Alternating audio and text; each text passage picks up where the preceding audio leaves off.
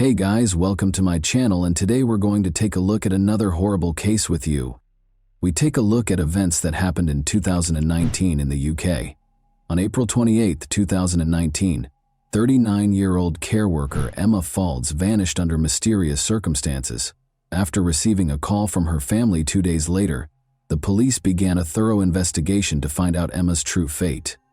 700 square miles had to be searched by the police. In 2019, Emma resided in Kilmarnock. Located in southwest Scotland's East Ayrshire, Kilmarnock is a town and former burgh. There was quiet and comfort in her home, and she was always followed faithfully by her dog Maverick. Emma led a quiet, measured life. In addition to having a good heart, she was well known among her neighbors for her ability to relate to everyone. Emma regarded her dog Maverick, a cute West Highland Terrier, as a son, and more than just a pet. They would enjoy the fresh air and the splendor of nature while taking long walks together in parks and woods. Emma visited her parents on April 25, 2019. Her father, Ian, 70, and mother, Margaret Faulds, 70, were thrilled to see their daughter. Emma always brought a sense of coziness and warmth to her visits with her parents. Emma's parents talked about their plans and memories during dinner. Even though she had heard these stories a lot, she always discovered something fresh and motivational in them. Her parents occasionally reminisced about Emma's early years and how the family used to go on picnics at the lake. The conversation at the table was informal and laid back. Immersed in the recollections of her carefree childhood, Emma shared their laughter. However, the discussion continued. In order to prepare for the future, her parents informed her that they would be traveling to Brighton to see relatives who resided there. Emma remarked to herself how her parents, in spite of their advanced age, made plans with ease and joy, still full of life and adventure. They continued their conversation over a cup of coffee in the living room after dinner. For Emma, this evening served as a reminder of the value of family, of the unseen thread that unites generations, and of what is genuinely important in life, in addition to being a chance to spend time with her loved ones. Nobody could have predicted that the family's tranquility would vanish in a matter of days. Emma informed her parents that on Sunday, April 28th, she would be meeting up with her friend Ross Willicks. Ross and Emma had been friends for 18 years. Both of them were wardens at Kilmarnock Prison when they first met. Emma wanted to visit Ross after telling her parents that he had adopted a dog from a shelter. Emma told her sister via text that she was going to have a bit of a mad one. Ross resided in Monkton's Fairfield Park. Emma texted a friend at around 8 p.m. to let them know she was at Ross's house, where she would be spending the night and enjoying a glass of wine. Emma's phone was referred to as an extension of her arm because she was typically in constant communication with her loved ones. However, Emma didn't text or call any of her family members or friends the following day. Margaret, her mother, said this was completely uncharacteristic. Emma's parents were in Brighton visiting relatives on April 30th. Emma's employers called her mother, Margaret, to inform her that her daughter had failed to show up for work. Emma's parents were immediately aware that something was amiss because she spoke to a friend or family member every day. "We were on edge and decided to report her missing because it was so unlike her," said her dad. Around 4:30 p.m. when police officers broke into Emma's apartment on Fullerton Street in Kilmarnock that day, they found her pet dog, Maverick, home by himself. A neighbor had heard Emma sobbing. Everyone knew Emma well enough to know that she would never leave her dog alone. Emma kept Maverick in a cage during his recovery from a recent operation on his cruciate ligament to prevent him from jumping and running around. The investigation, known as Operation Salsion, immediately focused on Ross Willicks because he was the last person to see her alive. At approximately 11 p.m., Willicks informed officers that Emma had made the decision to drive back to her apartment, which was less than 9 miles away. He claimed that while they were at his Monkton home, she became anxious about her recently operated dog and wanted to bring it home. They chose to visit her apartment. He claimed that after traveling with her, he took roughly a dozen lines of cocaine. According to Willicks, Emma was cheerful and upbeat and was having fun. She was planning a cruise and discussing her upcoming 40th birthday.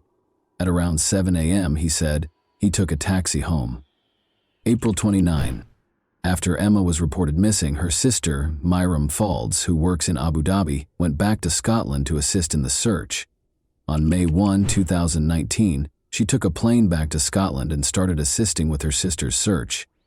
Emma vanished the following day, leaving a profound sense of unease and uncertainty in her wake. Her family launched a difficult and demanding search for her as soon as they couldn't get in touch with her. The police swiftly acted, coordinating with Emma's friends and relatives. Soon, informational pamphlets with Emma's picture were lining the city's streets. They asked that anyone with information about her contact the police, and they included information about her last known location. On social media, word of Emma's disappearance spread, and every post on her family page drew an increasing number of supportive comments and wishes for her safe return home. Desperate, Emma's family begged for assistance from the public every day. The authors wrote, "Any detail could be crucial. Please help us find Emma." The police also asked for assistance from the town's residents, realizing how urgent it was to solve the case. Private CCTV camera owners were asked to review their footage by detectives. Maybe something suspicious would be captured on camera, or perhaps Emma's figure would be glimpsed among the typical street scenes. A strong feeling of unease was mingled with both hope and fear. Everyone who knew Emma and cared for her, however, remained hopeful. The town was unified by the shared objective of locating Emma and returning her home, despite the fact that hundreds of total strangers did not remain uninterested. The police placed a high premium on gathering evidence related to Emma's disappearance. Every discovery might hold the key to the woman's unexplained disappearance, and every bit of evidence and witness statement added to the puzzle that investigators were attempting to solve. Every little detail had to be considered in their hard work. For detectives, every discussion with neighbors and family members became a source of fresh concepts and theories that might help explain Emma's fate. One of the key success factors was the investigative team's capacity to carefully examine the evidence. They were able to create a tenuous but significant series of events that ultimately led to Emma's demise because of their meticulous attention to detail and unwavering pursuit of the truth.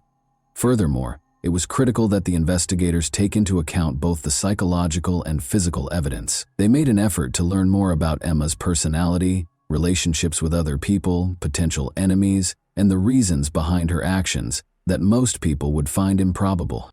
Emma's vehicle was essential to the chronology.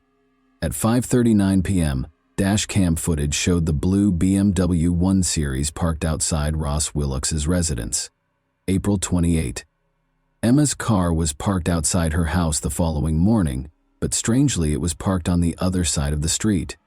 Emma always parked her car directly outside her apartment because she suffered from obsessive-compulsive disorder. When the police were able to obtain footage from a private CCTV camera, they were extremely fortunate to discover that Emma was not the driver of the car, but rather a man.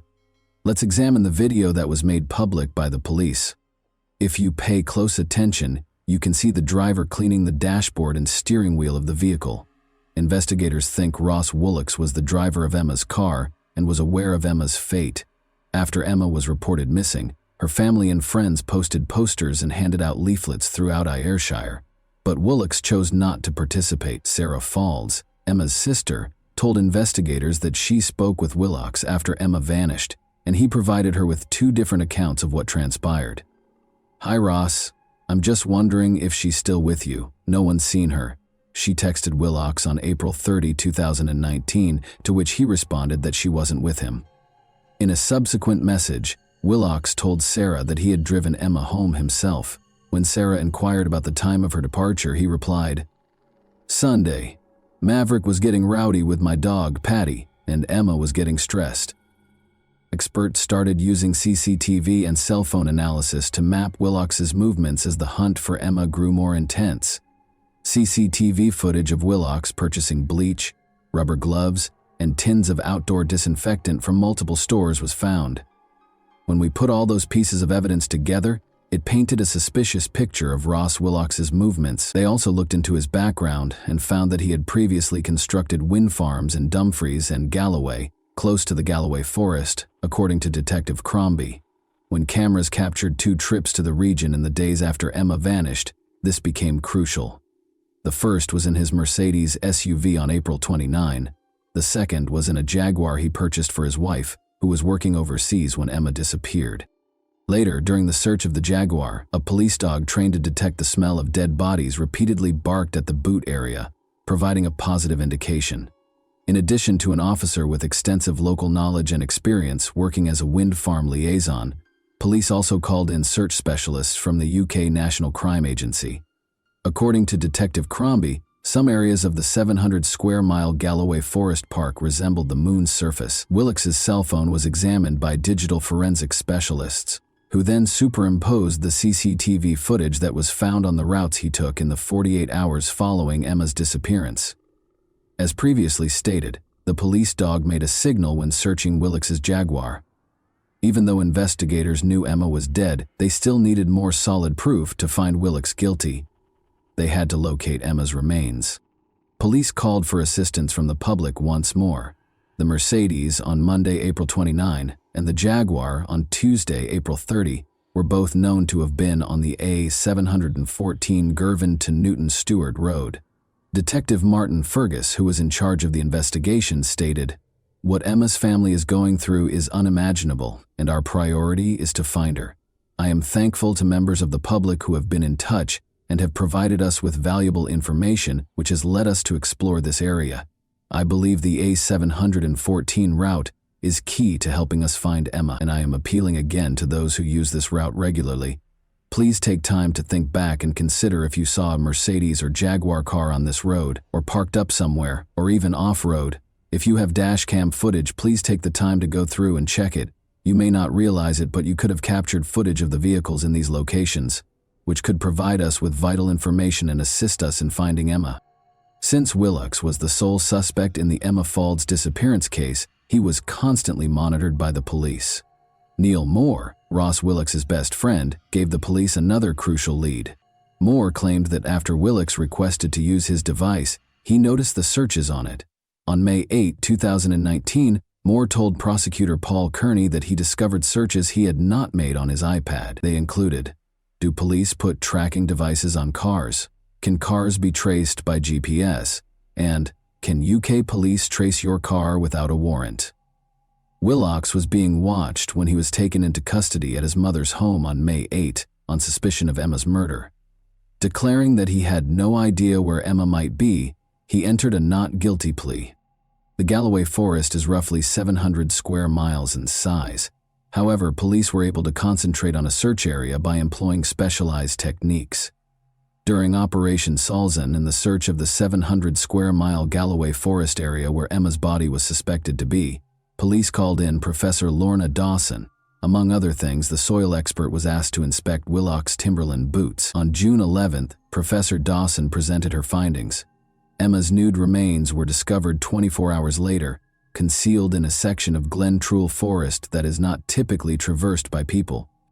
When comparing the soil that covered Emma's body to the boots, there was a 92% match. Another potential match from the forest site was discovered beneath the Jaguar car's wheel arch. As a wind farm project manager, Willox was familiar with the area, but he told police that he was only there to walk his dogs if they saw him. He was also located in and around the area by mobile phone analysis. According to Detective Pakalek, Bear, his dog, who was trained specifically to locate dead bodies, started barking, signaling that he had discovered something. To conduct additional investigation, the officer went back to the location. Pakalek put on sterile gloves and stated, "I lifted the vegetation to see if it was a body part or torso. I could see the lower portion of a naked body." A service was held at Holmesford Bridge Crematorium after hundreds of mourners paid their respects at Kilmarnock's New Lay Kirk. Maverick, Emma's West Highland Terrier, was leading the procession out of the church while sporting a blue bow tie. Emma's relatives posted on the family's butcher shop's social media page that they felt compelled to make a public statement. Only now. They claimed that during this incredibly depressing and agonizing time, they had received fields of flowers, hundreds of messages, and countless cards. This proves that there is a great caring community spirit in Kilmarnock and further afield, indeed worldwide, they stated. The Faulds family and Emma's dog, Maverick, signed off on the message, saying, "Thank you all so much for your support and kindness you have shown us during the past few weeks. We're not there yet, and it will be a long time until we get answers to all the questions that have been haunting us, but knowing that everyone is with us makes it easier to bear." Emma Faulds' murder has been charged against Ross Willox. In addition, Willix is accused of trying to thwart the course of justice by concealing Emma's body for several days before disposing of it in a forest, and by trying to conceal his alleged role in her demise from April 28 to May 8, 2019. According to the prosecution, he searched online for information on blood and how to disable vehicle tracking and disposed of Emma's clothes, belongings, and cell phone. Prosecutors also claim Willix asked officers where Emma was and said he was concerned, leaving voicemails on her phone on multiple occasions while feigning to think she was still alive. Despite Emma's apparent neck injury, jurors were informed that her body was so decomposed that a pathologist was unable to determine what killed her. Dr. John Williams, a pathologist, testified in Glasgow's High Court that he examined Emma Faulds after her death, but because of the state of decomposition, Dr. Williams said he could only determine so much from her remains. He added that he was unable to pinpoint Emma's death date when questioned by prosecutor Paul Kearney. According to Dr. Williams's report, there were no significant natural diseases found, and she did not have any fractures to her arms, legs, or ribs. In response to the question posed by prosecutor Paul Kearney, so nothing to point to a natural cause, but with the great caveat that your examination was affected by the state of decomposition, Dr. Williams said, "That is right." It was discovered during the trial that Emma Faulds' toxicology samples included traces of alcohol and painkillers. The jury was informed that the cause of death must be declared undetermined after Dr. Williams read from his report saying, "In summary, the medical cause of death has not been established. The degree of decomposition has limited many aspects of the post-mortem." Joanne Cochran, a forensic scientist, described to the court how, while inspecting the BMW in September 2019, she removed a tape from a seat lever. It matched Ross Willix's DNA profile, according to the expert. The trial also heard how blood was found in the accused's house. 2 tiny droplets that matched Ross Willix's father's DNA profile were discovered. According to forensic scientist Joanne Cochran, no additional blood was discovered, but there was a tiny staining of contact blood elsewhere that was thought to match the accused. At the trial, Willix had denied murder.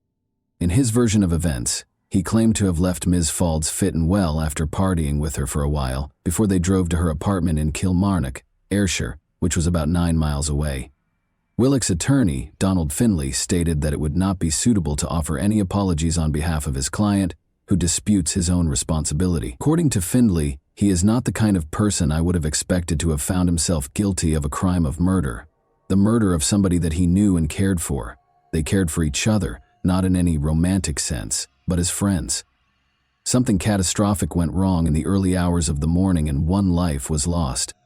Margaret Faulds, Emma's mother, described the location of her daughter's discovery on the first day of the trial as, "No one would walk there or drive there. You would have to see it to believe how remote it was." Nevertheless, one individual went there with the intention of ensuring that no one would discover what he had done to his friend of nearly 20 years. Professor Lorna Dawson, a soil specialist, presented her results on June 11 after testing the Mercedes and Jaguar vehicles for soil and a pair of Willix's Timberland boots. Search teams eventually located Emma after refocusing on damp, marshy areas as a result of Professor Dawson's analysis. She informed the trial that the deposition site was not a place you would typically walk through, and that there was no natural path to it. Her words, "You would avoid it." Professor Dawson stated that rather than originating from a similar common bog habitat, the soil recovered from the boots came from the deposition site. A jury convicted Willix of murder and attempted obstruction of justice following a 6-week trial. Miriam and Sarah, Emma's distraught sisters and parents, were there to hear the decision. The judge stated to Woolax, "You know what the sentence for murder will be. It will be life imprisonment. Be under no misapprehension. This was a foul crime on a young woman loved by her family. You would have visited upon them a lifetime of wondering if she was still alive had her body not been recovered as a result of the sterling work by the police and experts. It was in such a remote place, and you had intended her body would never be recovered." Willix showed no emotion as he announced the decision. The heartless murderer acknowledged that he was not involved in Emma's search. He maintained that the bleach bottles were not used to remove any traces of a crime, but rather to clean his decking.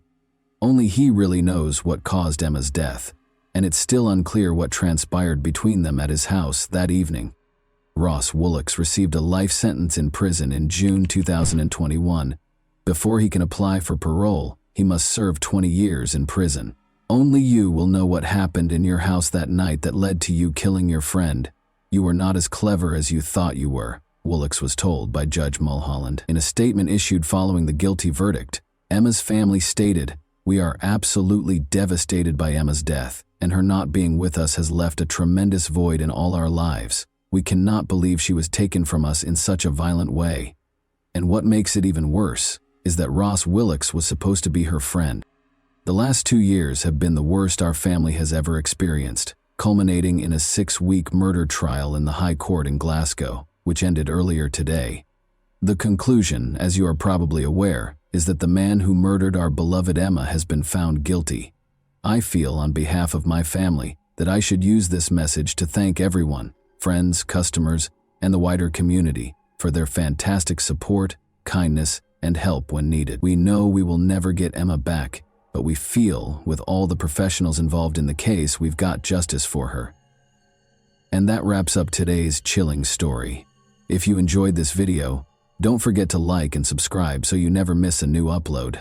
Also, let me know in the comments what part of this story shocked you the most. Thank you for watching, and I'll see you in the next video.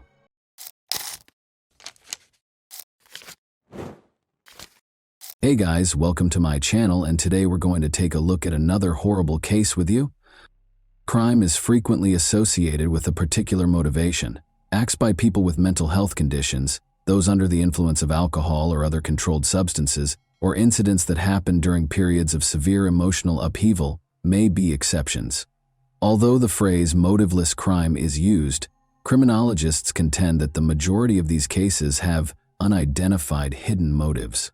Ohio as a whole was rocked by the disappearance of college student Emily Murray in 2000.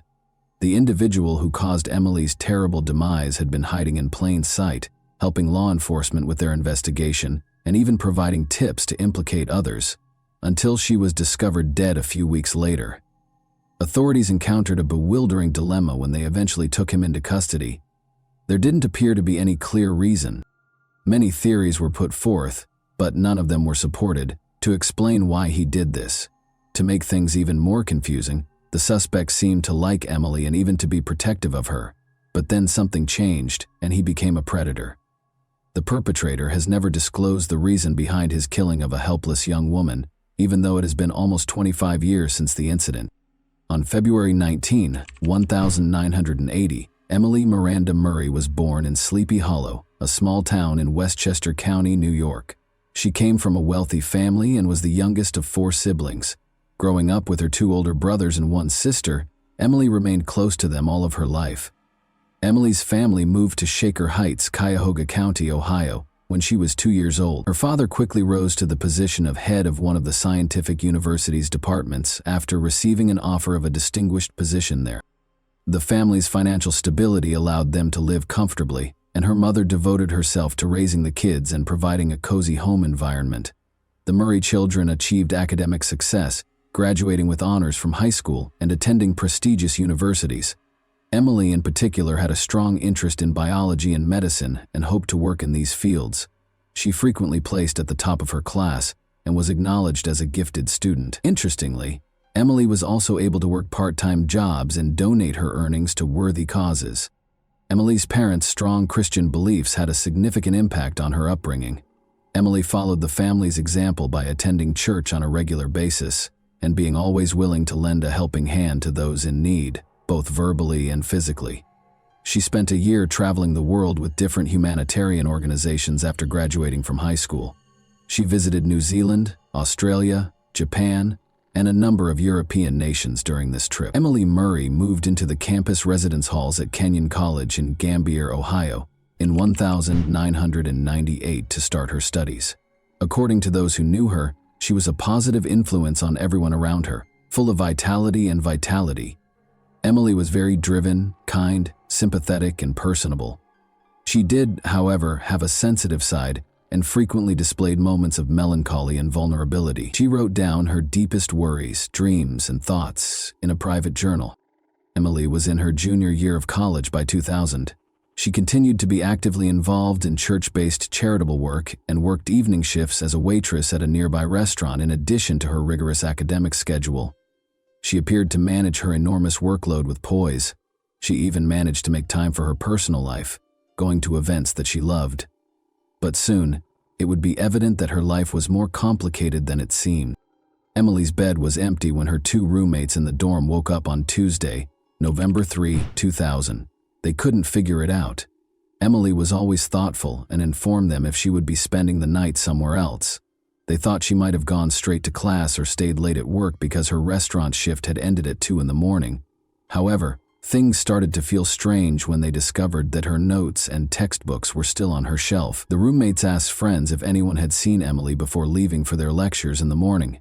As it happened, she hadn't been seen since the day before and hadn't attended any of her classes. Her friends initially attempted to explain the situation in the hopes that there would be a plausible explanation, even though her absence was disturbing. Emily had been anticipating the celebration of a close friend's 20th birthday for weeks, and it was scheduled for that evening. She had picked out a thoughtful present and even assisted in planning a surprise for the birthday person. Emily could not imagine missing the party, but her friends became increasingly concerned when she failed to appear. They contacted Emily's family in a desperate attempt to get answers, believing that she might have returned home because of an emergency. When her parents learned that she had disappeared, they became very upset. Desperate to learn what had happened to their daughter, they drove to Gambier that same evening to participate in the search. The Murrays and their older children had reached the campus by morning, and they were desperately attempting to determine what might have happened to their youngest daughter. By then, the college community had become aware of Emily's disappearance. She was not found despite the efforts of several volunteer groups, friends, and classmates. She appeared to have disappeared completely. Emily's car, a dark green Subaru Outback that her father had given her for her 20th birthday, was also found to be missing. The Murrays immediately contacted campus security to report the missing student and ask for assistance in setting up a search, but their worries were dismissed with indifference. Security personnel waved away their concerns, speculating that Emily was probably hanging out alone with a boyfriend and would be back shortly. The family was told to wait a bit longer, even though they insisted Emily would never leave without telling anyone. Emily had not been seen for over 24 hours, and her family was becoming more and more desperate. They reported a missing person to the local police after realizing that campus security would not be able to assist. They were shocked to learn that police initially appeared to minimize the incident as well, assuming Emily might have taken an unplanned break or gone off on her own. She was a 20-year-old college student after all, and they didn't have to explain her every action. Nevertheless, the police finally consented to check Emily's dorm room. At that point, they learned she had forgotten her identification, bank cards, and personal items. It appeared that she hadn't changed since leaving her job because she had last been spotted in her restaurant shift uniform. This cast doubt on the notion that she had taken an unplanned break or gone off to hang out with a boyfriend.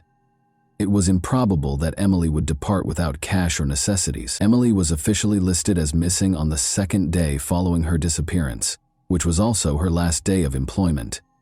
By that point, her friends, family, and community members who were worried were already searching on their own, distributing flyers featuring her picture throughout the town and searching the neighborhoods. The investigation started at the eatery across the street from the campus where Emily was last seen. The Pirates Cove was a well-liked hangout for students because of its convenient location and reasonably priced menu. Emily's shift that night turned out to be her final one. Overburdened by her demanding schedule, she had resigned from her job that evening. She had made the decision to reduce her workload. She had been finding it difficult to balance her rigorous coursework, her part-time evening shifts, and her volunteer work at the church. Her personal life had suffered as a result of her hectic schedule. She had broken up with her boyfriend Adam just a month prior because they hardly ever had time together. Many of Emily's friends came to the Pirates Cove that night to cheer her on her last day of work. However, since they had classes the following morning, nobody stayed up too late. Emily stayed for an extra half hour to complete some tasks, even though her shift ended at 2 in the morning. As a result, her co-workers were the last to see her, and the police would use their testimonies to piece together what happened that night. During those last moments at the restaurant, Emily wasn't by herself. She was assisted in closing up by her friend Olivia, who was also a waitress, and a bartender named David Kale. Around 2:45 a.m., they completed cleaning the dining area together. Everyone started to head home shortly after that. Gregory McKnight, a 24-year-old cook who was the last to depart and shut down the restaurant at 3:15 a.m., confirmed this. Nothing out of the ordinary caught the attention of her colleagues. Emily was being kind, happy, and courteous as usual. She told them she was just going back to her dorm to get some sleep before her morning classes, without mentioning any plans for the rest of the evening. Investigators discovered Emily's personal journal, which had disturbing entries when they searched her dorm room. Emily had been fighting a protracted bout of depression, which she had kept a secret and attempted to handle on her own, despite her cheerful and amiable manner. Emily was well known for being sensitive and sympathetic, and she frequently internalized other people's suffering, which made her both emotionally vulnerable and incredibly compassionate. Emily was frequently exposed to the harsh realities of life, such as tales of cruelty and injustice, through her charitable work. She gave her all to helping those in need, but she felt helpless in the face of the world's more powerful forces, which frustrated her. She described in her journal how difficult it was for her to handle the weight of her empathy and how overwhelming these feelings could be. Detectives were unable to completely rule out the possibility that Emily may have made the decision to leave her life, even though the journal made no explicit mention of plans to harm herself or take extreme measures.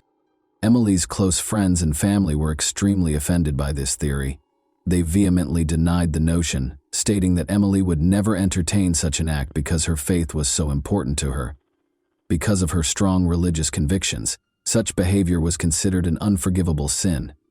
In addition, Emily had detailed her aspirational plans for the future in her journal. She drew a picture of her ideal life in one entry, which included a big house, her future spouse, their 5 kids, and a dozen dogs. Her desire to create a life focused on community, family, and love seemed to inspire her daily. At first, investigators thought Emily might have run away because she had vanished along with her car. They speculated that she may have chosen to leave town to contemplate her life due to her battles with depression. This is a reasonable explanation for her disappearance, because it could have been made worse by her recent breakup with her boyfriend and resignation from her job. Adam, Emily's ex-boyfriend, was the first person investigators focused on, which makes sense in situations like this. Their relationship had been turbulent, with several breakups and reconciliations, but it had lasted for roughly a year and a half. But this time, Emily had made the decision to permanently break things off, and she had told Adam so in what seemed to be a peaceful and friendly exchange. Investigators couldn't help but wonder what if Adam hadn't been able to let her go. They decided to stay friends. When contacted, Adam voluntarily went to the police station. He seemed truly upset and genuinely concerned about Emily's welfare. He clarified that he and his roommate had visited the Pirates Cove the night before Emily vanished, but they had departed at midnight. Other students attested to seeing them when they returned to their dorm. According to 2 other roommates, Adam and his roommate spent the remainder of the night inside. Adam was promptly ruled out as a suspect because he had a strong alibi and no evidence of involvement. After that, investigators focused on Emily's colleagues. In the course of their investigation, one of the Pirates Cove's cooks revealed an unexpected fact. Emily was rumored to have rejected the romantic feelings that the bartender David Kale had for her. Emily and Kale worked the same shift, stayed late to close, and left the restaurant 10 minutes apart on the night of Emily's disappearance. After she turned him down, could Kale have waited for her outside and hurt her in some way? They brought David in for another round of interrogation. He acknowledged that he had once asked Emily out, but he had never brought up the subject again after she declined. He insisted that their relationship was merely cordial and business. In addition, David gave what investigators considered a very strong alibi. He was picked up from the restaurant by his father after his shift, and they immediately drove to another state to attend his sister's wedding. Investigators had no evidence to connect him to Emily's disappearance after the alibi was confirmed.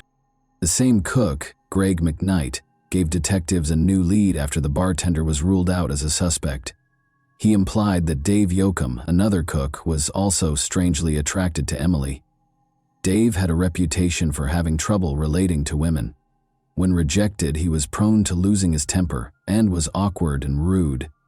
This behavior was corroborated by other waitresses, who also reported that Dave had awkwardly approached them. He frequently made scathing comments in response to his attempts being rejected and acted in a generally disrespectful manner. Additionally, investigators found it highly suspicious that Yoakum was fired from the restaurant after a heated argument just 4 days after Emily vanished.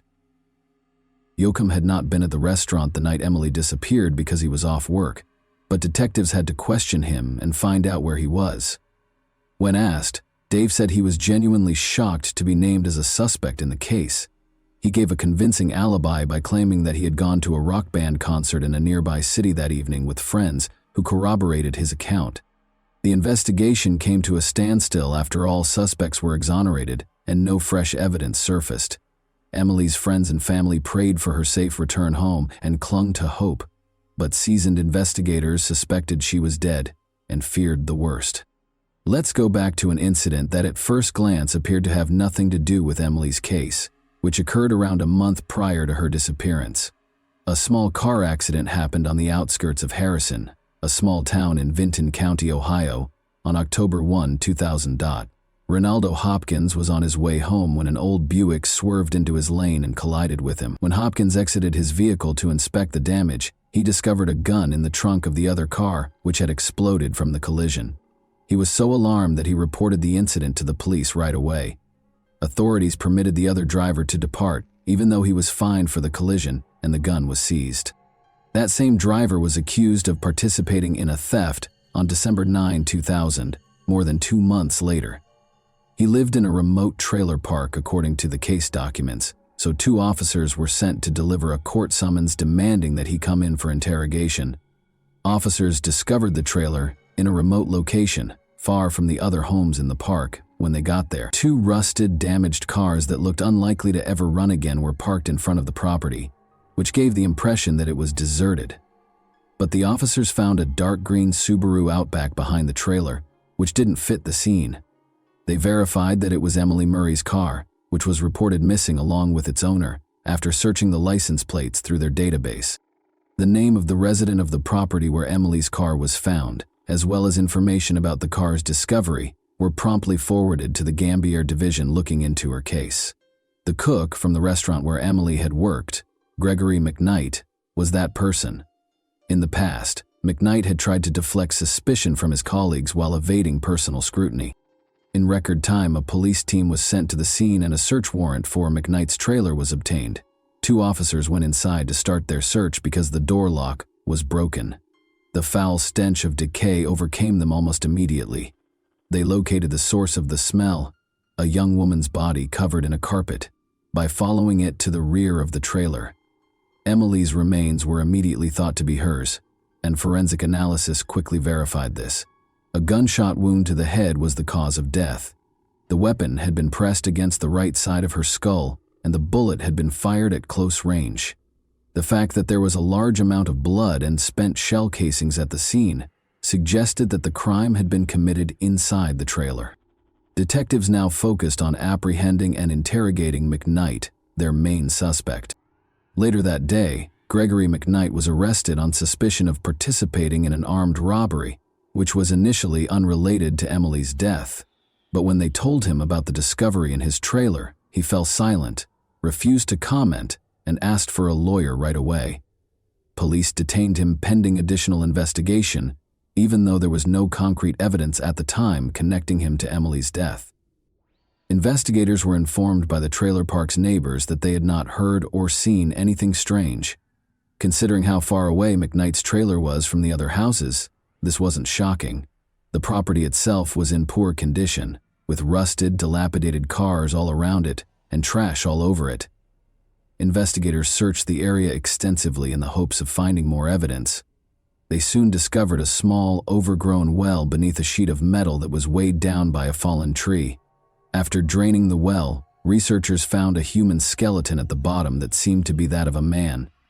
Other bone fragments were discovered nearby, dispersed throughout the property. All of the remains belonged to a single person whose identity was still unknown, according to forensic analysis. Police quickly linked the discovery to a 6-month-old missing person case, though McKnight's friend, a 20-year-old student named Glenn Julius, had disappeared. According to Glenn's girlfriend, He was planning to go to a party with McKnight the last time she saw him. Following the start of the Glenn Julius search, Gregory McKnight emerged as the main suspect, but according to McKnight, Glenn and he got into a fight at the event, and Glenn drove off with a few new friends. No one saw him again after that. Although they couldn't find any hard evidence to link McKnight to the disappearance, investigators also couldn't find any evidence to back up his story. Thus, he was set free. Later, pieces of Glenn's belts and clothes that were found in the well were recognized by his girlfriend. Dental records from his family attested to the fact that Glenn's remains were present. Inside McKnight's trailer, a number of his personal belongings were also found. Shortly after Glenn vanished, McKnight sold his car illegally, according to additional investigation. Associates who were also connected to an armed robbery case purchased the car. The car's license plates had been replaced with fake ones, and it had been hurriedly repainted. Authorities found the car after one of McKnight's accomplices was taken into custody. They discovered sizable amounts of cleaned-up blood in the trunk, which forensic analysis verified belonged to Glenn. This implied that Glenn had been carried in the trunk, either injured or dead. The work had been done sloppily, probably with homemade tools, and Glenn's body had been partially dismembered. The bones were deeply scratched, like saw marks. Investigators discovered an axe, a shovel, and several other tools inside McKnight's trailer. These were all removed for forensic analysis. Although unidentifiable marks were left by other tools, it was definitively established that the axe had been used during the dismemberment. On November 12, 1976, Gregory McKnight was born in a poor Columbus, Ohio suburb. He was raised in a big, impoverished family without a father, where everyone was left to fend for themselves. McKnight began stealing when he was a young boy, and at the age of 14 he first came to the notice of the police. He had committed his first deadly crime at the age of 15, a poorly executed robbery. The jury was lenient toward McKnight because his accomplices were older, and he was given a comparatively light sentence. He was placed in a juvenile detention center and given a sentence of only 6 years. After being freed in 1997, he quickly wed Catherine, who went on to have 2 children. Before McKnight saved up enough cash to purchase his trailer, the couple briefly resided with Catherine's parents, but they never made the move to their new home. Gregory McKnight killed Glenn Julius in May 2000 and concealed his body in the well behind his trailer. He then abducted and murdered Emily Murray in November of that year, leaving her body to decay inside the trailer. Catherine, McKnight's wife, acknowledged during interrogation that she had begun to have doubts about the trailer. Her husband refused to allow her to visit or even come near the property, and he often went there by himself. She believed that he was either using the area to meet potential lovers or to hide his criminal associates from the authorities.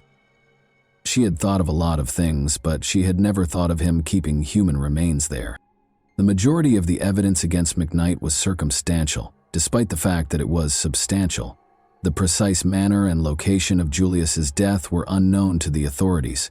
Consequently, the prosecution was unable to pursue the death penalty for that specific offense. Emily's case appeared to be simpler. There were obvious traces connecting her and McKnight to the trailer when her body was discovered at the scene, but there was no apparent reason for such a heinous act, and the murder weapon was never found. Emily had not been robbed, she had not been assaulted, and even her car had been left behind the trailer. Why McKnight would perpetrate such a heinous act against the young college student was still a mystery. Several colleagues attested that McKnight had consistently treated Emily with dignity. He was said to be courteous, and once he had even intervened to shield her from an inebriated patron who had mistreated her.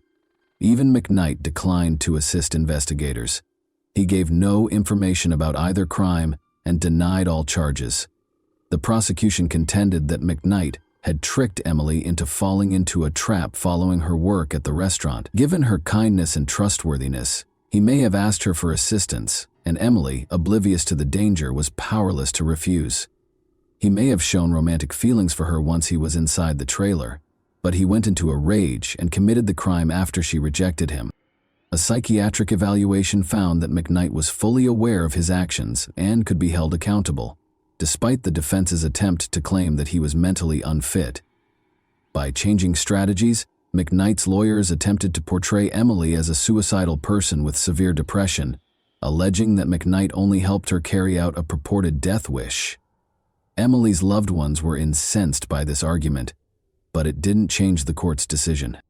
Gregory McKnight was convicted of 2 indictments of first-degree murder, kidnapping, and armed robbery in 2002. He was placed on death row to await execution after being given a death by lethal injection sentence. Every appeal and clemency request was turned down. Gregory McKnight, who said in 2015 that he would sooner die than rot in prison while awaiting execution, asked that his sentence be carried out. He quickly had second thoughts, though, and made another unsuccessful attempt to appeal the sentence. McKnight filed a lawsuit in 2020, claiming that he was subjected to unfair treatment and racism during his trial. He maintained that the punishment was unduly severe because the jury and the judge were both white and had acted biasly against him. Gregory McKnight is still waiting to be executed on death row as of right now. And that wraps up today's chilling story. If you enjoyed this video, don't forget to like and subscribe so you never miss a new upload. Also, let me know in the comments what part of this story shocked you the most. Thank you for watching, and I'll see you in the next video.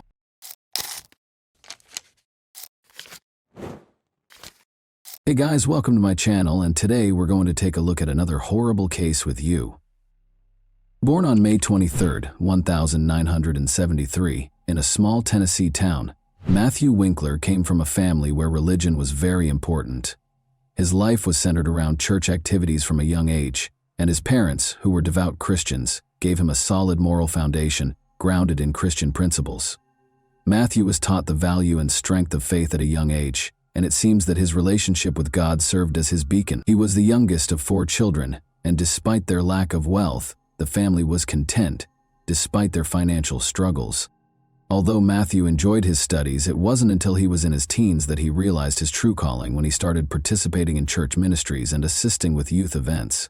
He exuded confidence, charm, and a unique ability to connect with others.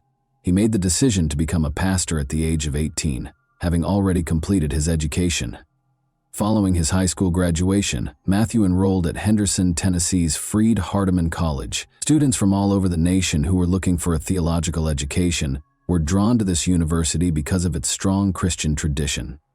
Despite his concentration on his studies, Matthew remembered to engage in extracurricular activities. He served as the soccer team's captain. He frequently planned events for students and took an active part in campus life. He immediately made a name for himself as a leader among his peers thanks to his enthusiasm and drive. He met Mary, his future wife, at the same college. Despite attending the same college, Mary's personality was very different from Matthew's. She was quiet and unassuming, and even though their paths crossed at different occasions, she did not receive the same level of attention as he did. Born in Tennessee, Mary came from a traditional family. Her family always upheld modest values, and she had a mild upbringing. She was more concerned with building a family hearth than she was with ambition, unlike Matthew. However, they were united by their shared religious convictions and a desire to serve God.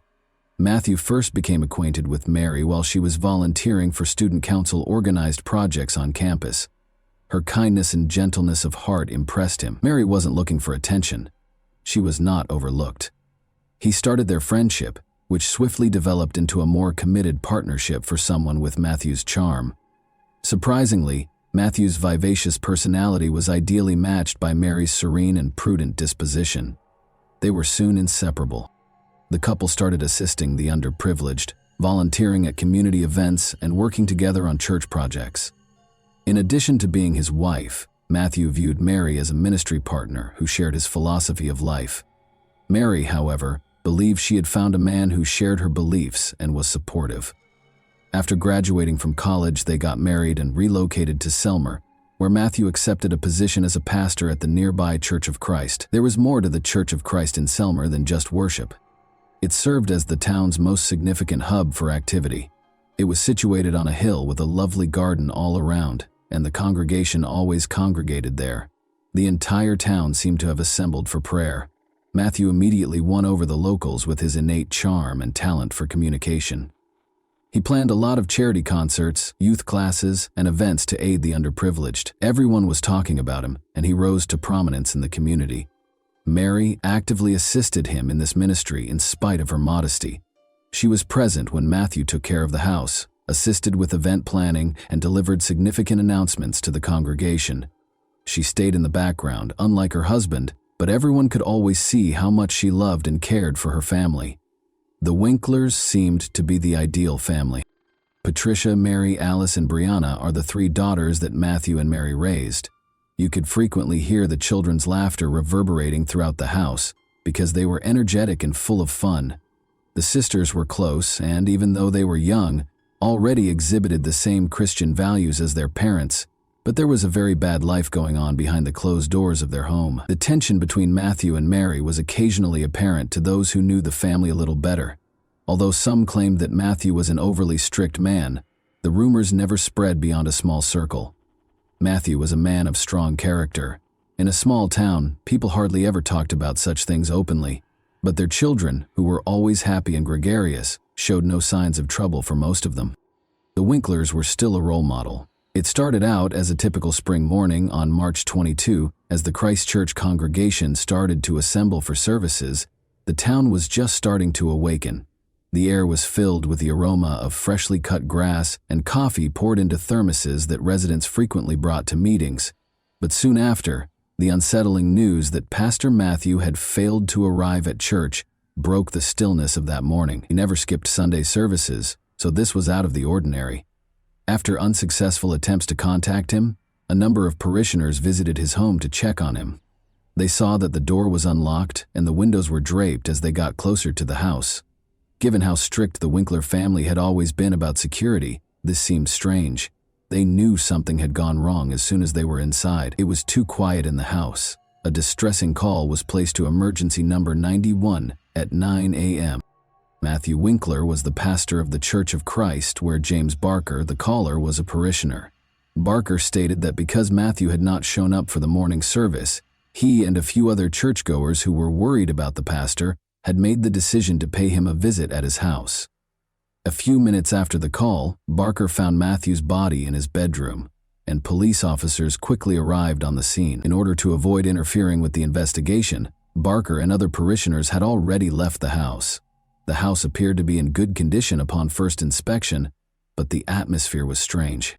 The only evidence of violence or damage in the house was the fight in the bedroom. There was no sign of the family's presence, as if they had just left the house. The police officers were astounded by the house's unremarkable appearance as soon as they entered it. There was an incomplete breakfast in the kitchen, toys on the floor, and cups of leftover coffee on the table in the living room. However, the initially seemingly normal atmosphere did not match what the police officers soon learned when they entered the bedroom. They saw Matthew Winkler's body right away.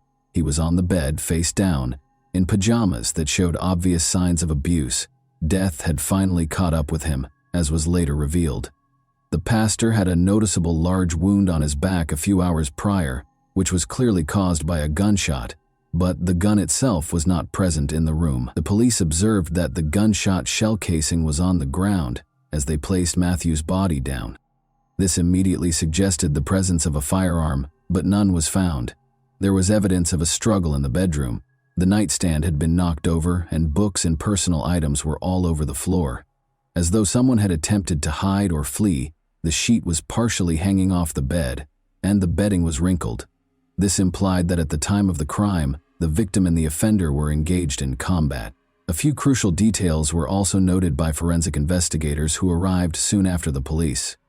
The family had gotten up early that day and was getting ready for their morning duties, as evidenced by the empty bottles of shampoo and shower gel in the bathroom. But there were concerns about Matthew's own death in the bedroom and his absence from the church service. The shoe tracks that did not match Matthew's shoes, however, were the most interesting discovery. Someone was in the room when the crime was committed, as evidenced by prints found on the carpet near the bed. The pastor's shoes were not the same size as these footprints. This suggested a potential offender who might have been both directly involved in the incident and a witness to the murder. On one of the night tables, police also discovered a partial palm print that they later determined belonged to Mary Winkler. Her whereabouts were unknown at the time of the murder, but the print provided unmistakable proof that she was present at the scene, making this fact contentious. A child's note was left on the kitchen refrigerator by the family's eldest daughter. The paper said, "Daddy, you are loved." In the midst of the tragedy, the message was especially poignant and made investigators wonder about the motivations behind the crime. After examining the house and documenting important evidence, police started questioning. James Barker, who saw the first events, was the first person interviewed. Barker attested that he and a number of parishioners visited the residence early on March 22 in order to locate the pastor, who had not arrived for service. The next question posed by a neighbor is whether the perpetrator knew the family, because he also stated that there were no indications of violence or forced entry in the house, who also claimed that he saw Mary Winkler on March 21st in the evening. According to him, there were no indications of tension or conflict, and the Winkler family seemed friendly and at ease. The Winkler family was described by numerous witnesses as calm and amiable, so this turned out to be a crucial point. Soon after, the police started interrogating the church employees, who also attested to the absence of any indications of disputes or questionable activities, but it soon became apparent that nobody had any clue as to where Mary and the kids might have gone. The main thing that caught people's attention right away was that Mary and the Winkler kids were nowhere to be found. The family may have been kidnapped or on the run because their car was out of place. This turned into the primary query that investigators were attempting to address. Following the discovery of Matthew's body, a massive search was launched for the Winkler's vehicle, and hotels and gas stations were inspected for possible routes Mary might have taken. When police learned that the Nissan Quest minivan had vanished, they immediately began a manhunt for it. Every patrol team within a few hundred kilometers was told to keep an eye out for vehicles that fit the description. Investigators also asked for surveillance footage from gas stations and major highways. Because Selmer is a small town, there were few options for escape routes, which gave police hope that the missing men would be found soon. The car was seen on a surveillance camera at a gas station in northern Alabama, roughly 200 kilometers from the crime scene, a few hours after the search started. 3 kids were in the backseat of the car, and the driver was a woman, according to the video. Although her motivations were still unknown, this discovery was the first concrete indication that Mary had left the state with the kids. Police started looking through Mary's cell phone's messages and calls while they searched for the car. Cellular carrier's information indicated that her phone was in operation in the Jackson, Alabama area. During the time that the car was spotted, Mary made a number of brief phone calls, none of which were to friends or family. This demonstrated her prudence and desire to avoid leaving an overt trace. Calls made the day before the murder were also examined by investigators. One significant discovery was that Mary had spoken with the bank where the family had a loan about their financial troubles. Based on this information, police theorized that strange financial relationships might have been the driving force behind the crime. Examining Mary's financial activity was another crucial area of attention. The family booked accommodations at a small Jackson motel using their credit card. Police were able to further focus their search as a result, and on March 23, 2006, just over 24 hours after Matthew Winkler's body was found, they went straight to the address that was provided. Mary Winkler and her 3 kids were discovered by police in a motel in Jackson. A tiny room with 2 beds was occupied by the family. Mary opened the door almost instantly when the officers knocked. She didn't appear panicked, but she did look exhausted. She later discovered that she had purchased the toys her 3 daughters were playing with on the way in. There was no opposition to Mary's arrest. After giving him a hug, the woman calmly climbed into the police car. The investigators were taken aback by her actions. She didn't try to escape or defend herself. She merely said, "I knew you would find us." This was a crucial detail because it showed that she was aware that she was going to be arrested. The kids were treated by psychologists at a nearby social assistance center. They looked healthy at first glance, but they were confused and didn't know what was going on. Patricia, the oldest daughter, informed center employees that her mother had asked them to be obedient while they were on a brief vacation. Investigators also spoke with people who knew the Winklers, including Mary. While neighbors characterized the family as amiable and successful, others noted that Mary had recently appeared to be depressed.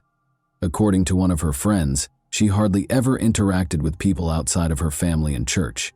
According to Matthew's church colleagues, he was a strict man, particularly when it came to family matters. This was inconsistent with the public portrayal of their happy marriage. The Winklers had substantial debts, according to officials at the bank where the family's loan was arranged, and a member of the congregation remembered that Mary had appeared distracted and depressed the day before. The bank sent a letter requesting repayment shortly before the tragedy.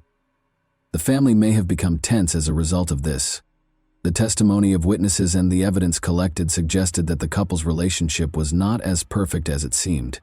According to Mary, Matthew was emotionally harsh and frequently chastised her, but at the time following Mary's wink, there was no proof of physical abuse. Was taken into custody by police at a motel in Jackson Township.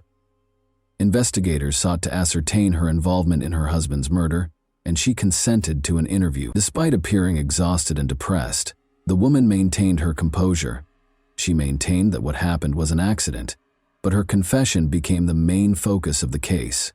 Mary made it clear right away during her initial interrogation that she had no intention of concealing her role in the incidents. It was an accident, but I did it. Her voice trembled as she told investigators about Matthew's death, but she responded to inquiries promptly and clearly.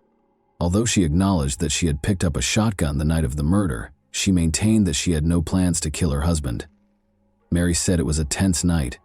She claimed that she and Matthew had argued about money issues that had been accumulating for months. She claimed that Matthew had accused her of mishandling their finances and of keeping bank correspondence about their debt hidden from him. Mary remembered him telling her that I had ruined everything. Following her husband's remarks that evening, Mary disclosed that she felt depressed and humiliated. According to her, Matthew was frequently severe and insisted on complete order in the home. However, his criticism had gotten especially harsh in the last few months. He allegedly discussed that evening how her behavior had put the family in danger of going bankrupt. Following that altercation, Mary acknowledged that she felt confined. She said that in order to get her husband to listen, she took a shotgun.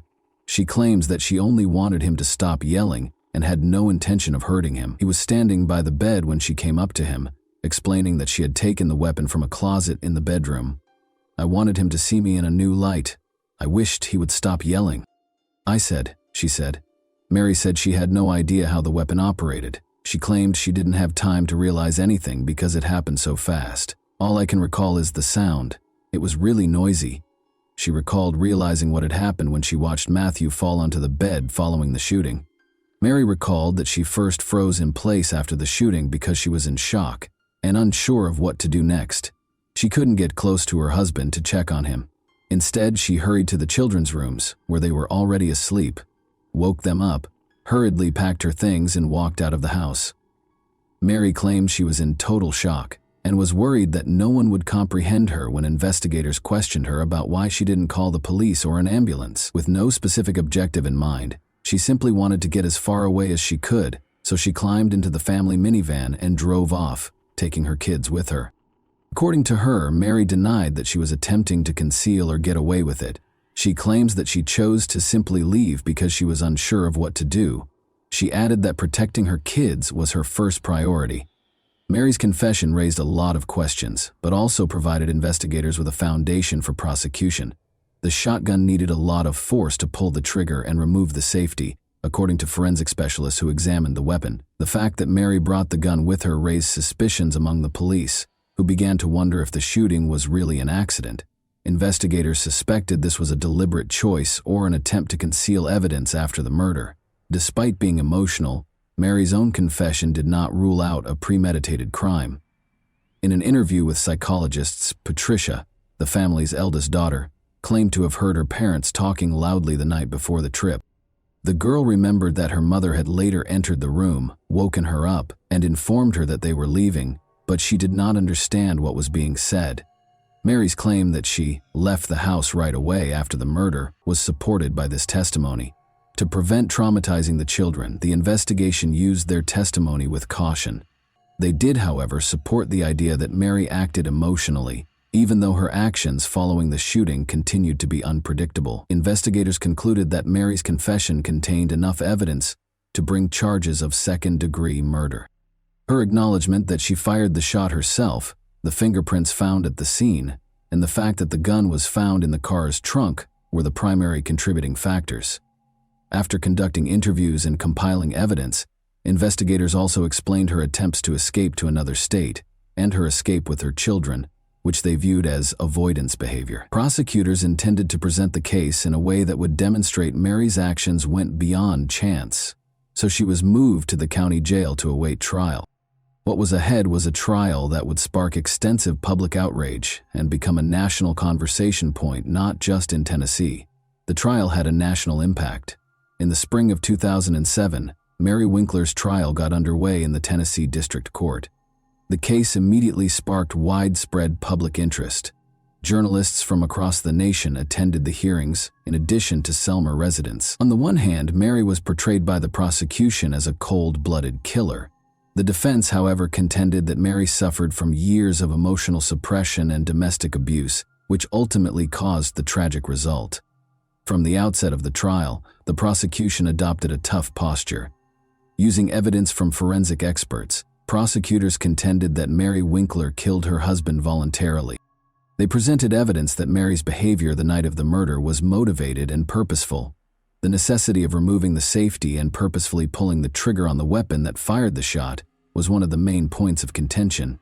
According to experts, the shotgun was operational and difficult to fire, so this was not an accident. Prosecutors also emphasized Mary's actions following the murder, including her running from the scene, disappearing with her kids, and trying to escape to another state, all of which suggested that she knew what she had done. In order to demonstrate that Mary's actions were intentional, the prosecution presented surveillance footage of her filling up her car and using a bank card as proof. Prosecutors contended that she fled in an effort to escape accountability rather than phoning the police or an ambulance. According to the prosecution, the couple's relationship tensions stemming from financial difficulties were the driving force behind the crime. The family's significant debts were disclosed by the bank in court documents. The prosecution claims that Mary concealed letters from creditors, which sparked a dispute the night of the murder. Prosecutors tried to show that the woman's decision to divorce her husband was ultimately prompted by this circumstance because they felt he controlled her and put psychological pressure on her. Mary's choice to hide the weapon in the car trunk following the murder caught the attention of the prosecution. Prosecutors emphasized throughout the trial that a person who unintentionally fired a shot would not have taken such actions, and that this was not only an attempt to conceal evidence, but also another sign that her actions were conscious. In contrast, Mary's defense centered on her emotional state and the aspects of her family life that might have contributed to the tragedy. Mary acted rashly under intense stress and fear, according to the defense lawyers. They attempted to demonstrate that the flight was the product of shock and panic, and that the shooting was an accident.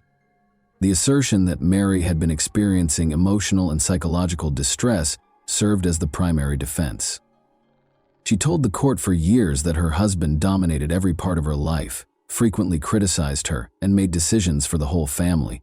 Mary's lawyers claimed that these situations made her feel scared and powerless, which ultimately caused her to lose it during her testimony. Mary stated that she took the shotgun that evening to persuade her husband to listen to her and cease the abuse, not to murder him. She maintained that the shooting was unintentional. Mary could have acted under the influence of stress and emotional distress, according to a psychologist the defense brought to the trial. The expert pointed out that people frequently do things they wouldn't normally do when they're depressed and afraid. Her actions following the murder were another area of focus for the attorneys. They maintained that she did not intentionally try to hide the crime when she fled.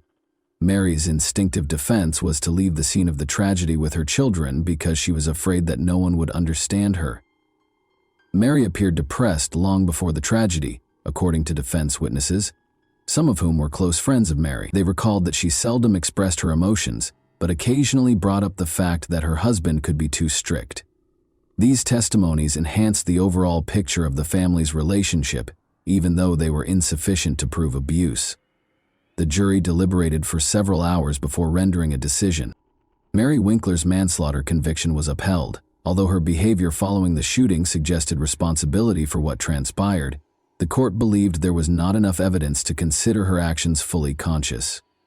Due to a scheduling conflict with one of the attorneys on June 8, 2007, the sentencing phase was postponed from its original start date of May 18, 2007. A judge in Tennessee sent a yease on the manslaughter charge. Mary Winkler received a sentence of 210 days in prison. According to her record, she had already completed 5 months of that time. and the judge permitted her to spend up to 60 days in a Tennessee mental health facility. And that wraps up today's chilling story. If you enjoyed this video, don't forget to like and subscribe so you never miss a new upload. Also, let me know in the comments what part of this story shocked you the most. Thank you for watching, and I'll see you in the next video.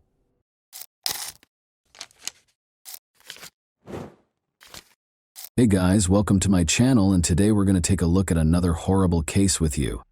This video examines what happened in Tennessee, USA on September 2, 2022, when 34-year-old Eliza Fletcher, a mother of 2 children and kindergarten teacher, left her Memphis home to go for a morning jog.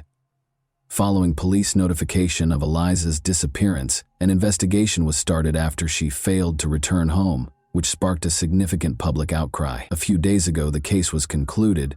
Born in Memphis, Tennessee, on November 9, 1987, Eliza Welford Fletcher played soccer for the University of Memphis after graduating from Hutchinson School in 2006 and went on to finish her undergraduate studies at Baylor University. After graduating from Belmont University with a master's degree in teaching, she focused her efforts and unending youthful enthusiasm on her students at Promise Academy and then St. Mary's Episcopal School's junior kindergartners.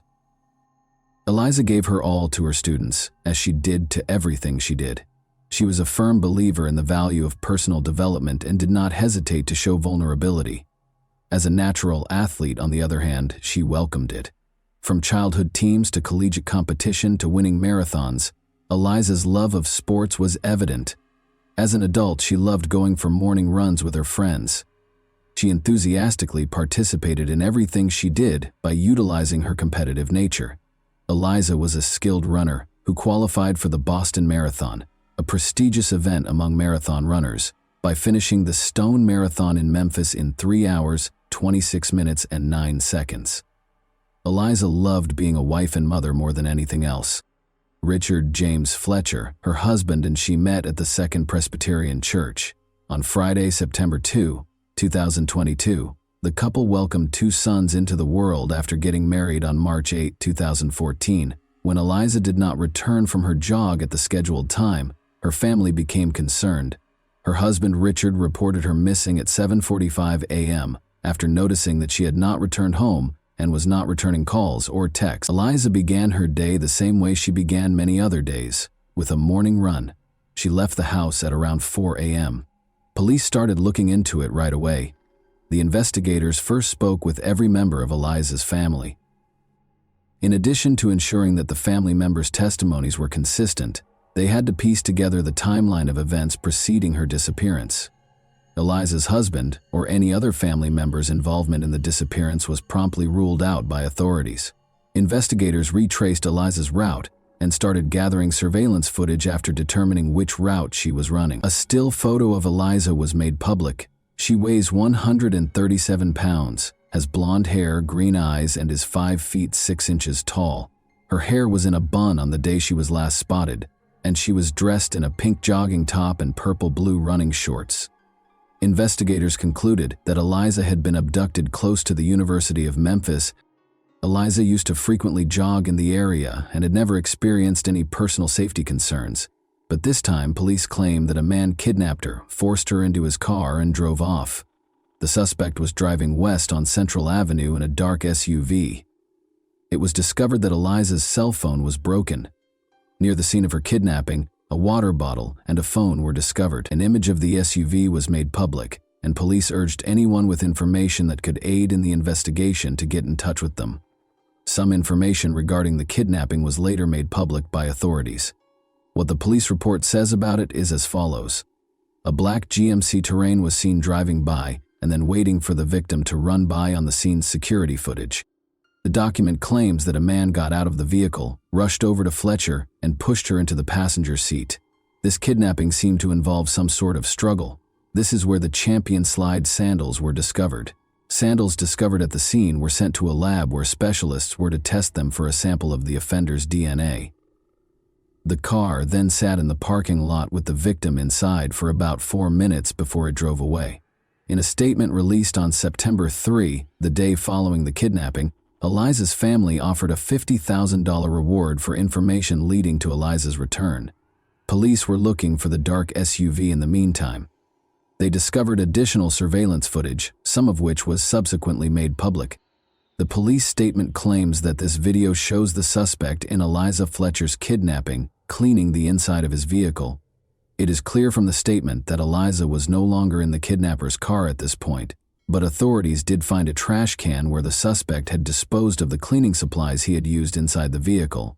They might be an important piece of proof. The same day, September 3, Memphis police reported that they had found a car of interest and had taken its driver into custody to question him. The DNA sample came from the sandals the criminal misplaced when kidnapping Eliza Fletcher. Upon entering the DNA profile into the database, forensics discovered that the person who kidnapped Eliza was 38-year-old Cleotha Abston.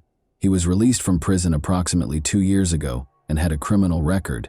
Investigators allegedly found that Abston's cell phone was close to the location where Fletcher was coerced into the car. Based on cellular records they were able to obtain, Abston was a teenager when he pleaded guilty to kidnapping Kemper Durand on May 26, 2000, and was previously given a sentence of 24 years in prison. According to court records, Abston forced Durand into a car's trunk after kidnapping him at gunpoint. In a victim impact statement, Durand stated that he felt incredibly fortunate that I was able to escape from the custody of Cletty Abston. He then made Durand take money out of an ATM, from which he managed to escape when he caught the attention of a Memphis Housing Authority guard. He and his co-defendant had taken me from the trunk of my car, where they had kept me for several hours, and forced me to drive to the MAPCO station. I was supposed to get cash for Cleotha Abstain using my ATM card. We were extremely lucky that a Memphis Housing Authority guard in an armed uniform just so happened to enter the MAPCO station.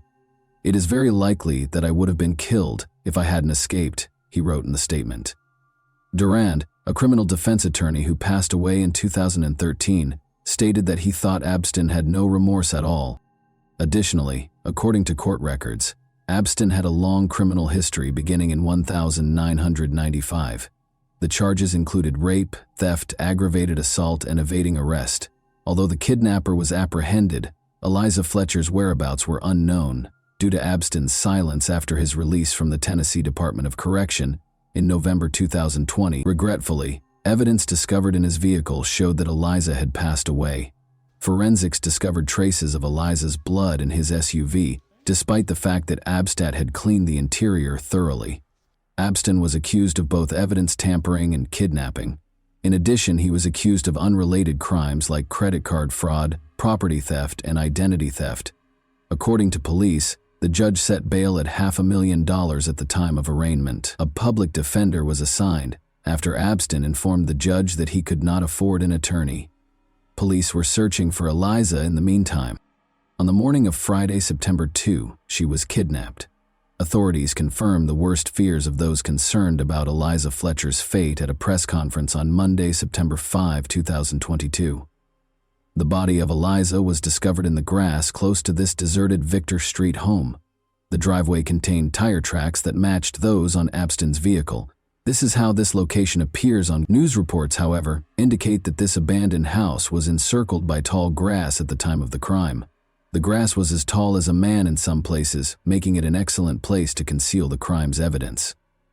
Journalists started asking locals if they had seen anything suspicious after Eliza's body was discovered here. According to some of the people the journalists spoke with, even before Eliza's body was discovered, they called City Hall several times to request that the grass be mowed.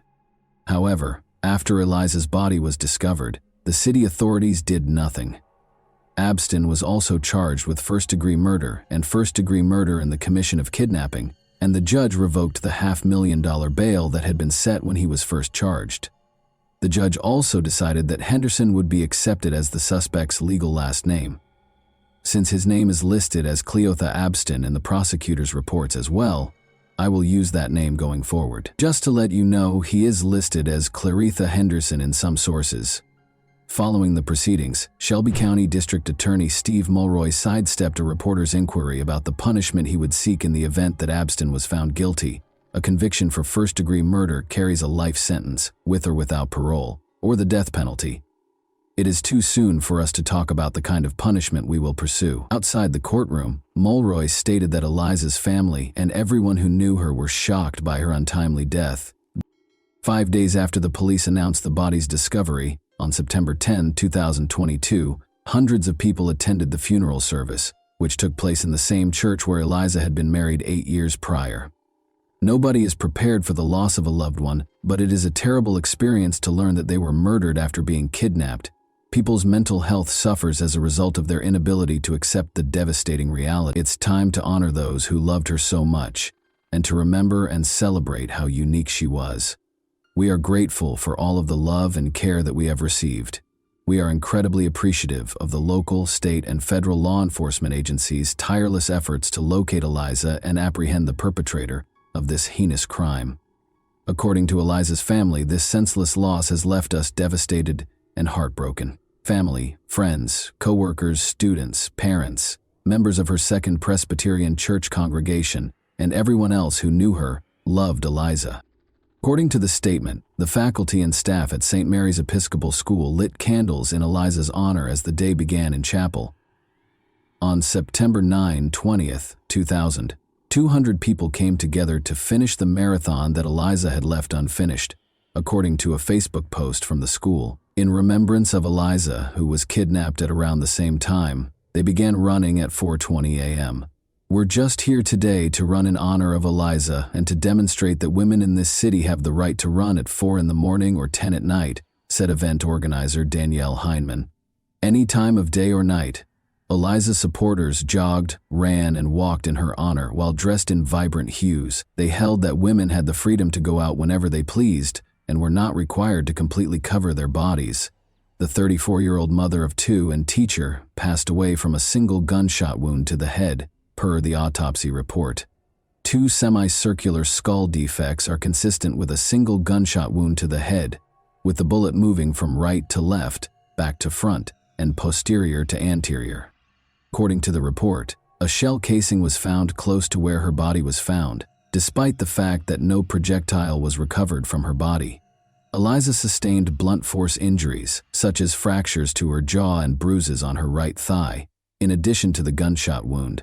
Although there was no overt indication of an actual assault, these injuries were consistent with blunt force trauma. It was discovered that Cleotha Abston had abused another woman the year prior to his abduction of Eliza, as the authorities readied themselves for the trial.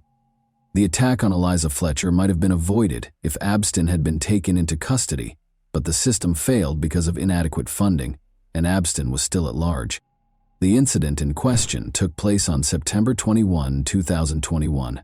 The woman, Alicia Franklin, went to the police and said that she and Abston had agreed to have dinner after meeting on a dating app in 2021. Alicia Franklin claims that although they had previously talked about trading love for money, they had no intention of having intimate contact that evening. Instead, he put a gun to her neck and dragged her into his car, where he made her comply with his wishes despite her objections. Alicia called the police after Abston released her.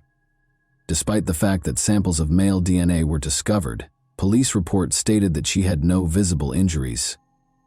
How much time did it take to analyze these DNA samples, in your opinion? The test results were released on September 5, 2022, nearly a year after the incident, which took place on September 21, 2021. When state leaders and victim advocates learned that Abston had been arrested for Eliza Fletcher's murder, they became indignant and demanded that officials change the way the state handles assault kits.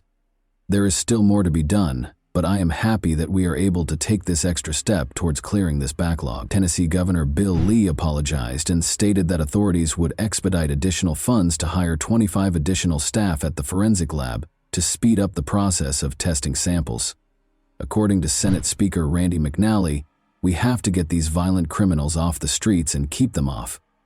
Jim Strickland, the mayor of Memphis, has publicly defended the actions of the Memphis Police Department. Strickland responded, "I don't know the details," when asked if MPD blew the investigation. The investigation is ongoing. The mayor shouldn't get involved in the investigation's minutiae. Days after his arrest in connection with Eliza Fletcher's death, Cleotha Abston was finally charged in the case. Alicia Franklin is suing the city of Memphis, claiming that the Memphis Police Department did not conduct a thorough and appropriate investigation into her ordeal. She claimed to have sustained emotional and physical harm that necessitated continuous medical and psychological care. She is requesting damages that are not specified. Additionally, the lawsuit alleges that when investigators arrived at the crime scene, they failed to collect tangible evidence. The Lakes at Ridgeway were also sued by Alicia Franklin. The woman said that because there was no security at the apartment complex, Abston was able to take her to an unoccupied apartment and attack her. She claimed that the attack on her was not the first crime to occur in that vacant apartment, and she is suing for $2 million in damages. The apartment that Abston used to entice the plaintiff to leave her car was unoccupied and available for Abston to use illegally, the lawsuit said. In the court filing, the woman also claimed that Henderson had made inappropriate and obscene remarks to other women at the complex, but the property managers had done nothing to request that Abston leave. In the Alicia Franklin case, Cleotha Abston was found guilty on April 12, 2024. He consented to a maximum sentence of 8 decades in prison on all counts on May 17, 2024, waiving his right to a sentencing hearing. The sentence is divided into 40 years for the 20 years for the kidnapping and 20 years for the gun charge, which will run consecutively. When making a decision, said Judge Lee Coffey, the judge said that Abston will not be able to appeal his sentence, but he can still appeal the trial and verdict itself in the Franklin case this week. On Monday, October 28, 2024, it was revealed that Cleotha Abston was sentenced to life in prison without the possibility of parole in the Eliza Fletcher case. He also noted that the sentence would run consecutively for the counts he considered, including his lengthy criminal history and multiple disciplinary incidents while he was in custody, including indecent exposures and possessing drugs and weapons. The man accused of the violent kidnapping and murder of Memphis schoolteacher and mother of 2, Eliza Fletcher, entered a guilty plea to several charges, including first-degree murder, aggravated kidnapping, and tampering with evidence, according to a statement issued today by the district attorney's office. The case that has rocked the community was officially ended when Cleotha Abston was given a life sentence without the possibility of parole. With the help of Mrs. Fletcher's family, the resolution was reached. The agreement reached today gives the family closure. In order to avoid years and decades of appeals, the defendant forfeits his right to appeal. The fact that this dangerous individual will never again walk our streets benefits the community as well. In prison, he will perish. Due to the overwhelming evidence against him, Abston's attorney, Uni Ganguly, told the New York Times that he advised Abston to accept the plea deal. A jury probably would have given Abston the death penalty, Ganguly told the Times. A statement from Fletcher's family that was sent directly to Abston was read by District Attorney Steve Mulroy. We don't know what happened to you, but whatever it was that made you feel the need to harm people doesn't justify or explain what you did. Nothing will ever be the same because of the permanent change you have brought about in our lives. What you did was wicked. There is no other way to put it. You killed Liza, despite the fact that she did nothing wrong and did not harm you. If you had needed assistance, she would have been the first to offer it. And that wraps up today's chilling story. If you enjoyed this video, don't forget to like and subscribe so you never miss a new upload. Also, let me know in the comments what part of this story shocked you the most. Thank you for watching, and I'll see you in the next video.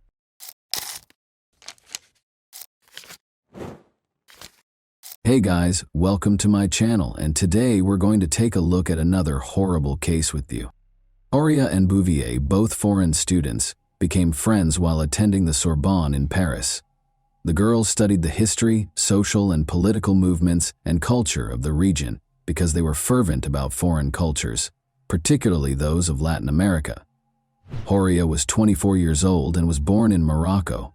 She chose to set aside her books and travel to Argentina after finishing her thesis on the subject. At 29, Cassandra was accustomed to seeing the world, so she accepted her friend's invitation with pleasure. After packing their bags, the girls set out on a journey across the Caribbean basin, Central America, and South America. The friends traveled to Salta, a province in northwest Argentina with a fascinating history, geography, and social scene, in July 2011. The terrain varies from tropically dry plains in the east to snow-capped peaks in the west. Curiosity-driven students can explore and study the architecture, which includes churches and cathedrals constructed during the colonial era. It is important to note, though, that Salta upholds conservative traditions, much like many northern provinces in the nation, and most likely throughout Latin America. The distinctions between social classes are noticeable, and the Catholic Church has a big impact on people's daily lives. A small number of powerful families have dominated politics for many years. It should be noted that the details will become clearer as this story develops. Since they intended to return to Buenos Aires, Cassandra and Horia checked into a hotel in Salta on July 15 and left to explore the sites without unpacking. A popular tourist destination, Salta is renowned for its low crime rate and welcoming locals, particularly to visitors. The natural reserve known as Quebrada de San Lorenzo is Salta's main draw. The girls bought tickets to the reserve at precisely 4:23 p.m. on July 15. Instead of hiring a guide, they went far into the forest.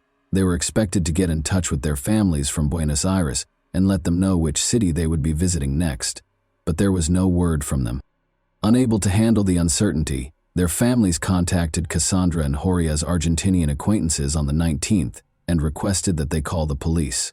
2 weeks later, a group of visitors from a nearby town followed the French girl's path. Although it was not uncommon in this region, they reached the reserve rather late in the evening.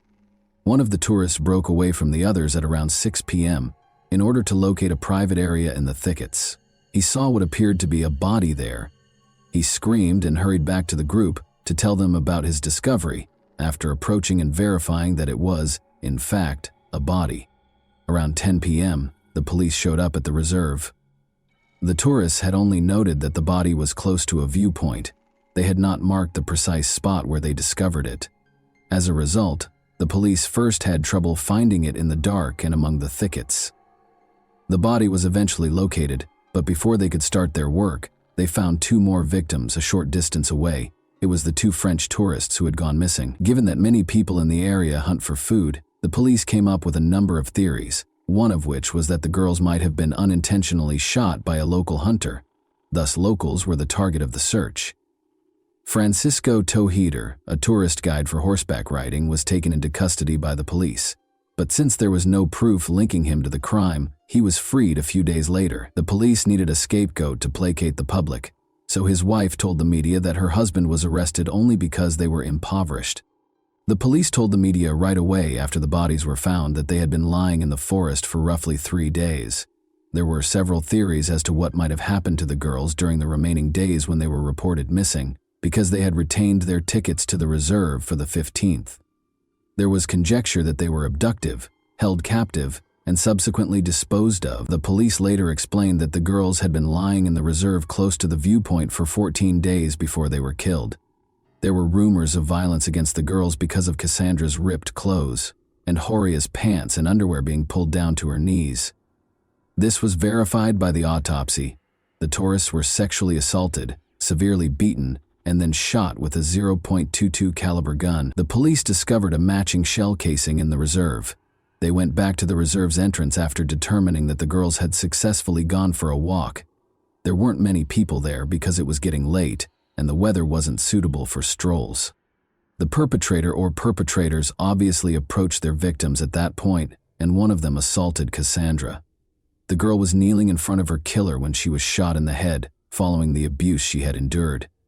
After witnessing Cassandra's murder, Horia made the decision to persevere. She struggled with at least one attacker, as evidenced by the clump of hair that remained in her clenched fist. Then, based on the investigators' assumptions, the girl was shot and ran down the slope from the height. It went through her shoulder and struck her in the back. The criminals departed, thinking Horia was done as well. She tried to crawl back to the trail, but she was still alive. Her efforts were in vain, however, for she was too feeble and suffered for several more hours before passing away from blood loss. When the investigators looked through the girls' hotel room, they discovered that there was only one phone among their possessions, rather than the 2 they had anticipated. They found that a local girl named Maria Fernanda Canyons, RS, the daughter of a former police officer, was using Horia's phone after tracking it down. They also discovered that Horia was in possession of her camera. According to the girl, these were presents from Gustavo Lossi, her boyfriend. The 23-year-old Gustavo was a guide in the reserve, and his father was a tourist ticket vendor. Gustavo had offered the French girls his services, but they turned him down. Gustavo thought that changing the SIM card in the phone would be sufficient to evade detection. Gustavo Lossi admitted to being at the crime scene and taking part in the violence, though not right away. He asserted, however, that he was only a witness and neither the murderer nor the instigator of the French girls. He described how, after hearing a commotion and rushing to the cries, he saw two men, a stonemason named Daniel Vilt, 24, and a gardener from the plains of San Lorenzo named Santos Clemente Vera, 31, tormenting the girls. These men allegedly forced him to take part in the violence before letting him go. He did, however, remember to bring the girls' camera and phone. The gun that fired the deadly shots was found by the police during a search of Gustavo's house. The police were able to determine the precise moment of the attack on the French girls thanks to Horia's camera. Before starting their hike through the reserve, the girls took a few pictures while they were sightseeing. The tourists' final photograph, taken at 6:28 p.m., 2 hours and 5 minutes later, was hazy and ambiguous, leading investigators to surmise that the attack happened at that exact moment. Murder charges were brought against all three men. Witnesses came forward right away and identified Vilt as the individual who tried to sell a rifle. But since he was at a bank when the attack happened and could provide proof, he had a strong alibi. Vera was freed because of insufficient evidence and his denial of guilt, while Gustavo Lossi was sentenced to 30 years in prison in 2014. He said he had an alibi too. Both men were given life sentences in prison in 2016, though, after the prosecutor insisted on a review of the case. One of the most well-known cases in Argentine history appeared to have come to an end. The story doesn't stop there, though. The case was investigated by French journalist Jean-Charles Chattard, who spent 4 years writing a book outlining his reasons why the girls could not have been killed on July 15 in the nature reserve, as the investigators claim. The journalist is certain that the girls' bodies were just taken to the reserve following the murder, not that they perished there. First of all, in contrast to the victim's shoes, his were covered in dust and dirt even after a brief stroll through the reserve. Such a path, enduring violence, fighting for their lives, and still having clean shoes would have been impossible for the girls. Second, the tourists' overall appearance was peculiar. They weren't dressed for a hike in the nature reserve, but rather for an evening event in the city. The bodies were left in Quebrada de San Lorenzo for 2 weeks, which is the next oddity. The reserve is an open, wild place where condors, foxes, and pumas live. The police might have discovered fully gnawed bones after such a time. Despite the fact that the bodies were found in a well-known reserve close to a popular viewpoint, they were found to be spotless. Last but not least, the pathologist who examined the bodies declared with confidence that they were killed no more than 3 to 5 days prior to the autopsy. The doctor was categorical when it came to the date of the murders, stating in the report that it was July 26, 2011. Interestingly, this date was rescheduled for July 15 by the investigating judge. Is there any chance that the judge purposefully falsified the facts in order to shield someone?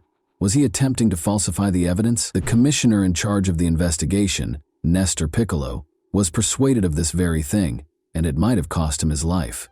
4 months after the investigation began, Commissioner Piccolo passed away, inexplicably. He was discovered with a bullet wound to his head at the commissioner's office entrance. Although his mother claimed that her son made the decision, she is positive that he was executed. Nestor was developing a new version prior to his passing, and no signs of gunpowder were discovered on his hands. Clemente Vera claims that Gustavo Lossi is merely an accomplice of the true criminals, who are representatives of the province's upper classes, and that he is innocent. Many people, including the judge and powerful local families, were concerned about Nestor's investigation because they did not want the truth to be revealed and could not permit the deaths of the French girls to come to light. But in April 2014, an anonymous letter detailing the same trail that Commissioner Piccolo was looking into broke this conspiracy of silence. The families of the victims in France received the letter. After obtaining a copy, Chattard followed up on this lead. A woman who was afraid to testify in court wrote the anonymous letter by hand but did not sign it. After several months, Chittard was able to locate the witness. It turned out to be a girl who frequently hangs out with a select group of powerful people in Salta. She was aware that since the two tourists had been invited to a party hosted by the city's affluent youth on July 15, 2011, they could not have been murdered in the nature reserve. Her account of what transpired is entirely different. Alcohol is served freely at these parties, and everything seems like it's from a movie. But it's all real. The girl claimed that Cassandra and Horia were among the visitors and that they were spotted close to the pool. The men's interest in the gorgeous French women grew as the evening went on and more alcohol was consumed. They led them inside the house at around 3 in the morning and nobody saw them again. One of the tourists was being harassed by the guys. She refused, of course, but things went too far and the men no longer cared about her opinion. In order to keep the truth from coming to light, the guys chose to murder both of them after her friends saw what transpired. They took their time, though, torturing the victims for days before killing them. The witness gave the precise address of the alleged incident, a villa in Buena Vista, the city's most upscale neighborhood where ministers, deputies, and affluent foreigners live. Since the villa is frequently rented out to private parties, it is typically not occupied permanently. Additionally, the French women were last spotted in a pool. The villa's location, directly beneath the bodies, is the most fascinating aspect, though. A secret trail leads to the nature reserve's lookout point behind the house. If the witness's account is accurate, the girls' bodies were transported through that path during the night and dumped in the thickets of the reserve. But how could such a crazy situation that was taking place in full view at a party be kept a secret for so long? According to the witness, it can be explained by the fear that actual criminals instill in anyone who has the audacity to speak up. She claimed that the son of a deputy who assaulted the French woman was responsible for organizing the party. He severely beat her when she attempted to flee. The politician's 2 other sons also participated in the attack and subsequent killing. Today, during his most recent election campaign, the deputy's face calmly gazes down from a number of billboards. It should be noted that one of his sons became a politician, just like his father. One judge who oversaw the initial investigation expressed a great deal of interest in the story told in the anonymous letter, but the politician declined to comment on these claims. He thinks it has everything needed to bring about justice. The judge who later took over the case, however, had no plans to look for additional offenders. He blames the deaths of the French women on the provincial justice system and thinks that the family must have a lot of power to influence the police. The witness's account that he witnessed the 2 French women departing the nature reserve on July 15 is given more credence in the updated version. This implies that the crime might have taken place at a different time and location than the investigators maintain. Regarding the hazy photos purportedly taken during the assault in the nature reserve, Cassandra's father, Jean-Michel Bouvier, sent them to a specialist who thinks they were altered with a photo editing application. The lighting and shot angle are not as accurate as the picture shows. The families of the victims in France no longer hold the legal system to any standards. Jean-Michel Bouvier examined his daughter's body and performed his own independent DNA analysis. The most private areas were found to contain the DNA of Gustavo Lossi, 2 other men, and 1 woman. The sample from Clemente Vera was nowhere to be found. Uncertainty surrounding the ownership of the remaining samples raises concerns about Gustavo Lossi's actual involvement in the attack on the girls, as well as the identities of the other participants. Meanwhile, Clemente Vera's parents' modest house still stands in the center of San Lorenzo, just a few hundred meters from the location where Cassandra and Horia's bodies were discovered. They struggle to make ends meet after their son's arrest, because they are too old to work the land or take care of the animals. Many locals, including Clemente's wife and parents, maintain his innocence. They think his only fault is that he didn't have the money to hire lawyers and lived close to the crime scene. The fact that there is no evidence linking him to the crime in the case files makes it all the more tragic. According to him, the police demanded a confession to the murder, beat him, and threatened him and his child. They searched his home for any incriminating evidence after he refused to comply, but they were unable to find any. Regarding this, Santos Clemente Vera complained to the Supreme Court of Argentina in 2017 and was given permission for a case review in June 2020. He hopes that a new trial will be held and that he will be found not guilty. It's interesting that Cassandra's father believes he is innocent. After conducting his own investigation, attending all of the hearings and visiting Argentina several times to learn more about the case, he came to the conclusion that Vera was not guilty of the crime. As a result, he apologized to Vera while he was incarcerated and launched a social media campaign to secure his release. Bouvier worries that while an innocent person is still incarcerated, the case review process is taking an unreasonably long time. On November 25, 2013, the International Day for the Elimination of Violence Against Women, a monument honoring Cassandra and Horia was formally unveiled in Salta.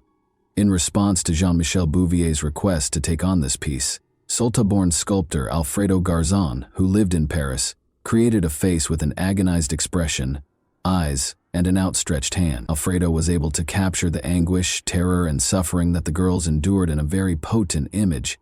The bodies of the victims were discovered in the San Lorenzo ravine, where the sculpture is situated. And that wraps up today's chilling story. If you enjoyed this video, don't forget to like and subscribe so you never miss a new upload. Also, let me know in the comments what part of this story shocked you the most. Thank you for watching, and I'll see you in the next video.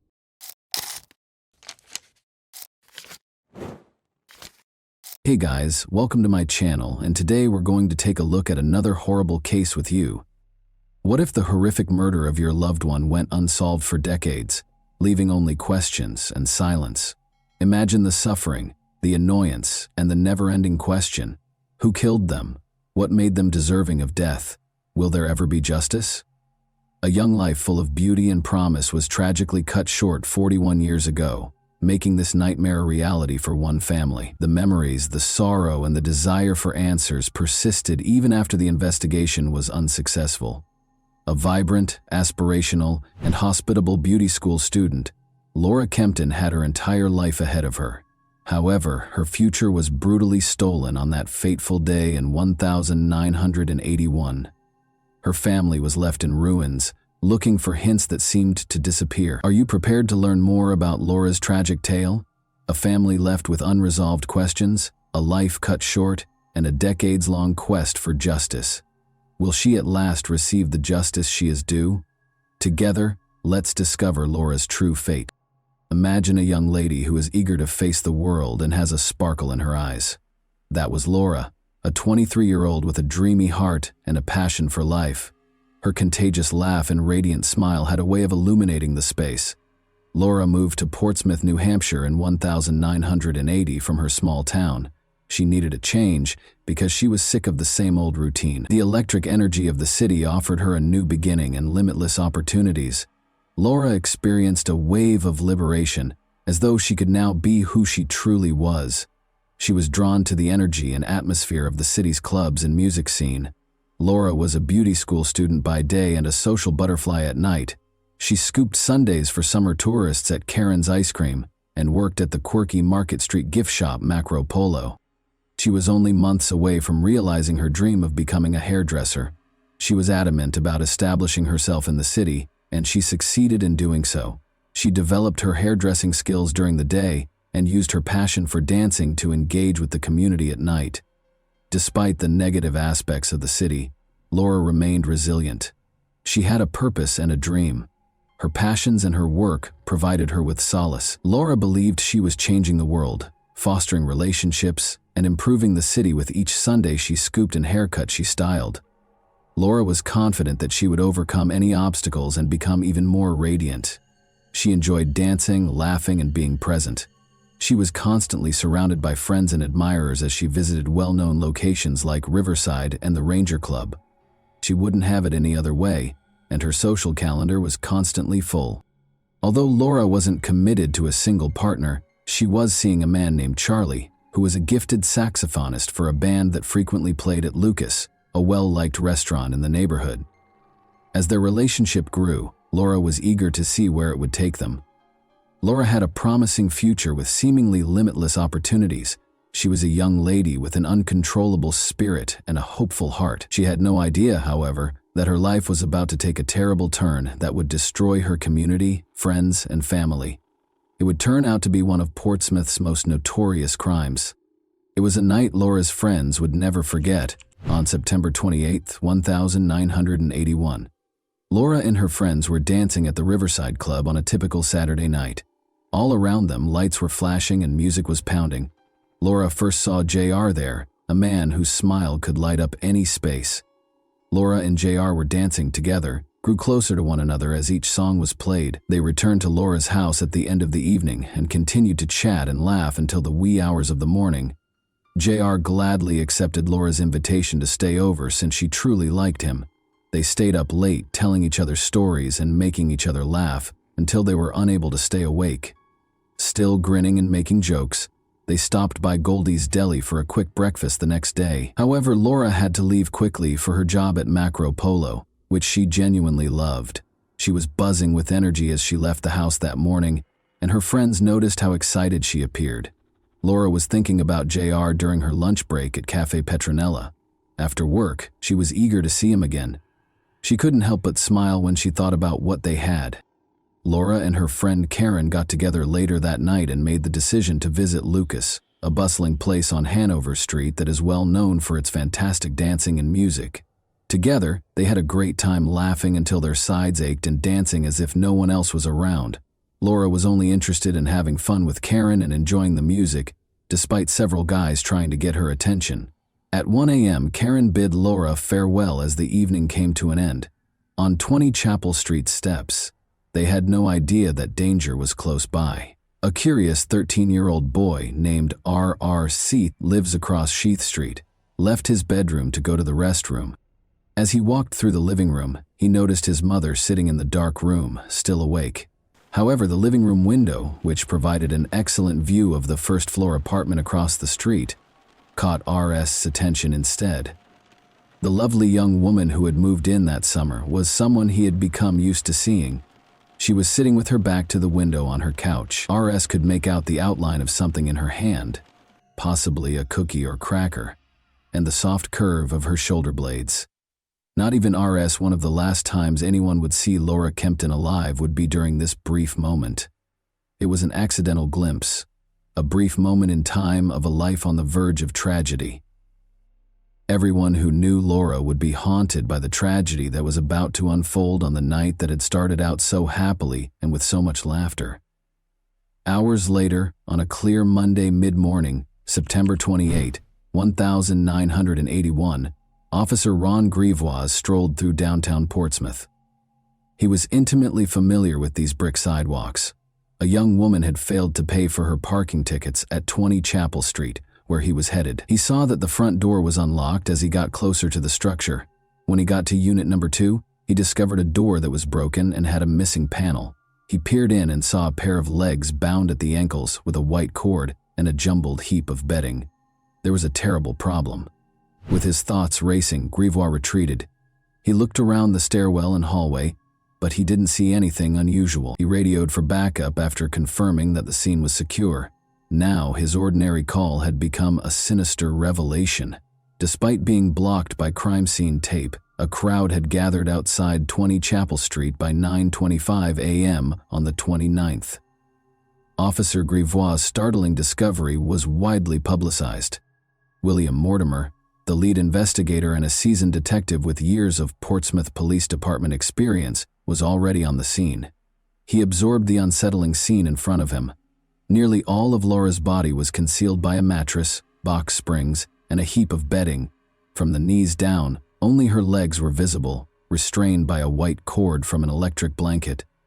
Beneath her, a big blood stain had seeped into the rug. Mortimer saw evidence of a bloody struggle as he scanned the room.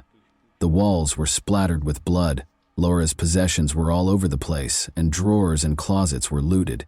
Mortimer realized he had a difficult case ahead of him.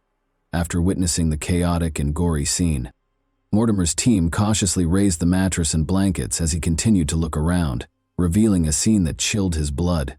With a green pillowcase covering her face and a gray telephone cord suffocating her neck, Laura lay bare, her body bruised and battered. Mortimer gently took off the pillowcase and his heart fell.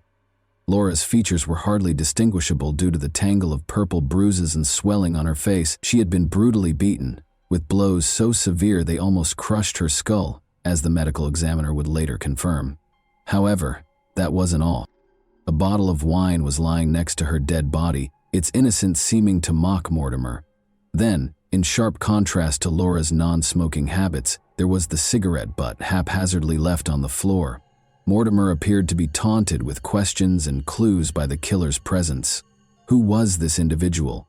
Why had they acted with such unimaginable violence? This was not the end of it. Many questions were hanging around the window. By whom was Laura killed? Who was present when she passed away? What afflicted her prior to her demise? Who was going to give Laura justice? Mortimer and his team found a vital piece of evidence in the hallway after Laura's body was moved to a gurney. A tiny black metal hook that had been ripped from the mailbox. The murderer had repurposed this commonplace item, which was used to hang keys, to obtain entry. Mortimer saw that the criminal had pried out the molding with the hook, which made it possible for them to reach inside and open the door. Investigators conducted a comprehensive search and gathered hundreds of possible pieces of evidence, such as 2 cords, a cigarette butt, a pillowcase that covered Laura's head and neck, and a glass wine bottle that was discovered on the floor next to her body. They painstakingly scanned the exterior and interior of the apartment for palm prints and fingerprints, and found multiple matches, particularly on the door and a phone within the apartment. These discoveries might contain important hints that help solve the mystery of Laura's untimely death. Laura's autopsy was performed later that afternoon by medical examiner Dr. Dennis Carlson. His findings, severe head trauma and evidence of sexual assault, confirmed the terrible severity of her injuries. Skin scrapings from Laura's upper left thigh, vaginal swabs, and swabs from the telephone cord around her neck were among the crucial pieces of evidence that Dr. Carlson gathered. Mortimer was determined to put the pieces together and determine who was responsible for her death, even though the investigation had only just begun. In order to question Laura's friends, family, co-workers, and classmates, basically anybody who might have had contact with her in the days leading up to her death, he assembled a team of detectives and police officers. These interviews painted a picture of Laura as a happy, gregarious young lady with a vibrant social life. It was hard to think anyone would want to hurt her. Speaking with JR was of special interest to the police, because of his recent relationship with Laura. Before leaving for breakfast on Sunday, September 27, he affirmed that they had sex early in the morning and again later that day. Even though he took a shower afterwards, JR admitted that samples taken from Laura's body may include his semen. He gave some interesting information about Laura's habits and mentioned that she had no visible cuts or bruises from their time together. First of all, Laura always made sure to lock the door of her apartment, even when they left for a quick snack at around 3 in the morning. The Sunday, she questioned JR to make sure the front door was locked. Secondly, JR noticed that as they got ready to leave in the morning, Laura put a wad of cash into a plain envelope on her kitchen table. Although she didn't say so, the money might have been for rent or a utility bill. Later, it was found that the envelope and its contents were missing, most likely taken by the criminal. Additional information about what happened after Karen left Laura early on Monday morning was given by her neighbors. RS, and at around 1:30 a.m., his mother, who lived across the street, noticed Laura in her living room. When Daniel, a 40-year-old resident of Laura's building, got home about 30 minutes later, he saw that the ground floor hallway light was out. He suspected someone was fixing Laura's door, possibly following a break-in, after noticing a missing wooden panel and hearing sounds coming from inside her apartment. Later, it was discovered that the light bulb in the hallway had most likely been purposefully loosened. If Daniel's timing was correct, Laura's killer was most likely the source of the sounds he heard. Vital samples were taken from Laura's body by Dr. Carlson, including skin scrapings from her upper thigh and vaginal swabs and smears. The New Hampshire State Forensic Lab received these for examination. The lab was able to identify blood types from the samples even though DNA testing was not yet available 4 years before its potential in criminal investigations was realized. According to the results, Laura's blood type A was found on the wine bottle, suggesting that it was probably used in the crime. Additionally, type A blood was discovered on the pillowcase and door molding. Sperm were found in the skin scrapings and vaginal smears, and there were traces of seminal fluid in the telephone cord. 42 years later, these discoveries would be essential to the case's resolution. In a terrifying coincidence, Tammy Little, A fellow Portsmouth Beauty School student was discovered murdered in her apartment a few months later on October 19, 1982, with comparable injuries. Fears of a serial killer were sparked by the widespread suspicion that the two crimes were connected.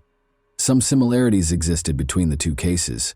Both victims lived alone in ground-floor apartments, were in their early 20s, and were unmarried. About a mile separated the two addresses. A few months prior to their deaths, both women had just moved in. Both frequented the same local bars and belonged to the same social circles. Both were killed early in the morning following a night out with friends in the fall. They had both sustained severe head injuries. Both suffered deformities to their faces. They both went to Portsmouth Beauty School. Both had modeled for photographers in the area.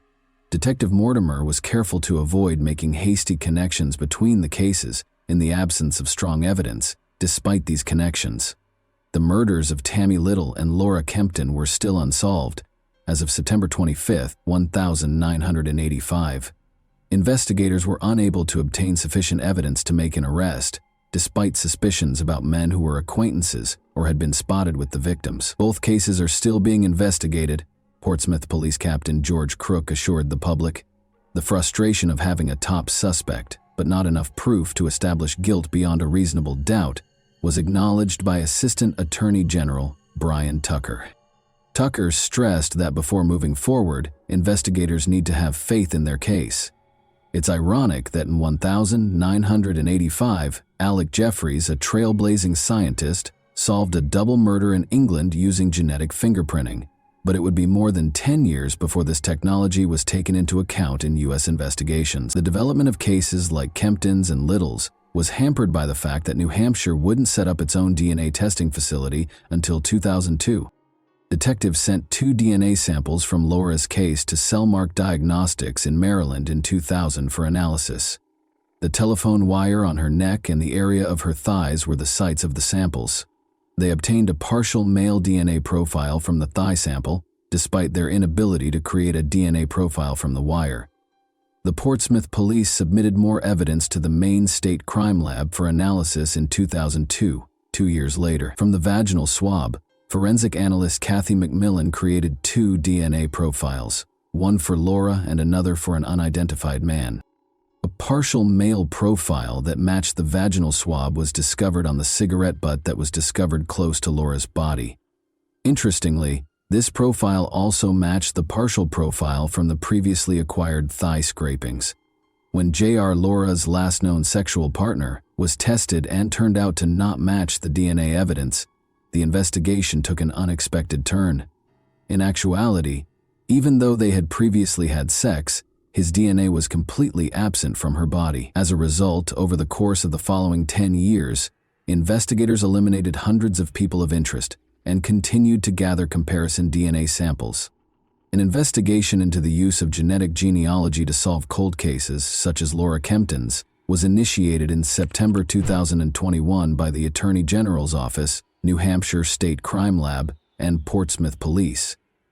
To reanalyze the vaginal swab samples, they contacted Identifinders International. The lead investigator learned that the DNA profile of the unidentified male had been successfully acquired and matched to a close relative in the GED Match database in May 2022, 8 months later.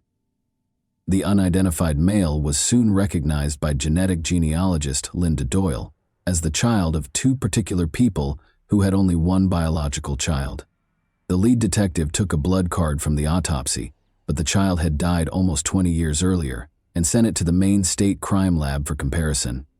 Laura's vaginal swab and the DNA on the blood card matched exactly, proving that Ronnie James Lee was the murderer. Authorities finally had a name to link to the anonymous suspect after more than 42 years. On January 16, 1960, Ronnie James Lee was born in Fort Myers. Charlie James Lee and Janie Mae are listed as his parents in his obituary, but it's unclear if they were both his biological parents. Of Charlie and Janie Mae's 6 children, Ronnie was the third.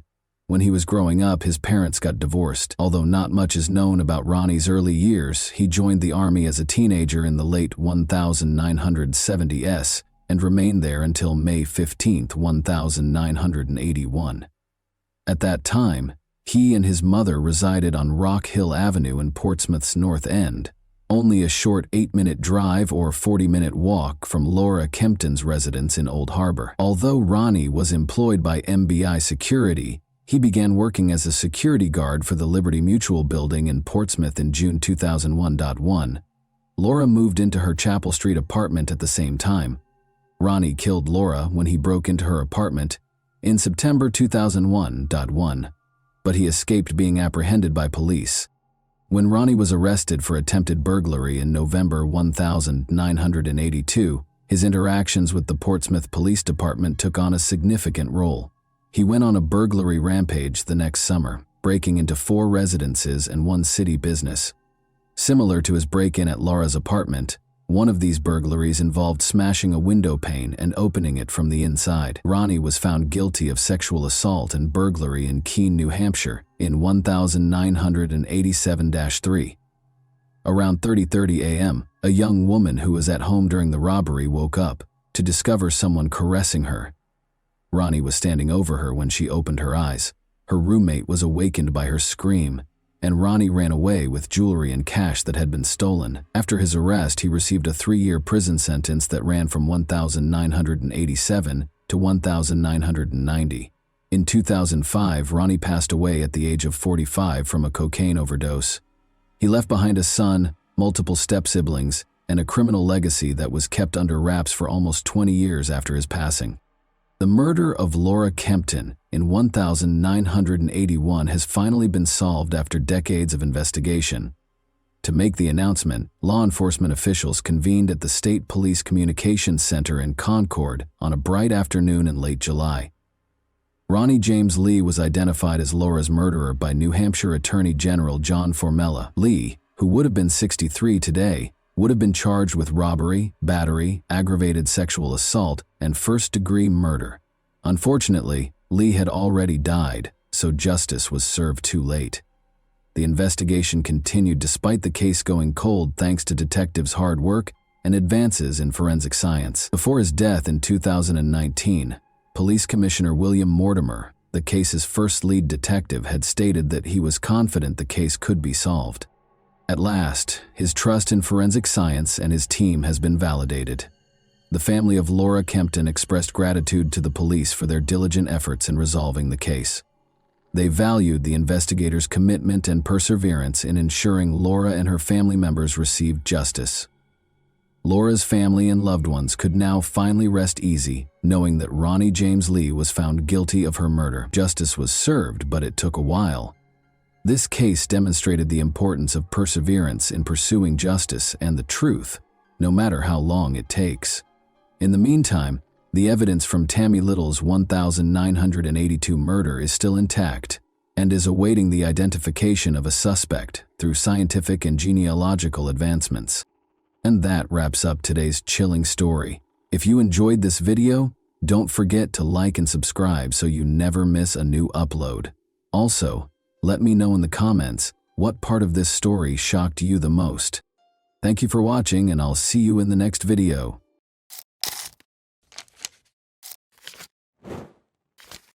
Hey guys, welcome to my channel, and today we're going to take a look at another horrible case with you. Today, we'll examine what happened in the U.S. state of Pennsylvania in 2017. Alina Shaykhet, 20. A University of Pittsburgh student stopped returning calls and texts on October 8, 2017. Her mother and father were unable to get in touch with her, and she was supposed to meet them that morning. The Shaykhet family's life was forever altered by what they discovered when they visited her house. When Alina was 3 years old, her family relocated to the United States from Ivanovo, Russia, where she was born. Alina had extraordinary talent. She had a passion for acting, dancing, and singing. Many people were moved by her beauty and passion on stage. At a very young age, Alina became passionate about the performing arts. At the age of 4, she began her journey at the European School of Rhythmic Gymnastics. She started singing solo in out-of-state competitions when she was 5 years old. She attended the Tammy Lee School of Dance in elementary school, where she was able to secure prominent roles while showcasing her acrobatic dance routines. Alina quickly picked up dance techniques and styles that most kids would take years to master. She had the honor of performing with a group of much older, more seasoned dancers because of her extraordinary talent.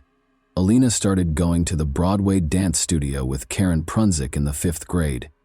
She mastered a variety of dance forms, such as ballet, tap, and hip-hop. She even performed as the studio's prima ballerina, staying true to her Russian roots. She participated in Access Broadway and Onstage New York, where she received numerous honors for her exceptional performances over the years. Additionally, Alina performed at a number of local Pittsburgh events, such as Light Up Night, Macy's Christmas parades, and other gatherings in Idlewild Park, Robinson Township, and Kennywood. Alina was also able to find her singing talent thanks to the confidence she gained from dancing. Both in front of an audience and at home with her family, she moved audiences to tears with her exquisite performances of numerous well-known songs. Alina had extensive surgery after suffering a serious knee injury in a ballet class when she was 14 years old. Alina was devastated to learn that she would never be able to dance competitively or recreationally again after months of physical therapy. She was determined to find a way to get back on stage, in spite of this significant setback.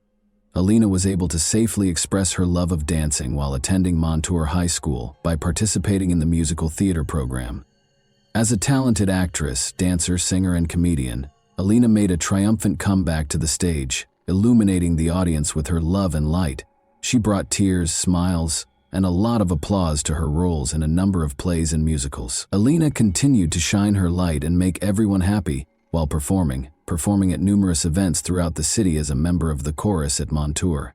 Despite the fact that Alina's injury kept her from pursuing her love of dancing and performing, her experience receiving treatment motivated her to seek a career in medicine. She wished to assist those who had sustained injuries that hindered them from following their aspirations.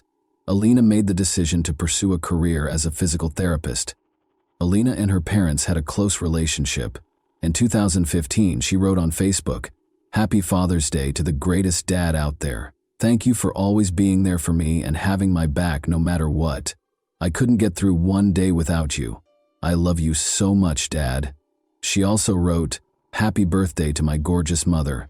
I can't wait for another year of countless laughs and more memories. You are my best friend and I love you with all my heart."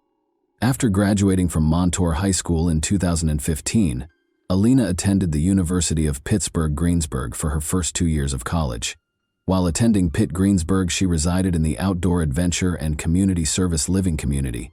She actually served as OACS's vice president for the spring 2017 semester. She enjoyed being a part of an organization that helped kids and animals. Once more, Alina shone her light, bringing her love and care to the lives of both humans and animals. After that, Alina moved to the Oakland campus of the University of Pittsburgh. She was ready to commit herself to becoming a doctor of physical therapy and shared an apartment with her friends. But on October 8, 2017, Alina, who was only 20 years old, was tragically and senselessly killed. Alina shared a home with other University of Pittsburgh students. Zach Brandner, her roommate, could never forget the night he last saw Alina alive. Zach and Alina took a Snapchat together at around midnight after returning home from a late shift at work to make fun of other students who were sharing night out selfies on Saturday night. A couple of minutes later, Alina texted me the picture we had just taken. That was the last I heard from her. The next morning she was gone, Zach said in an interview with reporters. "We all said goodnight and said I love you, like we did every night. And she went up to bed." A little more than 8 hours later, Alina's father, Jan, and mother Ellie arrived to collect their daughter. They were scheduled to take a charity walk in the park to raise money for breast cancer. Zach described the specific events of that morning in the interview. He stated, "Her mom came to pick us up at 8:45 a.m. Her mom rings the doorbell and says, 'Is Alina not awake? She isn't answering my calls. Let's go wake her up.' I thought she slept through her alarm. Her dad was still in the car with their dog at this point. We went up and her mom started knocking on the door with no answer. This went on for 5 minutes and it started getting really loud. She started shaking the door. You could tell she was starting to get a bit scared, like this wasn't normal. The dog was barking uncontrollably. That's when Ellie called for her husband Jan, who came inside and broke down the door, and then they saw what was inside. At this point, I was halfway up the stairs and all I heard was screaming. Her parents were screaming at the top of their lungs, saying, "Alina is dead. Alina is dead." It got hard to understand. They started speaking in Russian. It was horrible. They said it looked like her face had been cut off. Running up, Zach peered inside. Looking for more than a few seconds was too much for him. I went into the room, and it was horrifying. There are no words to describe what I saw. She was just lying there with her arms spread out. The whole side of her face was unrecognizable. You could barely recognize it was a face, it was so bashed in. She was lying in a pool of her own blood.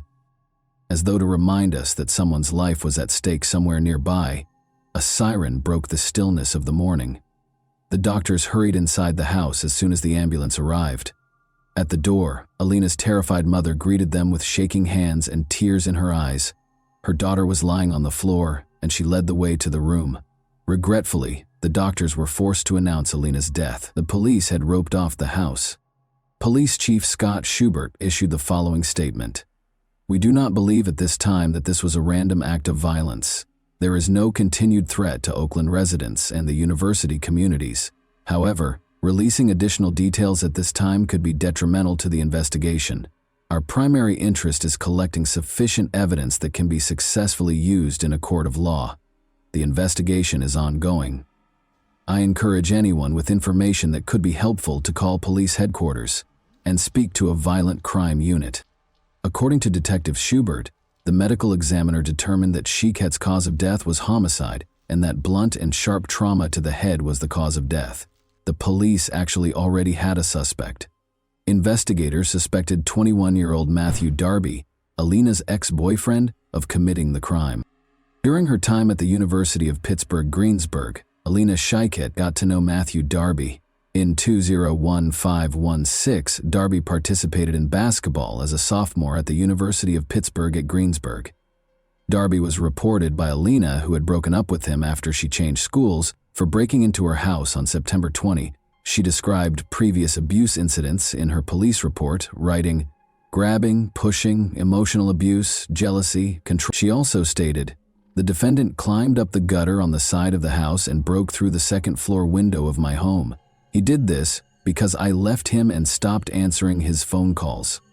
According to Jan Shiketh, he and his spouse Ellie went to court with their daughter last week in order to get a protection from abuse (PFA) order. "For the last couple of weeks, she had told me she tried to stop talking to him," he said about Darby.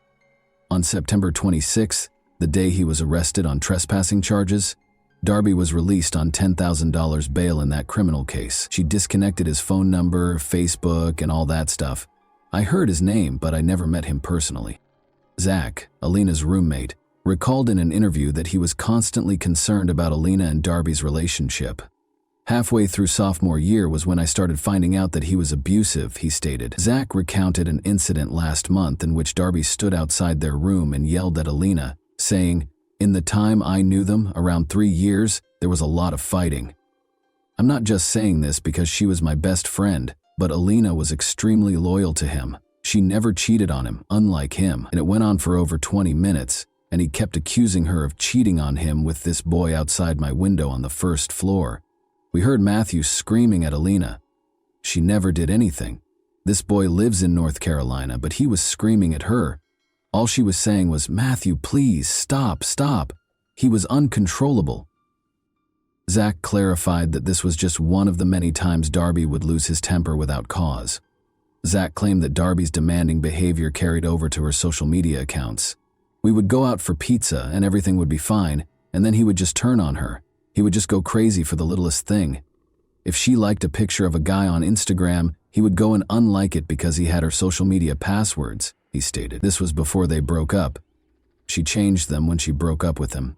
He would never let her wear clothes that could be considered too sexy looking. He was extremely, extremely controlling. He was notorious for texting and calling. Matthew would call her upwards of 20 times if she didn't answer. He just kept on calling and it just wouldn't stop. She blocked his number after they broke up. According to the police report, Darby broke into their house on September 20 following the breakup. According to Zach, it was approximately 12:30 a.m. when he heard glass shattering outside that evening. He texted his house group chat and ignored it, assuming it was a bottle breaking at a nearby party. Then he heard a shriek coming from upstairs, followed by the sound of someone falling. Alina was yelling for assistance. Because Matthew Darby was in her room at that point, we weren't sure what his intentions were, but now we think it was a failed attempt at murder. We caught him and got him out of her room. Then the police came, and he was arrested. She was scared. You could tell, Zach continued. She didn't feel safe at all. Call logs from Alina's cell phone, which was not at the apartment when she was discovered, revealed that between 4:15 a.m. and 4:15 a.m., she received 5 unanswered calls from a number that turned out to be Darby's, and 4:55 a.m., Sunday.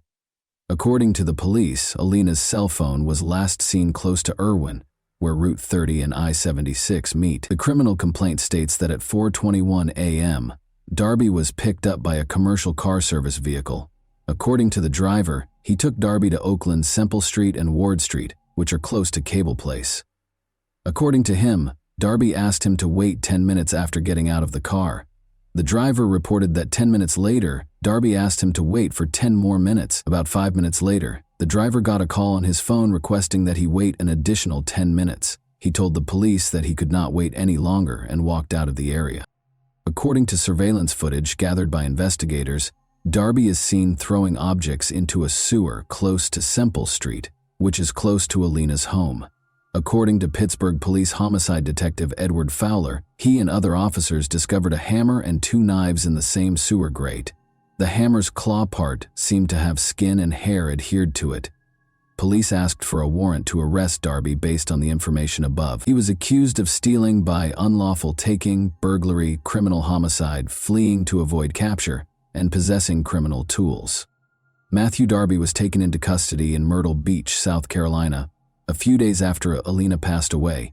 A concerned citizen reported witnessing a male tampering with a window at a residence, according to Myrtle Beach police. Officers discovered a man who fit the description when they got there. It was discovered during their investigation that Darby was the male suspect. He was accused of loitering and giving police misleading information in connection with the South Carolina incident. Both of the new charges are punishable by up to 30 days in jail and a monetary fine. During the hearing, a judge in South Carolina refused to grant bond. Because of the pending Pennsylvania warrant, the judge deemed Darby a possible flight risk. The judge informed Darby that he could either waive his right to an extradition hearing or exercise it. Then Darby said he wanted his attorney. When asked to enter a plea to the charges in South Carolina, he also stated that he wanted his attorney. Alina's family and friends, many of whom were Pitt students, crowded the courtroom. Many carried signs raising awareness of domestic violence and Alina's Law, a bill that is currently pending in the state legislature and would give judges the authority to mandate electronic tracking of high-risk domestic abusers. The words, "Our Russian Princess," were written in Russian on purple shirts featuring a picture of Alina. The judge ordered Darby to stand trial on all charges, including homicide, flight, burglary, theft, trespassing, and possession of a criminal instrument. The back read, "Love shouldn't hurt." According to evidence presented by the prosecution, Darby spent the night of October 7 and the early hours of October 8 on the campus of Duquesne University, where he spoke with Raymond Marr, a university police officer. Darby wanted to know how to get to Brodart Hall. According to Marr, security cameras caught Darby at several locations on campus, including the student union, which Darby was permitted to enter so he could charge his phone. He claimed that Darby appeared apprehensive and had a faint alcohol odor. Prosecutors have presented a picture of a man they claim is Darby standing in a campus elevator that evening while sporting a striped shirt with the Miller Beer logo embroidered on it. When Darby was arrested, he had that shirt among his belongings. Days later, authorities said that on Friday, January 19, 2018, prosecutors presented evidence that showed Matthew Darby on an elevator at Duquesne University, just hours before he is accused of killing his ex-girlfriend Alina Shekhet in her Oakland home. David Schrager, Darby's lawyer, contests that the video depicts Darby hours later. Darby ordered an Uber just after 4 a.m., and it drove him from Brodart Hall to a street next to Alina's house. The driver gave a statement. According to Schrager, the passenger could have been anyone using Darby's Uber account. 3 days after Alina's death, Darby was arrested by police in Myrtle Beach, South Carolina, after he had left the Pittsburgh area. 2 knives were seen in an Oakland sewer grate, in a photograph taken by Pittsburgh homicide investigators. The knives were gathered as proof. After allegedly stabbing and beating his ex-girlfriend to death, Matthew Darby is accused of throwing the knives as he left her house. David Schrager, Darby's lawyer, stated that he was not shocked by the result because preliminary hearings had a low standard for evidence. "We have a lot of discovery. We have to do a lot of evidence gathering," he stated. He insisted that Darby was innocent, saying, "We're going to get to tell our side of the story at a later time. There is no forensic evidence. There is no testimonial evidence," he stated. "All we have is a lot of circumstantial evidence, and that provides a maybe." Using 4 required aggravating factors: that he was the target of a PFA brought by the victim, that she was a prosecution witness against him, and that he had a history of felony convictions involving violence or the threat of violence, prosecutors declared they would pursue the death penalty against Darby. In order to avoid the death penalty, Darby consented to enter a guilty plea to first-degree murder, which carries a mandatory life sentence. Alina Shiket was a bright, energetic college student who wanted to work with young children as a physical therapist. "It was her dream," her father Shiket stated, "and she worked so hard. She was the best person in the world. I lost my beautiful princess," he said while weeping. He said, "I don't know what else to say." He said his daughter was popular, friendly, and loved to sing and dance. His words, "She made everyone happy. She had such a bright future. He has taken Alina from us in an unimaginable way," Jan Shiket remarked of Darby. "He has stolen so much from us, including a future with our daughter. Without her daughter, there wouldn't be a wedding gown, a graduation, kids, or family vacations. My daughter died." It's a very short phrase, but it's strong enough to shock and paralyze every single cell of my body when I have to pronounce that phrase. Ellie Shiket claimed that because her brain was not designed to understand those words, her mouth was not intended for them. After Darby was accused of breaking into her house, she recalled sitting with her daughter in the courthouse. She applied for and was granted a protection order against abuse. She claimed that her daughter still harbored feelings for the man she feared. According to Ellie Shiket, she wanted to help him. She didn't want that PFA to go to jail, according to her daughter. She wished to shield and assist him. She expressed to her mother her desire for him to stop bothering her. She inquired as to whether Darby found joy in destroying her daughter. "He failed," she informed him. Darby, wearing a red jumpsuit from Allegheny County Jail, with a white long-sleeve shirt underneath, only answered Judge Manning's questions. Darby was given the mandatory life sentence without the possibility of parole for first-degree murder, and when asked why he was entering a guilty plea, he responded, "Because I am guilty." In addition, Darby entered a guilty plea to charges of trespassing, burglary, theft, and possession of a criminal instrument in relation to the murder of Alina Shiket. Darby entered a guilty plea to trespassing in a different case where he had broken into Alina's apartment 2 weeks prior to the murder. But a year later, Darby filed a post-conviction petition claiming ineffective legal assistance with new attorney Joseph Hudak. Darby claimed in his filings that Thomas Farrell, his lawyer at the time, had not adequately explained the case or conducted a risk analysis. The Allegheny County District Attorney's Office responded that Darby's claims would not be successful, but it acknowledged that a hearing on the issue might be required. The decision is based on a precedent known as the Coordinate Jurisdiction Rule, which states that judges in the same jurisdiction should not overrule one another, rather than any potential merit for Darby's claim. Joseph Hudak, Darby's new lawyer, said, "This is the first step in taking back Darby's life sentence."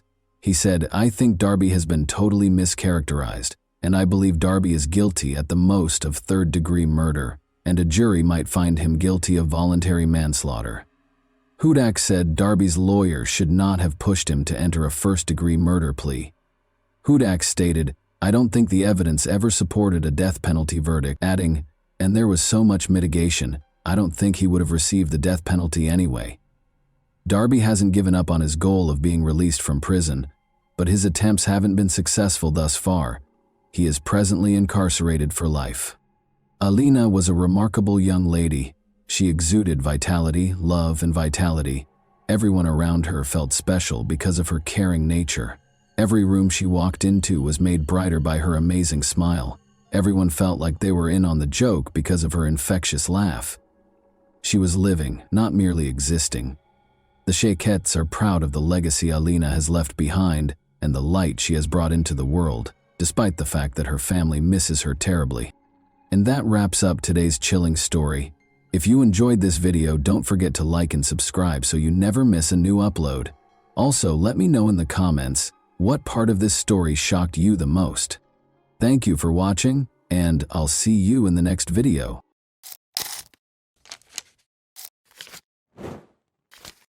Hey guys, welcome to my channel, and today we're going to take a look at another horrible case with you. Brigitta Unto was close to passing away when she got to the emergency room.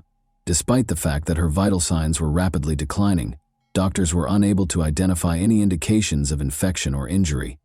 Together, the police, FBI agents, and medical experts were able to solve the medical mystery and unearth a horrifyingly creative crime.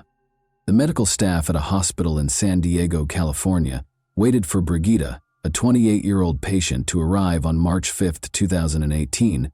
An ambulance was taking her from the office of her family physician. Brigitta had called her mother Olga that day to complain of feeling ill. Brigitta's legs shook with agonizing pain, and she could hardly breathe. As Olga fought to get her into the car, the family doctor only needed to glance at the once vibrant and healthy young woman to realize that Brigitta was in serious trouble and that there was nothing he could do to help. In order to transport her to the hospital, he called an ambulance. The medics in the emergency room were also concerned because they thought they might not be able to stabilize her condition, and Brigitta was in excruciating pain, had no feeling in her hands or feet, could hardly see, and could hardly speak. The most perplexing symptom, however, was the clumping of her once beautiful chestnut hair. Immediately after starting their work, the doctors concluded that she had no visible signs of trauma, including no wounds, bruises, or infection. Her illness had an internal cause. According to Brigitta's mother, her daughter had been experiencing severe pain, exhaustion, and unexpected bouts of nausea for a number of months. She would spend days in bed because the symptoms would come on suddenly and without warning. It was difficult for Brigitta to care for herself, much less her husband and young son. She sought advice from several experts, but none of them could figure out what was wrong with her. There was no known illness that matched her symptoms. She was even told by one doctor that her condition was how critical days manifest. Ultimately, the doctors determined that stress was the cause and gave her tranquilizers. But her health deteriorated. The emergency department's medical staff recognized that she was in danger of dying within days if they didn't find out what was wrong with her quickly. Brigitta was raised in California, a short distance from the Mexican border. Her mother looked after their two daughters, Brigitta and her younger sister, Olga, while her father worked at customs between Mexico and the United States. The girls were raised in a loving and supportive household. Brigitta thrived academically while attending a Catholic school with joy. According to her friends, she was the sweetest and most amiable girl they had ever met. Running was Brigitta's passion, and she even represented her school in competitions. She met Race Remington Unto, her future husband, while running. Although Race went to a different school, they met in high school and shared a love of sports. Because Brigitta's daughter had no interest in dating boys, her family initially paid little attention to their friendship. She spent most of her time studying and playing sports, but over time, the young couple began dating and became more involved with one another. Race was able to bring out Brigitta's more daring side, and they quickly became inseparable. Race had a very lofty ambition. He wanted to enroll in the Annapolis-based United States Naval Academy. It was a difficult task because the student acceptance rate was less than 8%. In addition to doing well in school, the candidate had to work on personal growth, play sports, volunteer, be involved in the community, and much more. Remarkably, Race was accepted into the academy and relocated to Maryland to start his studies. The young couple kept up their long-distance romance. Race was eventually diagnosed with a hernia, though, which didn't fully heal. Despite having to leave the academy, he was able to find employment in the Navy as an electrician. Brigitta, meanwhile, went after her own goals and became a teacher. Following 7 years of dating, Brigitta, 25, and Race, 24, were married in 2014. They welcomed their son shortly after. Brigitta thought that everything in her life was going as planned, and she was completely content. She lived a short distance from her parents, had a wonderful child, and a loving, caring husband. She could never have predicted the extraordinary and agonizing turn her life would soon take, though. Dr. Jeff Lapointe, a certified toxicologist, was one of the emergency department doctors at San Diego Hospital.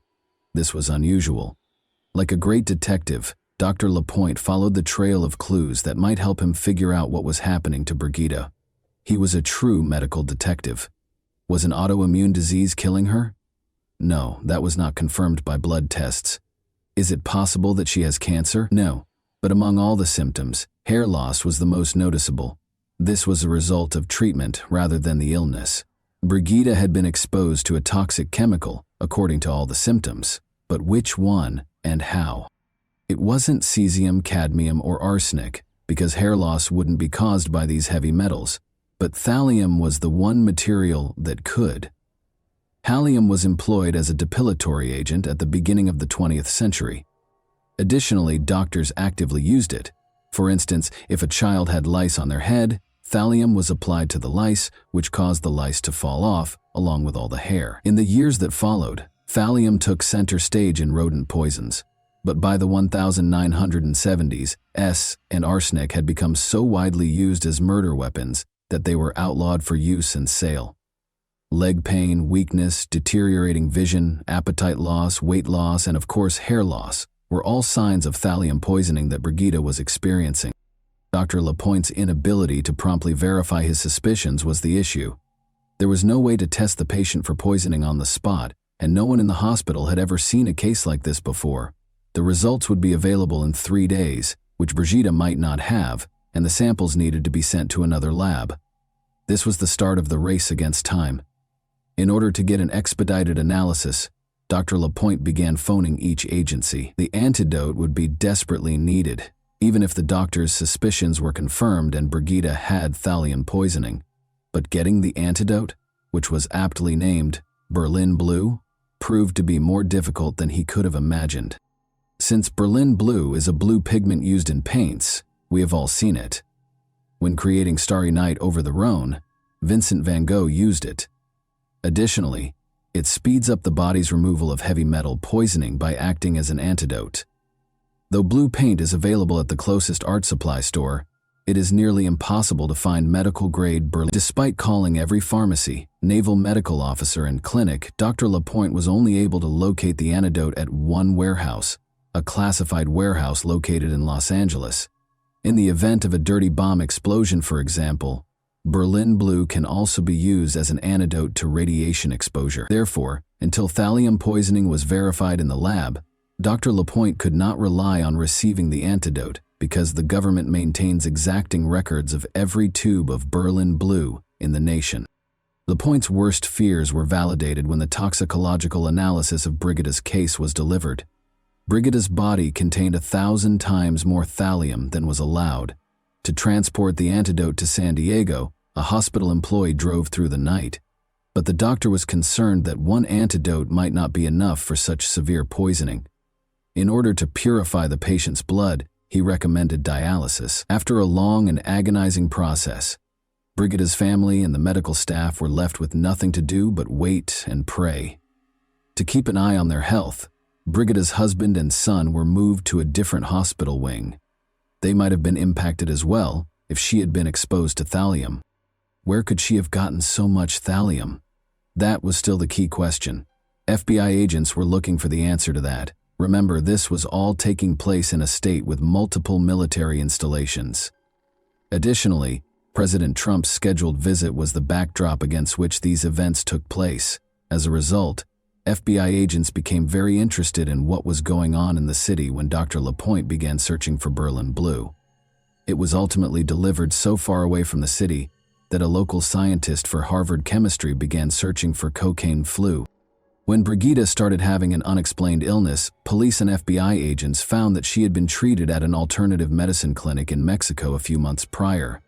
After looking into this lead, the police decided to ignore it. Because Brigida's school was a former World War II military installation, rodent poisoning may have happened there in the past. Many of the school's teachers became ill that year. This lead, though, also proved to be a dead end. Because Brigida was depressed, Investigators could not rule out the possibility that she had used thallium herself as a cry for attention. She loved life, however, and would never desert her son, according to everyone who knew her. Furthermore, rather than the other way around, her depression developed after the emergence of inexplicable symptoms. Regarding the poisoning of his patient, Dr. Lapointe had his own suspicions. After scanning Brigida's internal organs, he was appalled to find a large number of white spots all over her digestive tract. It became clear that food was the entry point for the poison into her body. The ideal crime had been attempted by someone close to her. The patient was placed in total isolation by doctors, but food was the least of her worries at the moment. The antidote helped Brigida regain consciousness a few days later. She was unable to sit or move, and all of her hair had fallen out, but she was still alive. She was unable to identify anyone who would want to hurt her. Nonetheless, the police were aware that poisoning is always a private crime carried out by a close friend or relative. The fact that Brigida's husband and child were unharmed was also intriguing. Her husband, parents, and sister were all willing to assist with the investigation when the police spoke with them. Her husband, Race, complained that he was unable to put himself in his wife's shoes to ease her pain. Investigators sensed that he was lying, even though he said what they wanted to hear. Additionally, the medical staff observed that he asked odd and occasionally inappropriate questions and didn't seem as concerned. When her husband was suspected of being involved, Brigida became enraged and strongly denied it. She maintained that Race had taken care of their son and taken her to the hospital while she was ill, and when she didn't have the strength to get out of bed, he would cook. But what the investigators discovered during their chat with Brigida gave them the chills. Race had a rather peculiar pastime. He liked to gather rare poisonous plant seeds. After Brigida was hospitalized for 16 days, the police became interested in this and gathered enough information to search their house. Race, looking a little agitated, opened the door. He voluntarily turned over all of the family's devices, including laptops and phones, when the detectives asked him to. They were unable to ignore the fact that the device's entire search histories had just been erased.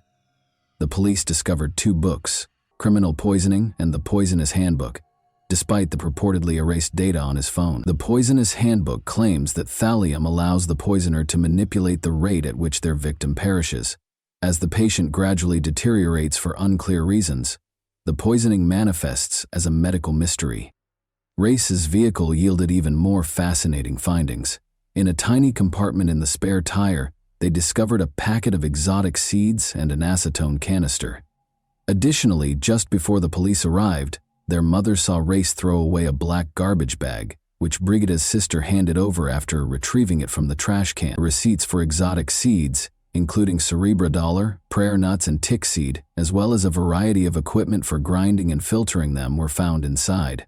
Stated differently, everything required to produce rare poisons. The man had clearly already tried to crush tick seeds to extract ricin, a poison that is poisonous to mice but harmful to people if swallowed or inhaled. Although the detectives' suspicions increased, no thallium was discovered in the car, yard, or house. As a result, Race could not be arrested. They had no choice but to inform Brigida of their suspicions and request that she refrain from going home. Despite her continued incredulity, she did not object to the investigation's continuation. As they dug further, the investigators found a potential motive for the murder. One of Race's lovers thought he was a widower. He misled her by saying he was a Navy SEAL and that he wanted to work in the poisoning division of the FBI. Race led a double life, going so far as to have another affair and confessing to the woman that he was married. He didn't think twice about taking his young son on their dates, and the boy had become so attached to the woman that he called her mom. But in order to avoid having to share custody of their son, he wished that his wife would be struck by a bus. Why the woman wasn't alarmed by this is unknown. Even so, it was obvious that the man wanted to break up with Brigida. However, as a devoted Catholic, she had informed him prior to their marriage that she did not support divorce and that their union would be lifelong. Her unfaithful husband taking this ending so literally was not something she could have predicted. Race was asked to take a polygraph test by the detectives, but he failed horribly. He didn't try to deny the results when the polygraph examiner told him, and he admitted to everything. Race claimed that in August 2017, he placed 3 online orders for thallium. He started by making his wife a sandwich for breakfast, in an effort to incorporate it into her meal. He used her weight to determine the thallium content. Brigida felt ill the following day, but it didn't kill her. She began to get better. Race increased the amount of thallium in the soup by a small amount in December of that year. Once more, he failed to get the desired result. He concealed the poison in a sandwich once more, in January, and increased the dosage 5-fold. He planned to murder Brigida in a few days. She started to lose her hair, felt awful, and was in terrible pain, but she persisted in fighting for her life. Race confessed and was taken into custody. He entered a guilty plea to 3 attempts to kill his wife 8 months later. His attorney attempted to claim that Race's judgment was impaired due to a spinal injury he sustained while serving in the Navy. This defense, though, was ineffective. He was given 3 life sentences, ranging from 21 years to life, on March 14, 2019. In October 2033, he might be eligible for parole. He will only be incarcerated for 14 years and be released before turning 42, if he is fortunate enough to be successful in his first attempt at freedom. Brigida finally had the opportunity to speak to her husband directly during the trial. She stated, "I wanted to believe that I knew the man I married 3 years ago, the man I had been dating for nearly 10 years. I wanted to believe that he would never harm me. I am horrified by the thought that he could be responsible for attempting to kill me. How could you do this to the mother of your child? Why do you think you have the right to decide that I am not a worthy mother for your son? How could you decide that the way to end our marriage is by slowly killing your wife, watching her suffer for months? I cared for you, and I loved you." Brigida gets cold sweats every time she thinks about the incident. She was lying in bed feeling ill. Her spouse brought her a peanut butter sandwich. Climbing onto the bed, their young son requested a bite. Race yelled at her to stop giving him any right away. Although Brigida is unsure if the sandwich contained thallium, she thinks her son was at least close to getting seriously poisoned. Brigida eventually got a divorce from Race, even though she was reluctant to acknowledge it. She continues to experience nerve damage, leg weakness, and persistent exhaustion. She is slowly getting better, though, and has resumed her job at a special education school. She acknowledges that finding a way to connect with each student is now much simpler for her. Once unable to walk, Brigida is now trying skydiving, running, and living life to the fullest. And that wraps up today's chilling story. If you enjoyed this video, don't forget to like and subscribe so you never miss a new upload. Also, let me know in the comments what part of this story shocked you the most. Thank you for watching, and I'll see you in the next video.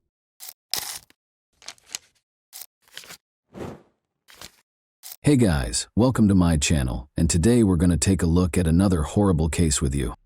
Elisa Claps, a high school student from Italy, disappeared in her hometown of Potenza in September 1993 D. She was unaccounted for almost 20 years. Elisa was last seen in person at the nearby Holy Trinity Church, where she had met up with a friend. It's commonly said that it's difficult to spot a dangerous criminal with a perverted mindset among regular people. Their ability to blend in is frightening. To those around them, they seem completely normal, average, and unremarkable. Their ability to cover their tracks, leaving crime scenes painstakingly devoid of evidence, is even more disturbing. This is the exact reason why it can be difficult for law enforcement to find and apprehend these criminals. It can take years, during which time they may carry out their heinous crimes. Let's examine this disturbing case now. On January 21, 1977, Elisa Maria Claps was born in the southern Italian town of Potenza, which is surrounded by mountains. She was the youngest of her family's 3 children. Her father ran a small tobacco shop, and her mother was a simple clerk. Elisa grew up with Gildo and Luciano, her 2 older brothers. The Claps family, who regularly attended Sunday services at their neighborhood church, was well known for being devout and strict. Driven by her desire to help people, Elisa was a bright and ambitious student who aspired to become a doctor. She was described as being very friendly, kind, and compassionate by those who knew her. She was naive and trusting at the same time, always having faith in other people. She had a natural ability to connect with people and quickly form friendships. Despite the attention she received from her peers, Elisa had never been in a romantic relationship by the time she turned 16. The boys at school definitely noticed her because of her lovely long hair and warm smile. However, because she came from a religious family, she graciously turned down every date invitation. In the early summer of 1993, an admirer became unsettlingly devoted. Danilo Restivo, a local, started displaying unwelcome and persistent interest in Elisa. The town was filled with disturbing rumors about Danilo, who was 5 years older. Elisa made an effort to avoid this strange man, who whenever he had the opportunity tried to entice her into remote areas. She was unable to be harsh or contemptuous due to her upbringing and innate kindness, and Danielle appeared to take her politeness as encouragement.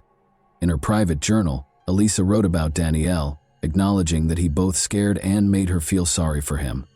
Though she was careful never to be alone with him, she always tried to be polite because she saw how lonely and troubled he seemed. She always found a reason to get out of his presence as quickly as possible, usually by saying she had important errands to run. The Claps family took a vacation to the peaceful seaside town of Monte Giordano in the middle of August of that year. Elisa froze one day as she and her brother Gildo were walking through the quiet streets. She signaled to her brother not to leave her side by holding his hand tightly as Danilo approached them. As though they were old friends, Danilo greeted Elisa and even asked her to accompany him, insisting that he needed her help with something. Gildo knew right away that something was amiss. As he led his sister away, he made up an excuse. He later questioned Elisa about whether Danilo had harmed her and why she had reacted that way. Although the man had never physically hurt her, Elisa admitted that he had been following her and that she was afraid of him. Around 5 p.m. on September 11th, the Claps family's phone rang. Elisa responded, and as she conversed with the person on the other end, her attitude rapidly changed. Her brother did not miss the growing somber and agitated expression on her face. Galito inquired as to who had called after Elisa hung up. "It was Danilo," she said. Elisa adamantly declined Gildo's offer to confront him, claiming she could take care of it on her own. She thought she had everything under control and didn't want to cause any trouble. The enigmatical absence at church. Elisa's parents and brothers departed early on Sunday, September 12, 1993, for a day trip to Naples, which is roughly 90 miles away from Potenza. Elisa had remained behind, intending to join her close friend Elena for the morning service at the nearby church. Her family had returned from Naples by noon, and as everyone waited for Elisa and Elena, her mother made lunch. However, the girls had yet to return home as time went on. Someone knocked on the door at 1:45 p.m. Elena appeared nervous as she stood on the doorstep. She inquired as to Elisa's return, stating that they had become separated at the church and were unable to see one another. Elena claimed that she thought Elisa had already arrived at her house, but her account sounded flimsy, and she shifted uneasily, as though she were concealing something. Elena's distress increased when the family informed her that Elisa was still missing. She eventually acknowledged that she hadn't been truthful under duress. After the service, Elisa had actually stayed behind to talk to a young man. The two girls had planned to meet at the park afterwards before going to lunch, and the talk was only expected to last 10 minutes at most. However, neither 10 minutes nor an hour later did Elisa appear. As they conversed, Elisa grudgingly disclosed that Elisa's intended meeting with the young man was Danilo. Guldo's face turned pale at this. He alerted his brother and parents that Elisa might be in grave danger and that they should begin looking for her immediately. Danilo Restivo. Who was he? On April 3, 1972, Danilo Restivo was born in Irice, a tiny commune in the Sicilian province of Trapani. He came from a reasonably well-off family and was the youngest child. He was pampered and used to getting what he wanted as a child, and he was taught early on that there would never be any real repercussions for his actions. Regardless of the trouble he caused, his father was always there to support him. The Restivo family relocated to Potenza in the early 1980s, where Danilo's father, Mauricio, founded a prosperous company. In a matter of years, Mauricio rose to prominence as one of the richest and most powerful people in the city, developing close ties with local government and law enforcement. Danilo was notorious for being strange, impolite, and unsettlingly violent when he was in school. He was a reclusive and vicious youngster who was notorious for abusing animals, a habit that apparently gave him a deranged sense of fulfillment.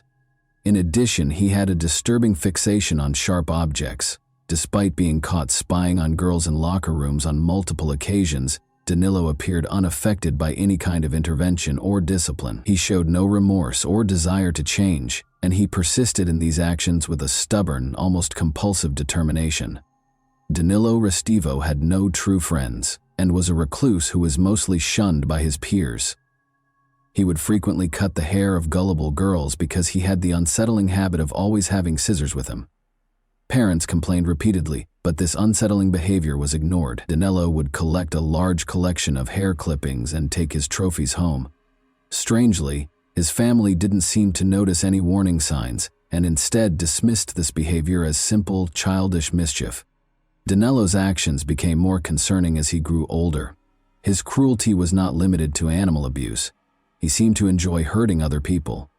He still had trouble relating to people, especially girls, with whom he frequently acted aggressively and made an effort to threaten or harm them. The initial victim. Sonia, Danilo's younger cousin, was roughly a year and a half younger than him. They frequently walked home together from the same school. Danilo would often invite her to remote locations after class, making up a variety of reasons to entice her away. But Sonia was suspicious of her cousin. Her mother had specifically warned her not to go anywhere with him by herself, and her instincts told her to exercise caution. After promising to show Sonia a secret hiding place, Danilo was able to persuade her to follow him in the spring of 1987. Sensing that something was wrong, Sonia made the safe decision to bring her younger brother, Angelo, who was 11 years old. The three of them went into a wooded area where an old deserted shack stood after school. Danilo proposed a game in which players would be blindfolded. After Sonia and Angelo agreed to temporarily trust him, Danilo covered their eyes with blindfolds. There was a tense silence. Uneasy, Sonia shifted her blindfold just enough to get a glimpse and saw something horrifying. Her cousin was approaching Angelo, getting ready to attack and taking a pair of scissors from his backpack. Sonia startled her younger brother by screaming as loudly as she could. Angelo jerked away in an instinctive reaction, still with his eyes covered. Danilo's hand swung down, but the scissors sliced his shoulder rather than his neck. Danilo appeared to be stunned by the sight of blood and Sonia's shrill cries, which allowed the kids to flee in the few seconds they had left. With their cries resonating through the forest, Sonia and Angelo fled the shack and fled for their lives. Danilo screamed threats and demanded they keep quiet about what had happened as he pursued them. Sonia and Angelo outran him and made it to safety, motivated by their instinct for survival and sheer terror. What had happened appalled the parents of the injured children. They hurried Angelo to the hospital, where medical professionals were able to treat him in time to save his life. Despite suffering severe blood loss and nearly dying, the boy managed to survive.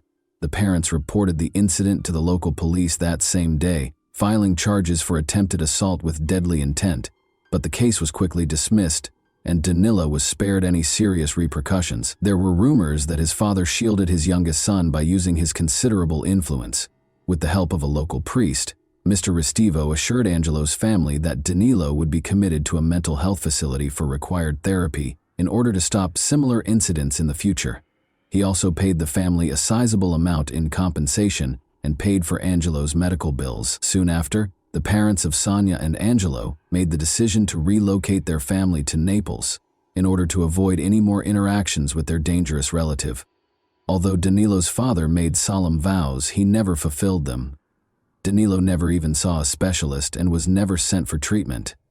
Mr. Mauricio Restivo was too worried that his son's reputation and social standing would be permanently harmed if he were to be classified as mentally unstable or a danger to others by a formal psychiatric evaluation. A perilous preference. After parents and students repeatedly complained about Danilo's violent and intimidating behavior, he was expelled from 4 different schools. He ultimately had to turn to homeschooling to finish his coursework and obtain his diploma. Since he was considered physically capable of serving, Danilo was drafted into the military at the age of 18. However, due to his unpredictable and erratic behavior, he was released within a few months. He went back home and remained protected by his powerful and affluent father, who continued to absolve him of responsibility. Danilo's actions only became more unsettling with time. When he fell in love, he would stalk girls, spy on them through their windows, make eerie late-night phone calls while remaining silent, and harass them in an uncomfortable way. His attempts to show romantic interest frequently turned violent, including luring them to abandoned places or attempting to chop off strands of their hair. Danilo's responses to these girls' rejection of his advances were frightening. He sent them letters outlining his disturbing fantasies or packages containing fictitious explosive devices marked with words like boom. Since Danilo's father always stepped in to protect him, no amount of complaints to the authorities seemed to have any effect. Danilo felt unstoppable and above the law because of this ongoing cover-up. He seemed rather innocuous to outsiders, more like a peculiar locality than a cunning or dangerous person. People like Elisa felt sorry for him because of his dishonest appearance, and they even wished they could assist. The church is the target of the missing girl's search. Elisa's brothers and parents immediately began a frantic search. The local church where she was last seen was their first destination. Elisa had intended to confront Danilo Restivo that day to request that he stop pursuing her and give her some space. According to her friend, a number of witnesses were promptly located who attested to seeing the high school student conversing with Danilo outside the church. However, none of them were able to provide information regarding the two's subsequent whereabouts. In an effort to talk to Danilo, Elisa's mother tried calling the Restivo residence, but Mauricio, Danilo's father, picked up the phone and wouldn't let her talk to his son. The Claps family drove to the Restivo home, growing more and more alarmed, but nobody answered the door. They had no choice but to report Elisa missing to law enforcement. Maurizio met officers at the Restivo residence and informed them that his son had left for Naples on some errands and would not return until the next day. Authorities quickly learned, however, that Danilo was in fact at home. After returning home, the police demanded to speak with Danilo and took him to the station so they could question him. His father kept getting in the way, making it hard to get definitive answers, so they had to do this. Danilo's account was riddled with contradictions. He acknowledged that he had talked to Elisa at the church, but he said she had left shortly after, leaving him to pray. He gave a hazy and contradictory account, and it was obvious that he was lying because of his obvious nervousness. After leaving the church, Danilo was unable to explain where he had gone and was unable to produce the clothing he had been wearing that day, which he seemed to have thrown away. Additionally, investigators found a pair of his shoes that had been left in a bleach-filled tub for almost 2 days. Any possible blood traces had, of course, been eliminated. Danilo was unable to provide a satisfactory explanation for the suspicious cut on his hand, which detectives also noticed. He was unable to provide the precise location of the incident, but he stated that he tripped and cut himself on something sharp as he was leaving the church. His story was further undermined by the fact that the wound looked as though it had been caused by a sharp blade. The suspect is safe with the prosecutor. Danilo's father moved quickly to defend him in spite of his evasive behavior, refusal to give up his clothing and shoes for examination, and convoluted web of contradictory statements. Maurizio promptly engaged 2 of Naples' top defense lawyers to defend his son. In light of these challenges, the investigating police asked the city's chief prosecutor for authorization to acquire a warrant in order to search the suspect's house and confiscate his clothes and shoes in the hopes of discovering any evidence connecting him to Elisa's disappearance. They required legal authority. Surprisingly, the city's chief prosecutor showed no concern in the face of overwhelming evidence linking Danilo to the young girl's disappearance. He declined to grant a search warrant for either the church where Elisa was last seen or Danilo's house. The church was only briefly searched, and Father Domenico Sabbia, the lead priest, steadfastly refused to let anyone into the padlocked wooden staircase secured upstairs room. The prosecutor refused to issue a warrant to conduct a thorough investigation of the church and the rooms that are adjacent to it, despite pressure. Father Domenico suspiciously used the past tense when referring to Elisa right away, as though he was aware that she was dead. 3 weeks following Elisa's disappearance, Danilo was featured as the main suspect and his photo was displayed in a local news segment about the case. After this broadcast, dozens of women called the police station to report that Danilo had been harassing and stalking them. They disclosed his unsettling fixation on women's hair and his propensity to carry scissors, which he used to try to covertly chop off strands of hair from gullible victims in parks, city streets, and even on public transit. Dedicated investigators' persistence allowed them to ultimately accuse Danilo of making false statements. He received a sentence of 2.5 years in prison in the spring of 1000, 995.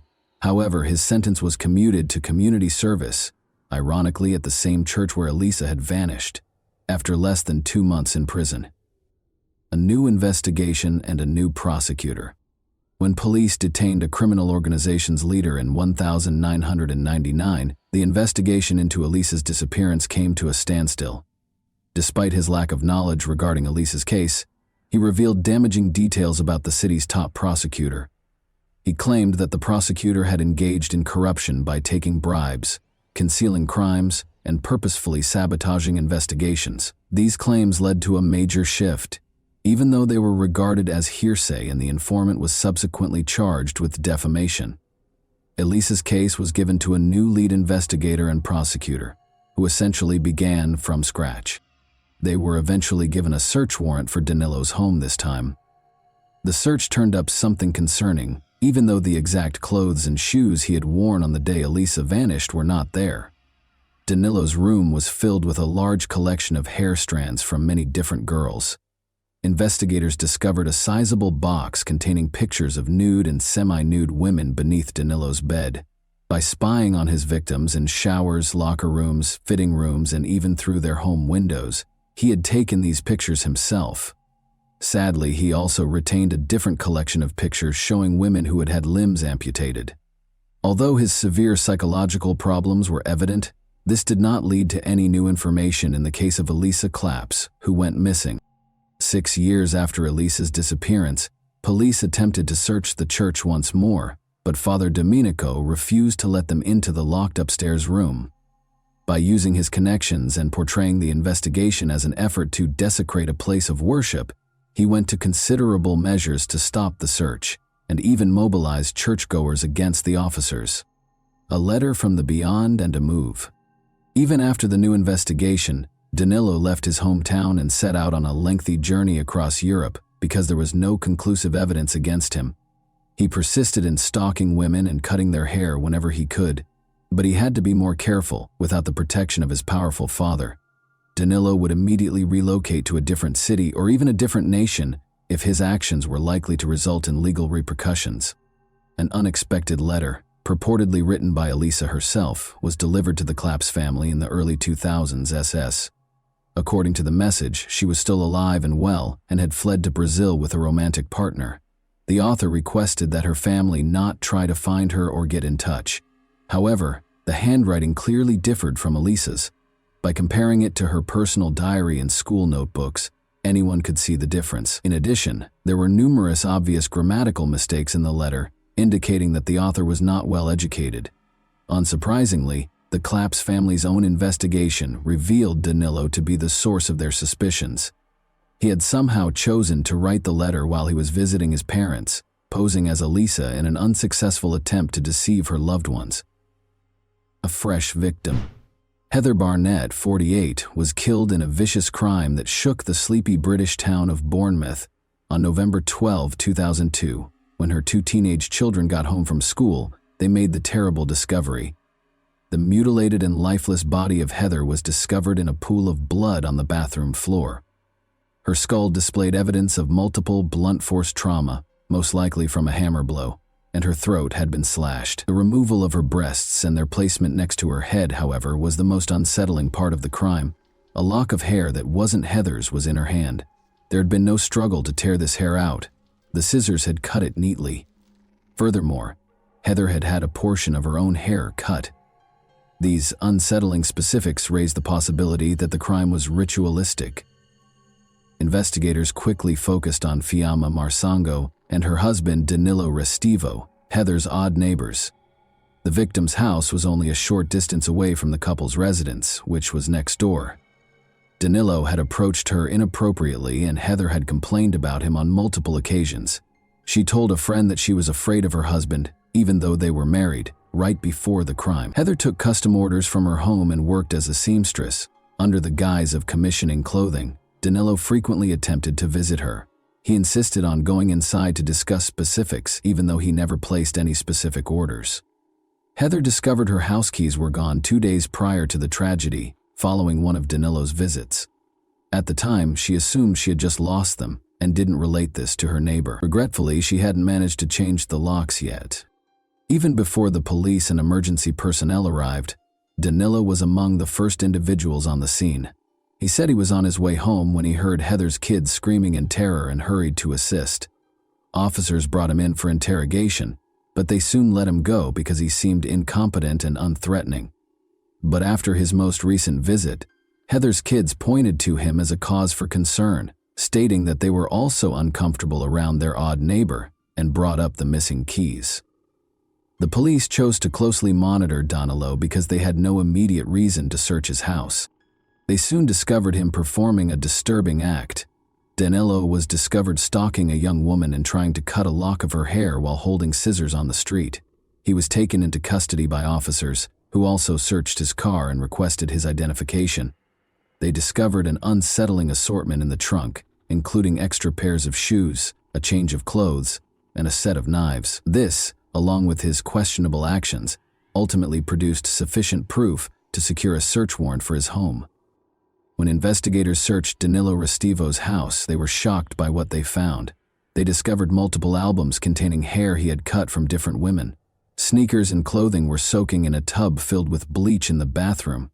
The missing keys belonging to Heather Barnett, which are currently in Restivo's room, were the most damning piece of evidence. Although there were blood traces on the clothes, the samples were too badly ruined by the bleach to be identified. But Danilo's DNA was found on a towel in Heather's restroom, indicating that he used it to wipe blood splatter off his face. A body in the attic of the church, and two beliefs. Authorities discovered Danilo's troubling past as they investigated the murder of Heather Barnett. He had been the main suspect in the disappearance of a high school girl in his hometown 9 years prior. The girl's body had never been found at the time, and investigators had not discovered enough conclusive evidence. But now that there was ample evidence of his violent tendencies and no powerful father to defend him, Danilo was put on trial, convicted of premeditated murder, and given a 40-year prison term without the chance of release.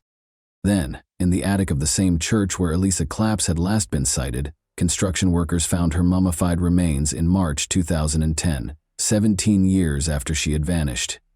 Father Domenico Sabbia had refused to let the police in through the locked door, concealing her body. Although it was obvious that Father Domenico had kept a horrible secret, he had long since died by this point, and it was impossible to pinpoint exactly what part he'd played in hiding the crime.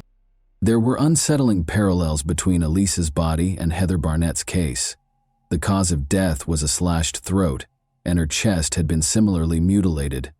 Her underwear had also been soiled, indicating a violent personal attack.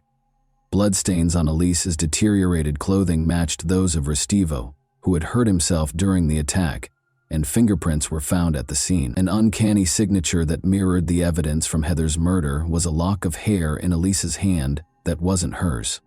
Since Restivo was already serving his 40-year sentence in the UK, he was tried in absentia for Elisa Clap's murder.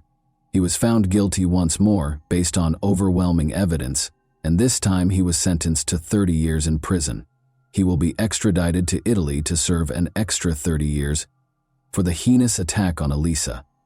After serving his sentence in the UK, although Restivo's involvement in other unsolved murders and disappearances has not been proven, authorities suspect that he may have had many more victims. And that wraps up today's chilling story. If you enjoyed this video, don't forget to like and subscribe so you never miss a new upload. Also, let me know in the comments, what part of this story shocked you the most? Thank you for watching, and I'll see you in the next video.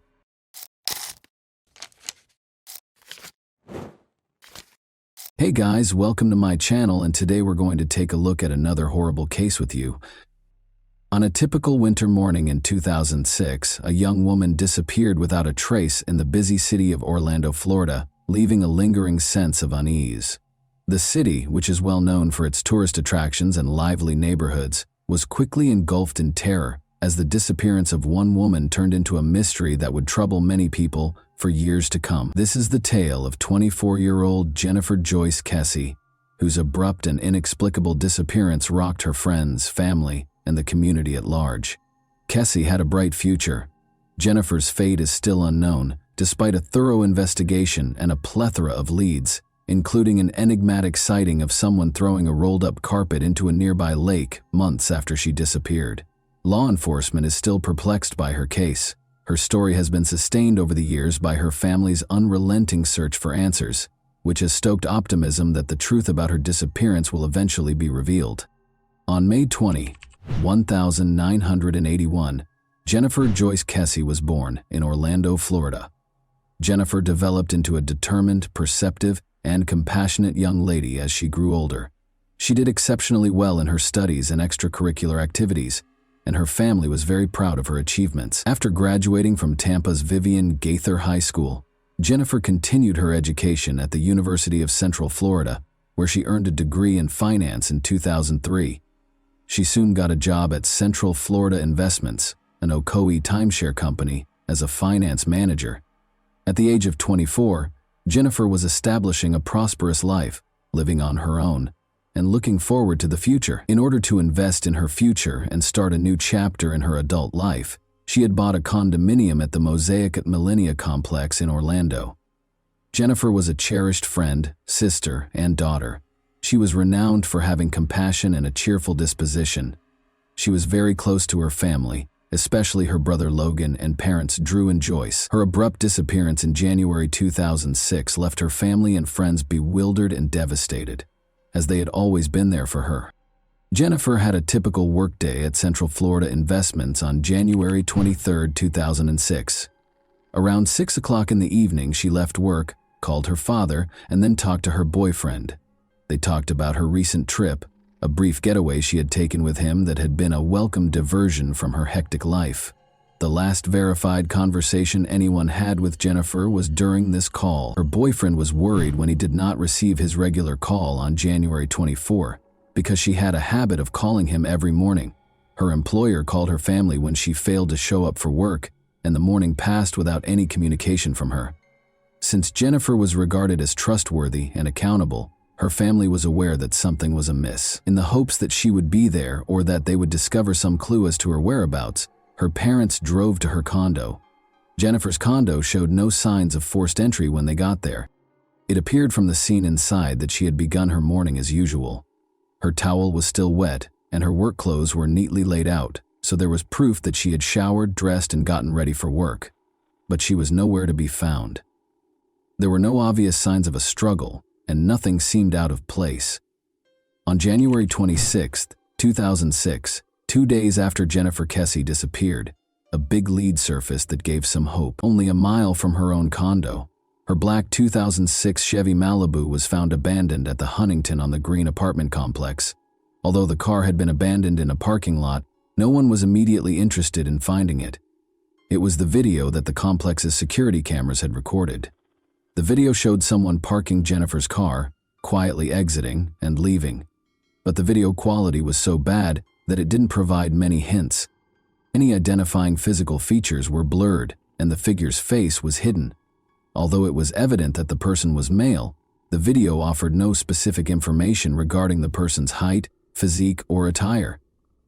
The suspect was later referred to by one journalist as the luckiest person of interest ever, considering the scant evidence provided by the video. Based on the hazy video, the FBI was called in to help identify the person's size and gender, but they were only able to estimate that the person was between 5 feet 3 and 5 inches tall. NASA attempted to extract clearer images from the video as well, but the suspect remained a dark figure with few distinguishing features. Investigators and Jennifer's family were disappointed when no conclusive identification could be made, despite their best efforts. In search of crucial hints, investigators focused on Jennifer's car, while the surveillance footage was still inconclusive. The vehicle's forensic analysis produced very little evidence. Despite the discovery of a small DNA fiber and a latent fingerprint, the case did not advance. The car had clearly been completely cleaned, indicating that whoever had left it had taken great care to remove all traces of themselves. The car was missing a number of things, including Jennifer's briefcase, purse, keys, iPod, and cell phone. The mystery was further complicated by the fact that her phone was still off and her bank account had not been accessed, in addition to these missing possessions.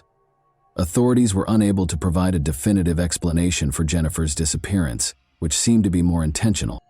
Jennifer Kess's family and close friends were the first to be questioned, as is typical in cases involving missing persons.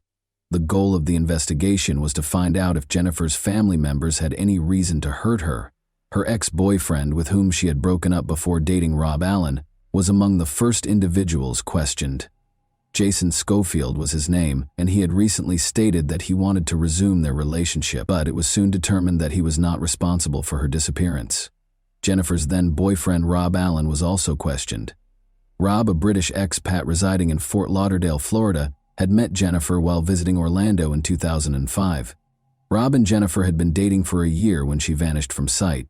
Rob and Jennifer made it a point to spend every weekend together, despite living roughly 3 hours apart. Jennifer's mother, Joyce, remembered that her daughter was in love and that the couple seemed to have a close relationship. Jennifer had taken a weekend trip to St. Croix with Rob a week prior to her disappearance. Rob said the trip was a unique experience. On January 23, 2006, Jennifer called her mother on her way to work after returning from St. Croix. After the trip, Jennifer was obviously happy, excited, and full of life. Joyce remembered how she sounded elated as she shared every detail about the trip and said she was on a cloud. She continued to communicate with her family as usual, speaking with her father and brother later that day. Around 10 o'clock that night, Jennifer made her last phone call to Rob Allen. Regretfully, the discussion did not conclude favorably. The strain of the long-distance relationship was starting to get to Rob, who confirmed that they had a disagreement during the call. Rob insisted that despite their sporadic difficulties, there was no sign that Jennifer had been angry or afraid about anything while they were speaking. He had no idea that he would never talk to Jennifer again after this call. Because it was not unusual for romantic partners to be involved in missing persons cases, investigators closely monitored Rob Allen while he was being questioned. But Rob's alibi was confirmed. There was no proof that he was involved in Jennifer's disappearance, and he had been in Fort Lauderdale when she vanished. The possibility that someone she knew might have been involved was nevertheless not ruled out by Jennifer's family, which included her parents, Joyce and Drew Kess. They remained watchful due to the emotional toll of the investigation and their fear of not knowing what had happened to their loved one. In particular, Jennifer's parents held out hope that someone would come forward with information that would help explain her disappearance. As investigators looked into every possibility, the investigation grew, but Jennifer's family remained committed to getting the truth. They never thought Rob Allen or any of Jennifer's family members had any motive to hurt her. Instead, as the investigation continued, they sensed that the mystery grew more complex. The investigation into Jennifer's disappearance evolved into a search for justice and the truth about what had happened to a lively young woman who appeared to have a promising future. Jennifer's condominium complex was going through major renovations when she vanished. The fact that many of the complex's employees did not speak English presented a problem for investigators. Jennifer had complained to her family that she was frequently whistled at, catcalled, and otherwise uneasy by the construction workers. Many of the employees were unable to be interviewed by law enforcement due to the language barrier, making them possible but evasive suspects. According to the surveillance footage, the person seen exiting Jennifer's car was dressed in white overalls, which are typically worn by manual laborers or painters. This made investigators question whether the person in the video was a construction worker on the property when she vanished. Nevertheless, the lead remained frustratingly ambiguous in the absence of additional evidence connecting the individual in the video to a particular employee. Jennifer's parents appeared in court in 2009 to request the case's release. Interviewing a former housekeeper who had worked at the complex gave detectives an unexpected lead. When the woman saw CCTV footage of the suspect, she surprised law enforcement by stating that the figure's gait, attire, and hairstyle reminded her of a man she knew from the complex named Chino, although she was unable to confirm that it was him. Her identification was a clue worth following up on. Chino had been employed at Jennifer's complex as a maintenance worker only a week prior to Jennifer's disappearance. He had even resided in a different complex building. It was quickly discovered by investigators that Chino was well known within the complex and that some residents remembered him mistreating women. Although investigators had no hard proof to connect Chino to the crime, a tip from the early stages of the investigation raised the possibility that he was involved in Jennifer's disappearance. When it was revealed that Chino was already serving time in a Florida prison for the statutory rape of a teenage girl, a crime he committed 2 years after Jennifer vanished, the case took yet another unexpected turn. Chino cooperated when asked about Jennifer's case and denied any involvement. He even consented to and passed a polygraph exam. Still, the lead cooled off once more. Jennifer's family became more and more irate with the Orlando Police Department's OPD handling of the case as the days stretched into weeks, and those weeks into months. Police refused to label her case as cold, which would have prevented the allocation of more resources, despite her persistent efforts. The family felt that law enforcement could have done more, but this decision left them feeling abandoned. When the family filed a lawsuit against the OPD in 2018 to gain complete access to Jennifer's case files, their frustration reached a breaking point. The Kesse family was granted access to more than 600 pages of documents and hours of audio and video recordings following a grueling legal battle. They hoped the documents would shed light on Jennifer's disappearance and offer fresh leads. Michael Torretta, a private investigator, was hired by the Kesse family to go through the case files and return to the crime scene. Interviewing former complex residents was Torretta's first step, and he was shocked by what he learned. Jennifer's neighbor Colleen recalled that the complex used to be a secure neighborhood.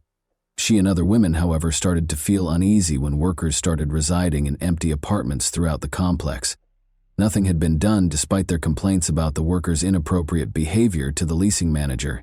Several other women who had resided in the complex were also interviewed by Torretta, and they all voiced similar worries regarding the construction workers.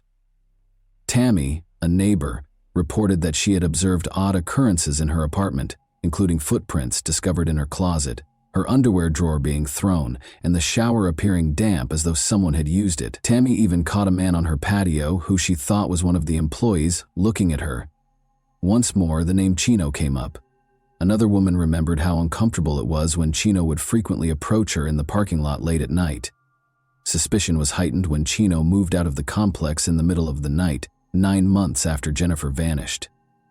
Eventually, Torretta found Chino, who had served time for statutory rape and was now at liberty. He once more denied any involvement in Jennifer's disappearance, despite his cooperation and insistence on his innocence.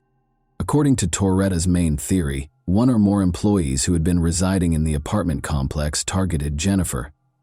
Torretta said the workers, many of whom had been crammed into a single apartment, probably moved in after Jennifer locked her door early on January 23rd. They are thought to have pulled her into one of the empty apartments in the area. Unfortunately, since many of the workers were undocumented and had no long-term connections to the complex, there is no record of their identities. 10 months after Jennifer's disappearance, a person was observed throwing a rolled-up piece of carpet into a lake near her condo, according to additional investigation. Because workers had been installing carpet in the building across from Jennifer on the day of her disappearance, this discovery seemed especially intriguing. In 2019, a dive team searched the lake, but they were never able to find any carpet. In order to preserve Jennifer's memory in the public consciousness and media, Drew, Joyce, and Logan persisted in following up on every possible lead. To raise funds for the costs of a private investigation, they set up a GoFundMe page and urged anyone with information to contact a special tip line. CrimeCon appearances, social media appeals, and public awareness campaigns all helped to keep the case in the public eye, but none of them yielded the answers they so desperately needed. Jennifer's family persisted in seeking justice in spite of the obstacles. After years of advocacy, the Florida Department of Law Enforcement, FDLE, took over Jennifer's case in 2022. This change was welcomed by the Kesse family, who thought that FDLE's resources and experience might finally provide the answers they were looking for. Joyce, Kesse, and Drew were cautiously optimistic, pointing out that the investigation entered a new phase with FDLE's involvement. There was hope that the case might make progress thanks to the agency's sophisticated forensic tools and investigative resources. The same period saw the publication of a book by Jennifer's uncle, Bill Gilmore, which described the family's search for her. He told tales about Jennifer's life and the unsolved mysteries surrounding her disappearance through public speaking engagements and appearances at events such as CrimeCon.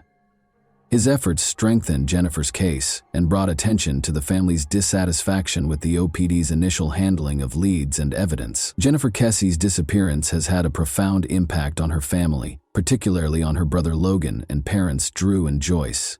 The lack of answers has caused them to suffer emotionally for almost 20 years.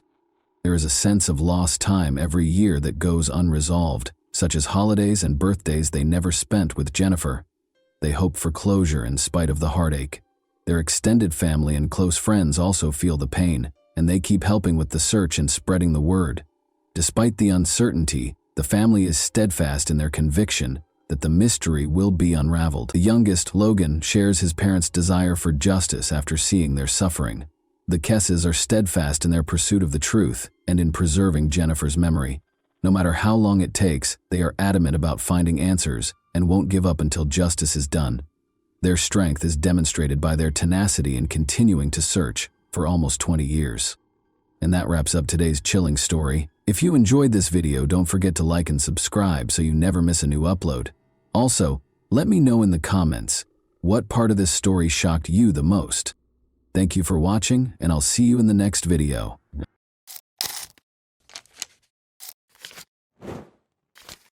Hey guys, welcome to my channel, and today we're going to take a look at another horrible case with you. Bryce Rhodes, 25, is the man you just saw on the screen. He acts in a reprehensible manner and shows no remorse or guilt for his actions. He is charged with the murders of two brothers, 14-year-old Larry Ordway and 16-year-old Maurice Gordon, whose bodies were found after the authorities were alerted by a disturbing 911 call. Elizabeth Wren, their mother, was devastated by the news, and her entire world fell apart. However, the horrific manner in which her sons were murdered only served to exacerbate the suffering. Before their bodies were burned, they were repeatedly stabbed in the chest. The police had to stop Elizabeth from seeing her sons for the final time because it was so graphic. However, why would anyone commit such a heinous act? Bryce claims that the boys were aware of a secret of his that could endanger his life. What might that secret be? And why would it cause two young lives to end so horribly? And why did Bryce act so reprehensibly in front of the police? On the 4000 block of River Park Drive in the Shawnee neighborhood of West Louisville, on May 21, 2016, a 22-year-old girl was riding her bike past an old abandoned building. However, that day was different because she noticed something odd. The structure, which had appeared fine the day before, was now completely destroyed by fire. Curious about what had actually transpired there, she made the decision to look into it more. She noticed an odd shape that didn't seem to belong in the ruins of the burned-out building. Her heart raced with terror as she approached and realized it was a dead body. The surprises didn't stop there, though. She discovered another body nearby, both of them severely burned. She immediately called the police for assistance because she was so terrified. Police officers were soon swarming the scene, attempting to determine what enigmatic events had transpired there the previous evening.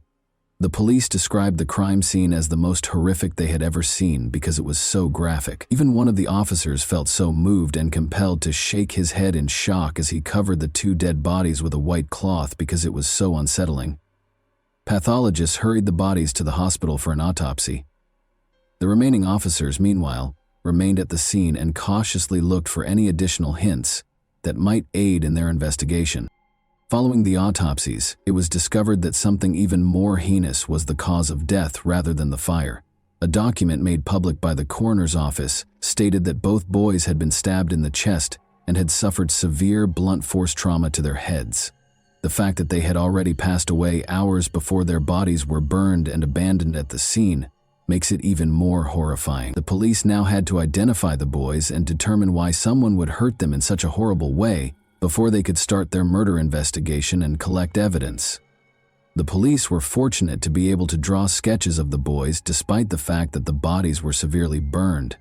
The public was given access to these sketches along with an appeal for anyone who might be able to identify them to come forward. However, they went beyond simple sketches.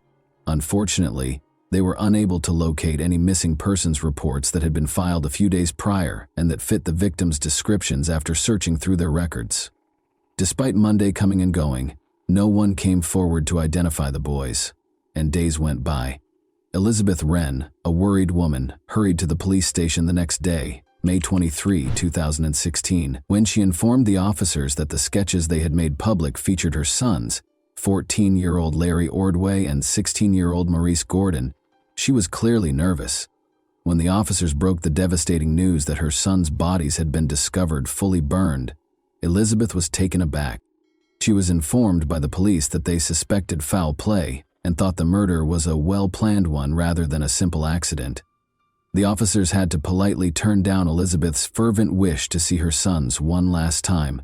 It would not have been suitable for a mother to see the bodies in such a terrible condition. Even though she felt completely powerless, Elizabeth mustered the courage to share an important piece of information. When Elizabeth spoke with the police, she described how her sons had told her that they were going out with some friends she had never liked on the evening of May 21, 2016. In the past, she'd tried to stop her sons from spending time with these friends, but they continued to do so. They went to a party that evening with 3 people: 25-year-old Bryce Rhodes, 15-year-old Anjuan Carter, and 17-year-old Ja'Cory Taylor. Elizabeth voiced her worries about Bryce, who had a concerning criminal record that included a number of serious crimes, including physical assault, domestic abuse, kidnapping, and even abuse. Elizabeth didn't worry too much because the boys assured her they would return soon, despite the fact that days had gone by with no sign of them. They would frequently go out to parties and not return home for days at a time. Therefore, she assumed it was just another instance of that kind. She had no idea, though, that this time would bring heartbreaking news that would permanently alter her life. The entire group was quickly located by the police. Anjuan Carter was promptly located and taken in for interrogation. They kept looking for Bryce in the meantime, and by Tuesday, May 24, 2016, they had also found him.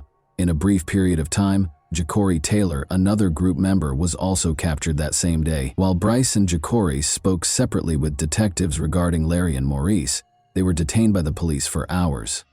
In an attempt to elicit information about the killings, the detectives showed Ja'Cory pictures of the 2 brothers' crime scenes in an attempt to frighten him. Ja'Cory, however, only claimed to be friends with the brothers and to have had no involvement in their deaths. However, Bryce persisted in telling the police that he didn't know the brothers' whereabouts and ultimately asked for legal assistance. The police changed their strategy after Ja'Cory and Bryce failed to provide any helpful information. They observed a shift in Anjuan's behavior during their individual interviews with him. Anjuan eventually talked about what had actually transpired on the evening of May 21 at that point. He clarified that evening, Bryce had summoned him and Ja'Cory to his apartment. There, Bryce told them his biggest secret, that he was afraid Larry and Maurice might tell the police about something they had seen on May 4, 2016. In order to get Ja'Cory and Anjuan to help him with a plan, Bryce was able to convince them to do something horrible, kill the brothers on the evening of May 21. Telling the brothers that Bryce was taking them to a party, Ja'Cory went to their house and persuaded them to come out. After a period of hesitation, Larry and Maurice consented to go along. They promised their mother, Elizabeth, that they would return later that evening as they left the house. Since his mother was out of town that weekend, the group had driven to Bryce's house, which he shared with her. Like any other party, the boys settled in and started hanging out and having a good time, but Larry and Maurice were unaware that something sinister was simmering in the background. Unexpectedly, a dispute erupted among the group, ruining the enjoyable party atmosphere. Ja'Cory accused the brothers of stealing money from Bryce, according to Anjuan, who told the police. Maurice became enraged when Ja'Cory confronted him about the theft. The whole situation escalated when Maurice felt threatened and sensed danger, reaching for a knife to protect himself and his brother. Ja'Cory lunged in and took the knife away from Maurice when he saw him carrying it, according to Anjuan. After that, they both succeeded in subduing the brothers and belting them. To prevent either brother from defending themselves, they separated Larry and Maurice, leaving Larry in the bathroom while Bryce brought Maurice to his knees in the living room. Bryce insisted that Maurice ask for forgiveness, even though he pleaded for their lives. As Ja'Cory and Anjuan watched Maurice tearfully plead for forgiveness in an attempt to protect himself and his brother from whatever was going to happen next, it was a tense moment. Bryce was unrestrained in his cruelty. He placed a blanket on the floor beneath Maurice, pulled stockings over his head, and stuffed a rag in his mouth. Then, in a startling display of violence, Bryce repeatedly stabbed Maurice in the chest and started beating him viciously. The graphic and horrifying scene in front of them frightened and unsettled the other teenagers who were watching. With his intimidating manner, Bryce intimidated the boys who were watching the horror and coerced Anjuan into giving Maurice a single stab wound to the chest. Anjuan reluctantly followed Bryce's orders and stabbed Maurice out of fear for his wrath. Juan went on to tell his terrifying story, revealing that after Maurice died, Bryce dragged Larry from the bathroom into the living room, where his brother's blood was all over the floor. Larry was devastated to learn that his brother was no longer alive. Bryce shifted his focus to Larry, pushing aside Maurice's lifeless body. Juan could still clearly recall Larry's agonized voice as he begged Bryce to spare him, but he was unsuccessful. Like his brother, Larry endured the same horrifying treatment. Before Bryce shockingly stabbed Larry 20 times in the chest, Juan could still hear his frantic cries. Bryce coerced Jacory into stabbing Larry by threatening him once more. Now that Maurice and Larry were dead, Bryce called a friend to help dispose of them and loaded their bodies into the car. Bryce left Juan and Jacory in the apartment to clean up the gory scene while he and his friend drove away with the brothers' lifeless bodies in the back seat. Bryce drove their dead bodies to an abandoned lot and burned them. Juan disclosed as he continued his confession. Maurice and Larry's bodies burned that fateful night as the flames consumed them. Fortunately, though, their bodies had not burned to ashes. The police eventually learned the terrible truth about Larry and Maurice's terrible demise after questioning Nguyen, but they still had unanswered questions. What was the brothers' relationship to Bryce, and what was the secret that brought the siblings such a terrible end? Despite being stepbrothers, Larry and Maurice had a close relationship and were just typical teenagers who loved life. However, things changed when they met Bryce in 2015, and they were immediately drawn to his laid-back demeanor. Bryce was a rapper who appeared extremely wealthy and successful in a number of music videos that were posted online. His charisma and way of life captivated Larry and Maurice, who quickly became enmeshed in his world. As they grew closer, Bryce introduced them to Jacory Taylor, a 17-year-old friend. A fourth teen, 14-year-old Anjuan Carter, joined the group as the three boys spent more and more time with Bryce. They all spent a lot of time with Bryce in 2015. He would take them places, buy them food and clothing, and even give them money to spend however they wanted. According to Jacory's police interview, Bryce used to assure them that if they followed in his footsteps, they would become famous. The boys appeared to adopt Bryce's gangster lifestyle more and more over time. They even made an appearance in a few of his music videos, which suggested that they were taking up his mindset. During this time, Elizabeth observed a shift in their conduct. Images of them smoking cigars, flaunting stacks of cash, posing with fictitious weapons, and featuring women began to flood their social media accounts. They also started going to parties frequently, sometimes staying out for days at a time. Late on May 4, 2016, they were making their way back from one of these parties. Maurice was driving Bryce's car at around 12:30 a.m., with Juan in a truck following them, Jacory in the passenger seat, and Bryce and Larry in the back. When Maurice noticed a man strolling on the sidewalk in the 800 block of South 43rd Street in Louisville, Kentucky, Bryce abruptly forced Maurice to apply the brakes. He struggled to recall where he had known him, but it quickly became clear that he was Christopher Jones, the 40-year-old man targeted by neighborhood gangs. However, Bryce made a grave error. He mistook Christopher for someone else, attempting to pick up the prize that had been placed on his head. It was such a mistake that it abruptly altered everything. Bryce jerked out his gun in a panic and fired a bullet from the car window into Christopher's chest. All of the teenagers were in disbelief as they saw a murder unfold before their very eyes as Christopher fell. Fearful and pumped with adrenaline, they drove as quickly as they could out of there without even pausing to think. Christopher was taken to emergency surgery after the shooting, but he tragically passed away during the procedure. Larry and Maurice couldn't get over the horror of what they'd witnessed for the next 2 weeks, even after Bryce had driven the boys home and told them not to speak about what had happened that night. They became uncomfortable around Bryce and began to avoid him more and more.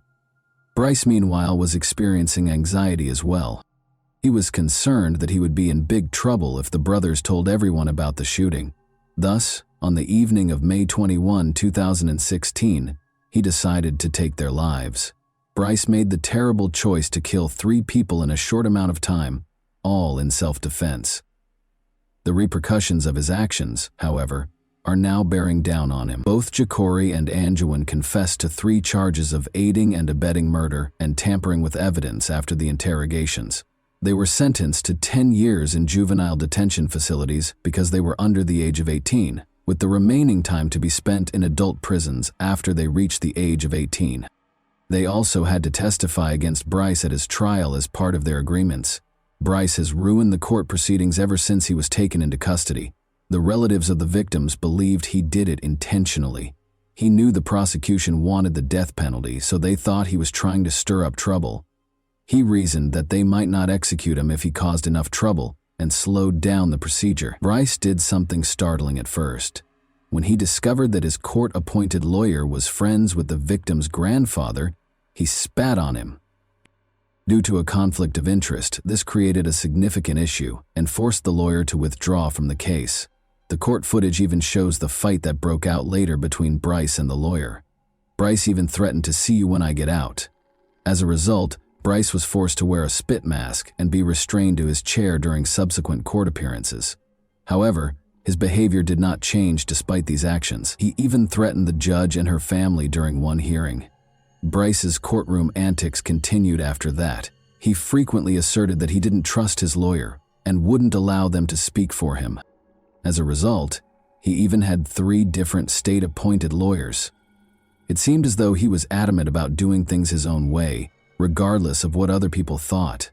Following this court appearance in 2017, Bryce dug a hole in his cell in an attempt to break out of jail. Officers discovered the hole, though, along with a threatening note he had sent to Ja'Cory. "Rats get exposed," the note said. "This demonstrated Bryce's will to control even while incarcerated. Prove to me that you're not a rat." Another shocking incident that was caught on court video showed Bryce acting shamelessly as he was seen blowing kisses at the victim's mother. It was an unsettling demonstration of his lack of regret or shame for what he had done. The trial was repeatedly delayed, and Elizabeth was growing more and more irritated with Bryce's demeanor in the courtroom, as well as the delays. She had to leave the courtroom during one hearing because her emotions got the better of her. She later told reporters that she was still grieving over the loss of her 2 boys to this monster, even though she was attempting to find forgiveness through her faith. Her description of Bryce as ill and a demon made clear how deeply she felt pained and angry with him. Justice was finally done. In 2022, after Bryce's absurd actions and dramatic courtroom proceedings lasted for 6 long years, Bryce Rhodes was found guilty of killing 2 teenage brothers, Maurice Gordon, 16, and Larry Ordway, 14, by stabbing them and setting their bodies on fire. They allegedly saw him shoot and kill 40-year-old Christopher Jones in 2016, which prompted this horrific act. The jury also found Bryce guilty of 2 counts of abuse of a corpse and tampering with physical evidence, in addition to the 3 murder charges. The jury suggested a life sentence without the possibility of parole for the killings. They also proposed a 5-year sentence for evidence tampering and a 1-year sentence for each count of corpse abuse. Although Bryce was not eligible for the death penalty, his sentences will be served concurrently, meaning that unless his defense prevails in an appeal, he will be imprisoned for the remainder of his life. Deborah Wren, the grandmother of the teenage brothers, spoke tearfully about her memories following the verdict. The jury had to consider Bryce Rhodes' mental state during the trial in order to determine the appropriate punishment for him. According to psychologists consulted by the defense, Rhodes had an intellectual disability. They added that he had bipolar disorder and ADHD, but they felt he hadn't gotten the help or instruction he required to cope with these issues. The jury chose to side with the prosecution and the victims in spite of these arguments. How do you feel about the case? How did the teenage boys in the case become more vulnerable as a result of the absence of positive adult role models? What steps can be taken to stop future instances of violence and manipulation among young people who are already at risk? And that wraps up today's chilling story. If you enjoyed this video, don't forget to like and subscribe so you never miss a new upload. Also, let me know in the comments, what part of this story shocked you the most? Thank you for watching, and I'll see you in the next video.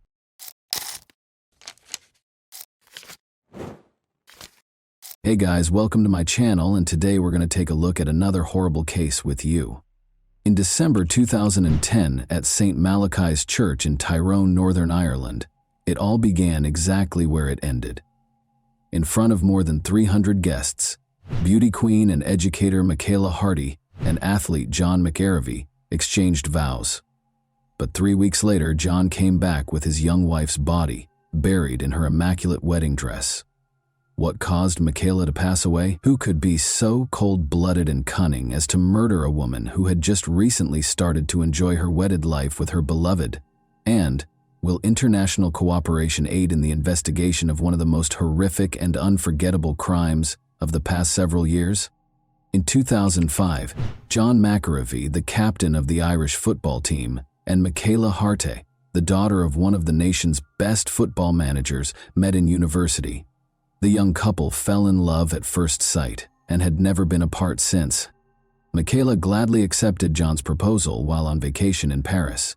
On New Year's Eve, which was also Michaela's 27th birthday, they scheduled their wedding.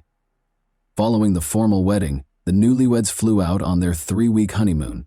Before the most anticipated portion of their trip, 2 weeks at the 5-star Legends Hotel, situated in the fishing village of Grand Gabe on the northeast coast of Mauritius, began, they spent the first week in Dubai. Michaela thoroughly investigated local hotels before deciding on Mauritius as their idyllic honeymoon destination. They chose the Legends Hotel because it has a lot of good evaluations and is well liked by Irish travelers. They asked the hotel's receptionist if they could be assigned to one of the better rooms when they first arrived. They were told that room 1025 in the premium block was available. On January 10, 2011, after having breakfast together, John opted to play golf while Michaela sunbathed. They had lunch together once more. After lunch, Michaela usually looked forward to tea with something tasty. While she went to the room to get Kit Kat bars with her favorite dark chocolate, which she had bought from Dubai and placed in the refrigerator, she requested her husband to get tea. Although John offered to bring her the snacks, she chose to go alone because the accommodation was only 150 feet from the restaurant. While waiting for his wife to come home, John viewed videos and shot some pictures. After a while, he started to question why Michaela hadn't returned. He made the decision to find her. John knocked on the door but got no answer. He went to the receptionist after forgetting his key in the room and failing to see anything through the window. After guiding him back to the room, the corridor attendant used his key to open the door. However, the corridor attendant heard a man's cries for urgent assistance as soon as he moved a short distance away from the door. John walked into the room and found his wife in the cold water bathtub. Her lips were blue, her skin was cold to the touch, and there were noticeable bruises on her neck. John tried to assist Michaela, supposing she had planned to take a bath because of back problems, but had slid or passed out. But his attempts were unsuccessful. The dreams of a young, contented married couple came to an end when medical authorities declared Michaela dead within an hour. People kept coming and going from the newlyweds' room, and no one tried to protect the crime scene, perhaps since it was initially assumed to be an unfortunate accident. When the police entered the room and saw Michaela's condition and the chaos within, they assumed a murder had occurred, even though they had been told that a tourist had drowned. After being brought to the police station, the distressed spouse was detained for 5 hours while being questioned. Given that most murders are carried out by people who are close to the victims, this was not unusual. The harshness and inappropriateness of the police officer's remarks in John's situation were unusual. John was obviously overcome with grief by Michaela's passing. He found his wife's lifeless body in the bathtub, while only 30 minutes before he had seen her joyfully making her way to their room. But when a policeman noticed that he was crying, he may have tried to comfort him by saying, "Why are you crying? You're still young, you'll find yourself a new wife." If the hotel manager hadn't stepped in, it's unclear how long they would have held John at the station. The management reported to the police that a master key that was taken and fit all the locks had been used to open the door of room 1025. It became clear that a member of the hotel staff was responsible for the murder. Most likely, it was an accidental killing. At 2:42 p.m., a staff member, possibly a security guard with the master key, entered the room. Michaela opened her own door 2 minutes later. The maid's sudden appearance forced the thief, who might have been hiding in a tiny alcove in the toilet, to make a snap decision. Since cleaning rooms is a standard procedure in hotels, he could have just grinned at Michaela and pretended to do his job if it was part of his responsibilities. Nothing would have happened. He was aware that his presence in the room would be difficult to explain, though, if he was a security guard. He then saw no choice but to hide in the bathroom and wait for the woman to just go. However, that did not occur.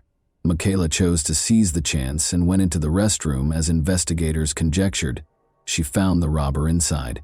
The thief attacked Michaela in a panic after she fled in fear. He put Michaela in the bathtub after realizing that he had killed her, possibly in an attempt to make it seem like an accident involving the maid. Despite the shock, he may have also imagined that water would wash away any DNA evidence left on his victim. The murderer was still present when John got up from the table at 3:05 p.m. to see why his wife was taking so long. John could have apprehended the murderer at the spot if he had his keycard with him, but by the time he approached the administrator, requested that the door be unlocked, and stepped into the room, it was 3:26 p.m., and the thief, who had inadvertently become a murderer, had disappeared. The cops were under tremendous pressure to release John. It is critical to settle the case as soon as possible when a visitor is slain in a nation that depends significantly on tourism. The local police head claimed that the island had a 100% homicide clearance rate, which gave the impression that the case would be resolved quickly. Given that Michaela was one of 30 persons slain on the island in 2011, and that all cases but Michaela's were resolved by dubious confessions, one might assume he was merely praising the work of his colleagues, but any professional would be cautious. The police once again used admissions to solve every case the following year. The investigators had a perfect crime scene, which may have made up for the police's over-reliance on instinct and intuition, if that's what it is. Surveillance cameras were installed all throughout the hotel, the room was cleaned daily, the security system recorded every entry, and the hotel itself was essentially an invincible fortress with watchful security personnel everywhere. That was not at all the case, as we shall see in a moment. 2 hotel staff members were detained by the police within 2 days after the murder, and 2 of them, Avinash Tribhovan and Sandeep Munia, were charged with the crime. The other staff members obligingly became important prosecution witnesses. Dasan Narayanan, a hotel security guard, was also taken into custody a week later. On the day of the murder, Dasan was on duty. His fingerprints were discovered on a phony key that the robbers used to replace the stolen universal key in the security room, although it was impossible to determine his precise position at the time of the crime. There was nothing Dasan could do to explain how his DNA got onto the room's safe door. He gave a preemptive explanation for why his DNA might be present if it were discovered, acknowledging that he had touched Michaela's cheek in his haste to assist John. Nevertheless, the police chose to concentrate their efforts on Avinash and Sandeep and merely charged Dasan with being an accomplice to the thefts, despite his contradictory testimony. In 2012, the trial started on May 22. The police's pattern of obtaining confessions served as the foundation for the prosecution's case. According to the prosecution, Michaela discovered Avinash and Sandeep stealing cash from the safe or her purse when she returned to the hotel that day. In order to save their jobs, the robbers chose to silence Michaela because hotel workers frequently provide the majority of their family's income, not just their close relatives. Their colleague Raj Thikoi also provided testimony during the trial. After being arrested at first, he was granted immunity and turned out to be the most important prosecution witness. Raj claimed that although he was close to the room and heard a woman's anguished cries, he chose not to knock on the door. Rather, he hid and watched as Sandeep and an upset, sweaty Avinash left the newlyweds' room. When he later inquired about what had transpired, they responded, "Nothing happened, just keep quiet. If you say anything, we'll involve you in this matter." Prosecutors mostly relied on the confession that one of the suspects, Avinash Tribhovan, gave, in accordance with standard police procedures, in addition to witness statements. Because of their negligent investigation, it appeared as though the police were being judged alongside Sandeep and Avinash, even though they were the ones who were implicated.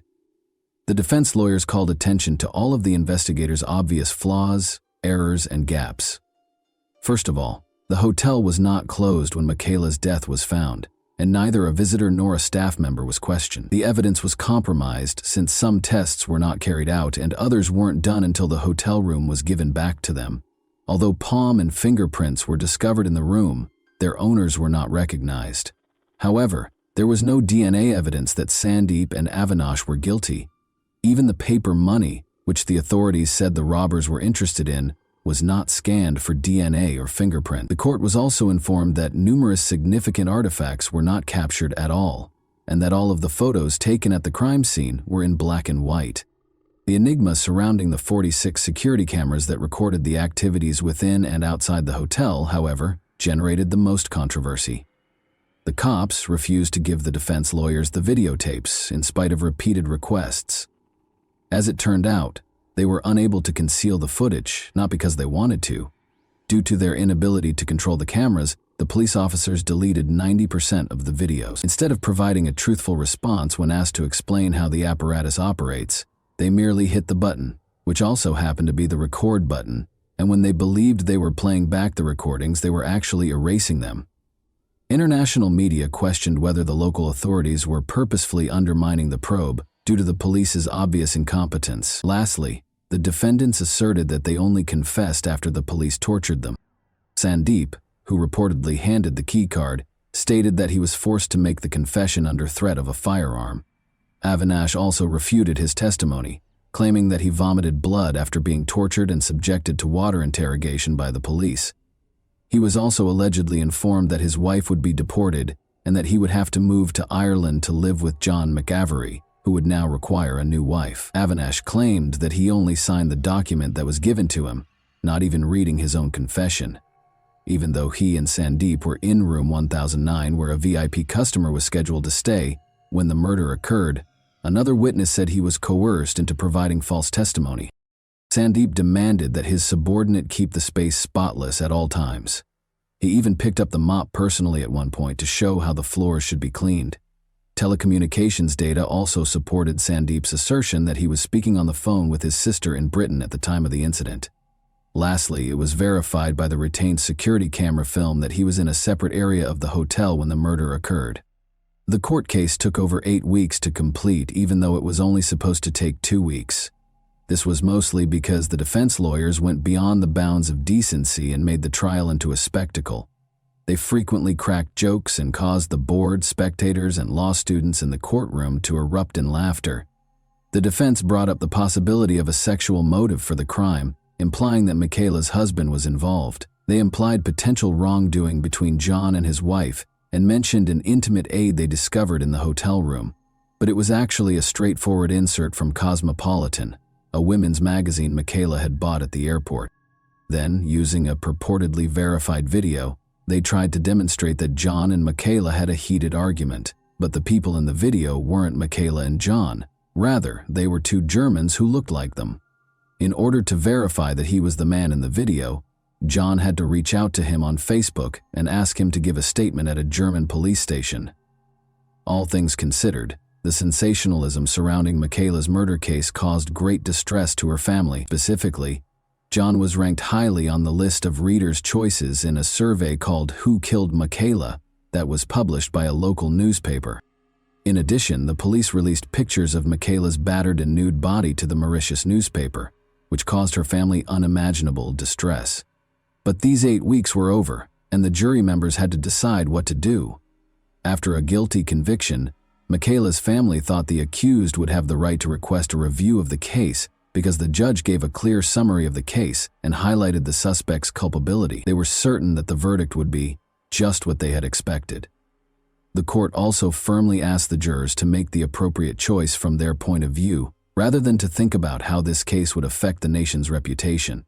And the jury found Avinash and Sandeep not guilty, after 2 months of trial and just 2 hours of deliberation. After the acquittal verdict, John and Michaela's families were incredibly disappointed.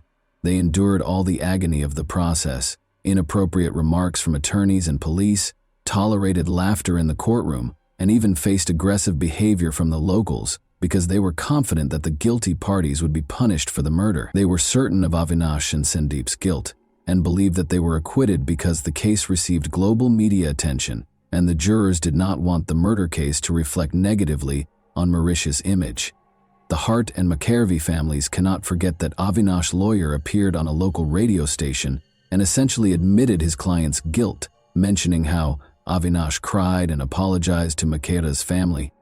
The interview was supposed to be presented in court, but the lawyer managed to evade his responsibilities. John believes that Avinash told the truth when he confessed to Michaela's murder. He is why, when everyone hears about death by strangling, They imaged the killer suffocating the victim, ripping their neck with 2 hands. But Avinash recalled that when they were in the honeymoon suite, Michaela walked in and spotted him clutching a pocketbook. She asked what he was doing. She couldn't have known that Sandeep was in the bathroom. When the girl tried to prevent Avinash from leaving the room, standing in his path, Sandeep approached her from behind and put one hand around her neck. The truth is, the autopsy report was prepared much later, and it confirmed that everything happened exactly as Avinash claimed. If Avinash wasn't certain, how could he have created such a strangulation technique? Avinash added that when Michaela fell, she struck her head on the ground. That was further supported by a bruise discovered on the back of her skull during the postmortem. Furthermore, in summarizing the case, the judge reminded everyone that Avinash made his confession on January 12 and signed it on the 13th in the presence of his lawyer. Avinash would have been made to sign something else on the 12th if the cops had intended to fake the confession. Furthermore, 3 other doctors evaluated the youngster on separate days, and none of them discovered any evidence of abuse. After the acquittal verdict, a new investigation was launched. The key card that the murderer and thief used to enter the room was the main piece of evidence that the police concentrated on. Even these locks' mechanism, though, is unreliable. It is impossible to pinpoint the precise moment the murderer entered Michaela's room because the 240 locks in the Legends Hotel are not synced, and each one displays its unique time on the security system's dashboard. Because the precise hour of the crime is uncertain, this puts almost every suspect's alibi into doubt. The situation was exacerbated by the discovery of yet another serious weakness in the hotel's guest security. The number of possible suspects could rise from dozens to hundreds as a result of this vulnerability. Mauritian law states that the beach is public property if the hotel owns the guest rooms, dining establishments, bars, golf courses, and other such places. Locals own the island's beaches, and traders and fishermen have always had complete access to the hotel's grounds and the beach. Young boys are used to hanging around on the hotel grounds, and local craftsmen sell their wares to visitors. To put it another way, the hotel cannot guarantee the security of its property, even with cameras, gates, and security guards, and there is no way to confirm who entered the honeymoon room. Consequently, there were no noteworthy discoveries made during the fresh inquiry into the matter. Under international pressure, the Mauritian police examined Michaela's murder many times and even sought the services of a French laboratory for retesting DNA evidence. The discovery of DNA on Michaela's clothing that matched that of one of the suspects was reported as a major breakthrough in 2014, but this finding wasn't enough to justify a new trial. John offered a sizable reward for information regarding the case in 2017, in an effort to bring it back into the public eye. A lawyer called him a few weeks after he got back home to tell him that Sandeep and Avinash would now undoubtedly be arrested. Michaela's family was relieved and thought they would finally receive justice, but the attorney did not name the new evidence that made this possible. But months and weeks went by with no one being taken into custody. The case was formally ended in 2020, but the Mauritius government agreed to revisit it in 2021 after pressure from Irish MPs. A desire to re-examine the matter does not ensure that it will be resolved, which is the problem. It is difficult to investigate any crime after 10 years, not to mention the potential that Mauritius's authorities would not be motivated to track down the murderers. Many investigators have advanced in their careers over the course of 10 years, so if something is disclosed in the case that many would rather keep hidden, heads will roll. Following the trial, the relatives of John and Michaela sued the hotel for $1.6 million. The terms of the out-of-court settlement are not made public, but the funds were donated to a charity set up in Michaela's memory. Both the Legends Hotel, which was renamed the Lux Hotel, and Room 1025, which was renovated and given the new number 1026, are still quite popular. At a memorial luncheon for Michaela in 2013, John, who is now an accountant, met a sweet girl called Cara Brennan. John proposed to Cara, who works as an accountant, in 2015. James McAravey, the couple's first child, was born last year. And that wraps up today's chilling story. If you enjoyed this video, don't forget to like and subscribe so you never miss a new upload. Also, let me know in the comments what part of this story shocked you the most. Thank you for watching, and I'll see you in the next video.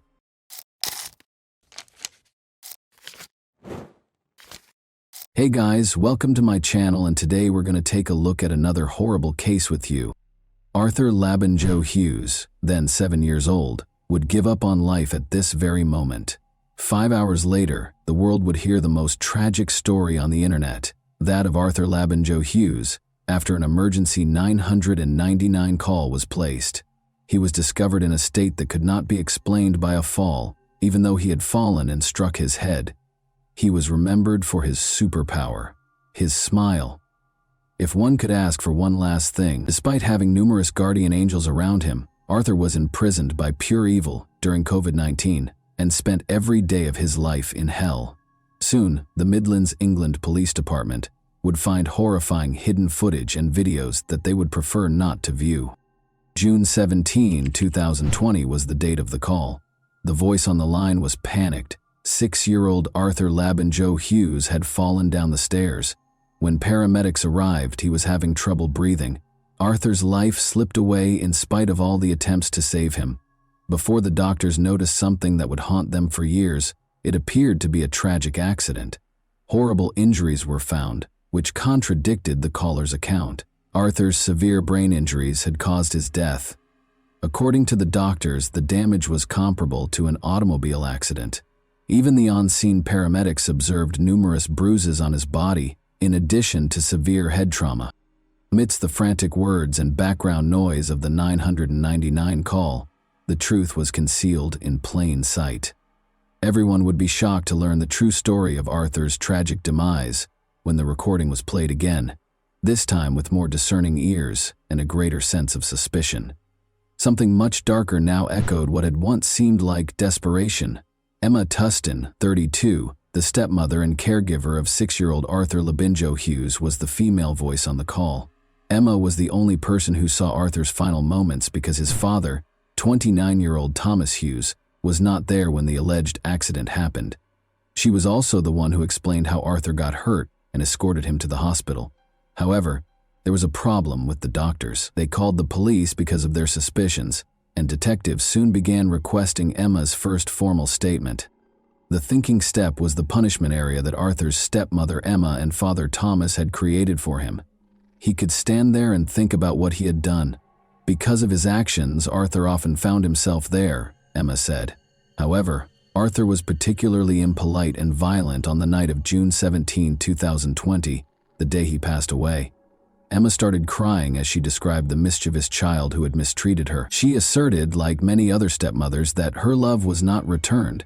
However, the narrative did not match Emma's story, which remained mostly unchanged from the details in the 999 call. Although more research was necessary, the results would reveal a disturbing truth that would haunt the investigators for the rest of their careers. By 1 a.m., Arthur was placed on life support. After determining that there was nothing more that could be done, life support was turned off the next day. A forensic analysis conducted as the investigation progressed showed that Arthur had more than 130 distinct wounds, from head to toe, in varying stages of recovery. Each and every part of his small body was injured and bruised. Long-term physical stress caused his thymus gland and one kidney to shrink significantly. However, a total detachment of the retina in his right eye and bleeding on the brain were the cause of death. The experts had no idea that this was only the beginning. He had extremely high sodium levels when he was first brought to the hospital. These levels did not change 7 hours later, suggesting that his body was unable to adequately absorb the excess salt he had consumed. According to estimates, Arthur would have needed to eat 6 tablespoons of salt in a single day, or more likely, be poisoned with high amounts of salt over a number of days to reach such sodium levels. Torture was evident from the autopsy report and the injuries sustained. However, that wasn't even the reason this case was the most well-known in Middleton. It was the horrifying findings that had not yet been made during the inquiry that had the public's attention like a wildfire. Authorities were tracking down the sadistic monster who had committed the unthinkable after discovering the unspeakable horror inflicted upon the defenseless child. Behind the story of the tearful Emma and the restless Thomas, there was little question that something was amiss. Across the nation, rumors were circulating, but it quickly became clear that these were more than just conjectures. Discovering the atrocities that had taken place behind the scenes was the difficult part. A search warrant for Emma's two-bedroom home, where she lived with her boyfriend Thomas Hughes and their children from prior marriages, was swiftly obtained by the Middleton police. Apart from a CCTV camera placed in the living room, nothing seemed especially noteworthy at first glance. Investigators were informed by Emma and Thomas that it was done to keep an eye on Arthur and make sure he didn't hurt himself. The investigators were unaware that the recordings held terrible secrets they would have preferred to ignore when they took them for additional analysis. Heartbreaking details of little Arthur's last hours were captured on CCTV, including scenes that would have horrified anyone who saw them. This unsettling video was captured just a few hours prior to Arthur's purported mishap. Arthur pleaded with Blake to come and save his life. Who were these individuals that Arthur was depending on in the final stages of his life? Blake was Thomas Hughes's brother and Arthur's uncle. When Arthur called for his family outside of Emma and Thomas, he was seen to be weak, frail, and hardly standing. Detectives contacted Arthur's grandparents and Uncle Blake during the hours that these recordings were being examined. In addition to being open, the family had a lot to share. The date of Arthur's birth was January 4, 2014. He was among the happiest kids you could ever meet just a year ago. He was a huge supporter of Birmingham City Football Club and loved superheroes. Those who knew him said he was intelligent and vivacious, but as the grandparents dug deeper, it became evident that Arthur was a contented but unlucky child. Thomas and Olivia Labagno-Halcrow, who met while engaging in drug activities, are his parents. Olivia entered a new toxic relationship with Arthur after the parents divorced, but Arthur stayed with her. She had taken an alcohol awareness course and met a man named Gary Cunningham. Gary and Olivia both used violence against one another. In February 2019, this toxic relationship tragically came to a head when Olivia killed Gary by stabbing him 12 times while intoxicated. The fact that young Arthur saw the murder was the most startling aspect of this incident. Olivia received an 11-year sentence in 2020. Little Arthur moved in with his father, Thomas, and grandparents, while the mother was serving her sentence. His grandparents and his Uncle Blake were the main sources of the love he had experienced. For Arthur, this was the safest period of his life. The trail of misfortune started with a simple date, but the wave of good times would soon subside. Thomas, his father, went on a date with Emma Tustin, a woman he had met online. Detectives discovered that Emma had a history of unpredictable and attention-seeking behavior as the investigation progressed. When her boyfriend threatened to break up with her in 2013, she leaped from the top of a multi-story parking structure. She once threw herself out of a bedroom window to stop her partner and his best friend from going to the pub. In an interview with the Daily Mail, one of her ex-boyfriends stated, "She's a black widow. Every man she hangs out with is sucked dry by her. She has absolutely no maternal instinct. She wanted children because of the attention they gave her as a newborn and the benefits they provided. But she didn't want to know once the attention stopped and she was left alone with a baby." She was also accused of being a careless mother, and social services frequently visited her home. The ultimate application of this woman's evil would be when she entered Thomas's, and eventually Arthur's, life. Thomas wasn't a perfect father, but he wasn't a total nightmare either. But as he and Emma became closer, that would soon change, and Arthur would lose his father in a way he never could have predicted. Arthur went on a number of excursions with his father and Emma, but each time he came back, the grandparents noticed that he was becoming less and less eager to accompany them. He couldn't quite understand the unnerving tension that was replacing the warmth of family. His grandparents claimed that they became aware that something was amiss in their own house. Every time Emma came to visit, Arthur would try to hide because he was afraid of her. She was disliked by Thomas's brother and parents as well, who perceived dishonesty and disdain in her. They were unable to foresee the scope of what was happening, though. When Arthur's grandmother tried to buy him a Subway sandwich during one of Emma's visits, Emma yelled at her to stop feeding him, saying it was a needless luxury. This brief interaction acted as a warning, demonstrating Emma's ease and eagerness to make choices regarding Arthur's life. She wasn't alone, though. Thomas was also acting differently. He had started to become easily agitated. Blake saw the young boy staring blankly at the wall when Thomas, for a child, it was an unusual sight. Blake tried to give him a snack to lift his spirits, but Thomas stepped in and said Arthur was being punished and shouldn't be fed. As the pandemic spread, This was only the start of a nightmare that would only get worse. A total lockdown was proclaimed by the Prime Minister. Arthur had the danger in his own house while others hunkered down to protect themselves. Separated from his cherished grandparents, he was raised by his father, Thomas, and Emma, and saw them infrequently. Things were gradually coming together for Arthur's decline. Arthur's grandmother saw a blue bruise on his shoulder during one lockdown. She took prompt action and lodged a complaint with social services, even though she was Thomas's mother. When Arthur got back to Emma and Thomas's house the next day, a social services agent called Emma and paid her a visit. But nothing was done about it. They insisted that Arthur and Emma's other 2 children looked content and healthy, and they denied that there was any bruise. But the call prior to the visit was sufficient justification for Emma to be on guard and take the required precautions to hide it, according to the grandmother. Blake tried to get in touch with the Middleton police, but sadly the officers never got through to Arthur because they believed social services was handling the case. The family made repeated attempts to enlist assistance for Arthur, but there would be no outcome. Arthur was suffering terribly, and there was nothing anyone could do about it. Meanwhile, Arthur's death was being investigated more thoroughly. Though they were unsure of what might have caused Arthur's death, Arthur's grandparents and family blamed Emma and Thomas. The couple was the subject of a more thorough investigation, and the most repulsive information began to come to light. After seizing their phones, investigators started going through the data. They found shocking information in the audio recordings and text messages between Emma and Thomas. The weight of what had been concealed behind closed doors became painfully evident with every new line that appeared on the screen. Emma and Thomas's messages exposed the depth of their perverse collaboration, and they were complicit in this nightmare. The messages described Arthur's living conditions, which included physical abuse, loneliness, and hunger. Emma vented her frustrations and documented her increasing cruelty towards the boy in the majority of these texts. She punished Arthur by depriving him of food and liquids and making him stand in the hallway for hours on end. The young boy's pleas for sustenance and solace were ridiculed. He referred to his desperation as misbehavior. For Emma and Thomas, the conversations were a perverse kind of reinforcement in these messages. When Thomas wasn't home, she would frequently record Arthur's anguished cries and send Thomas audio snippets, seemingly to get his approval for her severe treatment.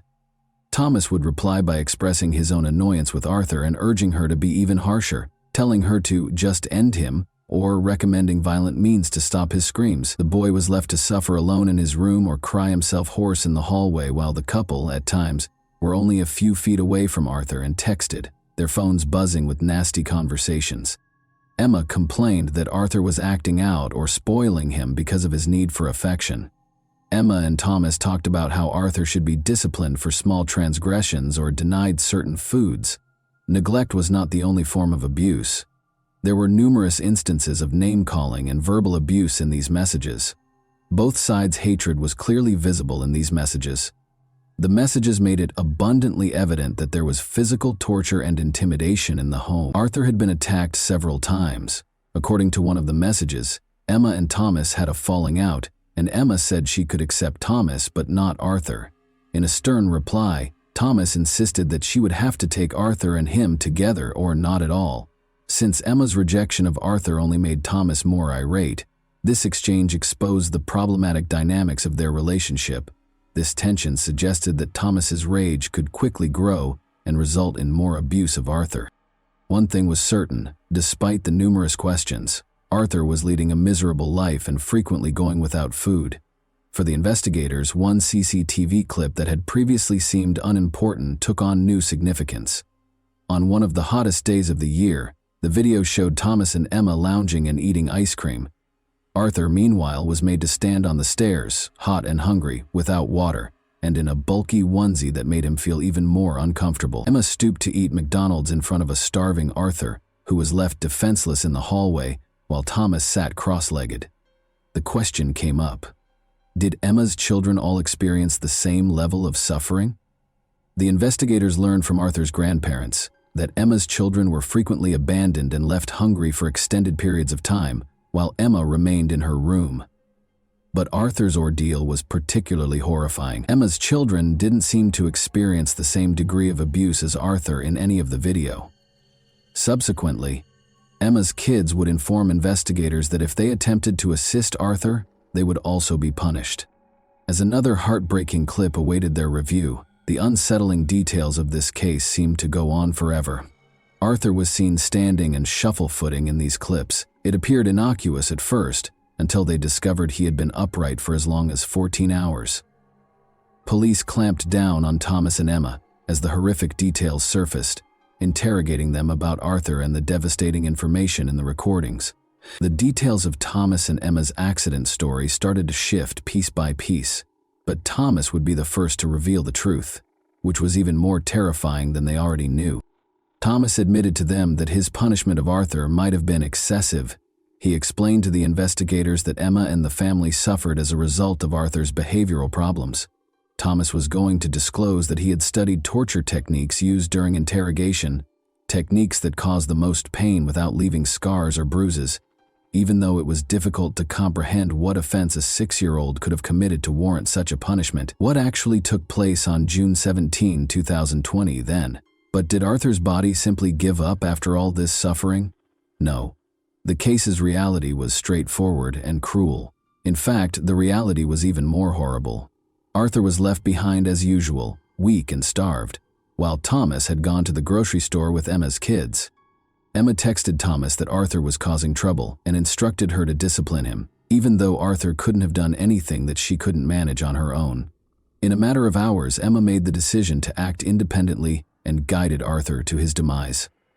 Emma repeatedly slammed Arthur's head against the wall, knocking him out by the time Thomas got back. After several unsuccessful attempts to get Arthur to get up, Emma called 999 and told them that Arthur had beaten himself before falling.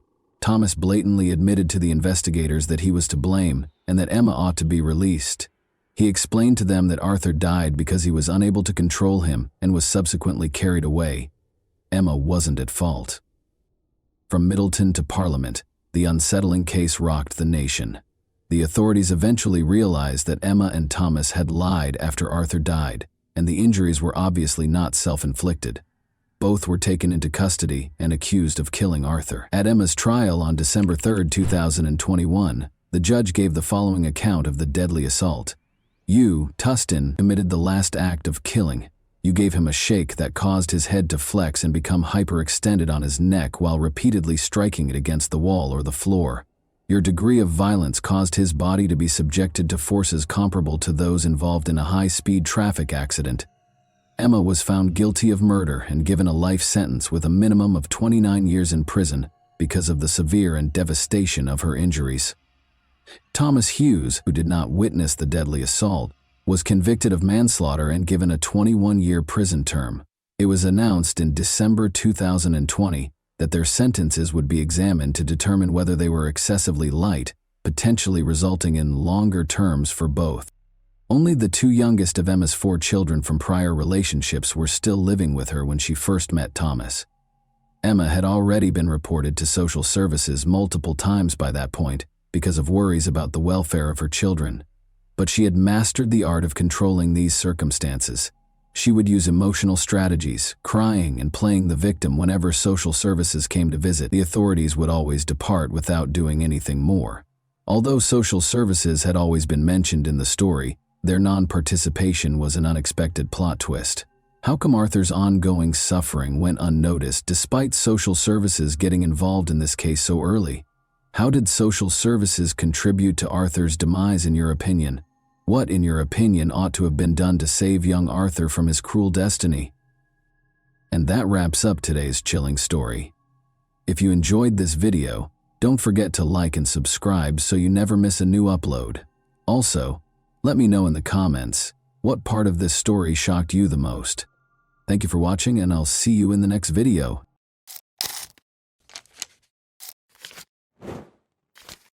Hey guys, welcome to my channel, and today we're going to take a look at another horrible case with you.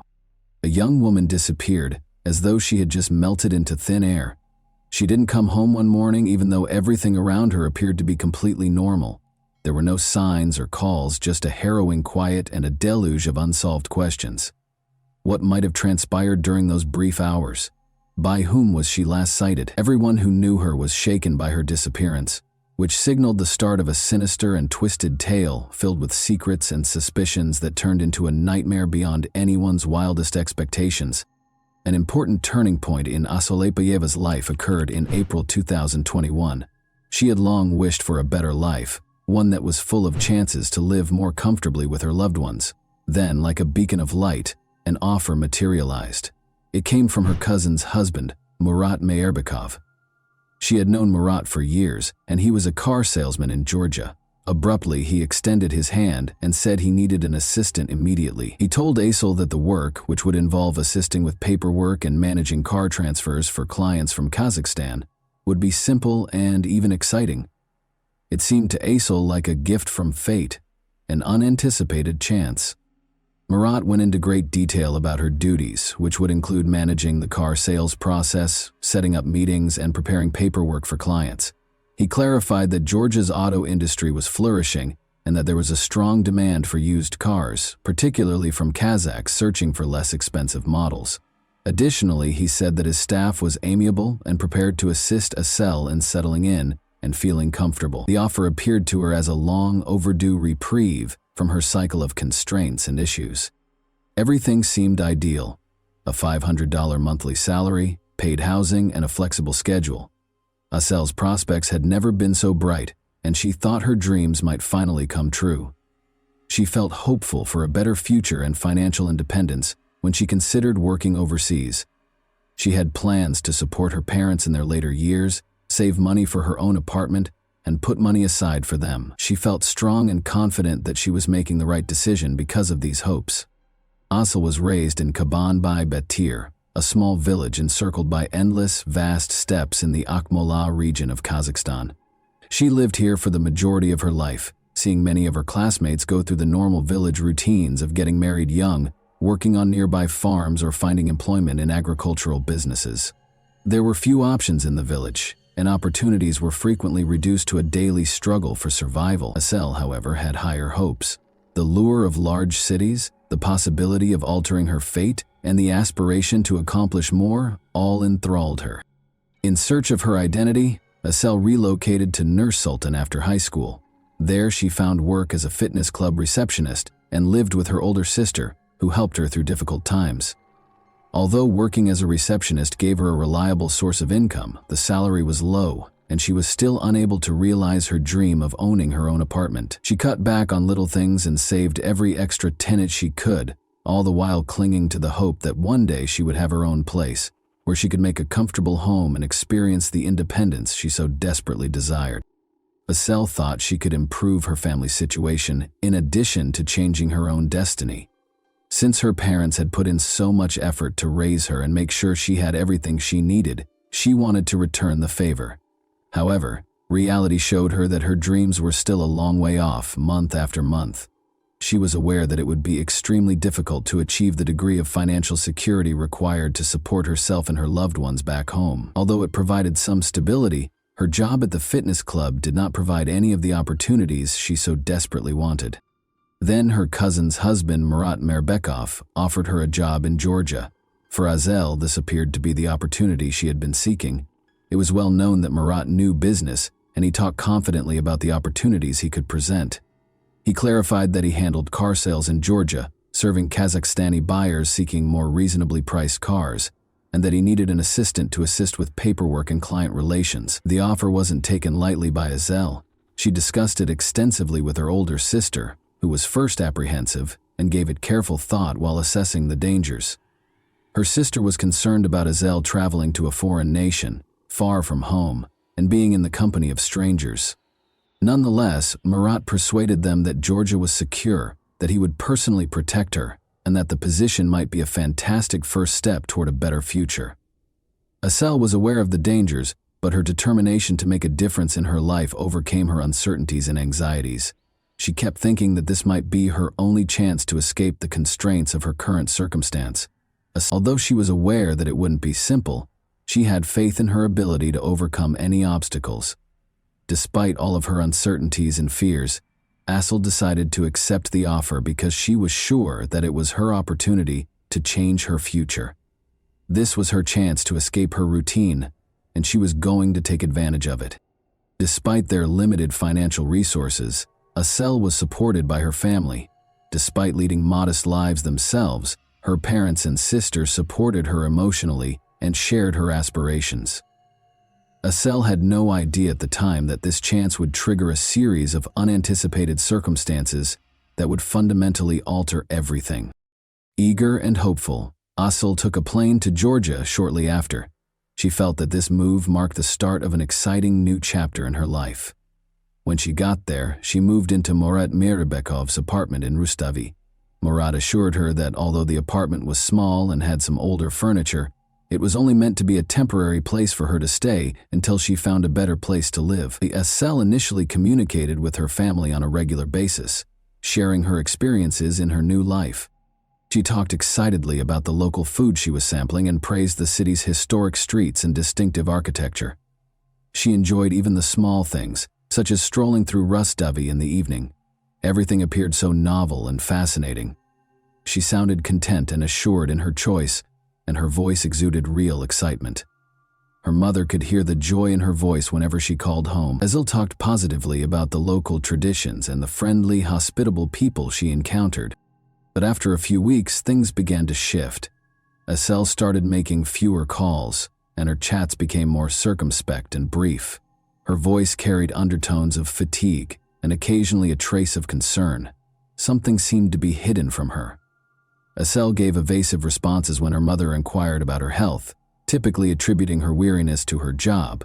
Her words sounded less convincing than before, but she insisted that everything was okay. Her mother became more anxious and made more attempts to contact her daughter, but many calls were not returned. Her family's concerns increased as each conversation became more reticent and brief. Asel's mother was able to contact her via video call one day. She waited tensely for her daughter's face to appear on the screen. The screen showed a room she didn't recognize in place of the familiar scene. The room looked cluttered and uncomfortable. There were strewn about belongings and furniture that appeared to have been hurriedly moved, as though someone had left in a hurry or didn't care to keep things neat. Her mother was alarmed and inquired as to what was happening and why the room appeared that way. Asel dismissed it with excuses about being busy without providing a clear explanation. She said she had a lot of work to do and abruptly ended the call. With every unanswered question and every fleeting, evasive exchange, her mother's anxiety only grew more intense. A passerby in Tbilisi's Didi Digomi neighborhood discovered the lifeless body of a young woman beneath a high-rise building's windows on the morning of May 16. At first, nobody knew her name, and she was only dressed in a t-shirt. Investigators would soon identify her as Asel Aitbayeva, however. One of the most important pieces of evidence in the case would be her last words, which she recorded and sent to her best friend. Several attempts to reach Asel had been unsuccessful in the hours before that tragic event. When Asel left a voicemail for her friend late on May 5, the anxiety grew. A man's voice could be heard on the recording berating Asel and accusing her of taking advantage of him. He identified himself as Besso. Anger dominated his voice as he threatened Asel, accusing her of betraying him and demanding that she pay the price. A feeling of dread overcame Asel's friend as she heard the message. She was terrified for her friend's safety and realized that things were becoming dangerously out of control. Asel disclosed in the same message that she was shaken and scared after Besso had turned to physical violence. She talked about feeling stuck, having nowhere to go, and not knowing where to look for assistance. The friend tried calling her back right away, but the calls kept dropping, and Asel didn't answer, which only made her anxiety worse. Asel's distant relative, Murat Mirbekov, who had enticed her to Georgia with the promise of employment, was the subject of growing suspicion.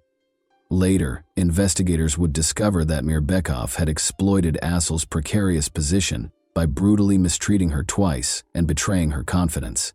He took advantage of the fact that she had no support system and was alone in a foreign country. He then gave her to a man named Besso, either as a promise of payment or in return for a car. Asel was left stranded, essentially trapped, with new threats every day. She felt she couldn't approach the authorities because she was afraid they wouldn't believe her, or that telling them about the situation would make it worse. Any potential escape seemed unattainable due to the overwhelming sense of helplessness and isolation. The intensity of Asel's fear for her life was made clear in her last chat with her friend. Her voice was filled with fear and desperation, and she was clueless about how she would ever escape this predicament. Although her friend wanted to help, he was unable to act quickly enough. Asıl's body was found beneath the windows of that tall building on the morning of May 6. Georgian authorities confirmed the identity of the man involved in the tragic case of Asıl Aytbayeva. He was Besik Tordua, a 57-year-old Georgian with a troubled past who was known in criminal circles as Beso. He had a history of aggressive behavior and had previously served a 10-year sentence for auto theft. Beso had already left Tbilisi and was making his way toward the border in an attempt to avoid capture by the time news of Asıl's death reached the public. But the police moved quickly, and he was captured in a day. In the meantime, the man who had invited Asıl to Georgia, Murat Mirbekov, returned to Nur Sultan as soon as he learned of her death, apparently in an attempt to avoid any repercussions. As they attempted to piece together the circumstances surrounding Asıl's premature death, her family, friends, and the authorities were left in a state of uncertainty. Asıl had contacted a friend a few days prior to the tragedy, requesting a loan of 1,000,000 tenge, roughly $220, to pay for travel expenses. She probably didn't want to worry her family, so she didn't call them, but in the end, her independence backfired. The fact that her friend was unable to help because of financial concerns among her loved ones. Her family vehemently disagreed with the Georgian police's initial assumption that Asıl had purposefully leaped from the window. They were aware of Asıl as a vibrant, upbeat young lady who was planning her future. She had thought that the Georgia job opportunity would help her get better off financially and get closer to her goal of owning her own apartment. To the police, the conclusion seemed unimaginable. The injuries on Asıl's body that didn't fit the description of a normal fall from a great height particularly worried her mother. Asıl's mother noticed some unsettling details as soon as her body was returned to Kazakhstan. Her arms and legs were unharmed, and she did not have any of the common fractures that happen after a fall. Oddly, she was holding her arms across her chest, which is not the proper position in these situations. Additionally, her head was free of the typical trauma associated with falls from high altitudes. The internal injuries, which included a ruptured spleen and other organ damage, were even more worrisome as they raised the possibility of serious abuse. Her body also had several burns that resembled cigarette marks before she died, and some of her teeth had been knocked out, which raised the horrifying possibility that she had been tortured. The family's suspicion that Asıl had been abused in her last hours was only strengthened by these disturbing findings. Her mother was shocked that her daughter would act in such a drastic manner. When her body was returned home, the disturbing details that surfaced only raised more unsettling questions, none of which seemed to have definitive answers. According to an examination, Asıl had been mistreated prior to her passing. In an effort to create the impression that Asıl had committed suicide, her mother insisted that her body had been placed beneath the high-rise's windows after she had already passed away. The Georgian police did not carry out any additional investigations and refused to admit any criminal involvement in Asıl's death, in spite of these alarming facts. While in detention, Besik Tordua, popularly known as Beso, first refused to cooperate. He acknowledged that there had been physical contact, but insisted it was consensual after investigators disclosed that evidence verified an intimate encounter with Asıl prior to her passing. Besik Tordua claims that it all began on April 30, 2021, when he learned that Asıl had been severely abused twice by her captor, Murat Mirbekov, who had brought her to Georgia. Beso said he was furious and made the decision to discipline Mirbekov. He claimed that after confronting and physically abusing Mirbekov, he threatened to make sure he left the nation and avoided Asıl. Beso Tordua allegedly offered Asıl a room at his house after this and pledged to keep her safe.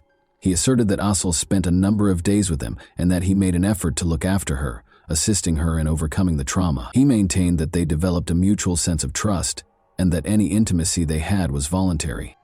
According to Besik Tordua, Asıl left her alone in the living room to take a shower the night before he passed away. She was gone when he got back. Asıl's body was on the ground below, beyond a fence, when Beso found the balcony door open and looked down. Panic struck.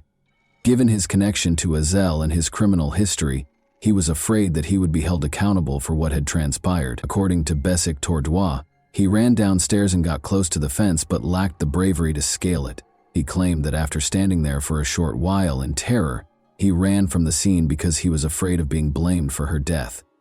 He acknowledged that in order to avoid any possible consequences, he then made the decision to leave the city. Basic Tordua died in a prison hospital in July 2021. Although a heart attack was listed as the official cause of death, Asel's mother maintained that he had been beaten. His death may have been staged to keep him from going to trial, the family suspected. Basic Tordua had been facing a possible sentence of 8 to 12 years for his offenses when this occurred, and the legal proceedings were still in progress. After examining a voicemail Asel had left to her friend just before she passed away, investigators began to doubt his account before he passed away. Asel expressed fear of Beso and mentioned threats from him in the recording. Any assertions of a consensual relationship are called into question by references to aggressive behavior.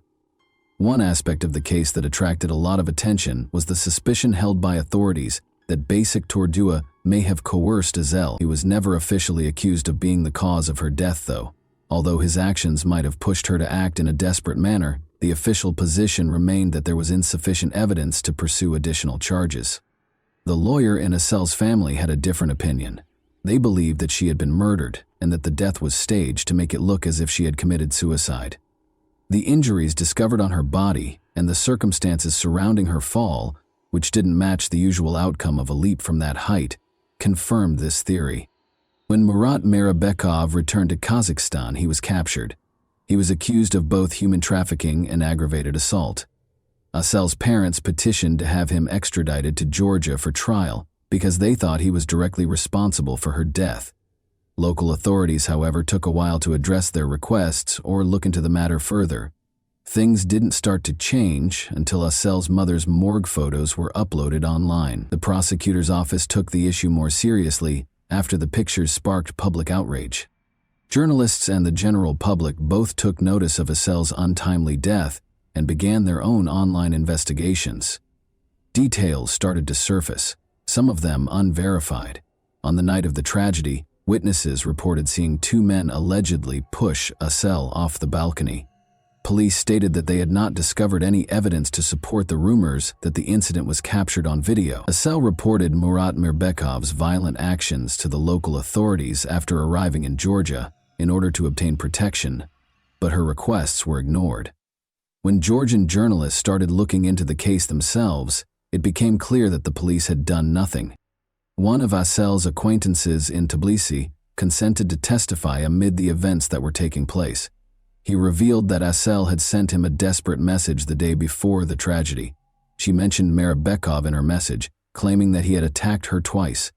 She talked about the intense psychological anguish she was experiencing in addition to the physical pain. She had requested assistance, but was hesitant to demand it because she still believed she could manage things independently. Being stranded in a foreign nation without any support system made Asel feel trapped.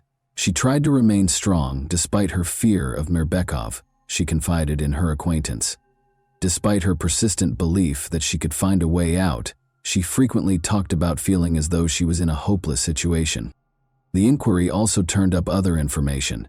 In addition to offering Asel a job in Georgia, Mirbekov had made similar promises to other young Kazakh women.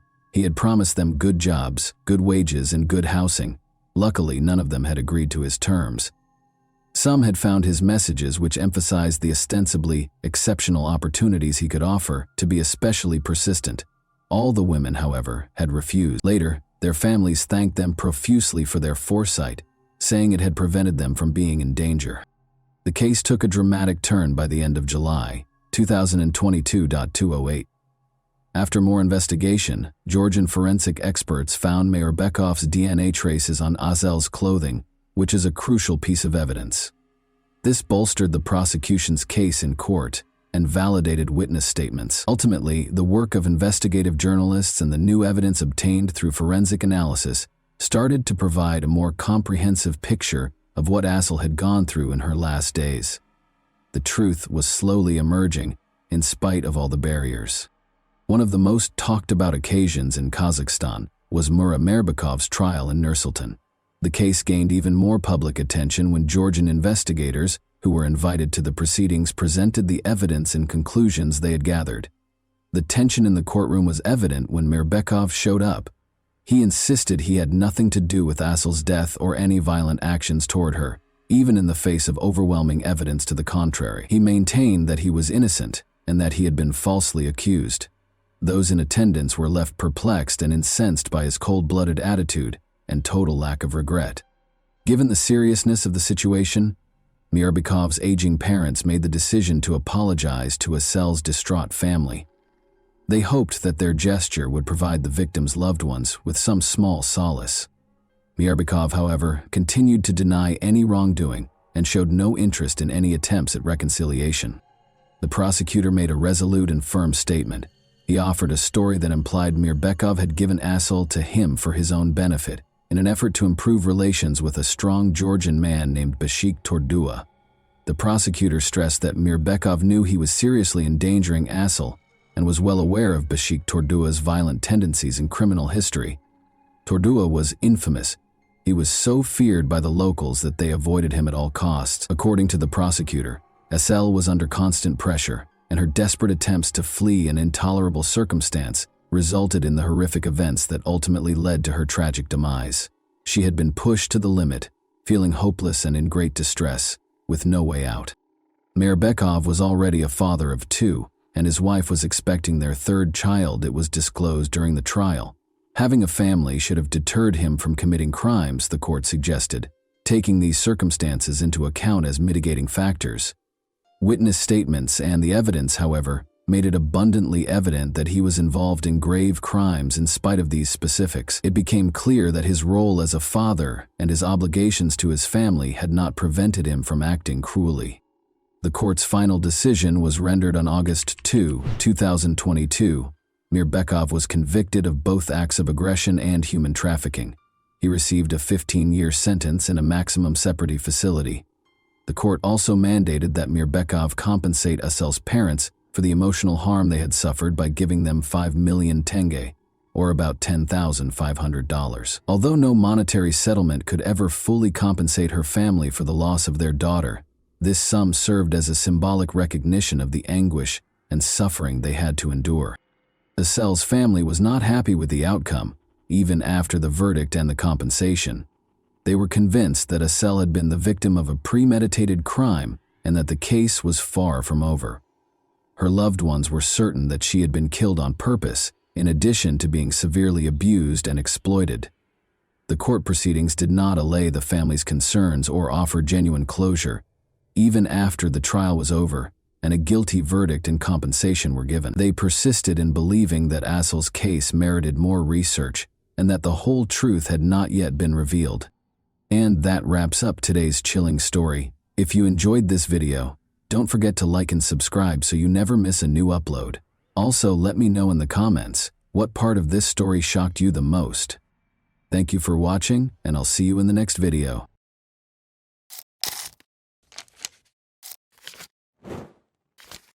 Hey guys, welcome to my channel, and today we're going to take a look at another horrible case with you. Aurora, then 26 years old, and Mark, then 32, decided to take their honeymoon to the stunning island of Corsica in the late spring of 1995. The girl had chosen this location for their first vacation together after Aurora and Mark got married 2 months prior. The young wife was eager to see Corsica's villages, mountains, and beautiful scenery. They made a stop in the quaint little town of Calvi that day. Here, a restaurant with a view of the bay hosted a candlelit dinner for the newlyweds in the harbor. Following dinner, Aurora and Mark made their way to the Notre Dame de la Serra Chapel, a well-liked tourist destination where lovers go to watch the sunset, the perfect location for a romantic day's end. Around 10:30 in the evening, they got into their car and drove back to the hotel. Right at the end of the railing, some animals abruptly leaped onto the road in front of the car, putting the young couple on a very dangerous road that descended sharply. The car plunged off the cliff as Mark swiftly turned the wheel. Aurora remained calm in spite of the dire circumstances. Before the car fell, she jumped out and opened the door. Mark was less fortunate. He and the car fell 140 meters. Aurora was alive, but she was in shock. In the middle of the night, in complete darkness, she bravely decided to go down barefoot to assist her husband. After locating Mark inside the vehicle, Aurora dragged him out. She washed his face and pulled him by the legs toward the sea. The girl then ascended the cliff once more in order to signal for assistance and stop a passing vehicle. Calvi firefighters showed up on the scene. Her husband was down there with a head injury and unconscious, and Aurora was screaming and sobbing in hysteria. In order to save him, she pleaded with the rescuers to descend as soon as possible. The firefighters immediately made their way to the cliff's base in an attempt to locate Mark, but their search was severely hampered by the night's darkness and the uneven ground. Just finding the car, which was empty, took them 30 minutes. But they saw that the man had a serious head injury and there was a lot of blood.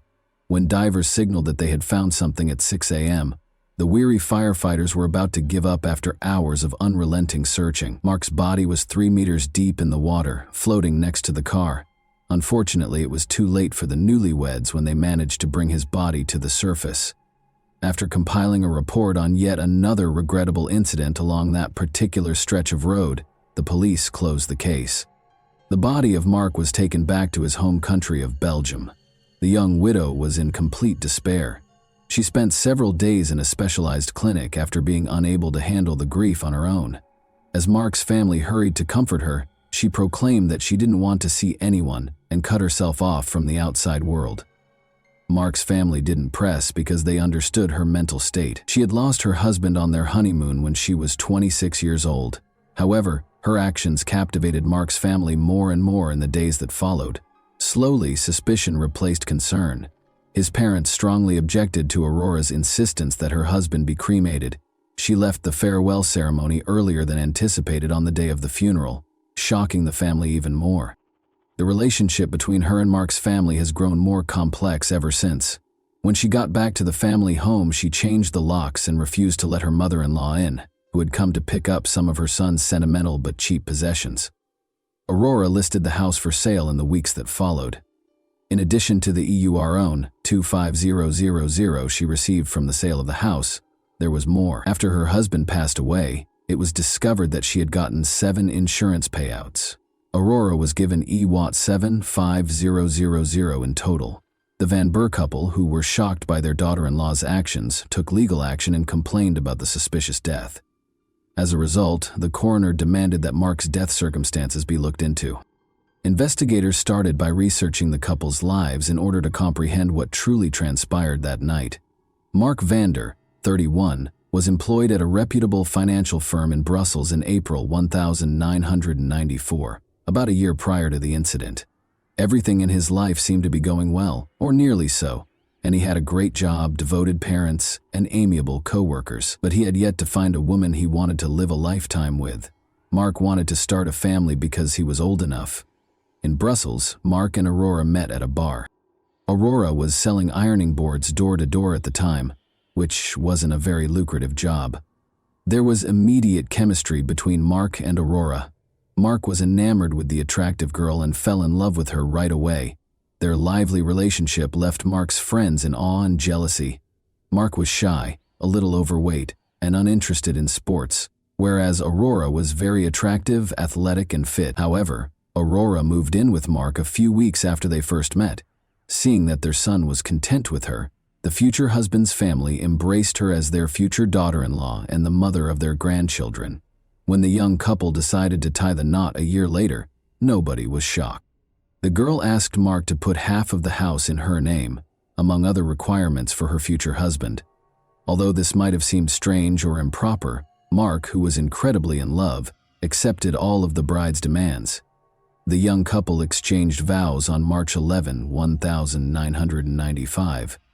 Only the bride's twin sister was present from her side of the family, but the entire husband's family was present at the wedding. The husband's family gradually realized that their daughter-in-law avoided discussing her family and evasively responded to all inquiries about her background, education, and relatives. She acted as though she was from a wealthier family than theirs. More than a year after Mark's passing, on September 5, 1996, Aurora received an invitation to be questioned at the police station. She reaffirmed her earlier claims that she and Mark had gone to a chapel after dining at a portside restaurant. A wild animal unexpectedly leapt in front of their car on the way back. An unfortunate accident happened when Mark turned the steering wheel. Aurora opened the door and leaped out just before the car plunged off the cliff. No more information could be gleaned from her by the police. On October 8, 1996, Mark's body was exhumed in an effort to learn the truth. Some of the injuries were caused after death, according to the forensic expert. Although the body had many wounds, none of them were bleeding, suggesting that Mark passed away before the car plunged off the cliff. The widow was nowhere to be found when the police wanted to question her again. 2 years after the incident, the detectives made the decision to look into the crime scene in Corsica. The newlyweds' car plunged into the ravine, and Belgian police officers were at the edge of it. Armed only with photographs and without the car, the task became more difficult. However, the expert was able to reconstruct the car's pre-fall trajectory. A person's reaction to an unexpected event on the road, such as an animal running out, is to turn the steering wheel but not all the way around. Under no circumstances could the car have ended up where it was found if it had veered off the road and fallen into the water. The expert also observed another contradiction in the accident theory. When firefighters arrived on the scene, they reported that the bushes growing on the cliff's top had been crushed. The bushes would have been cut off if the car had sped down.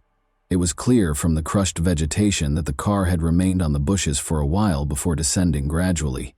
Additionally, blood droplets were discovered unevenly distributed between the car and the water following the incident, indicating that the body was carried rather than dragged.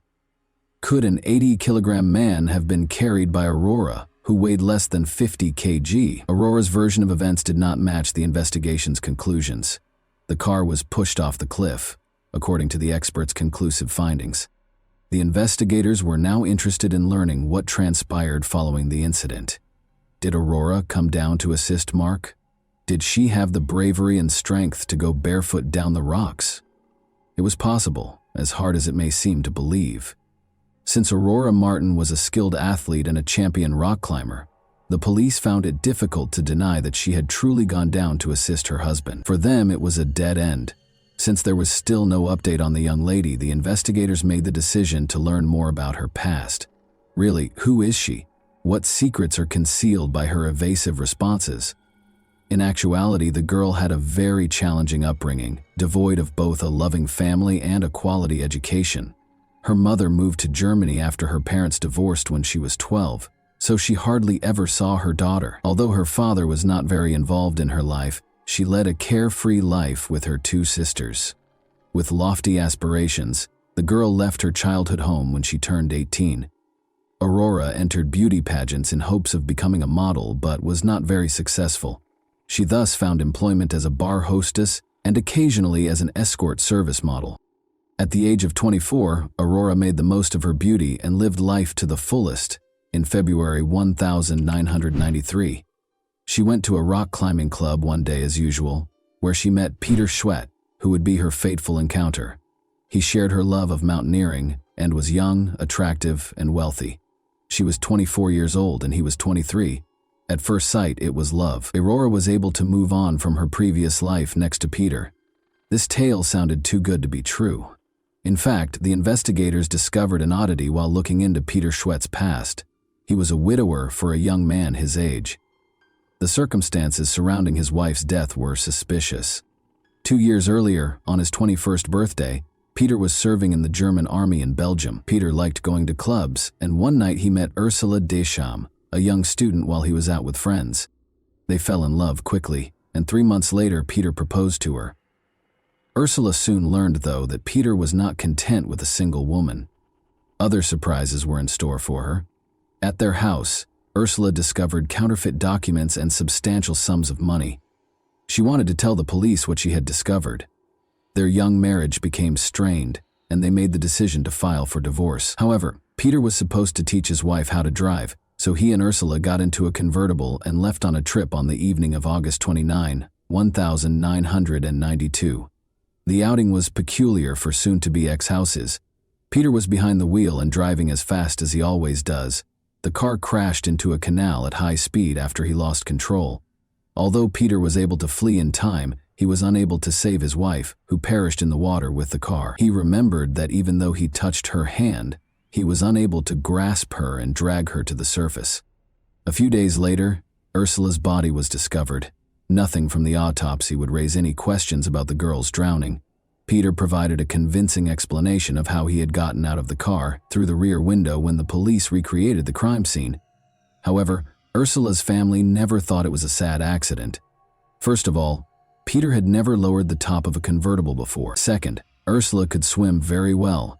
An expert who later examined the case claimed that Ursula had time to get out of the car because drowning takes 3 minutes or so as the water fills the car.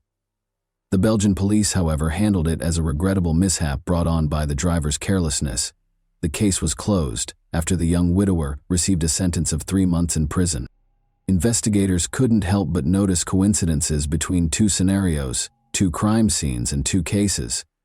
In both instances, a traffic accident occurred. The car ended up in the water after the driver lost control. While the other spouse's body was not discovered in the vehicle, one of the spouses was able to flee in time. Since Aurora and Peter were now the primary suspects in the murder of Mark Vander, detectives had an immediate need to locate them. Although investigators suspected Peter of Ursula's murder as well, it was possible to drop the possibility of charging him with the same crime again because Peter had already served 3 months in connection with that case. In the meantime, the police discovered the likely cause of Ursula's death and the reason Peter became so rich following the death of his wife. He was able to leave the army and woo the stunning Aurora after receiving an insurance payout of $1,500.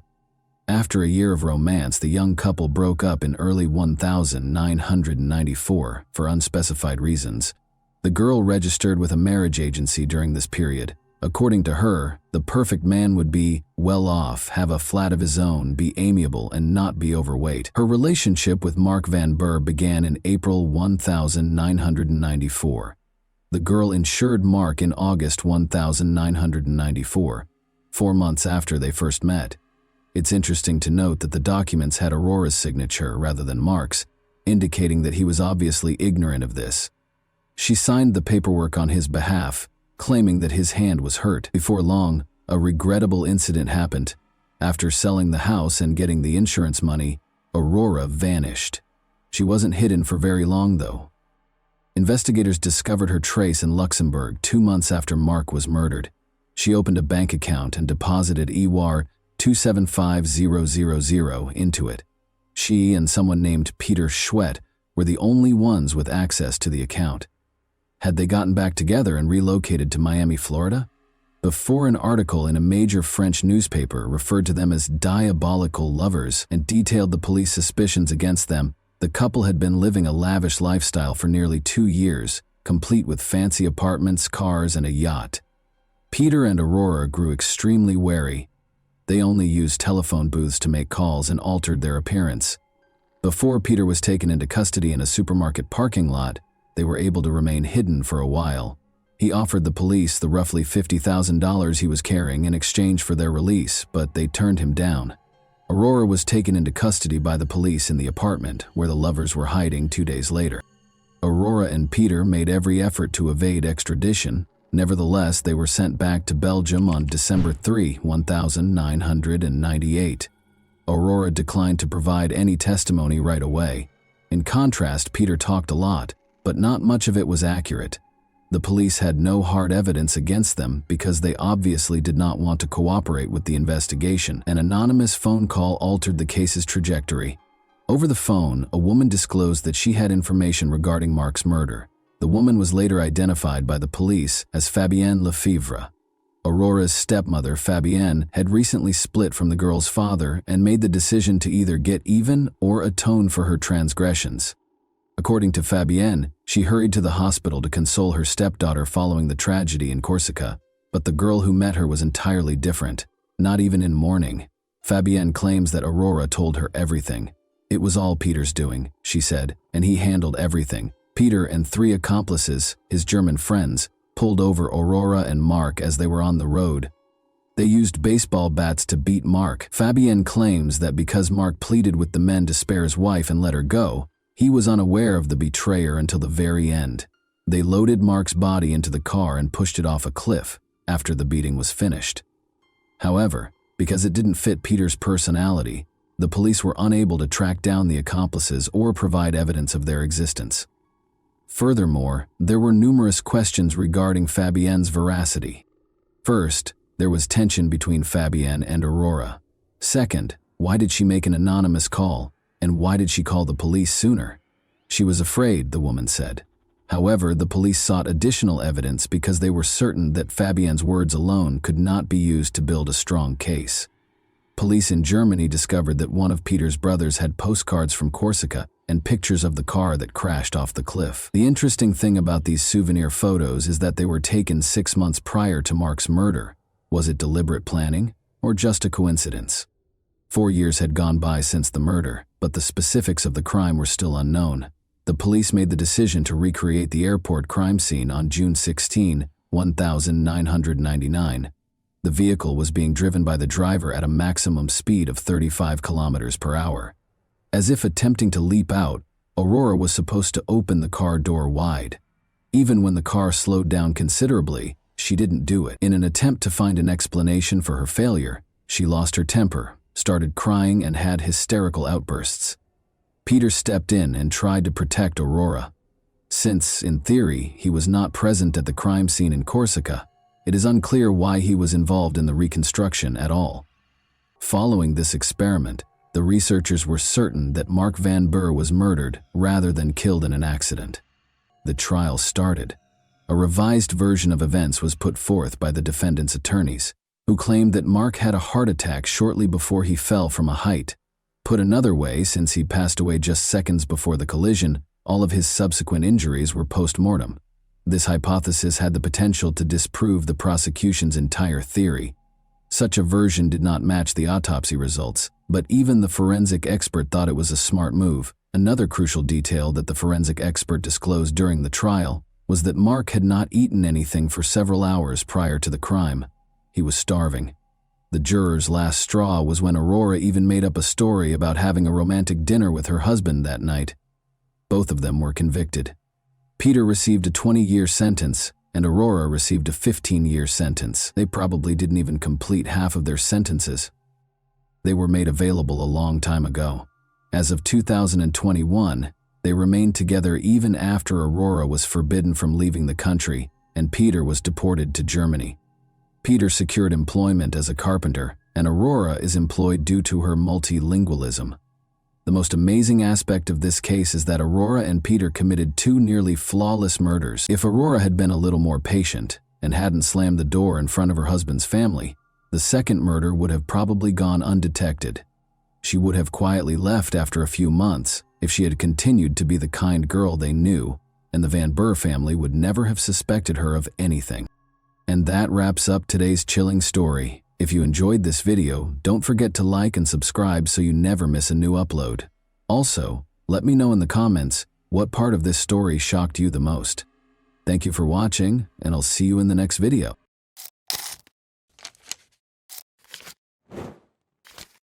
Hey guys, welcome to my channel, and today we're going to take a look at another horrible case with you.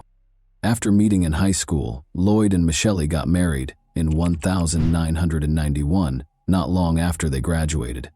After getting married and attending college, they soon began a family. Prior to landing a job as an engineer in a factory, Lloyd Neurotter served as a professor of exact sciences at a college after earning his engineering degree in the mid-1990s. Michelle was a professor of English and also held a college degree. Their first daughter was born at about the same time. 2 more daughters were later born to Michelle. In the 1990s, as their lives were changing significantly, they moved to a large house in the charming town of Corning, New York. The two seemed happy.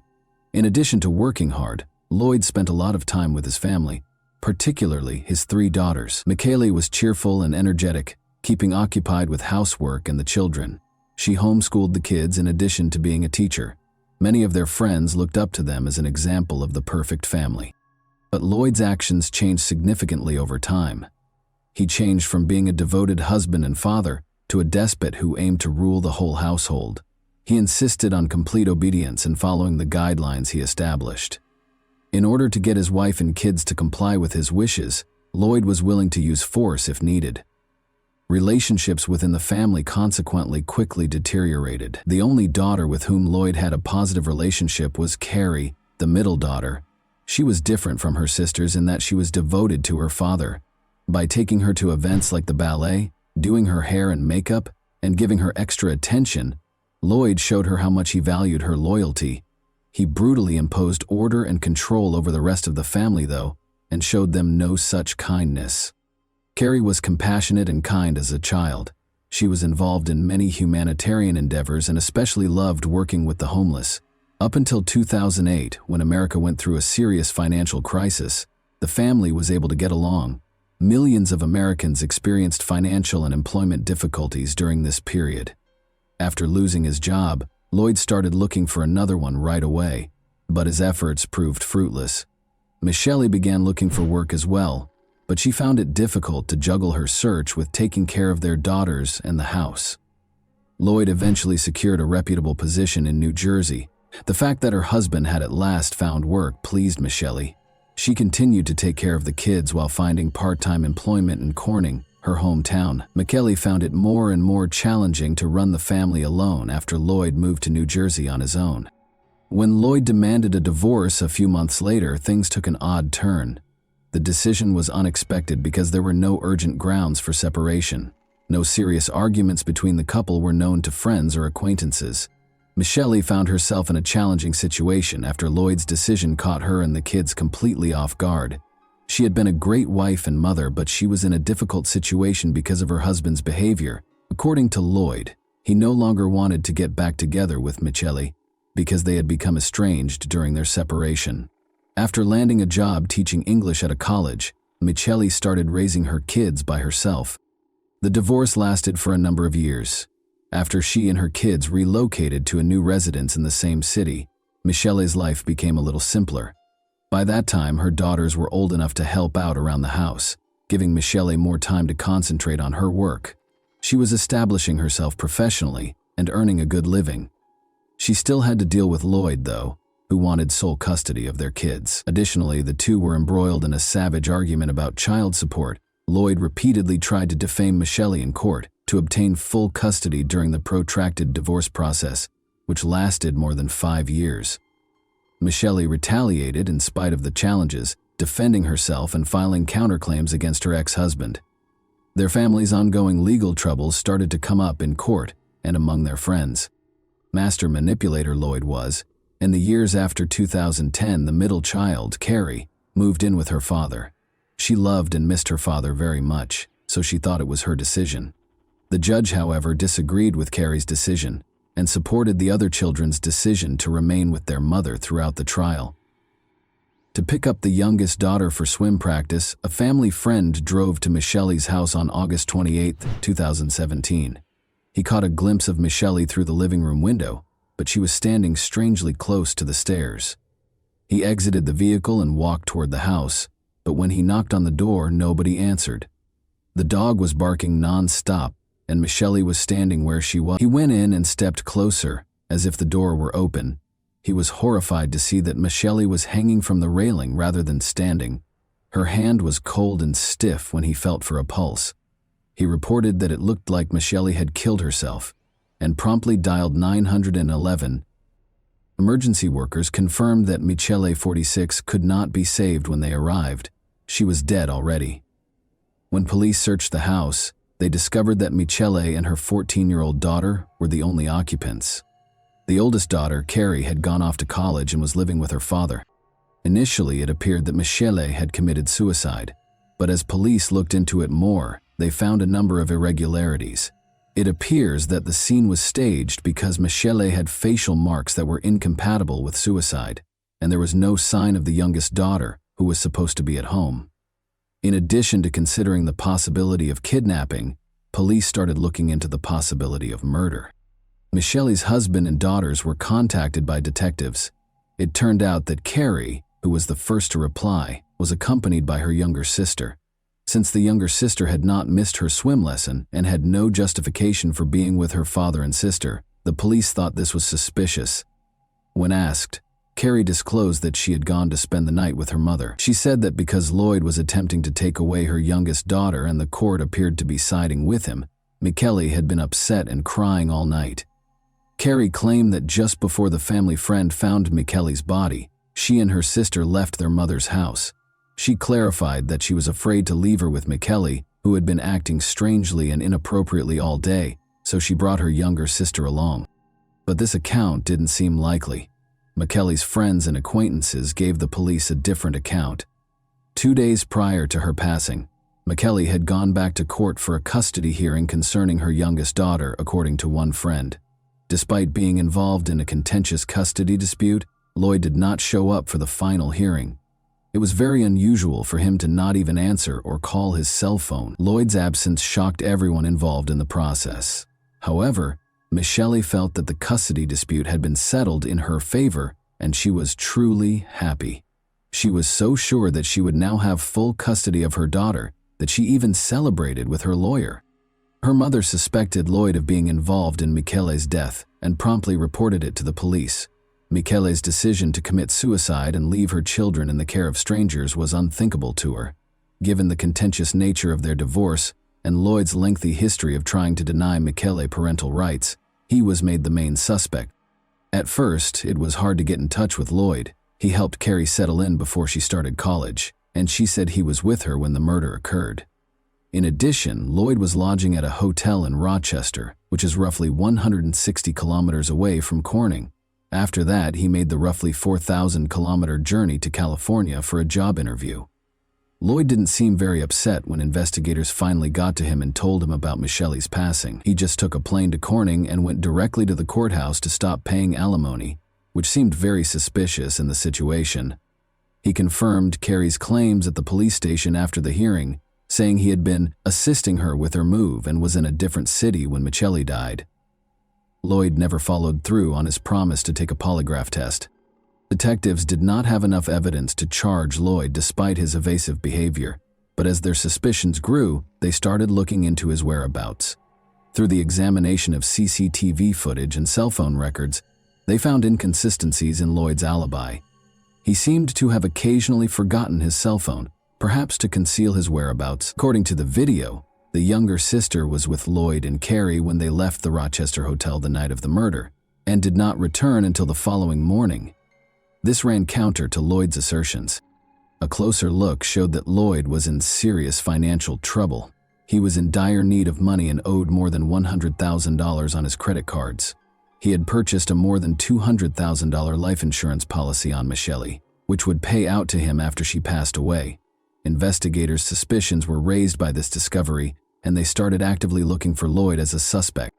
Investigating further, investigators discovered that Carrie continued to show up at crucial points in the case. They made the decision to listen in on Lloyd and Carrie's phone conversations, which showed that they were concealing something. Carrie was frequently rudely interrupted by Lloyd, who seemed to sense that they were being watched. He stressed during these calls that they should not discuss certain topics over the phone and suggested that they speak face-to-face instead. The police believed they were headed in the right direction. The medical examiner's report added credence to the murder theory. Michele had been attacked from behind and strangled, as evidenced by the marks on her chin and the bruises around her eyes. It was almost impossible for her to resist the killer's use of a rope to squeeze her throat. To make the scene appear to be a suicide, it had been sloppily staged. Armed with this evidence, investigators once again focused on Carrie. Detectives confronted her after her college classes, despite her repeated refusals to come to the police station for interrogation. Carrie initially denied any involvement, but after being coerced, she acknowledged that she and Lloyd had spent the morning of the murder at her mother's house. She said that after an argument between her parents, Lloyd and Michele went upstairs, after which Michele fell silent. But when the investigators dug deeper, Carrie told a far more sinister tale. While making sure her younger sister didn't see the crime, Carrie admitted that Lloyd had killed Michele. She had actually been involved in the murder. She clarified that Lloyd had been outlining how to set up the scene to appear as though it was a suicide, a week prior to the incident. Although she was unable to provide a clear explanation, Carrie's startling admission made it clear that she had publicly detested her mother. She acknowledged that her feelings had been impacted by her father's continual disparaging remarks about Michele. Because of Lloyd's manipulation, Carrie had turned against her mother and was prepared to help him commit the crime. Police moved to arrest Lloyd, and Carrie was taken into custody as an accomplice, but there was no sign of him. When police finally caught up with him in Princeton, he threatened to jump from a fifth-story parking garage railing. Officers were able to subdue and arrest Lloyd Neureuther, who was 45 at the time, after 2 hours of negotiating. Carrie and Lloyd were both charged with Michelle's murder. Lloyd was charged with tampering with evidence, conspiracy to commit murder, and first-degree murder. He strongly refuted the accusations, saying he was at a hotel when the murder took place. On the night of the murder, however, security footage showed him leaving the hotel with Carrie and coming back the following morning with her younger sister. Furthermore, GPS data indicated that Lloyd was close to Michelle's residence at the time of the crime, and his DNA was discovered on her pajamas. Carrie was accused of conspiracy to commit murder, concealing evidence, and second-degree murder. She entered a guilty plea and consented to cooperate with the prosecution in exchange for a reduced sentence, as she faced the prospect of a life sentence with the possibility of parole after 25 years. It was anticipated that she would testify against her father. The prosecution emphasized the case's unsettling aspects throughout the trial. Carrie had helped her father plan and carry out the murder, so she had been a willing participant in the crime. Despite having numerous chances to prevent the crime, she assisted Lloyd in killing her mother. There was proof that Carrie and Lloyd had gone to Michelle's house early in the morning. Unaware of their intentions, Michelle opened the door out of trust. Carrie made sure her younger sister didn't wake up and find out what was going on, while Lloyd attacked her from behind and strangled her with a rope. The younger sister was not aware of the tragedy, because they woke her up after the murder and fled through the back door. More than 26 folders of evidence were presented by the prosecution, showing how Lloyd had tricked Carrie into detesting her mother. He had disparaged Michelle on numerous occasions over the years, severing Carrie's connection with her mother and presenting her in a negative light. Carrie's hatred and willingness to commit the crime were fostered by Lloyd's persuasion that Michelle posed a threat to her and her siblings. The prosecution claims that Lloyd's desire to avoid sharing custody of his youngest daughter and financial gain were the driving forces behind the murder. Lloyd and Carrie thought they could claim Michelle's death as a suicide and use the money from the life insurance policy to live comfortably. Carrie testified that because of his crippling debt, which included $6,000 in monthly child support payments, her father had threatened to kill him or commit suicide unless they killed Michelle. Carrie tragically decided to help her father because she was influenced by him. In the end, Lloyd entered a guilty plea to charges of murder and forcing his daughter to assist him. He tried to defend his actions, though, by saying that he killed Michelle to keep the kids safe from her, but no one took him seriously. The court acknowledged that Carrie had suffered from her father's moral abuse and manipulation. Lloyd was given a life sentence without the possibility of release after being found guilty of first-degree murder and other offenses.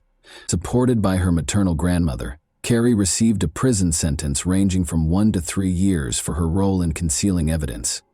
On January 16, 2020, she was released early after completing a portion of her sentence. And that wraps up today's chilling story. If you enjoyed this video, don't forget to like and subscribe so you never miss a new upload. Also, let me know in the comments what part of this story shocked you the most. Thank you for watching, and I'll see you in the next video.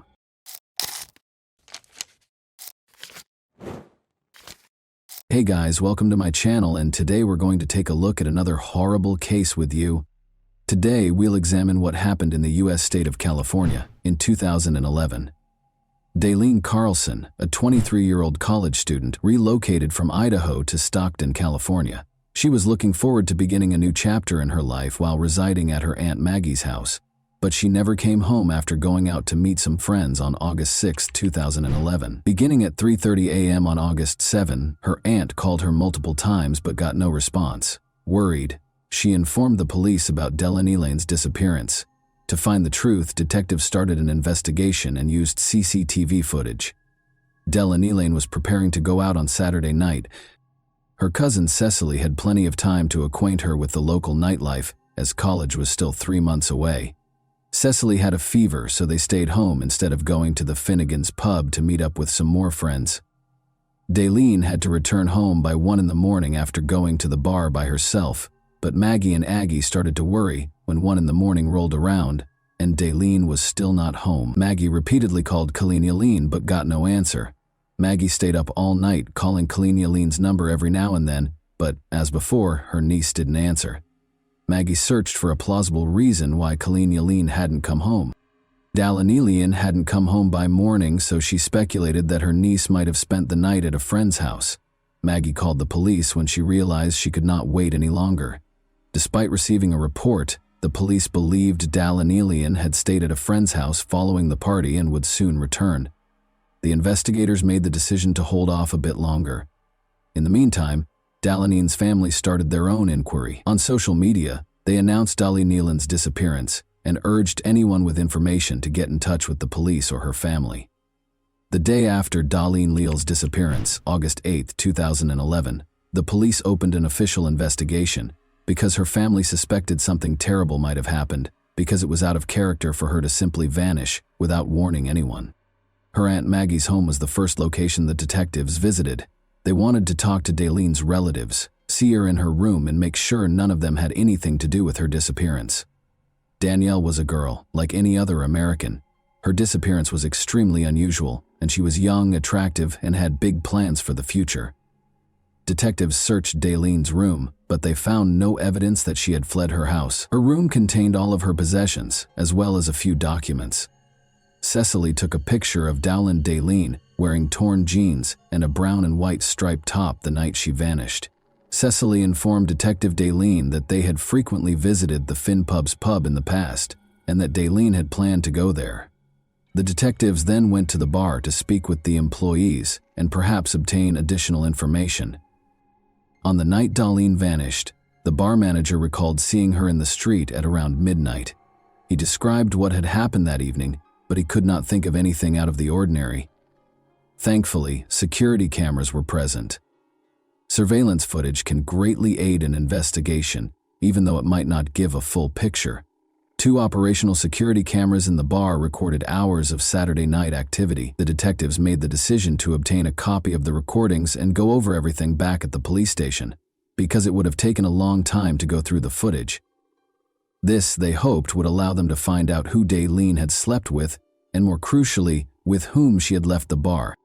At first look, the tape appeared to be normal. On the street, young women and men congregated, smoking and chatting. It appeared to be a typical Saturday night in a pub, but they are drawn to one girl in particular. She's dressed in a striped top similar to the one from the day. Lean is wearing a striped top in the final photo. She goes back to the bar at 1:40 and 0 in the morning. Another security camera is located inside, in the corridor close to the restrooms. Photo 41 is watched by detectives. After 61 minutes, she was observed consuming alcohol. She might have been a bit more exposed than normal. In a hallway full of young men, she is the only woman. Every person in this video could be a suspect, and even if they are not, they might be a witness. Daline seems content and at ease as she watches the video. At 0:40 in the morning, detectives see a young man approaching her from behind and placing his arm around her waist, indicating that someone is about to approach too closely. A short while later, as she was going into the bathroom, a man with a beard and an outfit that was backwards passed her. Daline, who was not particularly disturbed by the young man's presence, also didn't seem very happy to see him. As soon as they saw this video, the detectives knew they needed to find this man. So they talked to her friends and neighbors.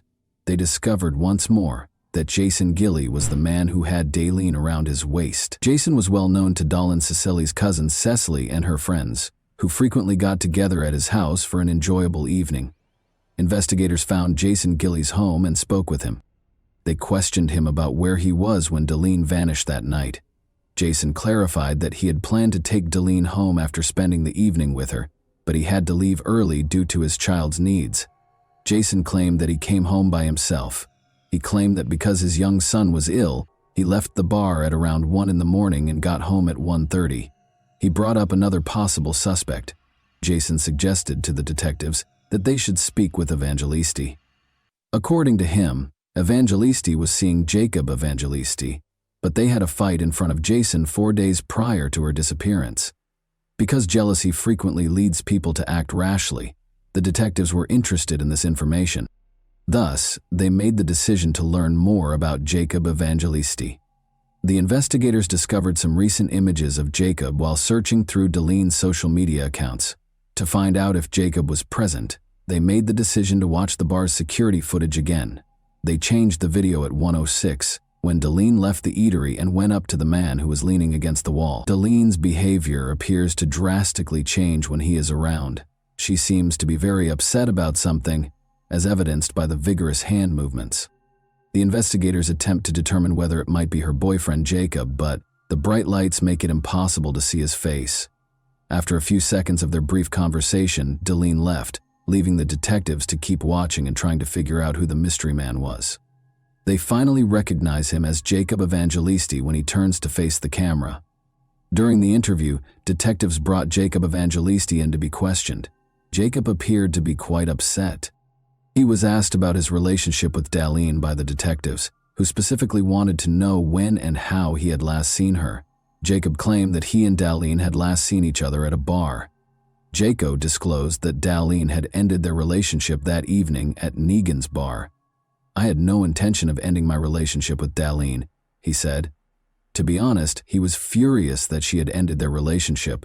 Darlene had left the bar without him, Jacob later said. He adamantly denied any involvement in her disappearance. After that, the investigators reviewed the CCTV footage to see if it supports his account. Jacob walks into the bar at 1:09 in the morning. They keep on observing. Darlene enters the picture after Darlene Newts. She seems to be bidding one of the patrons farewell. She then exits the frame at 1:15 a.m. The detectives kept going over the video until the bar had closed and all of the patrons had left. The lights go out at 2:38 a.m. When Day Nether appears again, the parking lot is almost deserted. It appeared that Jacob was responsible for Darlene's disappearance at this stage of the investigation. Investigators have not yet found any evidence that her disappearance was the result of foul play, but it's possible that he just couldn't move on from the fact that she had left him. Darlene's family is searching on their own, according to Darlene. They created flyers and began distributing them throughout the city. They wanted as many people as possible to know about Darlene's disappearance. After she left the bar, she might have been spotted by someone. Detectives ask Evangelisti if anyone knows what happened to her at the stock station. Evangelisti wants more, but he maintains his denial of any knowledge. James, another person in Darlene's social circle, is the name he gives instead. Darlene claims to have a new boyfriend. Darlene's social circle also includes James. They had a relationship, even though James wasn't Darlene's boyfriend. James was also a close friend, which was another interesting fact. Jason Gilly's pal. They actually shared the same home. Darlene's ability to enter into such a relationship and then vanish almost instantly afterward was highly intriguing. This sparked intense suspicion about James and the idea that he might have had something to do with her disappearance. James was asked to talk about his relationship with Darlene at the police station.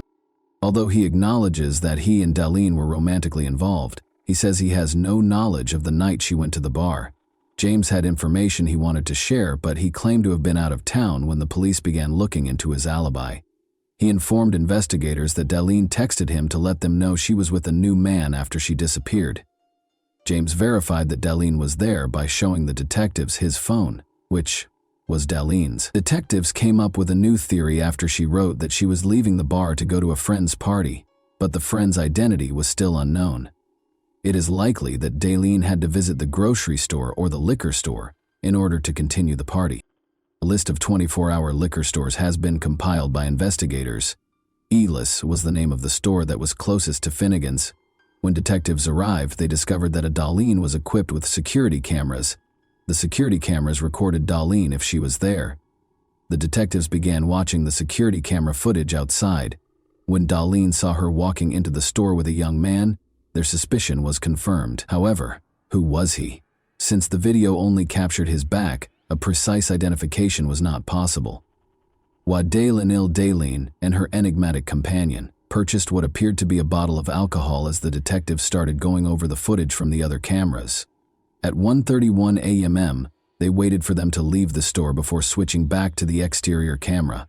Detectives have a better picture after the couple leaves the store. The first face the detectives saw in the bar footage was the same as the one with the baseball cap and goatee on backwards. This gave them a new lead for their ongoing investigation when Jason Gilly noticed it. Jason initially claimed to investigators that he went home alone at 1:30 a.m. to tend to his ailing son after leaving Finnegan's bar. It was now evident to the police that he and Daleen had left the liquor store at 1:31 in the morning. Jason became the prime suspect right away because he had lied about leaving the bar by himself. Jason Gilley was taken into custody by the police 1 week after Daleen vanished. After an hour or so of waiting, the detectives started questioning him while keeping an eye on any behavioral changes. The detectives went over Jason's account of what transpired that evening without disclosing that they had a tape recording of Jason's shopping excursion at night. They asked him to recall the time he left the bar and arrived home.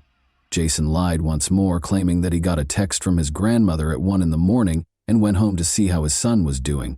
The detectives then told him that they had spoken to his grandmother, who denied any involvement in the night. Jason admitted to the detectives that night that he had gone home by himself to spend time with his son and that his grandmother had not gotten in touch with him. Jason repeated his claim that he left alone and came home, after telling another lie when asked who he left with. The detectives realized that Jason was putting himself in a situation he would never be able to get out of. They claimed to have surveillance footage that refuted all of his claims. Jason then acknowledged that he had left the bar with Dal for less, to buy her a bottle of Jägermeister and to eat for less. However, he claimed to have driven her back to the bar before leaving for home.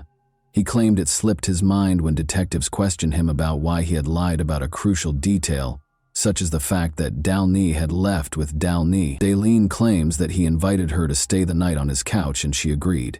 He acknowledged that he and Daleen had had intimate contact and that they shared a Jägermeister.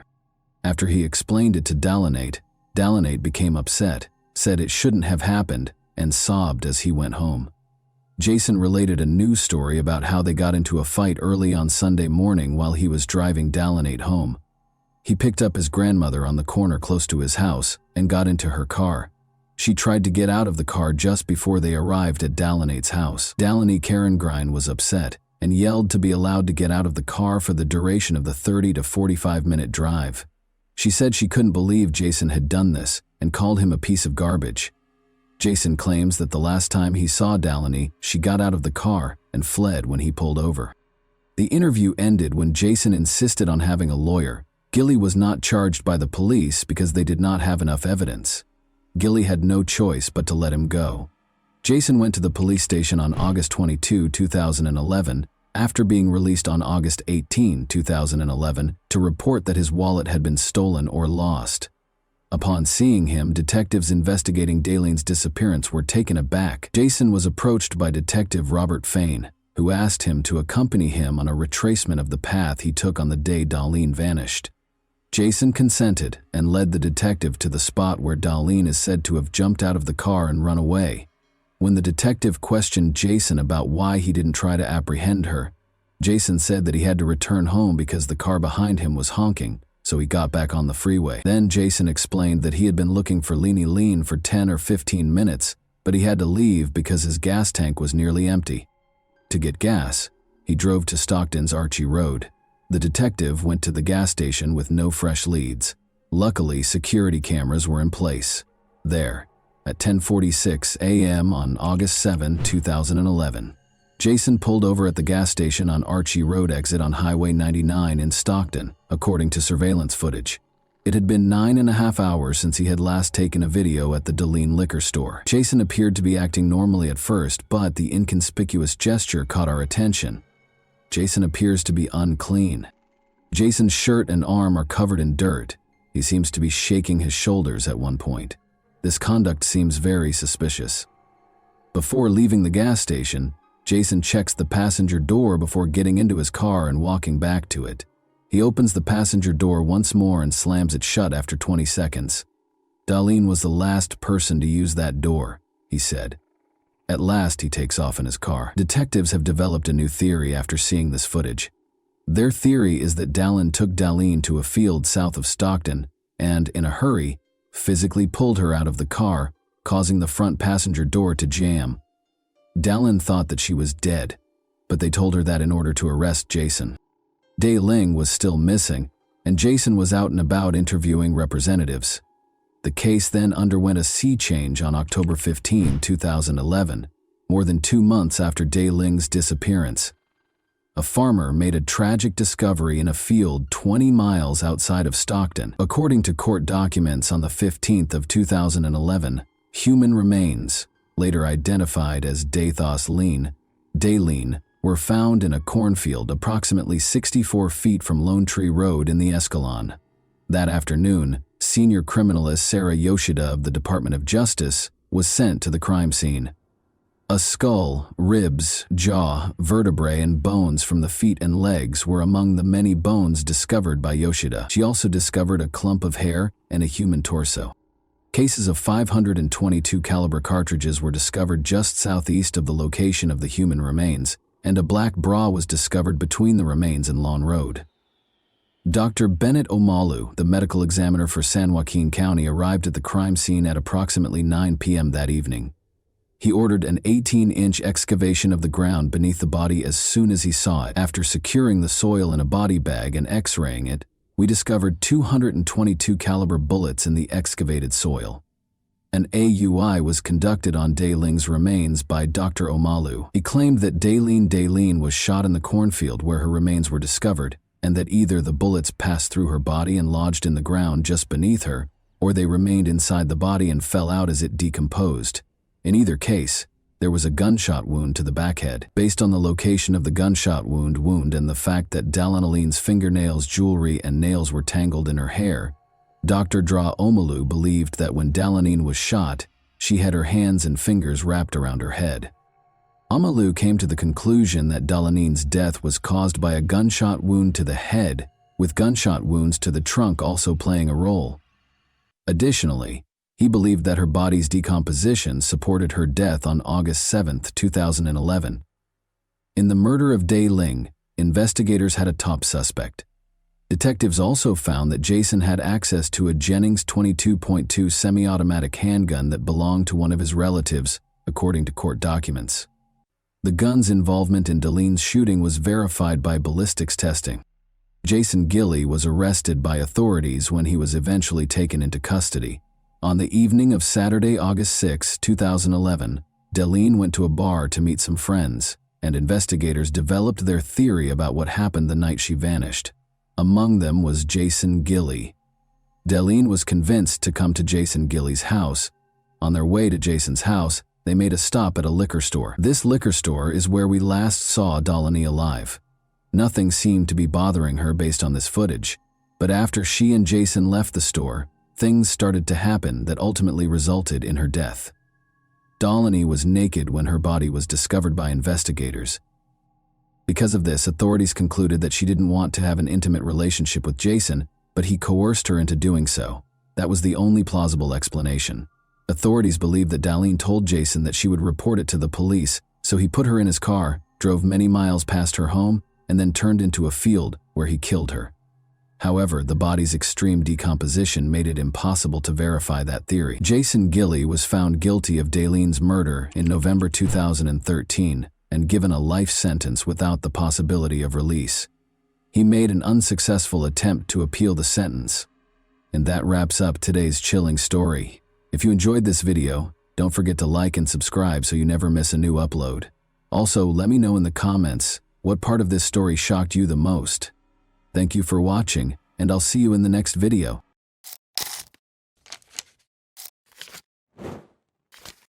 Hey guys, welcome to my channel, and today we're going to take a look at another horrible case with you.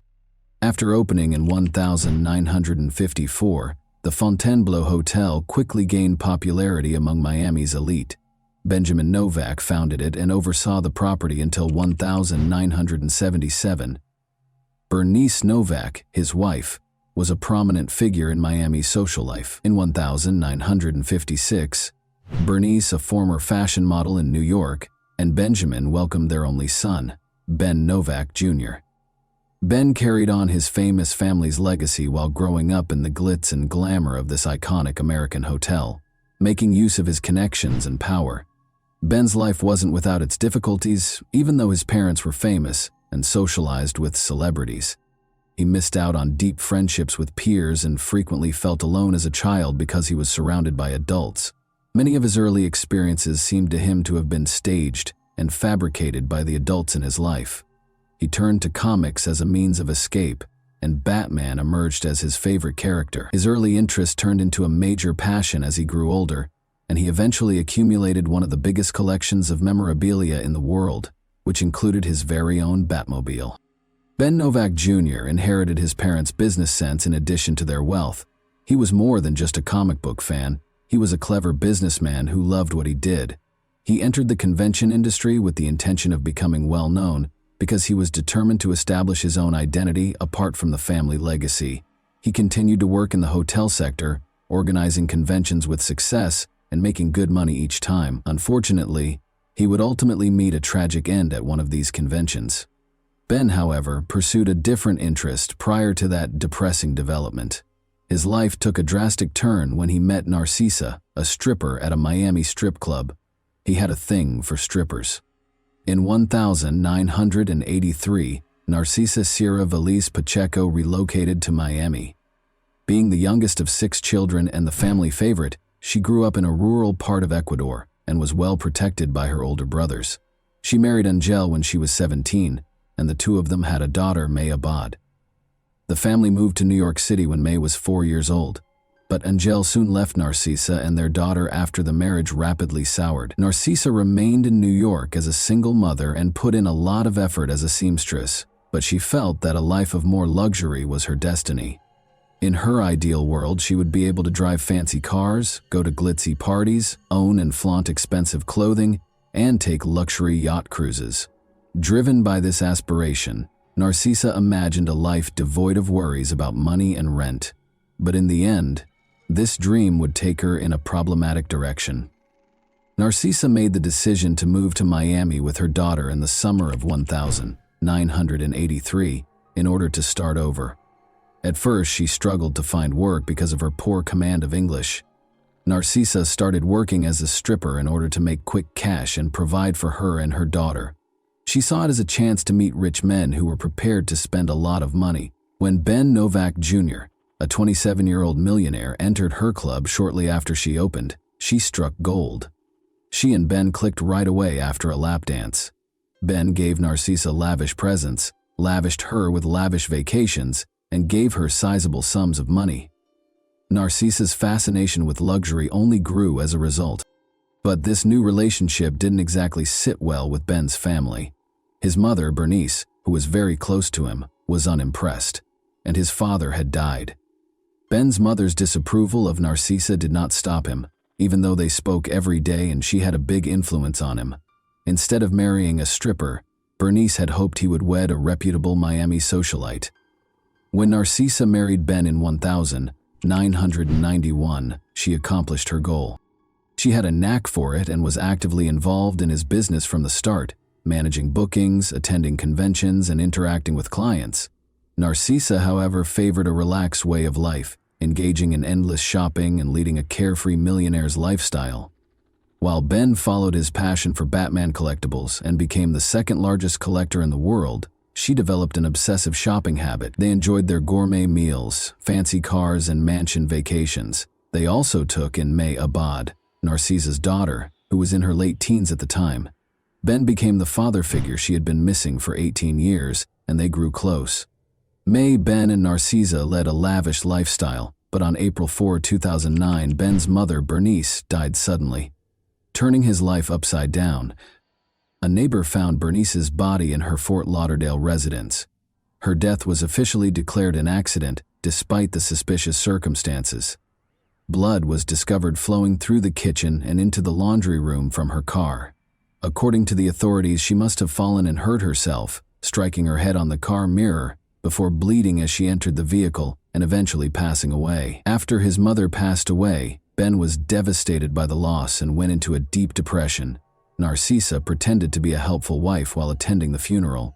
Ben threw himself into his work at Convention Concepts Unlimited as a way to deal with his loss. Ben and Narcissa arrived in New York on July 12, 2009, where Ben was in charge of a significant conference at the Rye Brook Hilton. More than 1,000 people attended the event, which was for the esteemed client Amway Global International. Around 7 a.m. on the morning of the 12th, Narcissa left their room to join her daughter for breakfast. About 30 minutes later, she came back into the room to find her husband bleeding and bound on the floor. He had already passed away. Another member of the well-known Novak family had been murdered only 3 months after Bernice's passing. Ben's death was promptly deemed a homicide by the authorities. Ben was discovered with his hands bound behind his back and his legs duct taped together below the knees, only wearing his underwear. He had been lying in bed, probably asleep, when he had been hit in the head by something. The attacker left his body face down on the floor after bludgeoning him to death. Police discovered the bed covered in blood that had spilled onto the floor around his dead body. Ben's eyes had been gouged out at the scene, which was a terrifying detail. Narcisa told the police right away that she thought the murder might have been a robbery, but the room didn't seem to be lacking anything. Not even a few $100s in an envelope was damaged. One would anticipate that valuables, particularly cash, would have been taken if it had been a robbery. Additionally, according to Narcisa, Ben had a recent heated argument about money with someone at a Comic-Con, and the other person had allegedly threatened him. Lead detectives swiftly rejected it, despite the fact that they could find no proof for it. Investigators briefly looked into the Novak family's prior ties to the mafia, but quickly concluded that this approach was fruitless because Ben Jr. had no affiliation with organized crime. Rather, Narcisa was the subject of increased police scrutiny. Even though she was in control, she asked strange and inappropriate questions, like whether Ben might have had a heart attack and died. Given the graphic and brutal manner of his death, his body was bound and his head bludgeoned. This question raised eyebrows. At the station, Narcisa was taken in for additional interrogation. Her answers cast serious doubt on her version of what happened. She said that after returning from breakfast, she stumbled over Ben's body and screamed as she called the operator. Despite the blood-soaked room, she also claimed that she didn't recall seeing any blood, which ran counter to the police's account of the scene. She also mentioned sitting next to Ben and rubbing his leg, which seemed strange given that his head had sustained the majority of the damage. Suspicions were heightened by her inconsistency in failing to notice the blood. Additionally, investigators were attempting to ascertain how the murderer entered the room. The hotel's electronic door locks tracked each key's usage by date and time, and Narcisa was the only one with a key. The last time the key was used, according to the hotel's records, was 11:30 p.m. the previous evening and was only used once more when Narcisa came in at 7:30 a.m. following breakfast. The key had no other applications. A hotel witness also claimed to have seen a woman who fit Narcisa's description strolling around with 2 men. When the police questioned Narcisa, she denied this. Detectives became more and more certain that Narcisa was responsible for Ben Novak Jr.'s murder as the investigation went on. Their suspicions were confirmed by Mayabad, Narcisa's daughter, who disclosed that her parents' marriage was strained. She clarified that, despite being married, Ben continued to engage in stripper activities due to his struggles with infidelity. May implied that Narcisa's anxiety was more related to the possibility of divorce than jealousy. Narcisa knew that a divorce would cost her the way of life she had become used to, so she was terrified that Ben would leave her for another woman. This was a legitimate fear. Narcisa hired men to break into her and Ben's house in 2002 as part of a home invasion plot.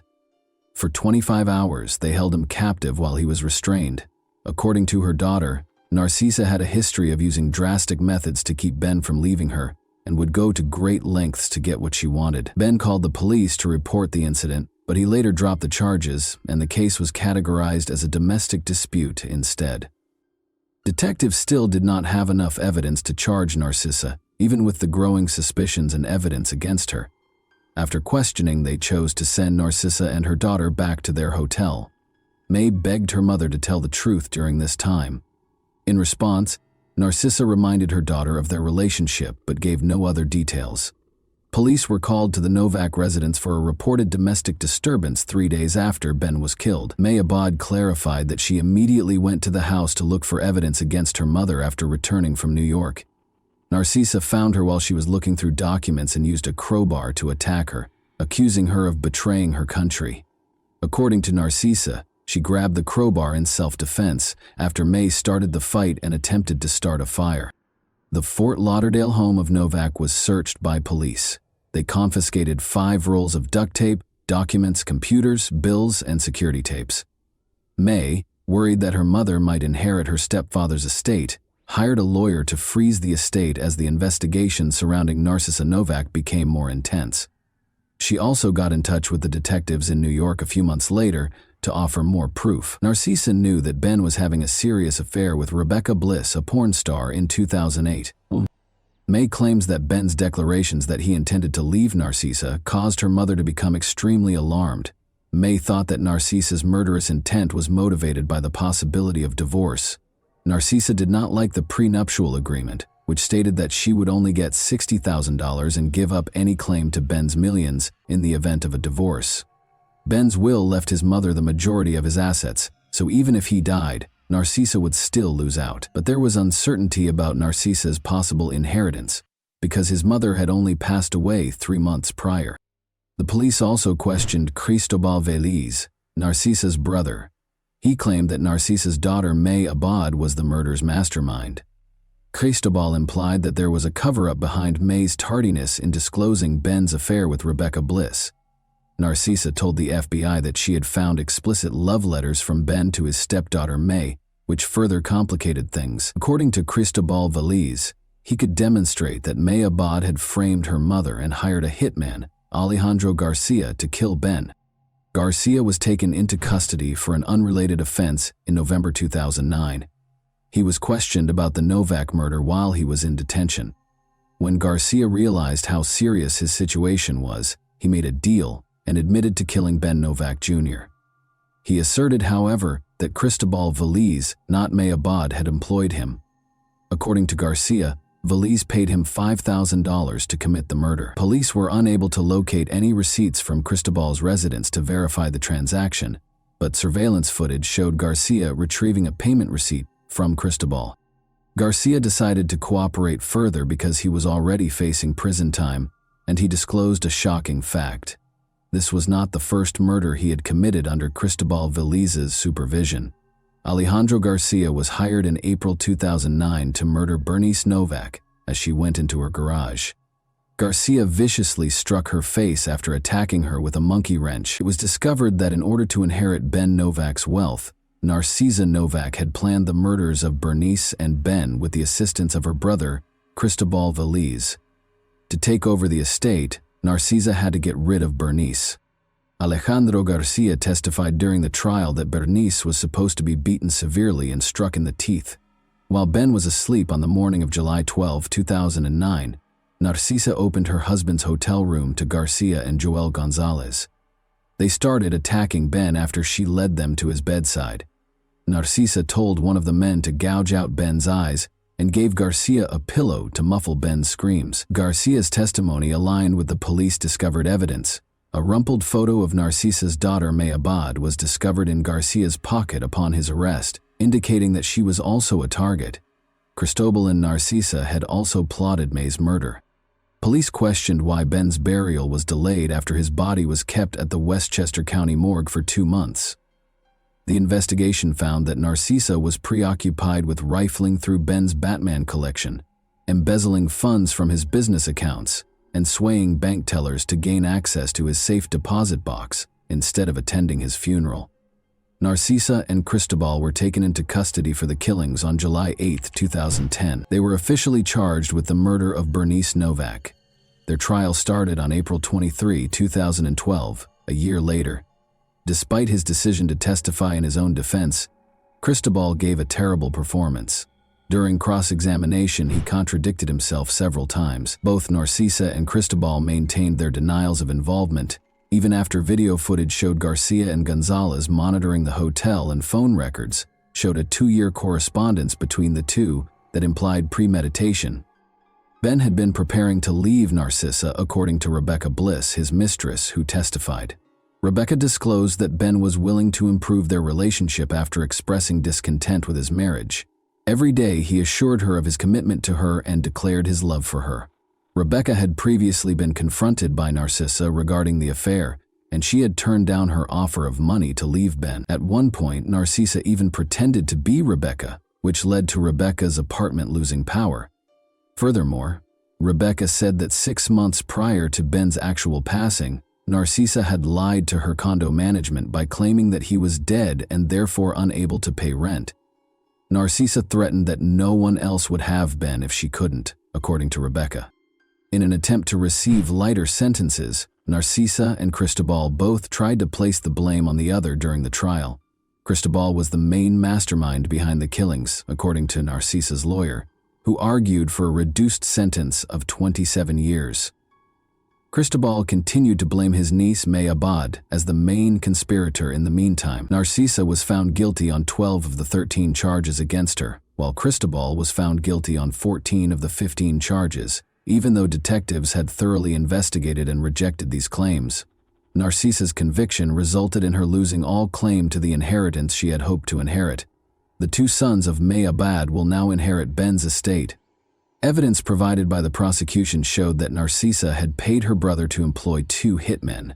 According to the murderer's testimony, Cristobal had enlisted their help and given them instructions from Narcisa on how to carry out the assaults. Binding Ben and gouging out his eyes were among the instructions. When the murderers reached the hotel early on July 12, Narcisa let them into her husband's room, led them to Ben, who was asleep, and gave him a pillow to stop him from screaming. Ben was severely beaten with dumbbells until he passed out, leaving him for dead. According to Garcia's testimony, the initial intention was not to kill Ben and Bernice, but rather to cause them severe injuries. Both Narcisa and Cristobal were found guilty at the end of the trial of murder, conspiracy to commit murder, stalking, domestic abuse, money laundering, and witness tampering. When the guilty verdict was read, Narcisa gave up her right to appear in court. Both were convicted and given life sentences without the possibility of release. As a result of their cooperation with the investigation, Alejandro and Joel entered guilty pleas to lesser charges and received sentences of 17.5 years. And that wraps up today's chilling story. If you enjoyed this video, don't forget to like and subscribe so you never miss a new upload. Also, let me know in the comments, what part of this story shocked you the most? Thank you for watching, and I'll see you in the next video.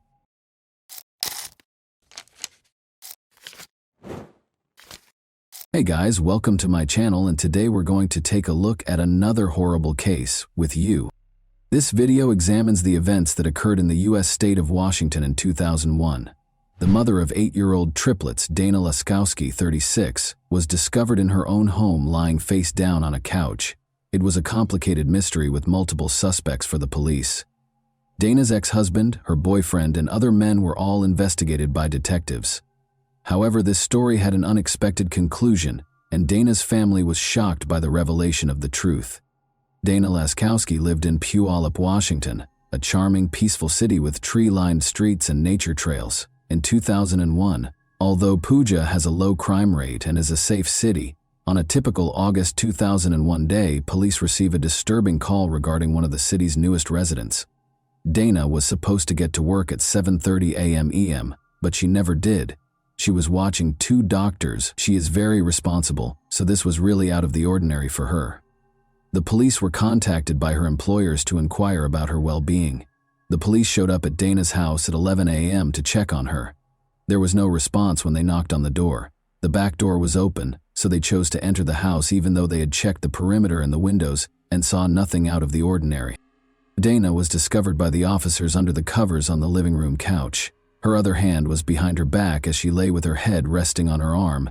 Sadly, she had passed away. The body was briefly examined by police to check for wounds from gunshots or stab wounds. They saw injuries on her neck, but they didn't find any of it. She had been strangled, judging by the marks. Indeed, there are crime scenes with blood stains, a victim on the ground, obvious wounds, and possibly a mess everywhere. In Dana's home, that did not occur. Nothing was broken, and there were no weapons. When police turned Dana over, she was face down on the couch. They discovered dried blood around her ears and nose, as well as bruises on her neck.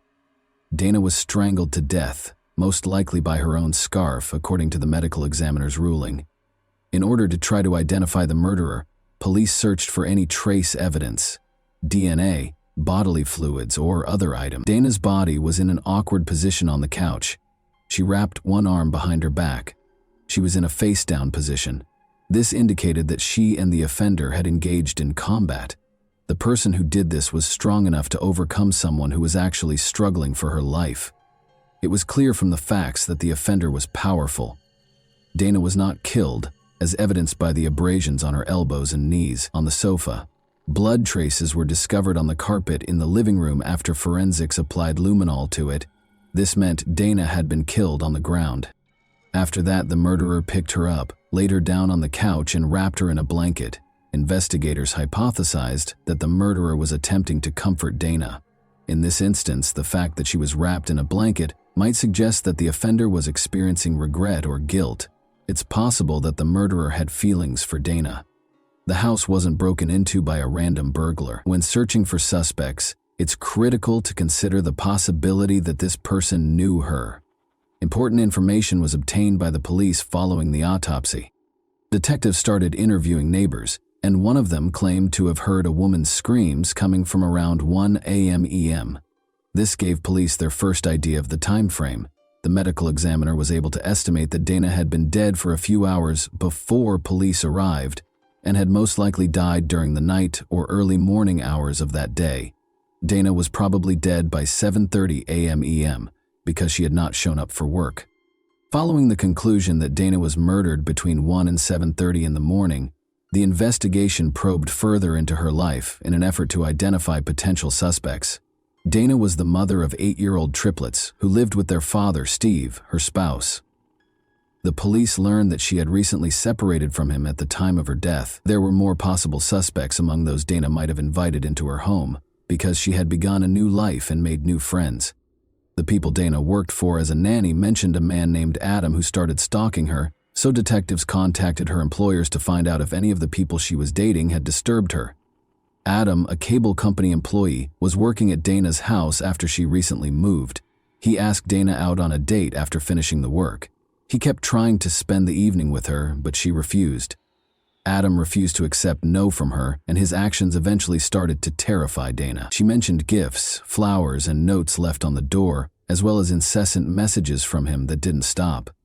These behaviors suggested obsessive, domineering, and irate behavior that might make Adam think about committing a crime. Police discovered that Dana had threatened to hold Adam accountable if she were to suffer any harm. Adam became the main suspect and was in the spotlight. Despite everything, his actions and potential motivation appeared to be strong evidence of guilt. Adam denied any role in Dana's demise. The police conducted a thorough investigation of his surroundings while he was being questioned. They looked through his work locker and his car, but they didn't find anything unusual. When questioned about his whereabouts, Adam acted aggressively and insisted on his innocence. Adam stated that he stayed at home with friends the night of the murder. His statements were verified by a review of his phone records. As a result, he was placed lower on the investigation's list of suspects, forcing the police to focus on other individuals. A phone number written fluently in pen on Dana's hand was the tiny but crucial piece of evidence that investigators concentrated on. They looked up the number and found that it belonged to Julian, a 35-year-old man. The importance of the phone number to Dana was evident from the fact that it was written in pen on her hand. To learn why Julian's number was inscribed on Dana's hand, detectives located him and asked him to come in for interrogation. Their suspicions were aroused by his unwillingness to provide a cogent response, which led them to investigate his relationship with Dana further. Julian acknowledged under duress that he was close to Dana, despite the fact that she was seeing his best friend Matt. Detectives started to question whether Julian could have been the murderer after this discovery, but when his alibi was examined, it was discovered that witnesses and establishment employees had verified that he was at the bar from 10:30 p.m. to 1 a.m. on the night of the murder. Julian was thus disqualified as the murderer by his alibi. The detectives began to question whether Matt could have committed the crime after discovering that Dana was having an affair with his friend. Romantic relationships have the power to arouse our emotions, and although it may not be immediately apparent to everyone, out-of-control feelings are frequently the root cause of such crimes. Personal intimacy is frequently the cause of crimes of this kind. Matt, Dana's romantic partner, was immediately elevated to the level of suspicion as a result. Investigators examined Dana and Matt's relationship more thoroughly after receiving Julian's information. The asymmetry of feelings was clear. Dana believed she had allowed Matt into her life, But Matt was blazing with passion for her, lacked such intense emotion. According to phone records, Dana and Matt were in constant contact the night of the murder, with calls taking place between 11:30 p.m. and midnight. As a biker who abused illegal substances and was able to confront multiple men at once, Matt was described by Dana's friends as being abrasive and rude, all of which made him an obvious suspect. Investigators found that Matt lived close to Vancouver, Canada. While looking into Dana Laskowski, however, this did not absolve him of suspicion. In a couple of hours, he could have driven from his house to Dana's. When asked, Matt claimed that he was not involved in the crime because he had intended to meet Dana but was stopped at the border due to issues with his documents. His alibi was confirmed. Investigators asked Matt for any information that could help solve Dana's murder after he was exonerated of any suspicion. According to Matt, he had called Dana the night of the murder and observed that she appeared uneasy during their chat, which may indicate that someone was present in the house with her. Matt surmised that the unidentified individual might have been Steve, Dana's ex-husband. Dana had spent a portion of her life with Steve, so it was obvious that she needed to talk to him. Her triplets were his children. Breaking up is a tough experience, and depending on the situation, it can cause anger that can turn into murder. Maybe Steve decided to commit a crime because he was so furious after Dana left him. He might have committed murder out of passion, jealousy, or rage, all of which needed to be taken into account. When investigators started looking into Steve's identity, they discovered that he had given Dana a life insurance policy, which expanded the pool of potential explanations for what transpired to include financial ones. When Steve was brought to the police station to be questioned about his relationship with Dana, he seemed unusually distant and withdrawn, seen in his feelings. His emotions seemed to have been smothered. Another suspicious detail was discovered by the detectives during the interview. Steve's knees were abrasive, just like Dana's elbows and knees. Investigators thought that on the night of the murder, there might have been a disagreement between the two. Steve explained that he had sustained the abrasions on his knees while playing baseball when detectives questioned him about them. But according to one of the detectives there, who was a real baseball expert, those kinds of injuries were not typical of the sport. Steve was even more anxious after that, but did he have a chance to murder Dana? Steve responded that he was at home, 5 hours away from Puyallup, when asked where he was on the night of the murder. The following morning, he said, he put the children to bed, filled up the gas tank, and drove to a nearby campground. His explanation was intriguing. The triplets' absence from Dana's home the night she passed away could have been a coincidence, but it could also indicate that Steve had prearranged the entire situation. It took 10 hours to travel back and forth between Steve's and Dana's homes. If Steve had gone to Dana's house, investigators realized, he would undoubtedly need to stop at a gas station, so they gave careful thought to the possibility that he could have put the kids to bed, driven to Puyallup, committed the crime, and driven back. They looked into locations where he might have refilled up with gas and went back his potential path. Investigators removed Steve as a suspect after reviewing surveillance footage and examining areas of the road where his car might have been spotted. They were unable to find any concrete proof that Steve had made the trip. The investigation hit an impenetrable wall after all suspects were ruled out, which caused great frustration. The fact that Dana's body was covered in blankets seemed particularly strange, a behavior that amply demonstrated the unusual nature of the perpetrator. The investigators had reached a point where they had no viable suspect or explanation for the nature of the crime. In light of this, the police made the decision to enlist the FBI in the inquiry. Because the local police lacked the requisite experience to identify such specific signs, the investigators sought the FBI specialist's assistance in creating a psychological profile of the potential offender. After carefully examining the case, the FBI concluded that the crime was likely committed impulsively and in a fit of rage, revealing a disordered personality. The person who was in Dana's home that fateful night, according to experts, had no intention of killing her. They probably knew one another, spoke, and then he attacked in a fit of rage.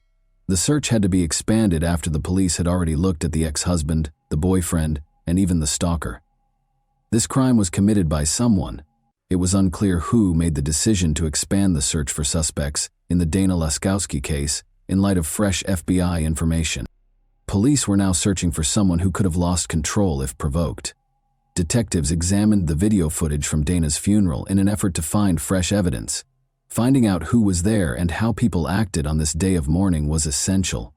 It was crucial to observe who attended Dana's funeral and who did not, both from a psychological perspective. Given that most murders are carried out by someone the victim knew, it is possible that the murderer was one of these individuals. It's possible that the murderer attended the funeral because it would have been suspicious to skip it.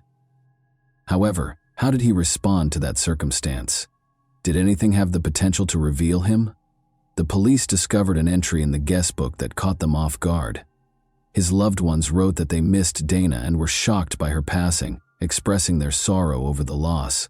However, Amanda, Dana's niece's entry was especially noteworthy. "I apologize for not being the best niece," she wrote. "It's been 34 days since I broke free from addiction. You are the reason for this." Amanda was characterized by some family members as a wild and erratic young lady. According to what was written, Amanda had overcome her addiction following Dana's passing.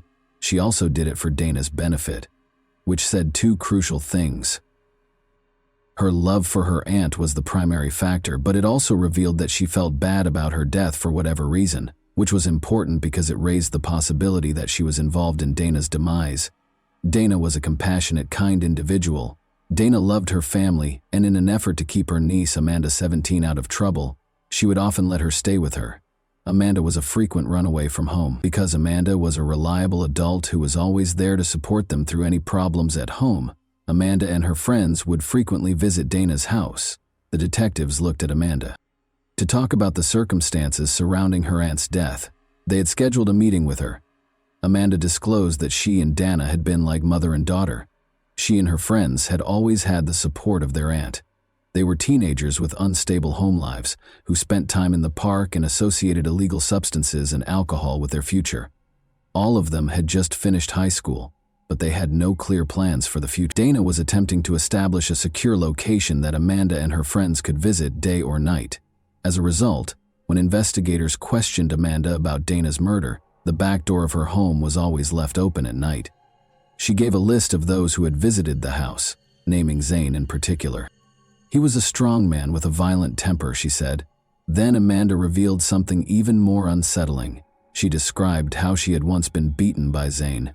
He threw her on the couch and started acting aggressively. He would try to hit on her hard and she would push him away and ask him why. Zane merely chuckled at this, displaying his strength and beauty, as though he was taking pleasure in the situation. The detectives made the decision to examine Zane more closely and search the databases. Zane was a suspect due to his criminal history of fighting and dealing illegal substances. To find out more about Zane, one of the detectives got in touch with his young informant. In their meeting, he talked about Dana's murder and recommended Zane as a potential suspect. But according to the informant, Zane was not the one who killed Dana. Emily, a young woman from Amanda's group, was the murderer. Emily Lauenborg, a 17-year-old drug user, lived close to Dana's home. Emily and Amanda had a close relationship. They might have even been best friends. After hearing the story, the detective started to question its authenticity. He couldn't believe that Emily, a 5'2" girl who was frail, could strangle a 36-year-old mother of 3. The informant responded that she was no longer the frail girl she had been. She had matured and gained muscle. Because she enjoyed wrestling men, she was known as the mutant. Emily wasn't your usual suspect, but as the investigation progressed, it became clear that she was the strongest of the problematic teenagers, impressing everyone, including the guys, with her physical prowess and wanting arm wrestling and even regular wrestling. Emily was taken to the station by the detectives to be questioned about her potential role in Dana's murder. After placing her hands on the table, Emily threw back her head and frantically looked from side to side before leaning forward and angrily telling her that she had been slandered. Emily was asked by the police where she was when Dana was killed. Emily and Amanda both stated that they were present at the party when the crime was committed. But around midnight, Amanda and Emily left the party, and the police were able to track them down. Consequently, they could have arrived at Dana's residence by 1 in the morning. Everything suggested that they were concealing something and were most likely involved in the crime. However, what had actually occurred? Was Emily responsible for the murder? The police were able to secure a search warrant for Emily's rented room because of mounting circumstantial evidence against her. Her private journal was one of the things confiscated. It had the usual entries of a 17-year-old girl, but it quickly disclosed surprising information. A wish list that included the desire to murder someone and escape punishment was one of the entries. Emily expresses her anger towards Amanda in a different entry, stating that she wants to strangle Amanda in the same manner that she strangled her aunt. Emily's guilt was confirmed by this startling discovery. The murder, Dana's strangling, and the intention to potentially strangle Amanda in a similar way were all described in the diaries. Crucially, detectives had not yet made public the news that Dana had strangled to death when they discovered Emily's diary. This further suggested that Emily was to blame for Dana's ordeal. Amanda was questioned by detectives once more and was accused of lying about the night her aunt was killed. They questioned why she had deceived everyone. After all, Emily stated that she wanted money and that she wasn't there under duress.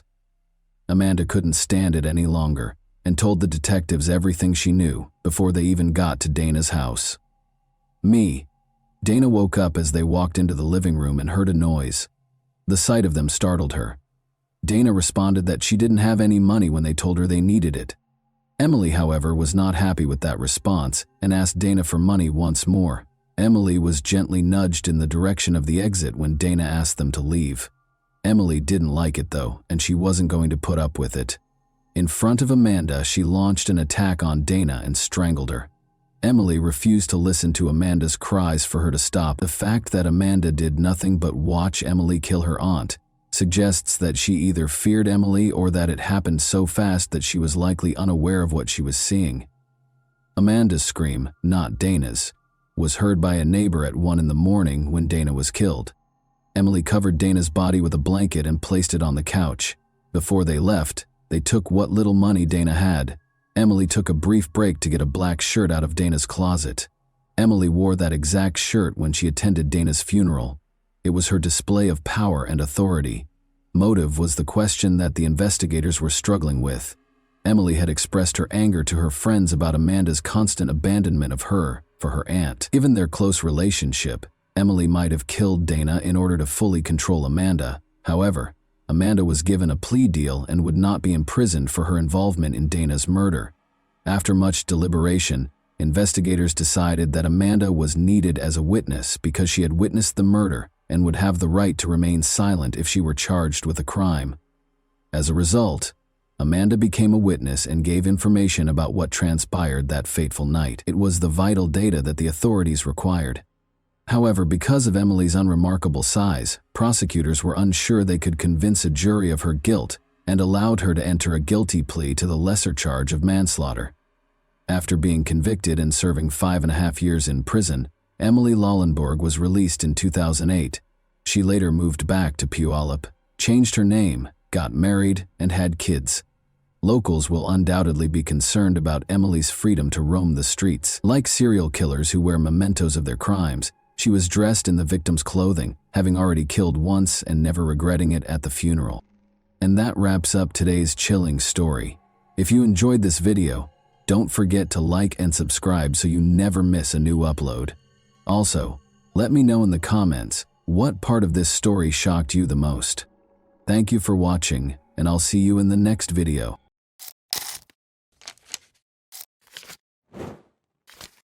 Hey guys, welcome to my channel, and today we're going to take a look at another horrible case with you. The seemingly stable world of the Craig family from Colorado took an unexpected and devastating turn in March 2023, amid the everyday routines of family life.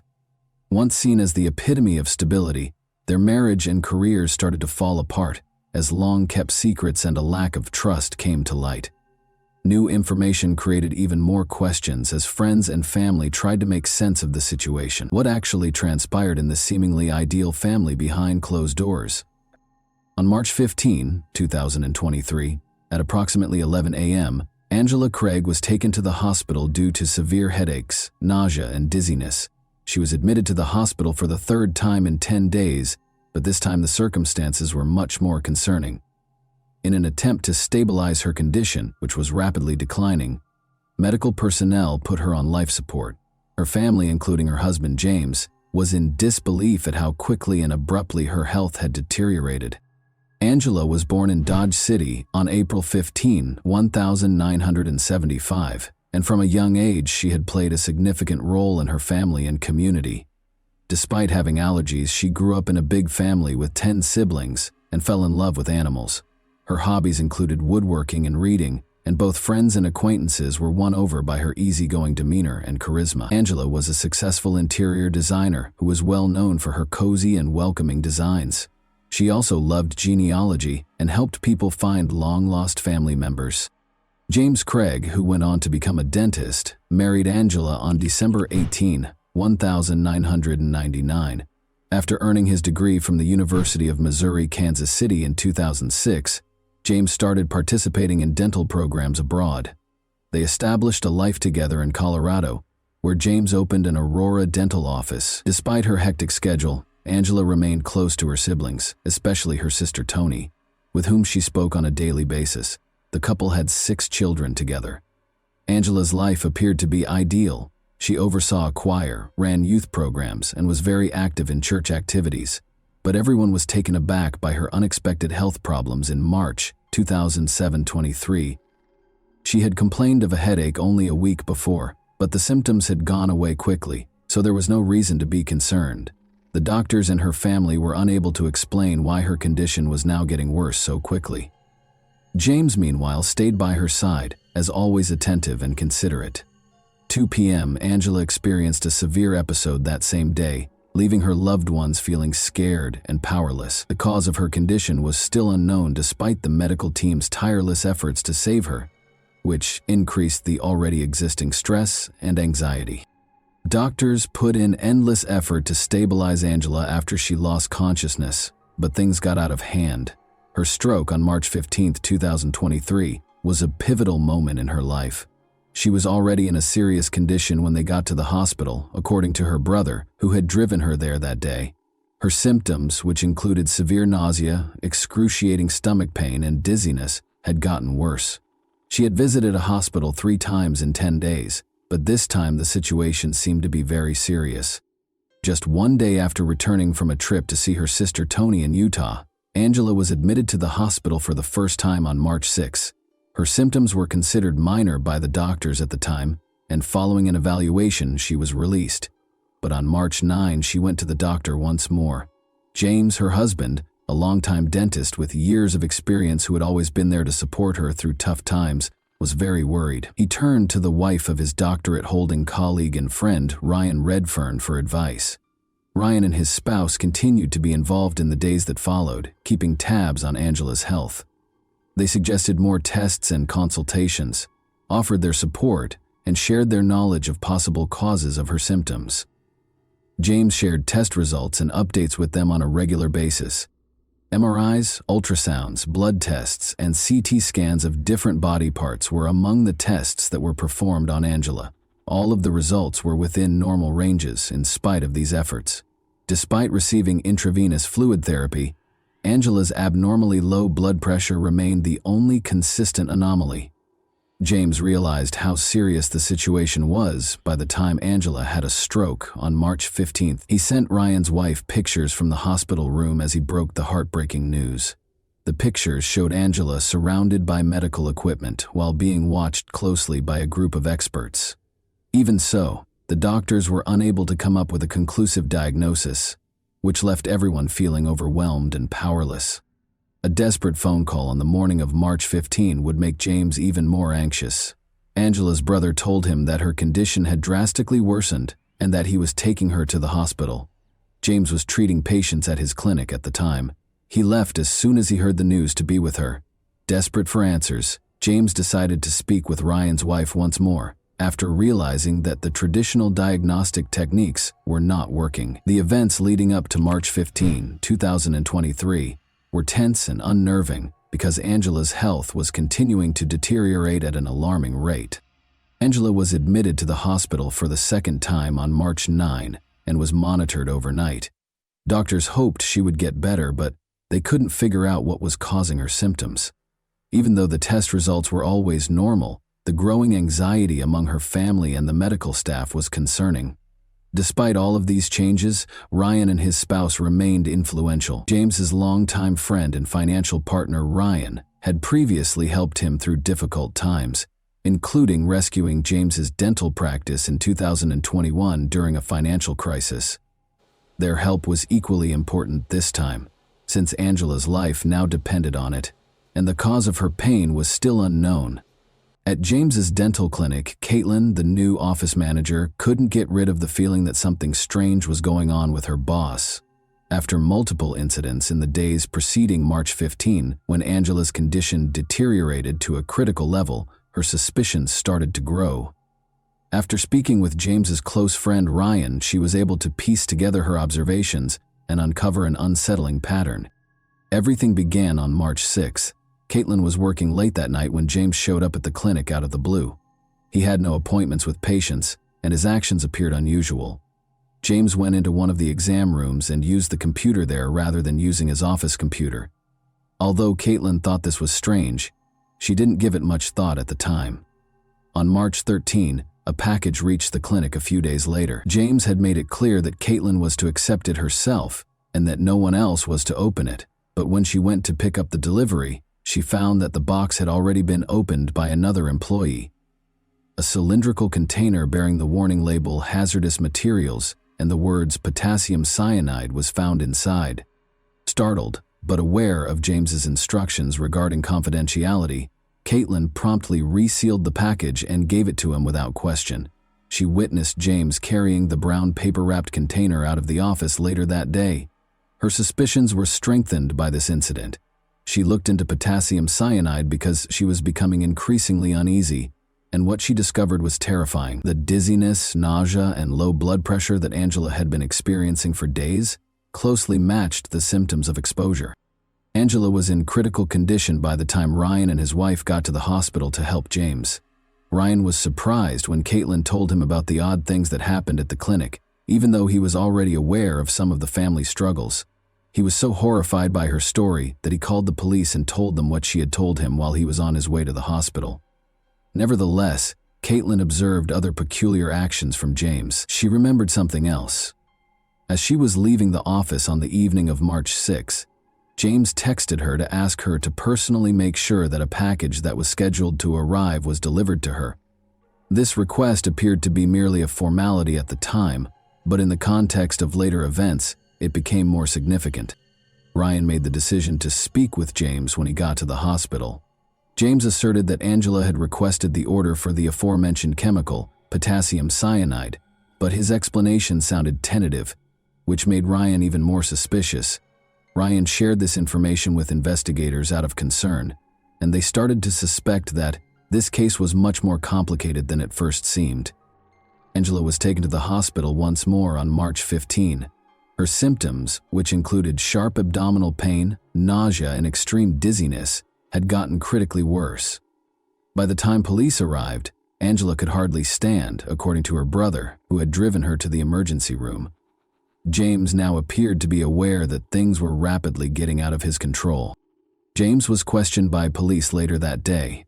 Investigators focused on a crucial question even before the official interview began. How would James explain the link between his purchase of potassium cyanide and Angela's abrupt and serious health decline? Interviews with the hospital's medical staff, where Angela was receiving treatment, marked the start of the investigation. Ryan's worries alerted a nurse, who confirmed that Angela's test results revealed odd markers. Her symptoms, which include seizures and rapid deterioration, may be consistent with exposure to a toxic substance, according to her attending physician. Investigators turned their attention to the circumstances surrounding Angela's hospitalization as a result of these statements, which turned into crucial pieces of evidence. Detectives went to James's dental clinic the next day. The office manager, Caitlin, made a number of observations that added to the mystery. She remembered James talking about looking after Angela and making her a protein shake on March 6. Angela's health started to deteriorate shortly after, which was a coincidence that investigators noticed and led to further inquiries. In the days that followed, Caitlin added, James frequently seemed nervous, shunned social interactions, and talked on the phone a lot. She was especially drawn to his request that she sign documents pertaining to the purchase of clinic equipment. Investigators suspected possible financial misconduct after examining these documents and finding that the amounts listed were significantly greater than the equipment's true cost. James regularly used the office computer for personal purposes, according to one of the clinic staff members. The employee remembered in February that James had visited a website about chemical reagents that contained references to potentially very dangerous substances. These findings were consistent with the identification of James's potassium cyanide purchase. James's financial activities were soon the subject of the investigation. Investigators discovered that James had sent a sizable amount of money to an unidentified supplier connected to the sale of chemicals on March 4th. James was able to conceal the order from his family because it had been shipped to the clinic's address. Investigators linked the package Caitlin had seen to the delivery when they tracked it down. She explained the warning-labeled container and mentioned that James had retrieved it and taken it home. The focus soon shifted to James's clinic office. James has been locking his office door during lunch breaks, which is not something he usually does, according to another employee. Investigators discovered traces of packaging materials that seemed to match the delivery of the potassium cyanide while searching the office. Hospital personnel persisted in trying to save Angela's life in the interim. Doctors ruled out accidental poisoning because of the high levels of toxic substances in her system. The foundation for additional accusations against James was established by this crucial detail. In the hopes of discovering more evidence connecting James to Angela's declining health, detectives secured warrants to search James's house and car. In her additional testimony, Caitlin noted that Angela's symptoms were consistent with those of potassium cyanide poisoning, which include nausea, vomiting, and low blood pressure. She added that even in tiny doses the chemical could be fatal. Investigators' suspicions grew stronger with each new piece of evidence, which led them to believe that intentional actions caused Angela's health crisis. James's computer was examined as part of the inquiry. Detectives discovered notes on it that listed the times and dates that Angela's symptoms worsened. The nature of the record suggested that James may have been using them to track and control her condition, even though the entries seemed to document her health problems. Further information was uncovered by looking through the couple's messages. Angela thanked James via text on March 6, 2023 for making her coffee. She reported feeling weak and lightheaded shortly after. In response, James advised her to take her blood pressure. During the same conversation later that day, James mentioned strong medications and blamed her symptoms on possible triggers, which investigators later saw as an effort to avoid suspicion. James' longtime friend and business partner Ryan revealed that James had confided in him about significant marital and financial difficulties in 2021. James was even thinking about getting a divorce at the time. James subsequently stated that Angela had been experiencing extreme depression and related an instance in which he allegedly prevented her from hurting herself.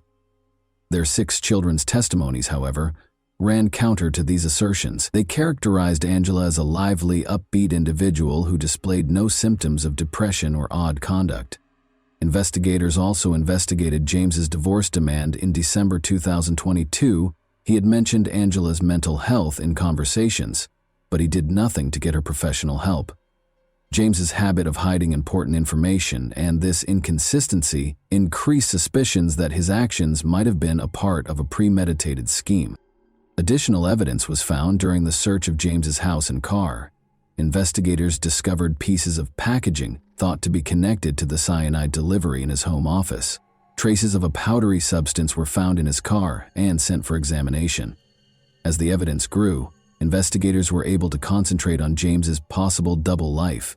Even though he presented himself as a loving family man, he was starting to show signs of secretive behavior and hidden problems. A clearer picture of what might have been going on behind the scenes was emerging from the financial difficulties, marital strife, and thorough notes about Angela's symptoms. One of the most important aspects of the investigation was the history of James and Angela's marriage. According to Angela's sister, Angela had often confided in her about feeling pressured and manipulated by James. According to her, he could talk about his issues for hours on end without taking responsibility or demonstrating any desire to change. According to reports, Angela felt stuck in the circumstance and lacked the strength to escape. These reports corroborated remarks made by James's co-workers, who observed his repeated grievances regarding family issues. James once remarked that life would be simpler without all of these responsibilities. according to one coworker. Throughout the investigation, Angela's medical records were extremely important. She had seen doctors more often than usual over the previous 2 years, complaining of inexplicable symptoms like weakness, dizziness, and stomach pain. Investigators suspected a potential link between her health problems and James's behavior, because these visits fell during times when their relationship was more tense. James's search history showed meticulous preparation. He had studied the uses of toxic substances, such as cyanide and arsenic, and discovered ways to cover up their taste in food and beverages. Articles about avoiding suspicion in poisoning cases also piqued his interest. This digital trail demonstrated a high degree of intentionality and preparation. The situation was further clarified by financial records. Investigators discovered that James had been paying for a mailbox he rented in a far-off location, which he used to accept some deliveries. According to delivery service staff, James regularly picked up packages, usually in the evening. His cyanide purchase, which was already being investigated, coincided with one of these deliveries. Additional leads were obtained through interviews with Angela's friends. According to one friend, Angela had complained of odd symptoms weeks prior to being admitted to the hospital, and she had expressed concern that they might have been caused by something she had eaten or consumed. Nevertheless, she ruled out James's involvement, blaming her illness on fatigue or other medical conditions. Investigators sought the opinion of toxicologists, who tested Angela's hair in order to shed light on the matter. Traces of arsenic and other harmful substances were found during the analysis, suggesting that the person had been exposed to poisons for a long time. These results clearly indicated that Angela's declining health was not a coincidence. A coherent story started to emerge from the gathered evidence, which included witness accounts, financial transactions, and the outcomes of medical tests. Long before Angela was admitted to the hospital, James had not only carefully planned his course of action, but had also started carrying it out. Nevertheless, investigators persisted in their efforts to dispel any remaining uncertainties. Investigators also looked into James's financial circumstances and found some concerning information. With more than $2 million in debt, his dental practice was in terrible shape. This was made worse by his gambling habit. James's financial situation was already unstable because he had lost a significant sum of money in Las Vegas. These disclosures provided a fresh viewpoint on James and Angela's marital problems, which, in the words of Angela's sister, had been anything but ideal for years. According to Angela's sister, James had consistently persuaded her to stay in the marriage, despite her attempts to leave it for 16 years. Those close to her claimed that despite feeling emotionally spent and stuck, Angela lacked the willpower to break up with him.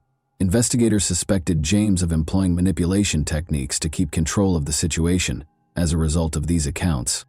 Another aspect of James's life was illuminated by emails discovered during the investigation. An intimate relationship that started in 2022, when Karen, a Texas orthodontist, filed for divorce, was disclosed in correspondence with her. Investigators were drawn to one specific detail. James had purchased airline tickets for Karen on the same day he was issued an arsenic order. Karen apologized for not being with James in an email on March 16 and said she hoped to see him soon. Investigators looked into life insurance plans that were obtained in Angela's name in the interim. They found 3 policies that paid out a significant sum of money. This discovery heightened concerns that James might have included money in his purported scheme. At 4:29 p.m. on March 18, medical professionals pronounced Angela clinically dead. James was charged with first-degree intentional homicide a few hours later. Investigators claim that on March 6, 2023, James, who regularly made protein shakes for his wife, tried to put arsenic in her beverage. After that failed, he told the supplier that he needed potassium cyanide for a medical procedure and ordered an expedited shipment. James was arrested the next day. He was charged with several offenses, including tampering with evidence, at his first court appearance. The judge imposed a $10 million bail amount. Prosecutors charged James Craig with solicitation of murder and solicitation of perjury shortly after. An Aurora police detective was the alleged victim, according to Aurora police spokesperson Joe Moylan, even though the indictment didn't say who James was supposed to hurt. The trial of James Craig has been postponed indefinitely. Craig is scheduled to appear in court with a new lawyer after entering a not guilty plea. Craig was also accused of surreptitiously delivering a jail letter to a fellow prisoner who was freed on bond with the help of an adult daughter. The letter, according to the prosecution, included a request to produce a fictitious video that allegedly showed Angela Craig requesting that James get her some toxic substances. Angela's family made the decision to donate her organs after she passed away on March 18. Knowing that her life could save others gave her loved ones some small comfort in this choice. Her family wrote her obituary, which omitted the terrible circumstances of her death and instead highlighted her generosity, love for her family, and commitment to helping those around her. Angela's 6 children were thrown into the middle of these terrible circumstances in the meantime. Angela's family took custody of them after James was arrested in an effort to protect them from the consequences of his alleged behavior. During this trying time, Angela's family put in a lot of effort to make sure the kids got the help and attention they required. The dark secrets that James Craig had meticulously hid behind the facade of a prosperous career and an apparently contented family life were exposed by this case. The tragic result of his painstakingly planned actions devastated not only his own life, but also the lives of his loved ones, family, and children. This story is a sobering reminder that appearances of success and stability can conceal deep conflicts and hidden agendas, leaving many lives forever altered and many questions unanswered. And that wraps up today's chilling story. If you enjoyed this video, don't forget to like and subscribe so you never miss a new upload. Also, let me know in the comments what part of this story shocked you the most. Thank you for watching, and I'll see you in the next video.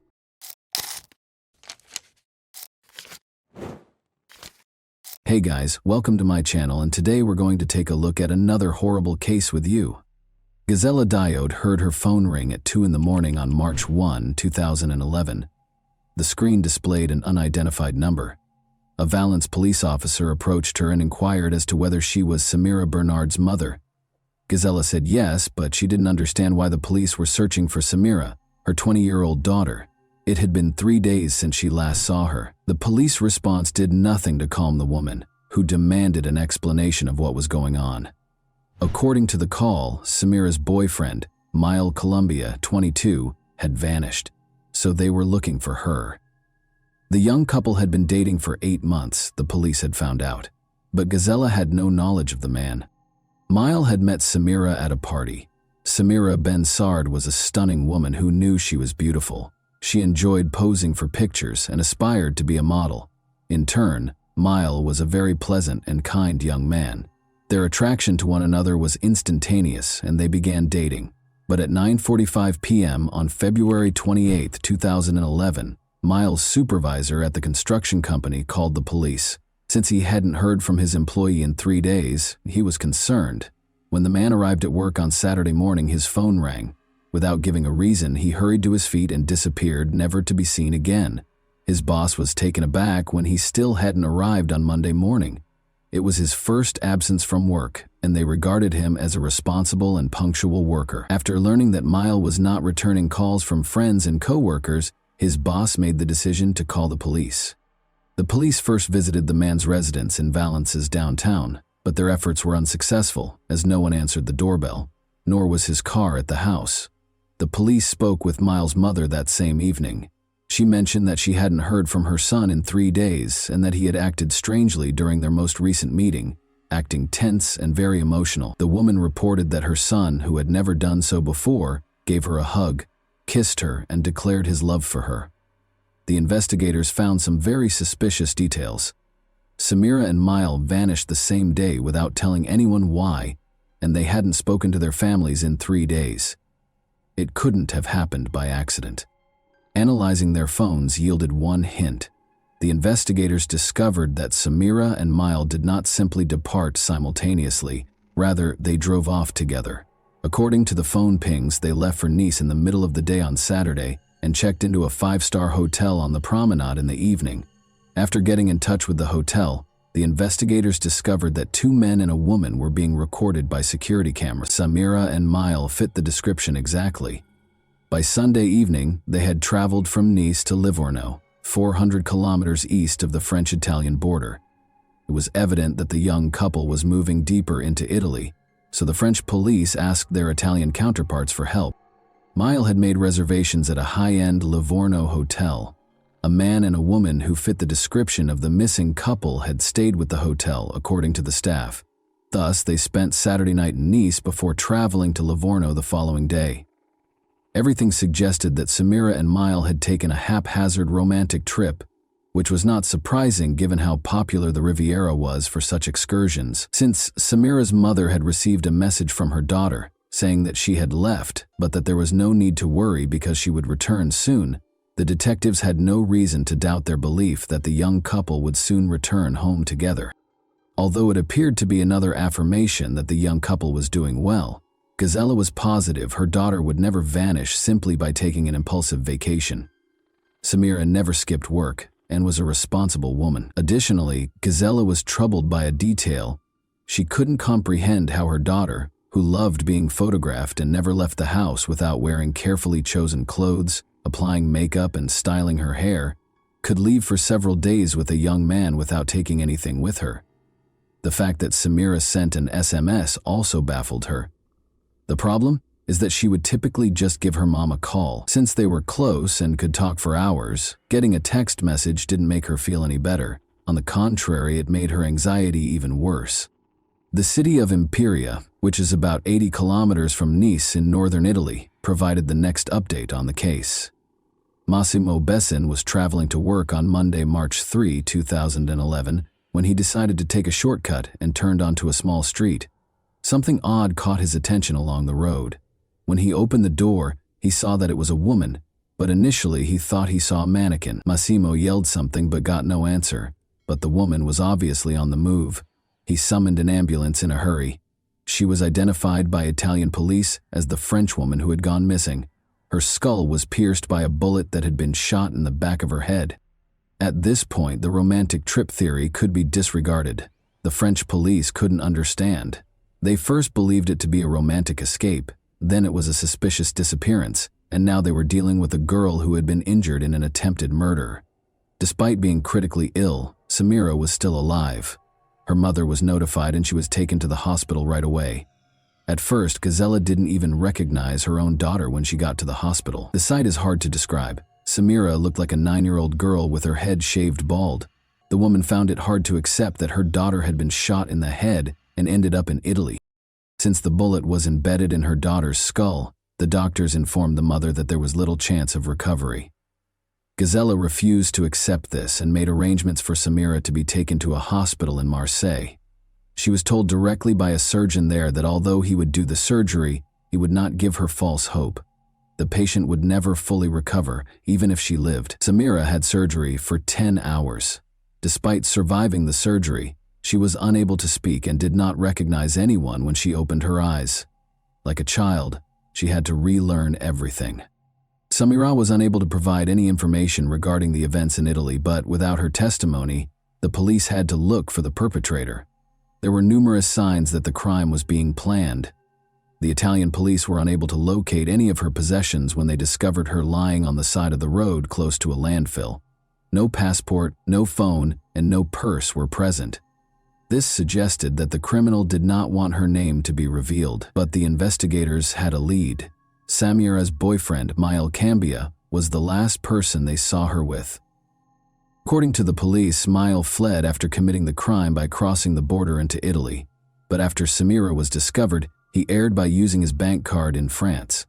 Only 35 kilometers from his Valence apartment, he used it at a first-rate hotel in Les Turrets. Mile had returned to France the day before according to surveillance footage. But why didn't he return home to his family if he was innocent? He chose to stay in a hotel a few kilometers away instead. Investigators soon learned that he had used Samira's credit card, which was another error on his part. In other words, Miles stayed in a hotel and used the woman's card while the young couple went on an impromptu trip to another country, where the woman almost died. The worst suspicions of the police were validated by everything. The detective talked to the young man's friends and family in an attempt to find a motive. Samira and Miles' relationship was evidently far from ideal. Mile was bothered by the fact that Samira was a very attractive woman and that many men were interested in her. Their disagreements frequently turned violent. In front of their friends, Mile had the authority to slap Samira. and once he even put out a cigarette on her. He was obviously not a particularly stable individual. However, the motive remained a mystery. Was everything prearranged, or did Mile act out of rage? Despite Mile's actions, all of their friends were aware that Samira was smitten with him. She'd just learned, though, that her boyfriend was married. He had cheated on his girlfriend on a regular basis after getting married to her when she was 18. He had many mistresses besides Samira. Despite being upset by the information, she didn't end their relationship because she trusted Miles' statement that they were divorcing and living apart. The investigator went to Miles' house after learning of this, but as soon as he stepped inside, he saw that Samira was wrong. The husband and wife were obviously living together. In addition, Mile would soon become a father. The name Combi was written on 17 ultrasound pictures of the apartment. A love triangle involving Mile, his wife, and Samira was clearly in place, and one of them was bound to vanish. Finding Mile was essential, and it was far simpler than the police had expected. 5 days after the disappearance, Mile Cambia turned himself in on March 4 at the Valence police station. The investigation was extremely fortunate to have this. Mile not only willingly arrived at the station, but he also came clean and admitted to shooting Samira. He went on to describe what had transpired. According to the young man, Samira was merely a friend with whom he could have fun. She knew there was no future in their relationship. Samira was unable to accept Miles' explanation that their romance was over. She never left him alone, calling him non-stop and occasionally dialing his number 150 times in a single day. He showed the investigator his phone, which showed evidence of about 1,000 calls from Samira in a month. Although Mile acknowledged that Samira's actions might be categorized as stalking, would this be sufficient grounds to shoot her? The young man soon began to fear for his life as the situation worsened. He described the events of the Friday night before they left for Italy. He was kissing another woman in a nightclub when Samira confronted him. After leaving the club in a hurry and using her key to scratch his car, she got into a fight with Samira's cousins. Mile was frightened by this incident, since they threatened to kill him and claimed to have weapons. Mile was terrified.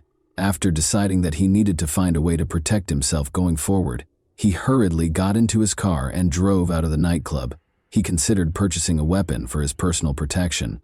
When he received a call the following day, he left without thinking and went to buy a revolver. Still, none of this clarified why he had shot Samira. Mile clarified that his intention in traveling to Italy was not to murder her or carry out any other heinous deed. All he wanted was for their tumultuous relationship to end. In an attempt to defuse their tense situation and give Samira an explanation, he took her to Italy, but things didn't work out. Mile got out of the car after they argued once more. Samira trailed after him. Mile claims that he did not intend to shoot when he grabbed the weapon, only to frighten her, but the revolver accidentally went off. Then he dropped her to the ground, climbed back into the car, and drove off. He claimed to be afraid when asked why he didn't call for an ambulance. He didn't know what to do, so he went into hiding for a few days after she fell. The police already knew the rest of the story. In general, the man asserted that what transpired in Italy was an accident, and that he was the victim of his compulsive lover's pursuit. The police weren't entirely convinced by his explanation, so he was arrested for attempted murder. A few things didn't add up. Why would someone go abroad and stay in a 5-star hotel only to break up with someone? Why did he use her credit card after stealing all of her personal items, and who used her daughter's phone to send Samira's mother the message? Although it was hard to prove without Samira's testimony, the investigator was certain that the young man was lying. Thankfully, Samira was able to testify after some time and therapy. First, though, Samira spoke very slowly and in a weak voice. She gave her account of what happened 8 months after the attack on October 11, 2011. Samira's statements ran counter to what her ex-lover had said. He said they needed to talk when he arrived at her house. He persisted, so she gave in, even though she didn't want to. She accepted Miles' invitation to a weekend retreat. When she asked him where he wanted to go, he said, Spain. The fact that this upset her made him take her to Nice, and then to Italy. Mile abruptly swerved off the road on the 3rd day of the journey, following 2 days of relaxation. He told her not to worry, saying he just needed to get rid of something, when she questioned why he had turned onto a road that led to a landfill. Mile halted the vehicle and exited. After letting her out through the passenger side door, he took out a revolver and aimed it at her. She was going to die, he said. She yelled, "Shoot if you're a man," and he pulled the trigger. The revolver was discovered by forensic experts on February 7, 2012, 1 year after the attack on Samira, and this finding totally disproved Miles' allegations. He claimed that the gun in his hand suddenly detonated. Ballistic analysis, however, demonstrated that such an occurrence was impossible. The shooter must carefully prepare before firing, pull the trigger back, and then fire. 2 separate actions, the expert explained. The revolver won't just fire when you wave your hand. In addition, the revolver must be held in one hand while a considerable amount of force is applied with the other hand to pull the trigger backward. There was no way such a gun could be accidentally fired. Miles Cambia lied because he intended to murder Samira. Detectives were finally able to piece together the murderer's plan after months of investigation. Miles left work on February 26, 2011 at 9 in the morning. He bought a weapon because he was determined to prevent a recurrence of the scene from the night before. He loaded it, tested it, pulled the trigger, and fired it as he made his way into the woods. Everything had been planned by him. Samira was to vanish across the border after spending a romantic weekend in Italy. Since he had no connections in Italy, it was the ideal place to carry out the crime. Miles pulled the woman out of the car, drove off the road, shot her, and threatened to kill her. In order to avoid identifying her, he then took her possessions. Miles tried to deceive the police by sending Samira's mother an SMS after returning to France. It was assumed that the woman had taken a vacation and was still alive. The man was sure he would never be caught and thought he had committed the ideal crime. You can only imagine how shocked he was to learn that his victim had lived. He hid for 5 days close to his hometown while the police searched for him, thinking about what he should do next. He came up with a new self-defense tactic since he lacked the resources and beneficial contacts to flee.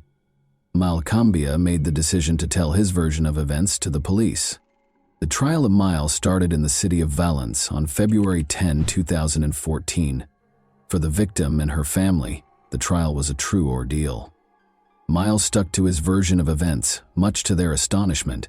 He maintained that everything that transpired in Italy was a regrettable accident, and that he was the victim in this instance, having been harassed by Samira. According to his friends, he had never been violent and bought the revolver out of fear after Samira's cousins threatened to kill Miles and destroy his car and apartment.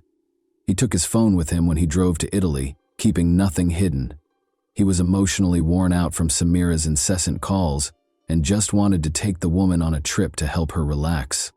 It is also important to note that Miles charmed the jury with his exaggerated displays of civility and respect throughout the trial. His plan worked, and he received a 13-year prison sentence. The lenient sentence raised questions about whether Miles' actions in court and the jury's decision to impose a relatively short sentence were related. After all, it is hard for people to convict a charming young man with impeccable manners, and they frequently associate criminals with unpleasant personalities. Samira feels that this penalty is excessively light. She will always be confined to a wheelchair because she loved a man who chose to kill her, but by the time he turns 40, he will be free and able to lead a normal life. According to the surgeon, Samira recovered 80% of her abilities in a year of therapy, but the effectiveness of rehabilitation drastically decreased after that, leaving her reliant on assistance for the remainder of her life. She acknowledges that he paid her back in this way because she was prepared to do anything for love. And that wraps up today's chilling story. If you enjoyed this video, don't forget to like and subscribe so you never miss a new upload.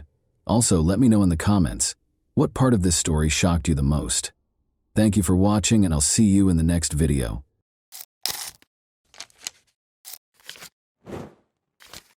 Hey guys, welcome to my channel, and today we're going to take a look at another horrible case with you.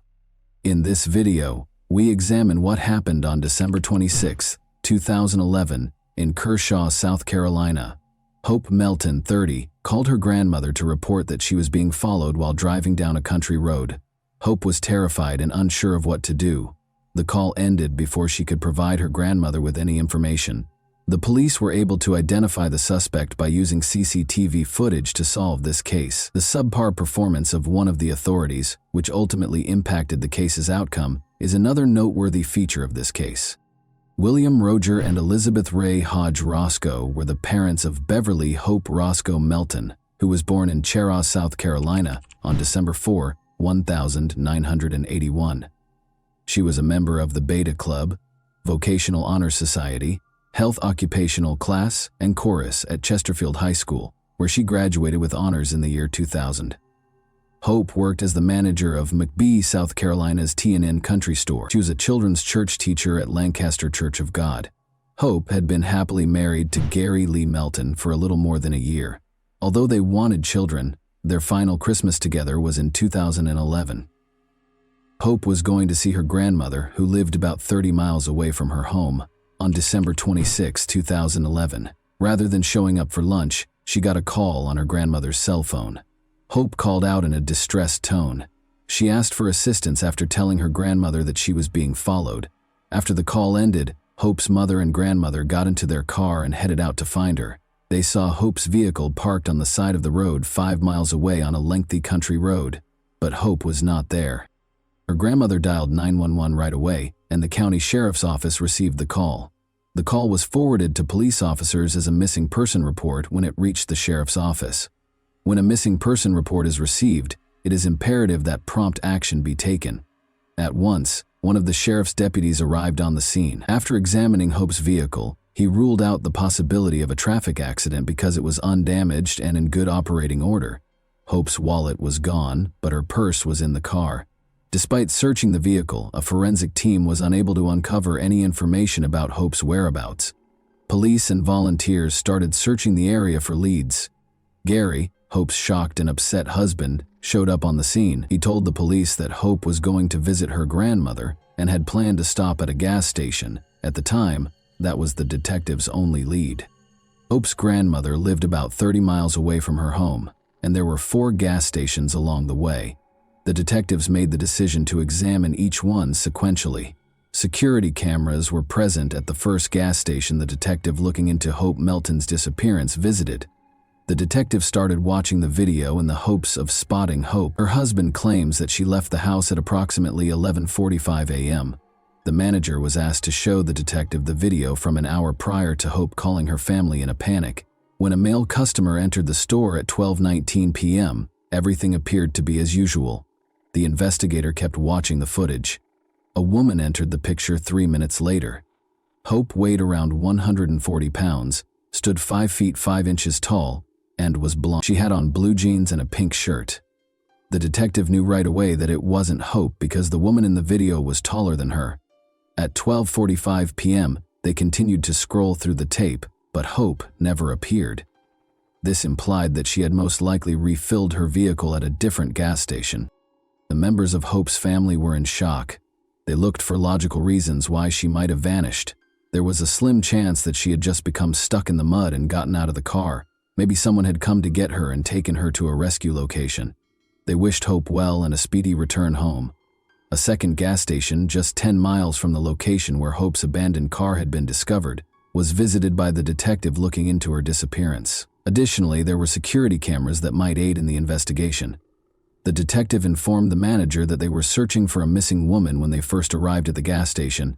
The manager recalled possibly seeing Hope around 12 p.m. when the detective described her appearance and the vehicle she was driving. There was no question that Hope Melton had visited this gas station prior to her disappearance.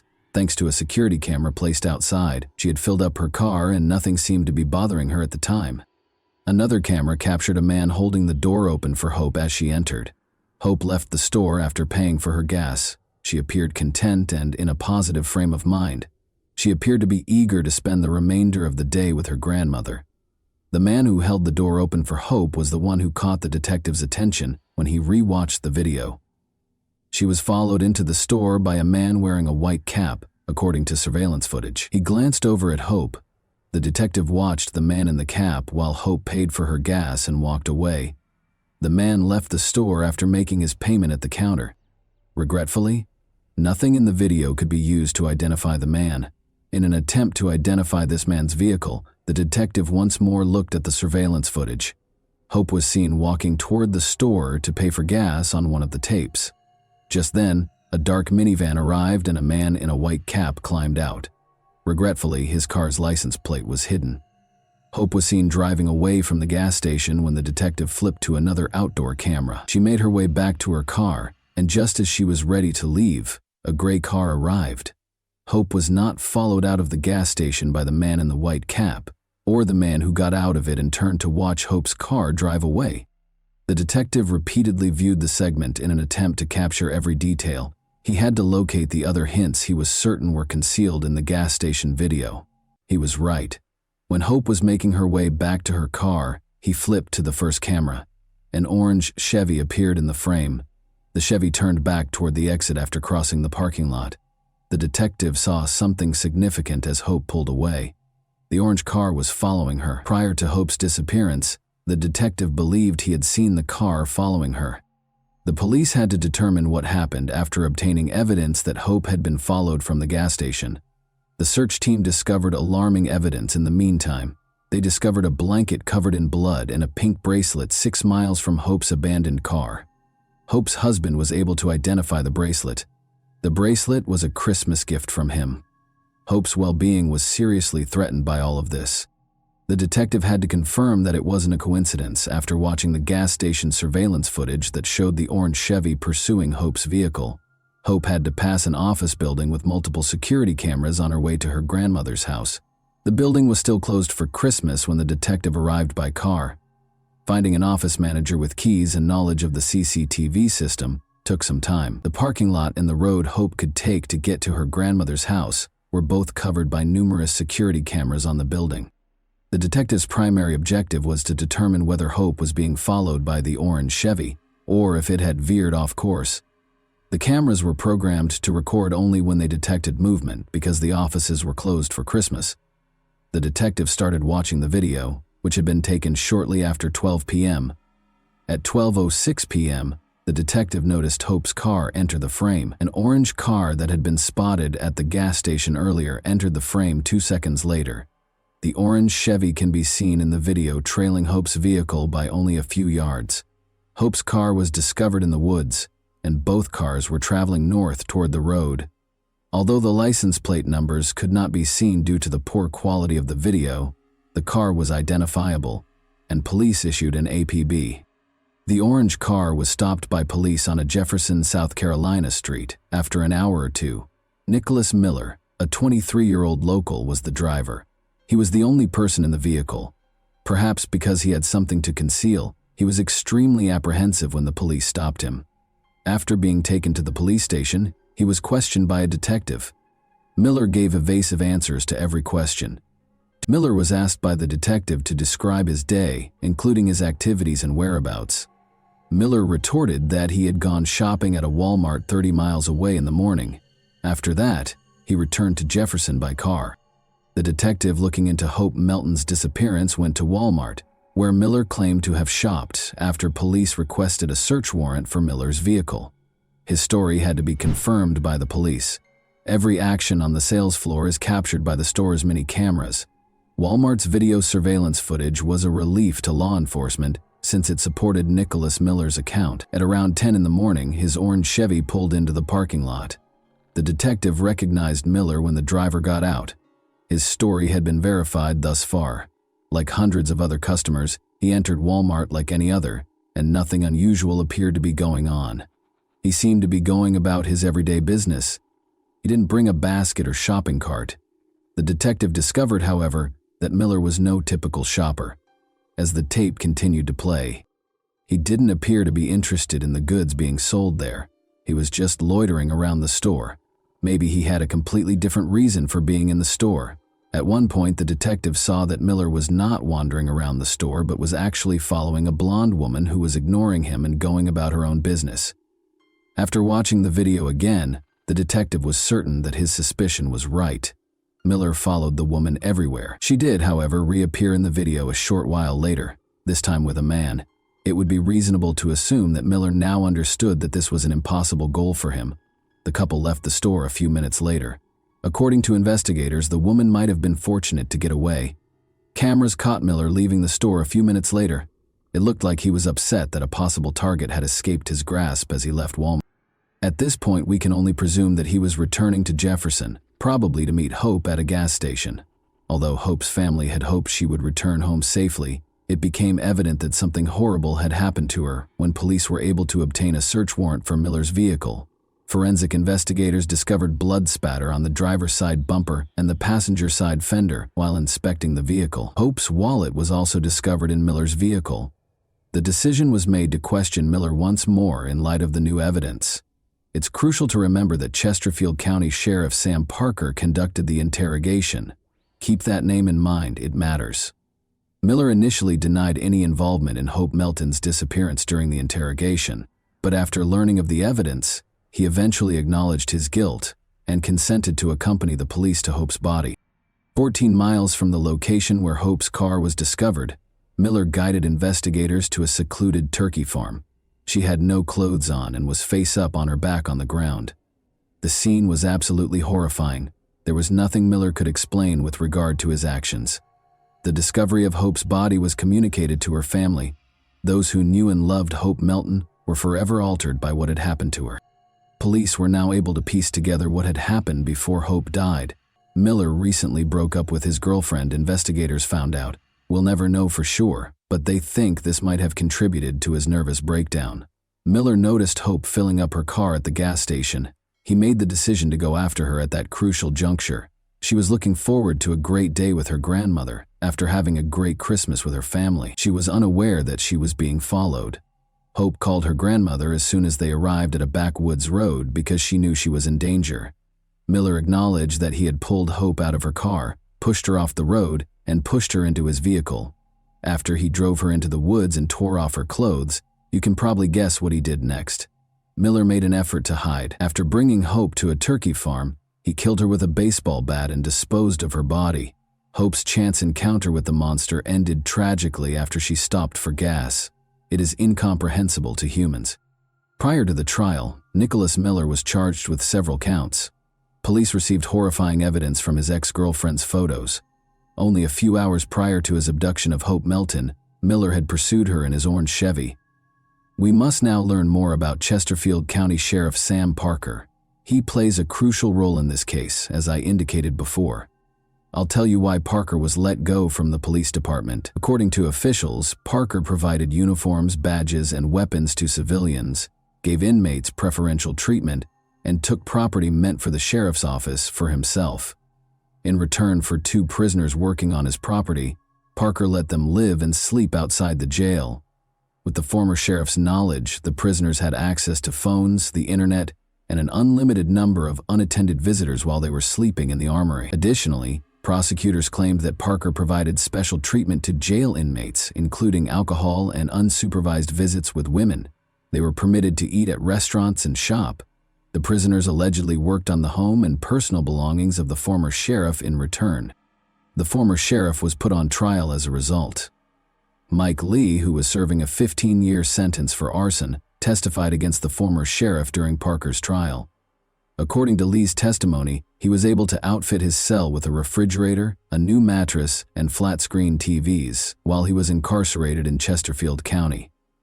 Lee used his own funds that were sent by family to buy the items. In addition to being permitted to buy and wear ordinary clothing rather than his jail uniform, Lee informed jurors that he would have lunch with deputies. Lee claimed to have had access to phones, the internet, and a Facebook account while working at one of the county's impound lots. Lee eventually left the jail to live in the sheriff's armory, where he hosted a birthday party where guests drank alcohol and ate filet mignon and had sex with a female visitor. Isn't it incredible that an inmate would throw a party at the sheriff's office? Post your thoughts about it in the comments section. Lee claimed that while he was in Chesterfield, he was able to visit his wife and child in Mount Pleasant by private jet from Charleston. Lee also testified that a deputy in a marked sheriff's car took him and another prisoner to Florence, South Carolina, so they could have lunch with a female friend. By working at Parker's house, attending church with Parker, and giving Parker's daughter presents, Lee described how he got to know Parker very well.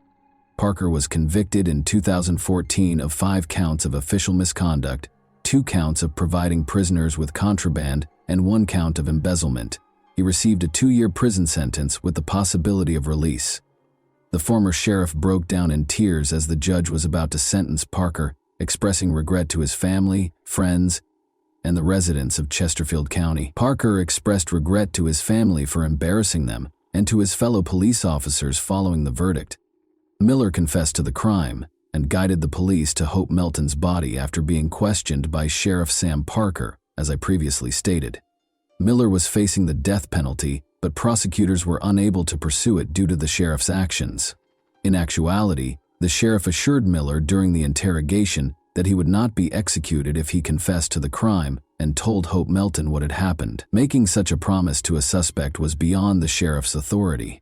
Miller confessed to the crime because he trusted the sheriff.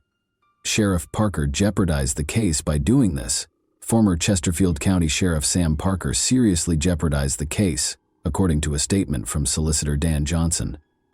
Johnson claimed that Miller's confession was obtained by Sheriff Parker under the false pretense that he would not pursue the death penalty. Johnson stated in the release that all statements made in reliance on Sam Parker's promise of leniency, which was used to coerce Nicholas Miller's confession, would be appropriately suppressed at a trial in this case due to Parker's egregious misconduct. Nicholas Miller, age 26, entered a guilty plea to all charges in March 2015.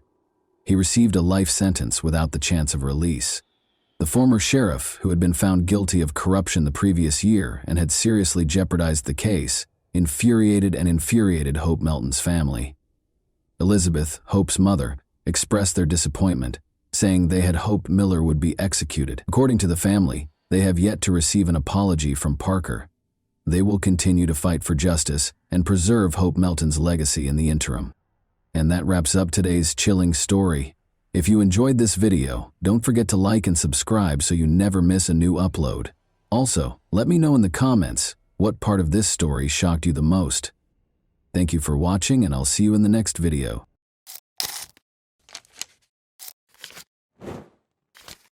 Hey guys, welcome to my channel, and today we're going to take a look at another horrible case with you.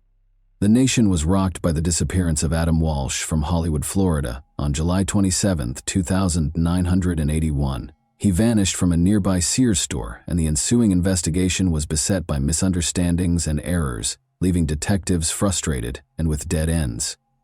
Adam's family was left in despair when police were unable to piece together a clear timeline or motive, despite a plethora of leads. What serious errors occurred during this investigation, and how did the pursuit of justice come to a standstill? Let's examine the specifics. Reeve and John Walsh welcomed Adam Walsh into the world in Hollywood, Florida. He was a normal child who made his parents happy, loved baseball, and was quiet. But after going missing on July 27, 1981, when he was 6 years old, he became well known. Adam and his mother, Reeve, went shopping at the Hollywood Mall that summer afternoon. They went directly to the Sears store after entering the mall via the north entrance. Reeve was there with a specific goal in mind: to ask questions regarding a lamp that was for sale. She left Adam at a kiosk with Atari 2600 video games, where a number of other boys were gathered and playing the games, to keep him occupied while she took care of her business. Around 12:15 p.m., Rev finished her questions in the lamp department and went back to the kiosk where she had left Adam. Adam and the other boys were gone, and she was shocked to find this out. Rev was overcome with fear, as any parent would be when they lose sight of their child. She was told by a store manager that the boys had gotten into a fight over who would get to play the video games first. A security guard responded to the commotion by telling the boys to leave the store. The older boys responded that their parents were not present in the store when the guard asked them if they were. This implied that Adam, who was quieter and younger, probably lacked an adult companion to provide him with support at that time. Adam was a shy kid, and Rev later surmised that he might have been too scared to speak up when the security guard was questioning him. She thought the guard likely didn't realize Adam was alone, because he thought he was one of the boys. The security officer forced Adam to leave through the same door that the other boys had used to enter the store, the Sears West entrance. Adam's parents were increasingly worried about his safety after he went outside because they thought he had lost contact with the group and was now alone in a strange place. As the minutes went by, Rev frantically looked around the toy section for Adam, but was unable to locate him. Her panic increased in intensity with every second that went by. She asked the store staff to shout his name over the loudspeakers in a last-ditch effort to find him, hoping that if Adam heard it, he would come back to her. She kept searching the store, calling out his name and searching every hallway in the hopes of finding him while she awaited a response. She happened to run into Jean, her mother-in-law, who volunteered to assist in finding Adam right away. They searched the store together, asking staff and other customers if they had seen him. But after searching for more than 90 minutes and calling on Adam several times without finding him, Rev realized that time was of the essence. She had a growing fear in her heart that something horrible had occurred. She made the difficult choice to call the Hollywood police at 1:55 p.m. with a heavy heart and a sense of urgency. She had no idea that her worst nightmare was going to come true. A massive search for her son was launched in response to this call, with ground crews searching the area for any hints and helicopters hovering overhead. A horrifying find was made in a drainage canal next to the Florida Turnpike, close to Vero Beach, on August 10. On closer examination, two fishermen saw what appeared to be the head of a baby doll floating in the water, but it turned out to be a child's detached head. They called the police right away, horrified. The Indian River County Sheriff's Office sent Detective Ralphie Latimer Jr. and a deputy to the scene to conduct an investigation. Regretfully, no additional remains were discovered during the canal search conducted by divers from Indian River County and St. Lucie County. Adam's parents, meanwhile, continued to hope that their son was still alive. They were left to look for him by themselves, heartbroken and feeling totally powerless. The FBI's National Crime Database at the time allowed reports of stolen vehicles including horses, but there was no mechanism in place for missing children. Because of this, law enforcement was unable to communicate important details about missing children, giving the impression that Adam might be anywhere. Adam's parents made a public plea for their son's safe return on the Good Morning America television show on the morning of August 11th. In the hopes that their message would strike a chord with viewers and inspire anyone with information to come forward, they shared their anguish and desperation. Additionally, they promised a $100,000 reward for any leads that could lead to Adam's location. This outreach emphasized the gravity and urgency of the situation and was a component of their attempt to engage the community in the search. The medical examination was essential in identifying the recovered remains as the investigation progressed. Adam's dental chart and the severed head discovered in the canal were thoroughly examined by the coroner's office. One notable similarity that emerged from this comparison was a filling on the cheek side of a lower left molar. This distinctive dental feature verified that the remains were, in fact, those of Adam Walsh. The coroner then conducted an autopsy to ascertain the cause of death. Adam had died from asphyxiation, according to the examination, which indicated a lack of oxygen because of an obstruction of the airway. This suggested that the act was violent and planned. In addition, the condition of his remains indicated that Adam had most likely passed away a few days prior to his head being found. Adam's death was officially declared a homicide by the coroner, which horribly confirmed the worst suspicions. Despite thorough searches of the canal and the surrounding areas, the remainder of Adam's body was never found, which presented a major challenge to the investigation. The nation was shocked when Adam's head was found 130 miles from his Hollywood home. People were saddened and deeply disturbed by the heinous crime. The way the Hollywood Police Department conducted the investigation into their son's disappearance infuriated John and Reeve Walsh. They believed the case was not handled with the necessary urgency from the beginning, which resulted in a disjointed response that made them feel powerless. John took action to bring attention to Adam in those early days. He held press conferences, distributed flyers featuring Adam's photo, and contacted the local media to request information. In addition to finding Adam, they wanted to force a more exhaustive police investigation. They argued for a thorough investigation of every lead during their meetings with law enforcement. They persisted in trying, but the police's lack of cooperation demoralized them more and more. John became a vocal critic of the investigation as a result of his frustration, which eventually influenced his subsequent public policy work. Their message was further amplified by John Walsh's hosting of the 1988 premiere of the television program America's Most Wanted. The program developed into a potent vehicle for bringing attention to wanted criminals and missing children, in order to encourage viewers to pay attention and report any information they may have. Each episode included segments on current missing child cases. In addition to educating the public about the realities of child abduction, The series gave law enforcement a way to ask for community assistance. The life of convicted serial killer Otis Elwood Toole was filled with violence, abuse, and chaos. Toole was born in Jacksonville, Florida, on March 5, 1947.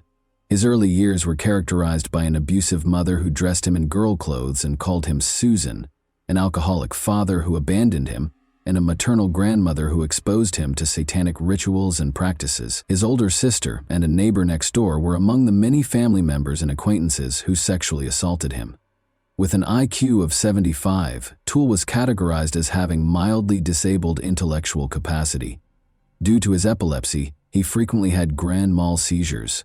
Toole visited gay bars and became a prostitute as a teenager. At the age of 14, he allegedly committed his first murder in 1961 after being coerced into having sex by a traveling salesman. In the 9th grade, Toole left school and started living on the streets of the southwestern United States, earning a living through panhandling and prostitution.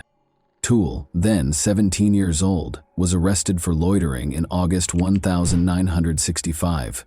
Although there is little evidence of his activities after this arrest, authorities believe he drifted around the southwestern United States between 1966 and 1973, making a living through panhandling and prostitution. Toole was implicated in the 1974 murder of Patricia Webb, a 24-year-old woman in Nebraska. He left Nebraska shortly after and briefly made Boulder, Colorado, his home. His stay was brief, though, as he quickly emerged as a leading suspect in the October 14, 1974 murder of 31-year-old Ellen Holman. Toole's private life was a mystery in the years that followed. He hitched a ride in the American South and drifted back to Jacksonville in early 1975 D. Toole married a woman 25 years his senior on January 14, 1976. But their marriage didn't last long. When his wife found out he was gay, she left him 3 days later. Later on, Toole disclosed that his marriage was an attempt to conceal his actual sexual orientation. Toole was taken into custody for an unrelated arson incident in April 1983, while George Sonnenberg, 65, was inside his house. He had set it on fire. For the horrifying arson attack, Toole was taken into custody, admitted to the crime, and was sentenced to 20 years in prison. Toole, however, stated at his trial for killing George Sonnenberg that he only signed the confession to be sent back to Jacksonville and did not set the house on fire. He was given a death sentence for first-degree murder, but it was later reduced to life in prison. Toole, who was already serving a prison sentence for 2 unconnected killings, shockingly admitted to killing Adam Walsh on October 21, 1983. John Walsh, Adam's father, was convinced that Toole had committed the crime despite the lack of hard proof. According to Toole, he promised Adam candy and toys to entice him into his white 1971 Cadillac sedan DeVille, which had a noticeable dent on the right bumper. At first, Toole said Adam was quiet and cooperative as they traveled north on Interstate 95 toward Jacksonville, but as time went on, Adam started to get anxious. In a shocking development, Toole said he struck Adam in the face. He claimed that when things became more heated, he hit Adam once more, knocking him out. Toole continued north on the Florida Turnpike to an abandoned service road north of the Raid Bar Road overpass in northwest St. Lucie County while Adam was hurt. Toole used his car's seatbelt to strangle Adam to death after realizing he was still alive.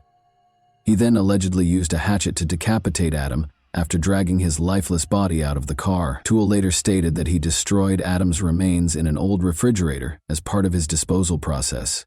He claimed he wanted to adopt Adam after he got back to Jacksonville, but that plan wasn't seen as feasible. The blood-stained carpet from the car, the hatchet allegedly used in the murder, and eventually the car itself were among the important pieces of evidence that police lost during the course of the investigation. This evidence loss was a major blow to the investigation. However, Toole was never formally charged or found guilty of Adam's murder because there was not enough tangible evidence.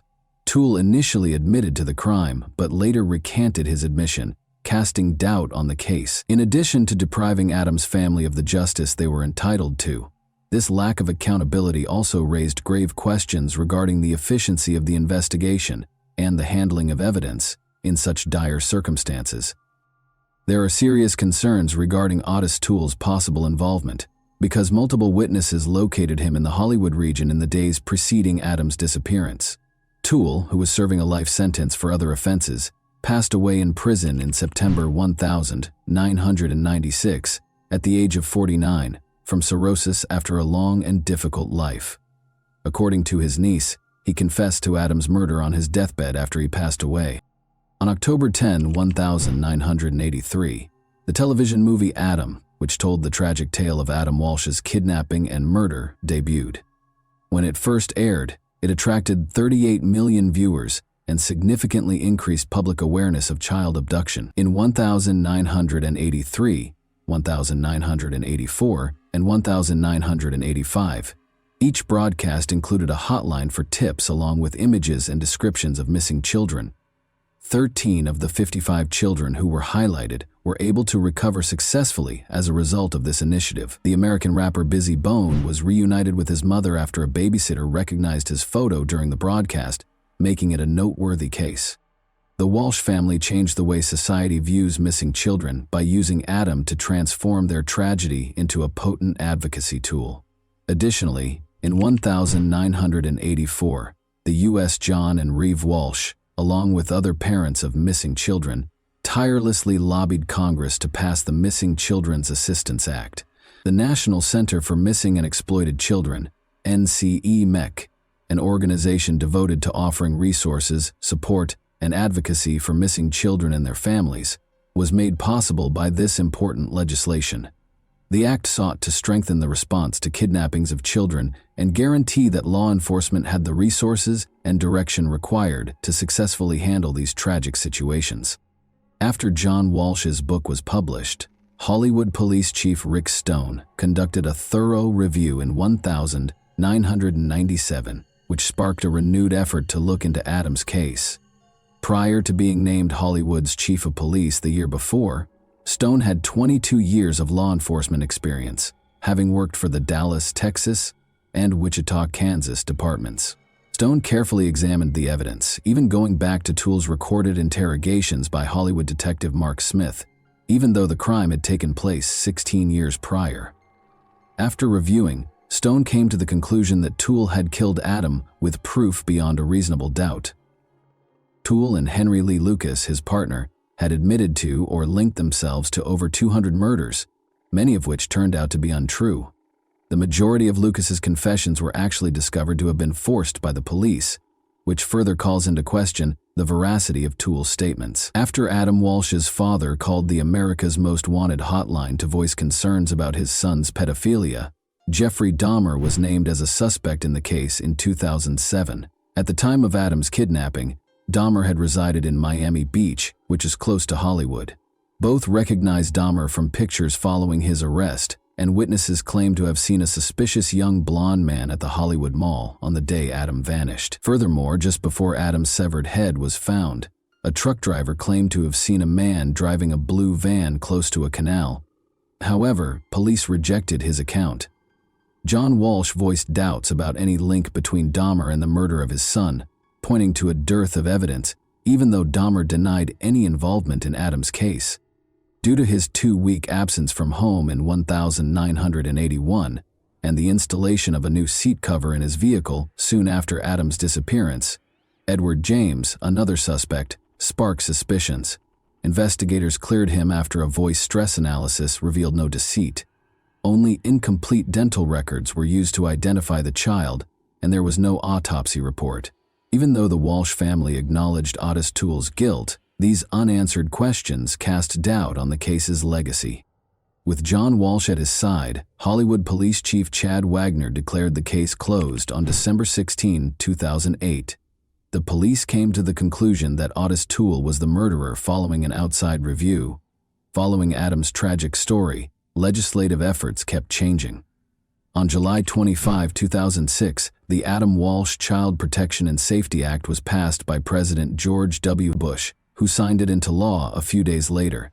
This historic act strengthened punishments for violent crimes against children, put policies in place to prevent human trafficking, and created a national database for convicted juvenile offenders. The Adam Walsh Reauthorization Act, which was introduced in 2016, made sure that programs established under the 2006 Act had the money they needed to continue their essential work. This law, which was a part of the Survivors' Bill of Rights, demonstrated a strong dedication to protecting children. Even though Adam Walsh's passing is a tragic chapter in American history, his narrative has sparked important change. And that wraps up today's chilling story. If you enjoyed this video, don't forget to like and subscribe so you never miss a new upload. Also, let me know in the comments, what part of this story shocked you the most? Thank you for watching, and I'll see you in the next video.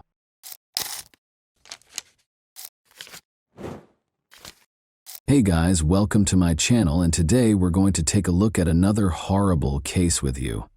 The police didn't know they were entering a house of horrors when they started looking into a murder case on February 16, 1981. There was something really strange about the house. The nightmare that started inside those walls, however, would not stay contained. Indeed, it was on the verge of seeping into reality. Although the nation would be shocked by Alan Bono's murder in Connecticut, Arnie Cheyenne Johnson's terrifying allegation of demonic possession would garner the most media attention. Supported by Ed and Lorraine Warren, paranormal investigators, this case was unheard of. But were the demons inside, or the supernatural really to blame? Many believe David was just suffering from a mental illness. The true crime behind the film, The Conjuring, The Devil Made Me Do It, is presented to you this Halloween. The first illegal killing in Brookfield's history had occurred on the evening of February 16, 1981. With dense woods on either side, Brookfield Police Department Sergeant Gordon Fairchild slowed his patrol car when he saw a man stumbling down the road. The figure looked confused, as if intoxicated, and his appearance suggested a straightforward case of public intoxication. One particular detail, however, would lead to the most contentious case of the decade. Tiny blood droplets were scattered all over the man's clothing. He didn't appear to be in a state to describe the bloodstains or his location. He admitted to the officer that he had a drinking problem and needed assistance. The man was captured by Fairchild, who escorted him back to the cruiser. The sergeant didn't know the man, but that night would be the beginning of the most bizarre case he would ever work on, one that would ultimately rock the foundations of the American legal system. A call came in as he was getting the man settled in the car. 2 miles away, a horrific murder had been attempted. According to reports, the suspect had escaped into the woods. Detective Fairchild knew then that the man they were searching for was Arnie Cheyenne Johnson, who was seated next to him. They took him in to question him. Investigating the horrifying murder attempt further, they found that Alan Bono, 40, was lying in a pool of his own blood. A 5-inch knife had stabbed him several times in a gory manner. One of the stab wounds extended from his stomach to the base of his heart, which made the situation worse. The autopsy had completed the case, the fingerprints on the knife had been positively identified, and there were eyewitnesses to the assault. The proof was unquestionable. Investigators were certain that Alan Bono was murdered by Arnie Cheyenne Johnson. However, it was the why, the reason for the action, that would transform this otherwise straightforward case into a riddle that defied reason and has sparked debate to this day. Alan, the victim, was still receiving medical attention at a hospital on the day Arnie was captured. Arnie was told that he would now face murder charges after Alan passed away from his injuries. Arnie's unexpected reaction was to take a 25-minute power nap. Police Detective Sergeant John Lucas formally charged him with first-degree murder after reading him his rights when he awoke. Arnie's only response during the interrogation was that he had no memory of the murder's time and that he didn't intend to harm anyone. Before the murder, he last recalled being out to lunch with his landlord Alan Bono with his wife Debbie Glatzel, her cousin Mary, and his own sister Wanda Johnson. His memory went blank after that. Debbie, Arnie's wife, was called in to answer questions about what happened that day and to fill in the blanks her husband had left. The detectives had no idea that her story would lead to a barrage of the strangest explanations they had ever heard during questioning. She started by giving a description of the deceased, Alan Bono, an Australian who had offered Debbie a job and rented his house to them. For the young couple, he was more of a friend than a landlord or boss. The beginning of that afternoon was pleasant, full of laughter and family, but Alan's attitude changed as he drank too much. In addition to taunting Arn about a sinister past that had been buried but was now resurfacing, he started making offensive comments about the girls. Alan kept pushing Arn's buttons, but there was something about his past that disturbed him, something so sinister. Alan provoked Arn more and more with each taunt until he lost control and got to his feet. But there was a problem. A low, guttural sound escaped Arn's throat as his body tensed and his expression twisted. He was growling, not just angry. It became evident that a physical altercation was unavoidable. Despite Wanda, Mary, and Debbie's best efforts to diffuse the mounting tension, Wendell flung herself between the two men. But Arn suddenly produced a knife, and the women watched in horror as what transpired. As though possessed, Arn repeatedly and wildly stabbed Alan until he was lying in a pool of blood. Then Arn suddenly jerked to her feet and fled. Debbie said it wasn't just different from Arn. It wasn't Arn at all. He wasn't acting alone, supposedly. During this strange interrogation, renowned paranormal investigator Lorraine Warren called the Brookfield police station because they believed that an outside force, which they dubbed the Beast, was silently pulling the strings. She was going to say something so out of the ordinary that it would make the case even stranger. It was a malicious demon within Arn, she thought, and he was innocent. Despite the fact that the detectives clearly didn't believe her, she persisted and requested that they look over their earlier records. The police were astounded by what they saw when they examined the documents from a few months prior. Lorraine had called, and she had already told the detectives that a murder like this one was bound to happen. Neither Ed Warren nor Lorraine Warren had attained their later prominence at this point. However, it was becoming evident that Debbie and Arne had a strong ally in the Warrens, who were willing to support their bizarre allegations with their contentious knowledge, if they were lying to get away with murder. If there was a demon, why would it attack Alan? How could he have caused such a violent reaction? The demon that lived in Arn allegedly took control and showed Alan where he belonged because Alan had constantly made fun of and taunted him. Lorraine implied that the demon had a purpose and was connected to something much more profound than just a random force. She claimed that the solution was found in the troubled past of Debbie's family, which included not only the Warrens, but also her brother David Glatzel, who was 11 years old. The clock was running out as the investigators got ready to delve into this sinister past, and the story was only going to get stranger by the second. The realities that awaited them were more horrifying than their worst fears. It started in Bridgeport, Connecticut, during the summer of 1980.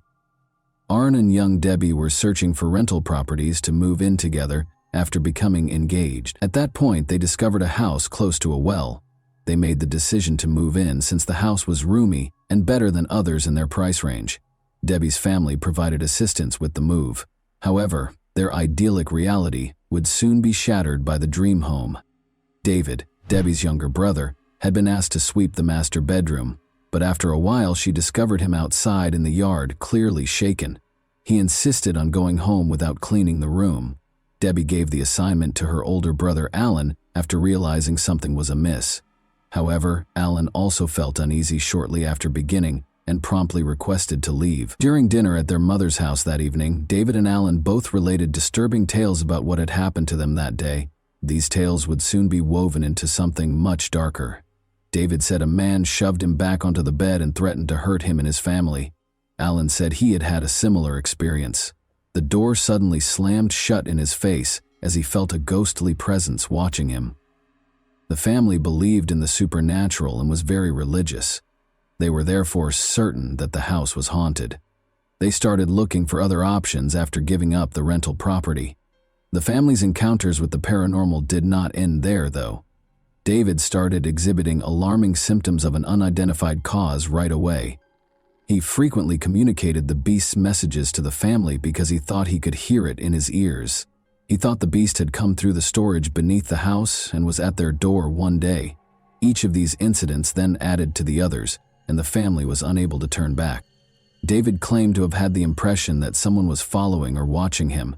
He was terrified and unable to sleep as a result of his intense nightmares, which were full of images of hideous people. Family members started to see David's distress firsthand. Some reported that he would speak in deep, strange voices or show unusual strength. David's family sought assistance from famed paranormal investigators Ed and Lorraine Warren after realizing how serious the situation was. Famous for their work on a number of haunting cases, the Warrens thought David was under demonic possession. They documented the strange events through a series of investigations and interviews with the Glatzel family. David reportedly had violent outbursts during one particularly intense session, claiming that a malevolent entity was torturing him. The Warrens thought that this ghost had taken hold of David and was attacking him physically and mentally. The Warrens and a number of priests performed several exorcisms at the Glatzel residence in an effort to rid David of the alleged demon. David frequently screamed, convulsed, and displayed strange behaviors during the rituals, making these sessions tense and frightening. The Warrens claimed that David's suffering was so intense that he would physically attack family members and anyone else who was around when the exorcisms were taking place. During these sessions, the exorcists claimed to have seen odd things like moving objects, cold spots in the room, and a sense of an oppressive presence. David claimed to have overheard voices mocking him during this period, claiming that he was helpless and would never be able to escape its hold. The young child suffered a severe psychological injury, becoming scared and perplexed, and frequently doubting his own reality. Following months of suffering and several unsuccessful attempts, a team of priests, assisted by Ed and Lorraine Warren, performed David Glatzel's last exorcism. Among the rituals carried out, this exorcism is frequently characterized as the most severe and hazardous. David's behavior peaked in a terrifying way during the session. It was reported that his voice sounded unnaturally guttural. "You are repulsed by Jesus," the priests chanted, "Leave this child alone." Those involved claimed that David had demonstrated supernatural strength well beyond his physical capabilities and had levitated off his bed. Following what felt like hours of fervent spiritual struggle, David's condition abruptly changed. His body, which had been stiff and tense during the exorcism, began to loosen up.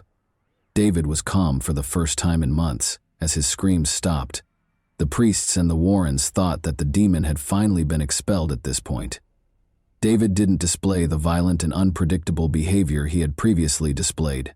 Instead, he looked tired but lucid. Witnesses to his ordeal, his family described the moment as a relief, a weight being taken off their lives and their home. Nevertheless, although the exorcism was terminated, the demon continued to exist. Everything would be completely upended at this point.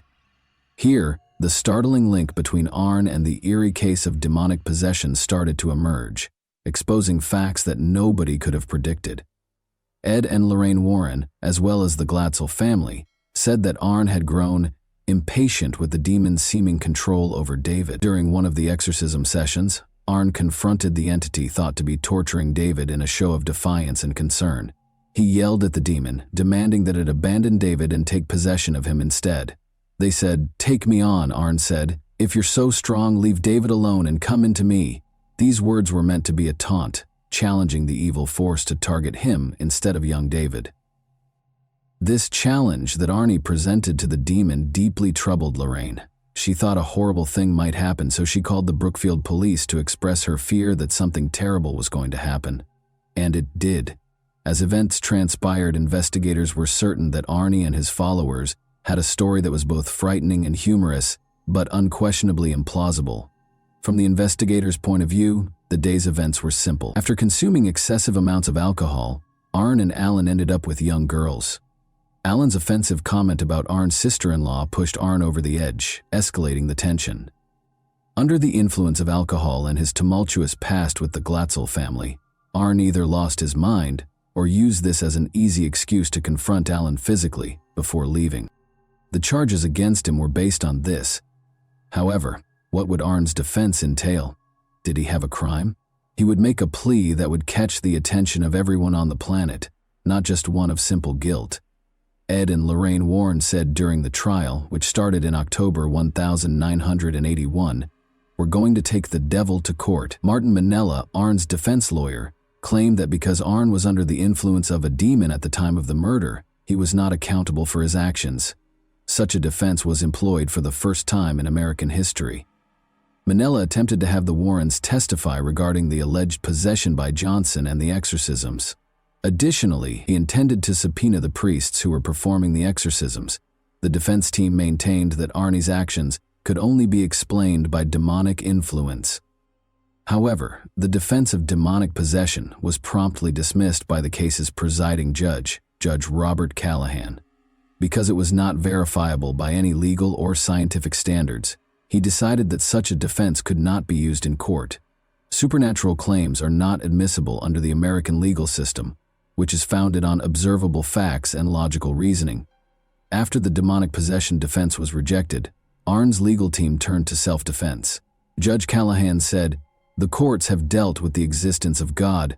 Now they're going to have to deal with the existence of the devil." The next question on the trial was whether Arne had acted in self-defense during an altercation with Alan Bono while intoxicated.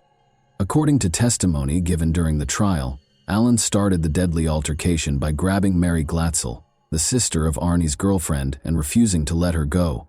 Although the specifics of the altercation were unclear, witnesses stated that Alan had been drinking excessively and had become agitated.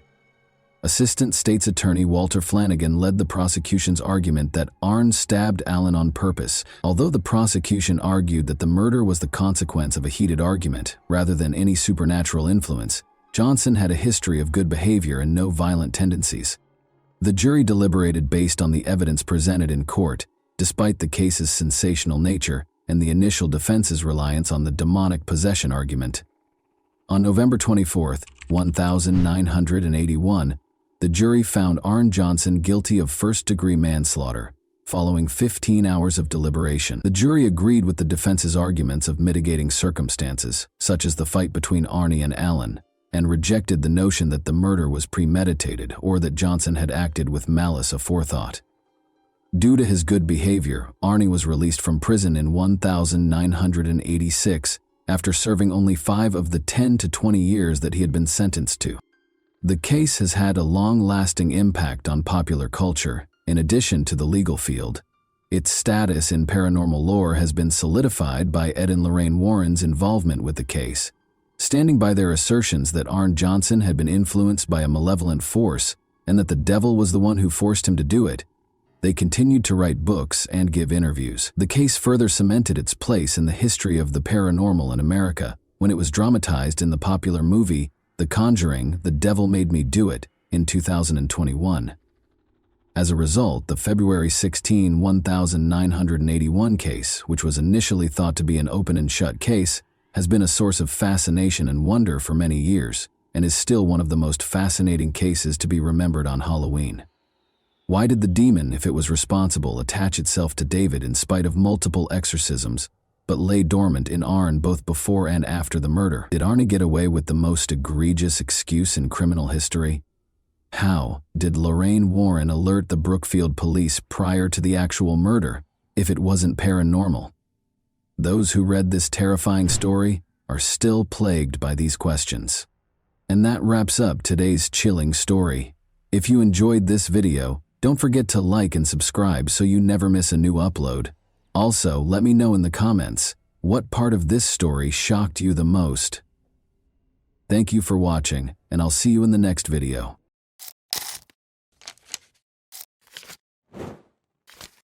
Hey guys, welcome to my channel, and today we're going to take a look at another horrible case with you. A plastic bag was discovered by a woman walking her dog along the shores of Deer Island, which is close to Boston, Massachusetts, on the afternoon of June 25, 2015. Her dog's incessant curiosity led her to a horrifying discovery: the dead body of a child.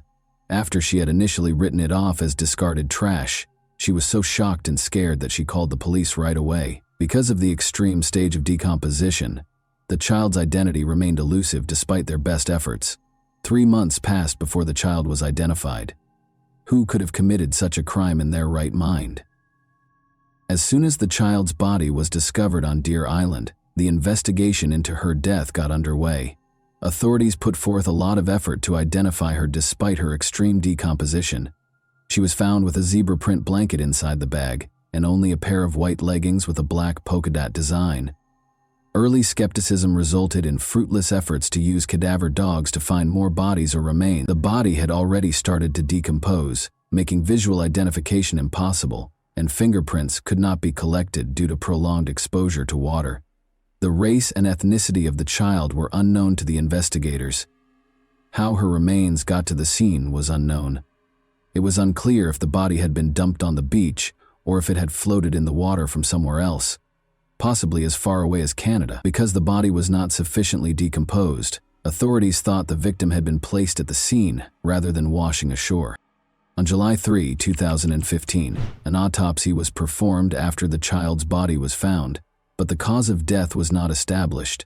Authorities suspected foul play, but the remains showed no obvious signs of injury. Tests were then performed to look for alcohol, drugs, or toxins that might have contributed to the death. Eventually, it was discovered that the child had Hispanic heritage. According to the description, her hair was 14 inches long, wavy, and brown, indicating that it had been untrimmed for some time. She weighed about 30 pounds and was estimated to be between 3'1" and 3'6". There were no noticeable scars or birthmarks on her body. The blanket was thought to be from Cannon Mills, possibly sold at Kmart, while her clothes, which were estimated to be a size 4T, were made by the Serco company and might have been purchased at Target. There was also an elastic hairband. Despite her unknown status, she didn't show any symptoms of malnutrition and seemed to have had a good life. After earlier attempts to identify the body failed, the National Center for Missing and Exploited Children digitally recreated the child's face to help identify her. Adobe Photoshop was used to create the reconstruction, which included stock and mortuary photos to approximate her appearance in life. In an effort to gather more details, flyers with pictures of the child and her possessions were handed out. On July 4, 2015, information about the child's discovery and physical measurements were added to the National Missing and Unidentified Persons System, NamUs. Despite ruling out more than 200 missing persons, no matches were found. No one came forward to identify the victim or take responsibility for the crime, despite a lot of effort. The investigation relied heavily on forensic testing. Although DNA samples were taken from the body's teeth and hair, none of the profiles found in databases of known missing people matched. The University of North Texas received additional samples for more detailed profiling. Despite the lengthy process, it was concluded that she might have traveled to any of the 6 New England states, as well as possibly other places. She could have traveled across the nation, according to tests on her hair and enamel. In an interview, television host John Walsh discussed the case and encouraged viewers who have information to come forward. Authorities received a lot of tips, but many leads did not result in meaningful action. The establishment of a 24-hour hotline and fax hotline allowed people to submit information anonymously, and as a result, submissions came from all over the United States and beyond. The child was identified as Bella Nevaeh Amoroso Bond on September 18, 2015, following 3 exhausting months of ceaseless searching. On August 6, 2012, Joe Amoroso and Rochelle Bond welcomed her into the world. After Laura Springs, Rochelle Bond's neighbor, revealed a connection between Bella and the baby doe, Bella was identified. Michaela Springs, Laura's sister, was worried about Bella's ongoing absence from the home. She confronted Rochelle and Michael McCarthy, her boyfriend, who said the Department of Children and Families, DCF, had taken Bella away. This was later shown to be false, though. On September 17, 2015, Michaela called the police believing baby doe to be Bella. At Rochelle Bond's residence in Dorchester, Massachusetts, a search warrant was carried out. Joe Amoroso, Bella's biological father, had spoken to her over the phone but had never met her. Amoroso expressed skepticism about Rochelle's involvement and conjectured that her boyfriend might have given her heroin to sedate her. But Bella's paternal grandmother doubted the veracity of Rochelle's claims and thought she had a significant role in Bella's demise. Detectives dug deep into Rochelle and Michael's past, all the way back to November 2011 when Bella was conceived, in order to piece together what had happened. Her mother, Rochelle, was heavily involved in the local drug scene, had a strong heroin addiction, and used illicit means to finance her addiction. Joe Amoroso, Rochelle's partner, was also battling addiction in spite of the difficulties. When Joe learned that Rochelle had cheated on him, their relationship soured. He never saw his daughter and vanished before Bella was born. Rochelle was adamant about keeping Bella, even though her addiction had previously cost her custody of her other children. Bella was born at Boston Medical Center on August 6, 2012. Rachel's determination to be a responsible mother was reinforced when she saw her daughter for the first time. However, allegations of neglect surfaced in spite of her efforts. She found an apartment in the neighboring city of Dorchester and made an effort to give Bella a secure home. Even though Rachel loved Bella, she battled her addiction, and sometimes her old habits came back. Carelessness was still being reported, which was indicative of Rachel's ongoing struggle with heroin addiction and how it affected her capacity to look after Bella. As the months went by, Rachel received calls from the Massachusetts Department of Children and Families in 2012 and 2013 regarding the domestic situation. Feeling the pressure of being a single parent, Rachel continued to speak with Joe on the phone. Although he re-established contact with the family, he never made it back to see Bella in person. In January 2015, Rachel started dating Michael McCarthy because she was looking for a partner. Everything appeared to be normal at first, but Michael's behavior quickly began to become unpredictable. He lived with Rachel and Bella and was obsessed with supernatural subjects. Their relationship rapidly deteriorated as they both became addicted to drugs. When the abuse was reported to the police, nothing was done, and things continued as they were. Rachel had been lying to them, which is why no one noticed Bella's absence. After visiting their home, she made a false claim that Bella had been taken away by the DCF, saying that the situation was too difficult. People accepted Rachel's story without question because of the situation. Investigators obtained a search warrant and questioned Rachel and Michael because of their suspicions and Rachel's false claims about the DCF removing the child. Eventually, Rachel admitted to the terrible things that had happened that fateful night. She claimed that Michael had become enraged and had attacked Bella several times because he thought the child was possessed. Rachel tried CPR on Bella after she passed out, but Michael intimidated her and disposed of the body in the harbor. This supported the investigators' long-held suspicions of foul play in Bella's case. However, Rachel's participation sparked doubts about her competence. Some inconsistencies, like declaring Bella alive on a benefits form, raised questions about her intentions and degree of participation. On September 18, 2015, Michael and Rachel were taken into custody. According to medical evidence, Bella may have died from severe abdominal trauma. The chief medical examiner, Dr. Henry Niels, suggested that this trauma might have resulted in cardiac arrest or asphyxiation. When Michael was arrested, he denied knowing about Bella's passing in spite of these facts. Michael McCarthy and Rachel Bond each gave their own account of what happened during their June 2017 trials. Michael made an effort to place the blame on Rachel by depicting her as a drug-addicted and careless mother. Rachel, meanwhile, insisted she was innocent of the crime, but acknowledged that she assisted in disposing of the body under Michael's pressure.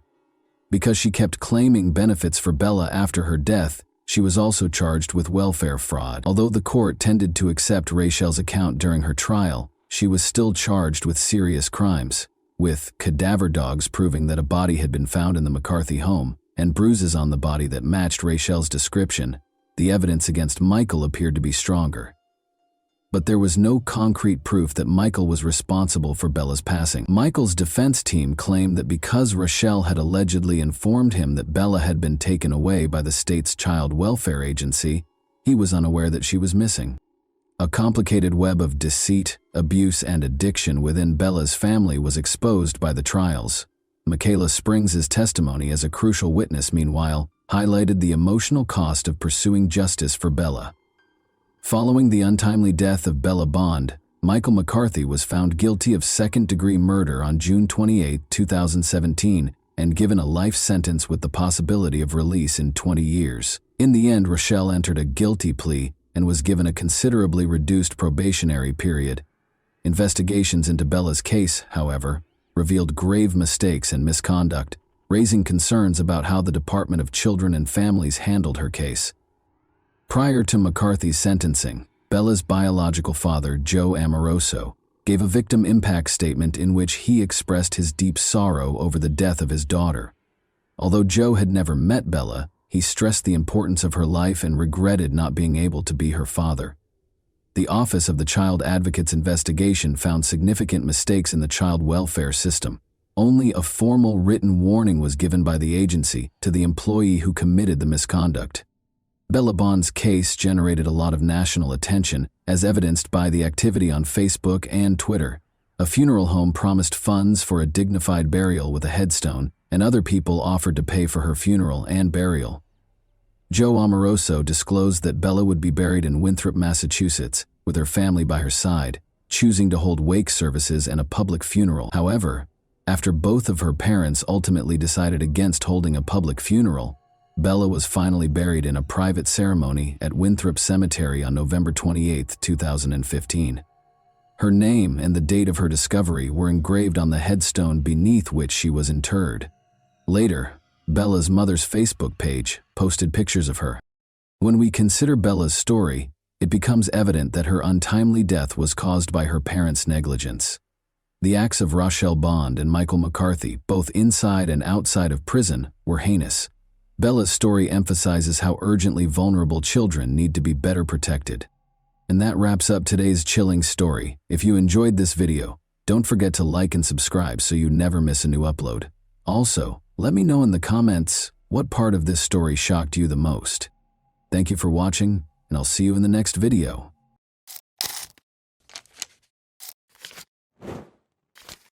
Hey guys, welcome to my channel, and today we're going to take a look at another horrible case with you. On May 13, 2015, around 5 p.m., firefighters extinguished a raging fire in a garage by the road in the village of Sand Lake, Michigan. At that moment, a terrified woman dashed up to their car, screaming that her neighbors had died.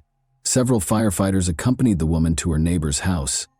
Two lifeless bodies lay on the bedroom floor in a pool of blood. It appeared that they'd been shot. To preserve the evidence at the crime scene, the firefighters avoided touching anything and immediately informed the police that they had discovered two bodies and needed investigators and forensic experts. Forensic experts had been at the crime scene for about an hour, collecting evidence and photographing the bodies of 46-year-old Martin Durham and 47-year-old Glenna Durham, when one officer noticed a small movement in Glenna's chest. He rushed to her body and attempted to feel for a pulse, but Glenna's eyes opened wide and she sat up abruptly, screaming, "What are you doing, Marty?" The officer immediately summoned paramedics, who transported the injured woman to the local hospital. Marty and Glenna met as teenagers in the early 1980 SS. Marty invited the girl on a date to a local open-air theater, where they both lost their virginity in the same evening, with little interest in the film itself. Their relationship progressed quickly and passionately, but it ended after a few months, in part because Glenna, 17, married soon after. Marty started a family on his own. Christina Keller was 14 years old when she met Marty, then 19, at a party at his house. The young man appeared charming and amusing to the girl, but also a little strange because he immediately declared that he would marry her someday. Marty arrived on her doorstep the following day. He must have made a good impression on Christina's parents, because he has never left her life since. Their friendship turned into a romantic relationship, and Christina, then 16, discovered she was expecting their first child. Within 2 years, she was carrying their second son, prompting the young couple to marry. Christina and her husband had a daughter 11 months later. Christina was 19 and Marty was 24 at the time. Initially, the young family lived with relatives, but in early 1995, Marty secured a higher-paid job at a factory in Michigan, and the family of 5 relocated. However, Marty was involved in a car accident on the evening of February 16, 1995, on his way home from work. Another vehicle speeding through a red light collided with his vehicle. The larger vehicle nearly crushed Marty's car, trapping him inside. Marty was transported to the hospital, where he had been clinically dead for approximately 5 minutes. He suffered severe injuries to his left side and was in a coma for more than 3 weeks. When he regained consciousness, he had no memory of his wife, children, or much of his previous life.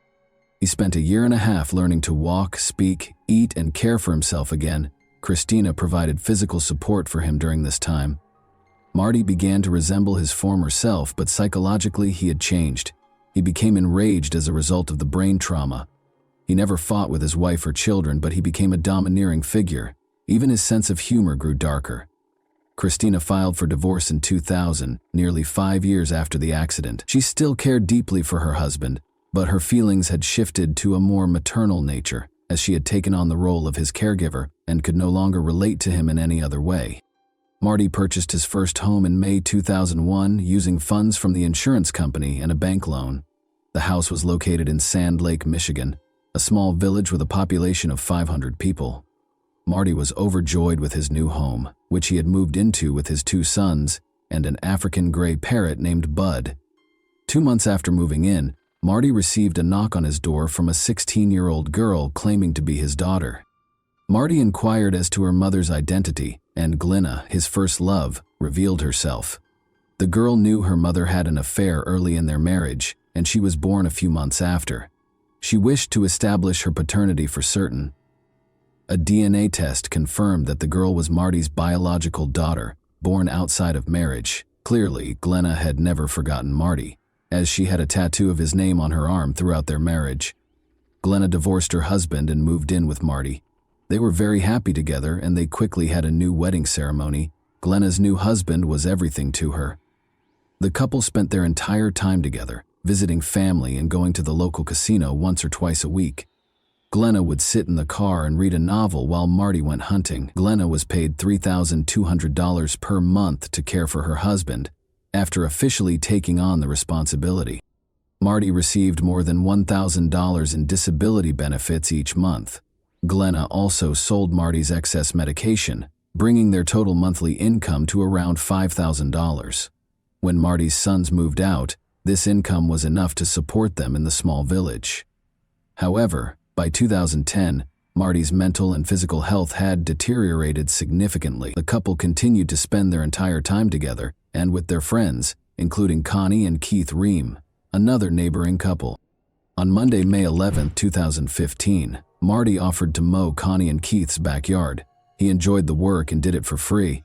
Later that evening, Connie, Keith, Marty, and Glenna sat on the neighbor's terrace, and the Durhams returned home around 9 p.m.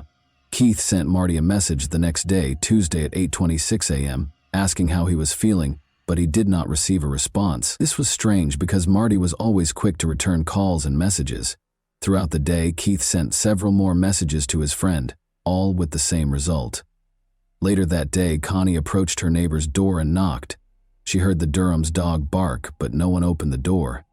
Keith even sent a joking message to Glenna, asking, "What did you do to Marty?" But she didn't respond either.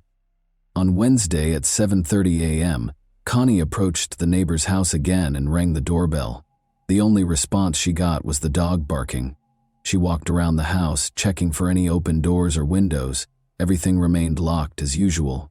Throughout the day, Connie and Keith attempted to contact their neighbors, growing increasingly concerned. After work, around 4:30 p.m., Connie approached the neighbor's house for the 3rd time and knocked. She assumed she'd have to break the door, but when she touched the handle, she discovered it wasn't locked. This time, Connie cautiously opened the door and called out for the neighbors, but she was only greeted by the Durham family pet, who led her into the living room, which was a gruesome mess. Documents and photographs were all over the place, along with a broken lamp and other miscellaneous items. Connie followed Shelby into the bedroom and discovered the homeowners lying on the floor in a pool of blood. Marty was only wearing underwear, whereas Glenna was fully dressed, her legs covered by a blanket. Connie dashed out of the neighbor's house and ran toward a fire truck she saw further down the road. Marty did not have the same luck as his wife. He was shot 5 times in the back, forearm, and chest, leaving him with no chance of survival. He'd been dead for a few days. Glenna was shot twice, both times hitting the area behind her right ear. Blood was discovered not only in the bedroom, but also on a chair in the living room and a pillow with 2 bullet holes.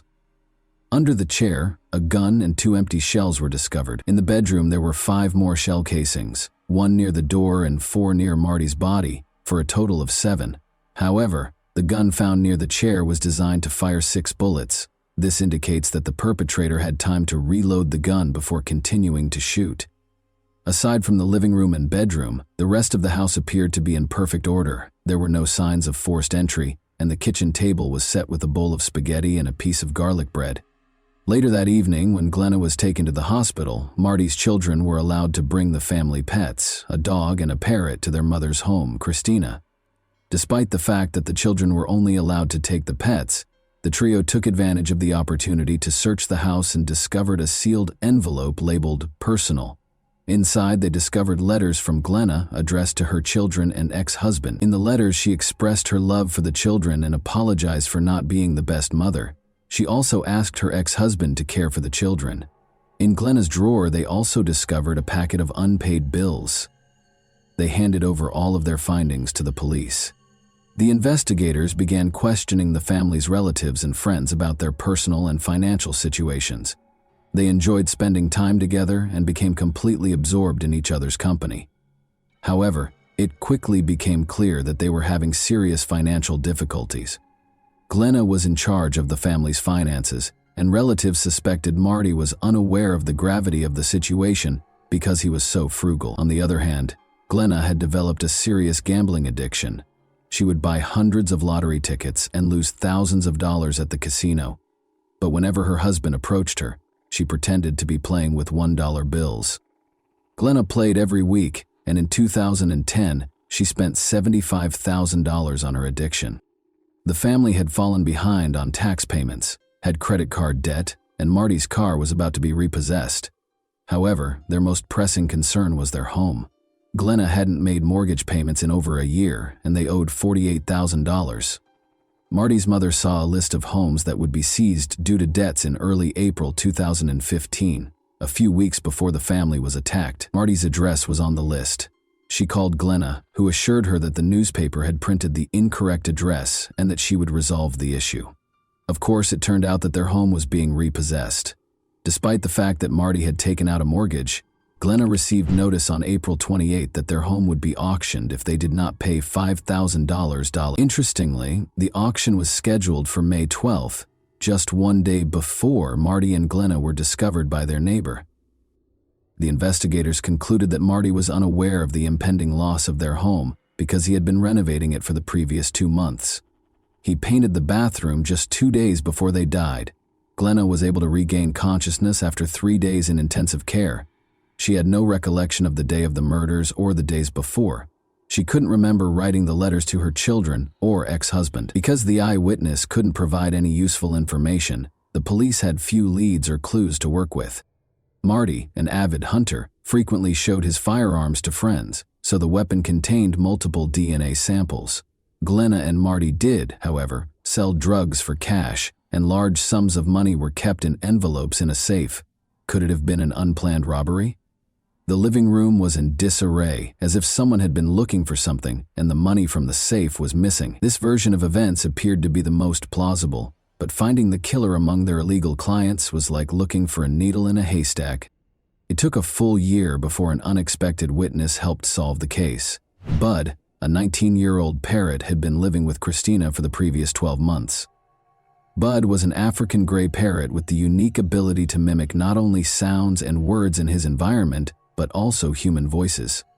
Originally, he was Christina's beloved pet, but Marty took him, presumably to retaliate against his ex-wife for leaving. When Bud returned to his beloved owner, he began repeating various conversations he had overheard while living with Marty, such as how Marty interacted with the dog.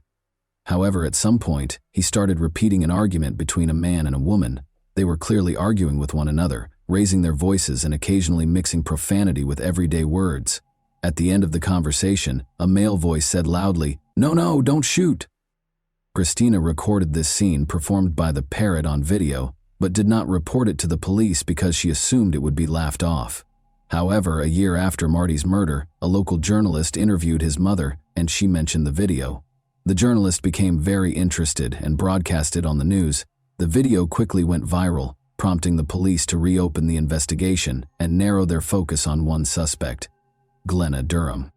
They examined Marty and Glenna's phones and discovered that Marty's last action on his phone was to search for information about lawnmowers on the evening of the 11th after returning home from the neighbors. The examination of Glenna's phone proved to be far more intriguing.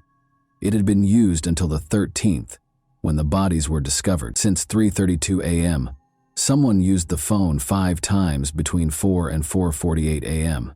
to learn more about the gun used in the shootings, including how to reload it.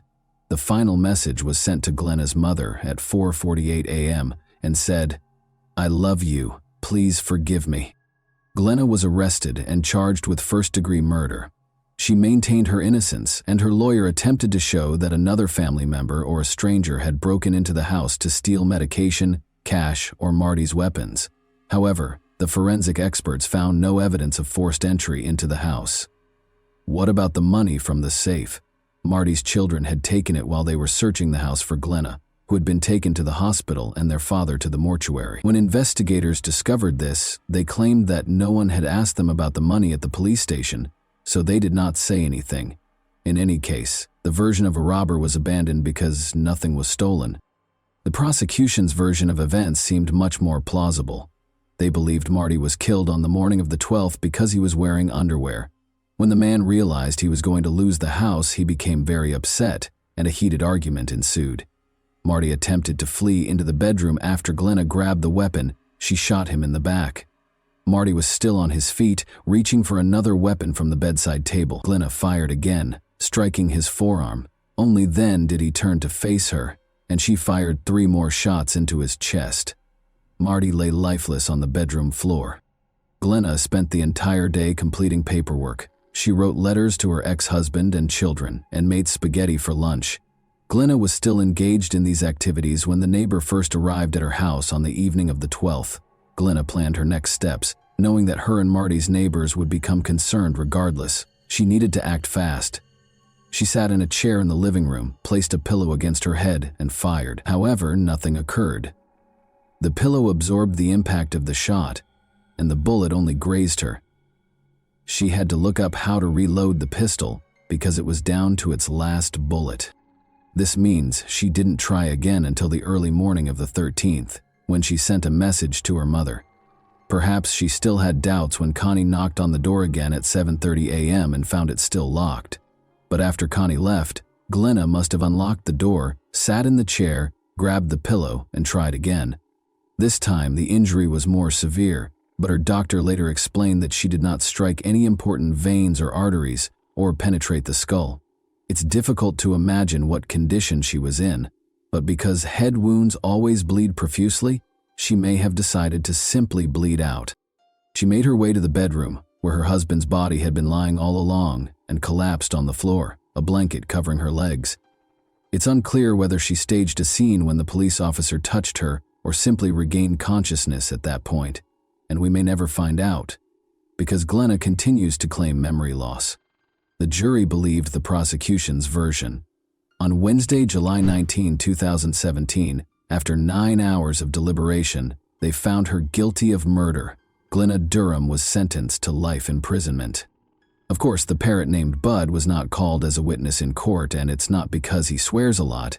It is simply impossible to prove that he did not hear that particular dialogue on television or radio, let alone take an oath on the witness stand. In other words, if Bud had been involved in the process and it had been less than 24 hours since Glenna's guilty verdict, her lawyer would have filed an appeal. And that wraps up today's chilling story. If you enjoyed this video, don't forget to like and subscribe so you never miss a new upload. Also, let me know in the comments, what part of this story shocked you the most? Thank you for watching, and I'll see you in the next video.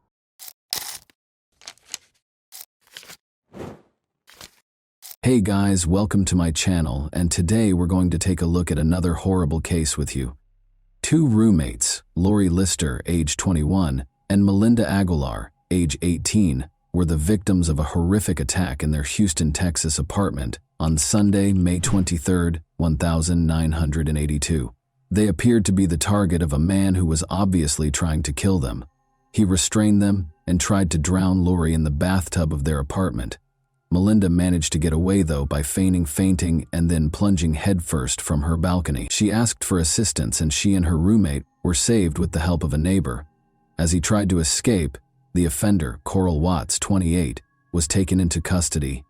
Nobody could have predicted that he was suspected of killing nearly 100 other women in addition to being involved in these 2 attempted murders.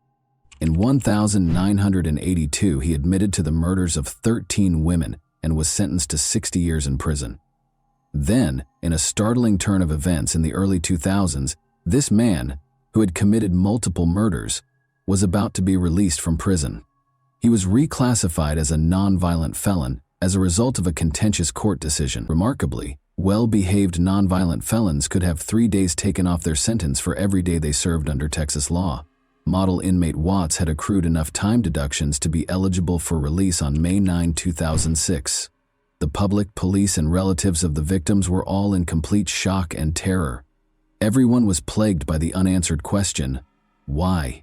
How could a murderer like him be freed against all logic? What possible reason could there be for releasing a serial killer who has killed numerous people?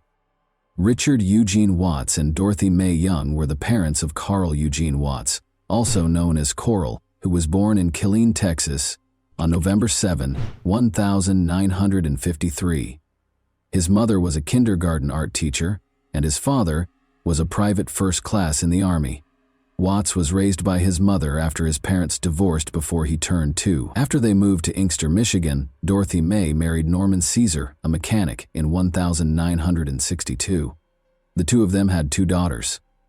Watts and his sister fought meningitis when Watts was 8 years old. He was held back in school for an additional year and missed the 3rd grade because of the illness, which almost took his life.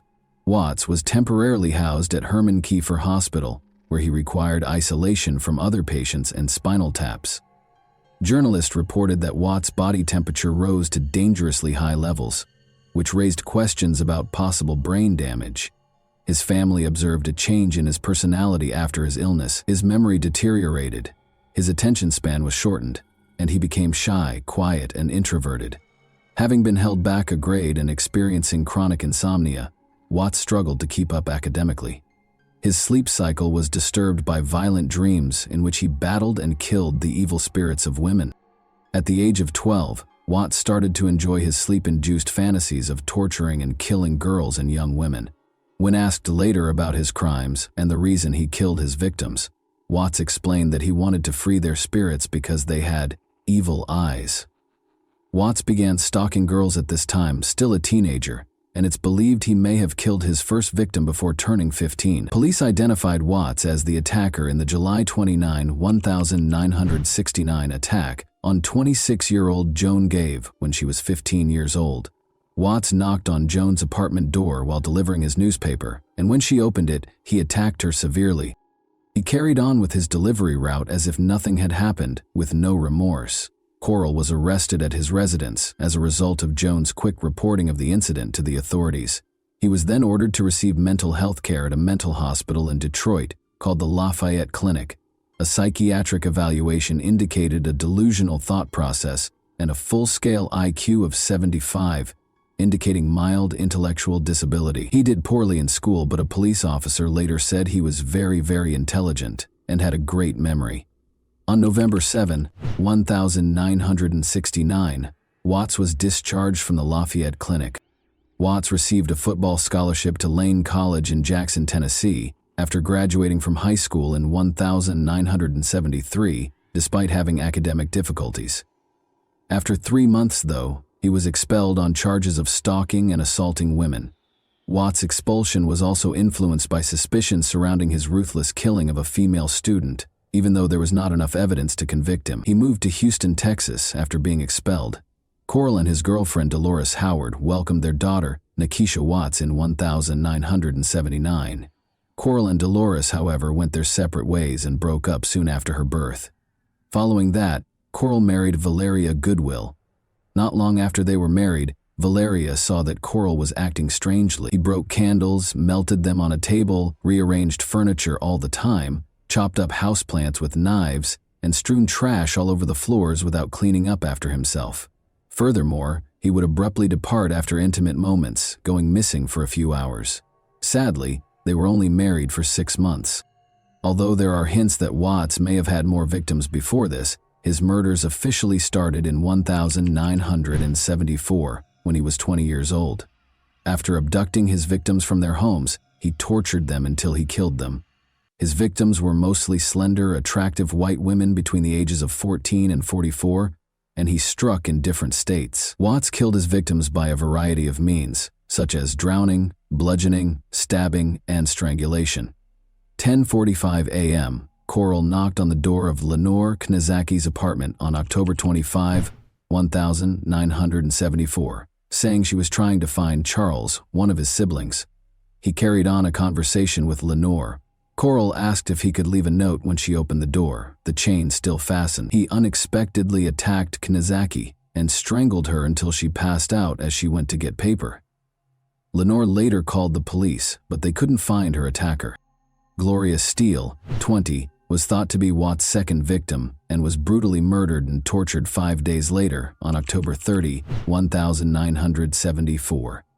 Gloria was a mother and a Western Michigan University student. She was discovered with 33 stab wounds to her chest from a wooden carving tool, as well as a crushed windpipe. Because there was insufficient evidence, Watts was not charged with direct murder. Diane K. Williams, an apartment resident manager and the sole witness, saw a black man looking for Charles throughout the apartment building. Coral grabbed her when she saw Williams, pried open her door and pulled her inside. Williams' phone rang during their struggle, so she knocked it off the hook and yelled for assistance. Williams saw her assailant getting into a tan Pontiac Grand Prix as he ran away. Both Williams and Knizicki recognized Coral in a police lineup. Coral had been arrested for stealing plywood from the campus of Western Michigan University. On November 16, 1974, he was arrested and charged with assault and battery in connection with the Knizicki and Williams cases. Watts was moved to the Center for Forensic Psychiatry in Michigan after being diagnosed with antisocial personality disorder and attempting suicide with a length of cord at the Kalamazoo Mental Hospital. When asked about Gloria Steele's death in 1975, he confessed to attacking about 15 other young women and acknowledged being close to her the day before she passed away, but he denied being the cause of her death. Under a search warrant, Detroit police searched Watts' home and found a wooden carving tool, but no evidence connecting him to Gloria's death. Watts was given a year in the county jail after entering a no-contest plea during his trial for the assault and battery of Knizicki and Williams.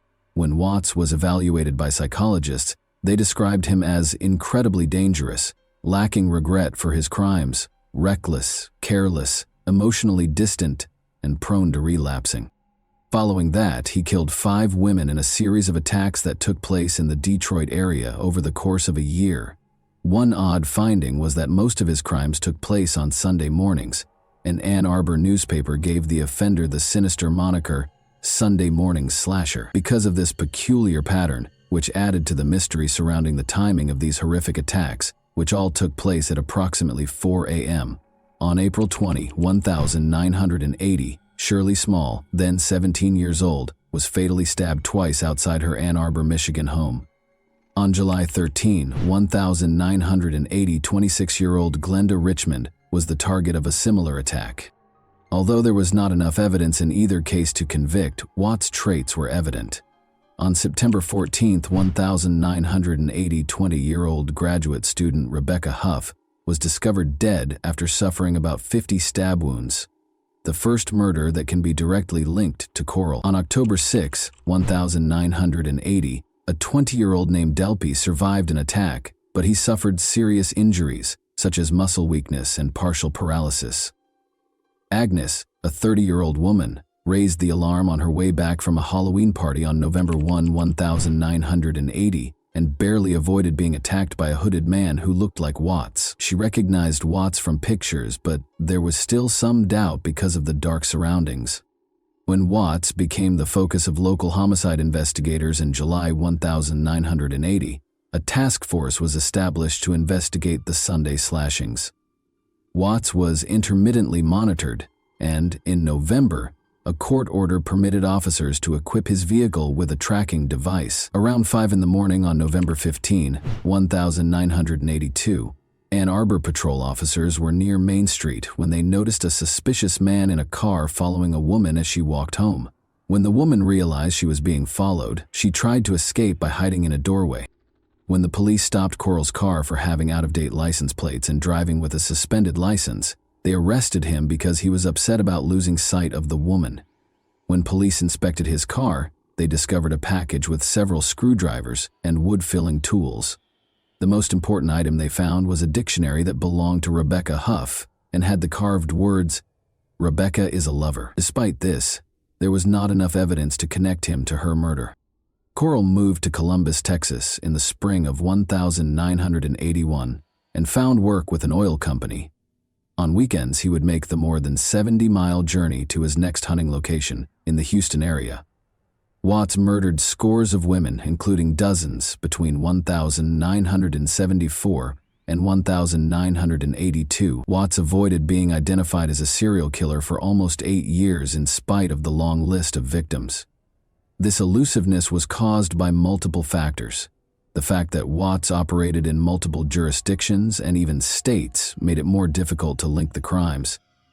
His method of operation also deviated from the norm because, in contrast to many other serial killers who prey on women and girls, he never had physical contact with his victims. As a result, connecting the crimes was difficult, even after DNA testing was developed.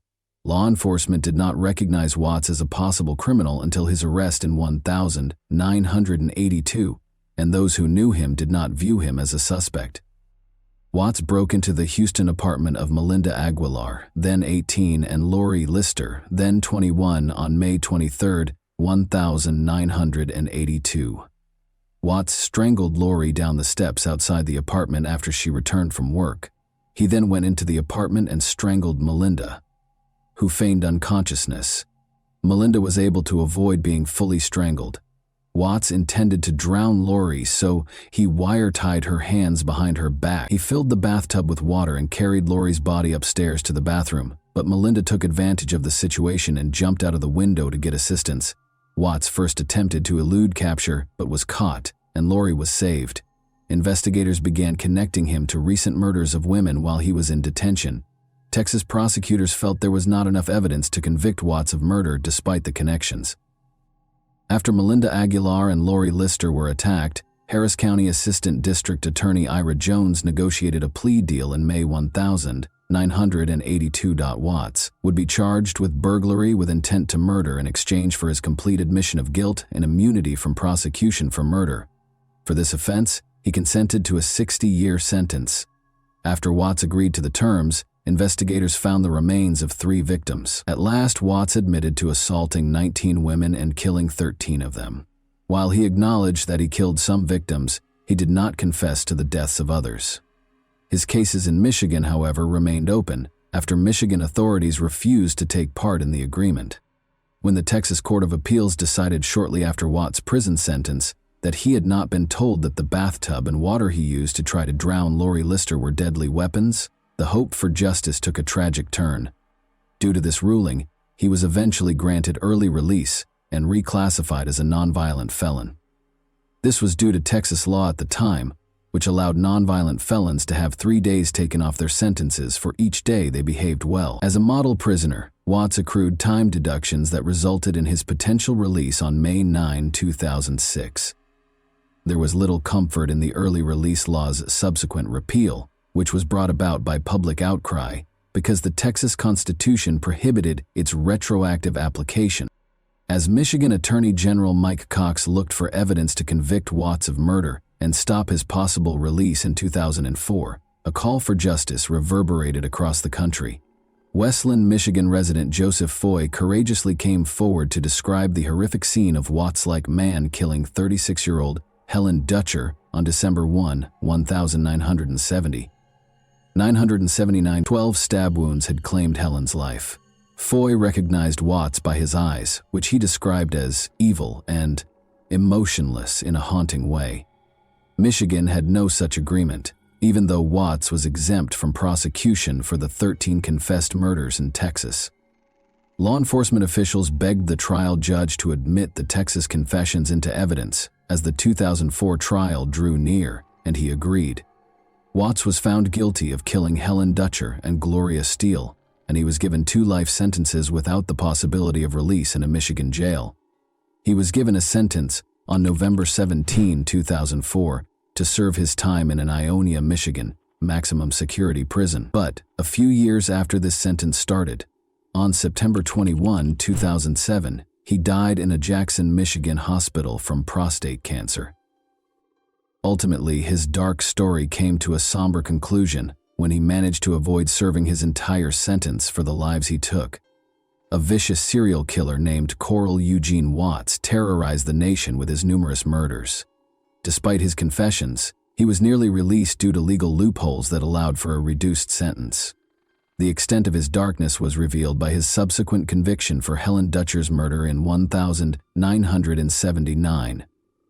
In April 2379, Watt's legacy is haunted by the fact that he left the Ann Arbor murders unsolved, a terrifying reminder of hidden evil.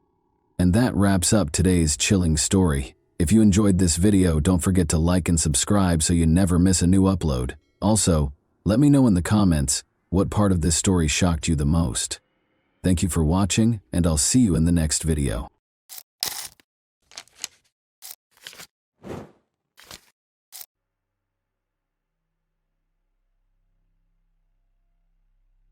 A girl went missing after spending the night at her friend's house. In the morning, the bedroom window was wide open, and all of her belongings remained in the room. Police began looking for her, but no one anticipated the dark secrets they would soon discover in the small town. Amanda Linke was born on June 7, 1991 in Tennessee. She grew up in a large, friendly family with many brothers and sisters. Later, they relocated with their parents to Spring Hill, Florida, where Amanda attended the local middle school. She enjoyed dancing, writing poetry, and playing multiple musical instruments, and she was a very happy child during school breaks. Amanda would always visit her grandparents in the small town of White Cloud. She enjoys spending time there because she has many friends in the town.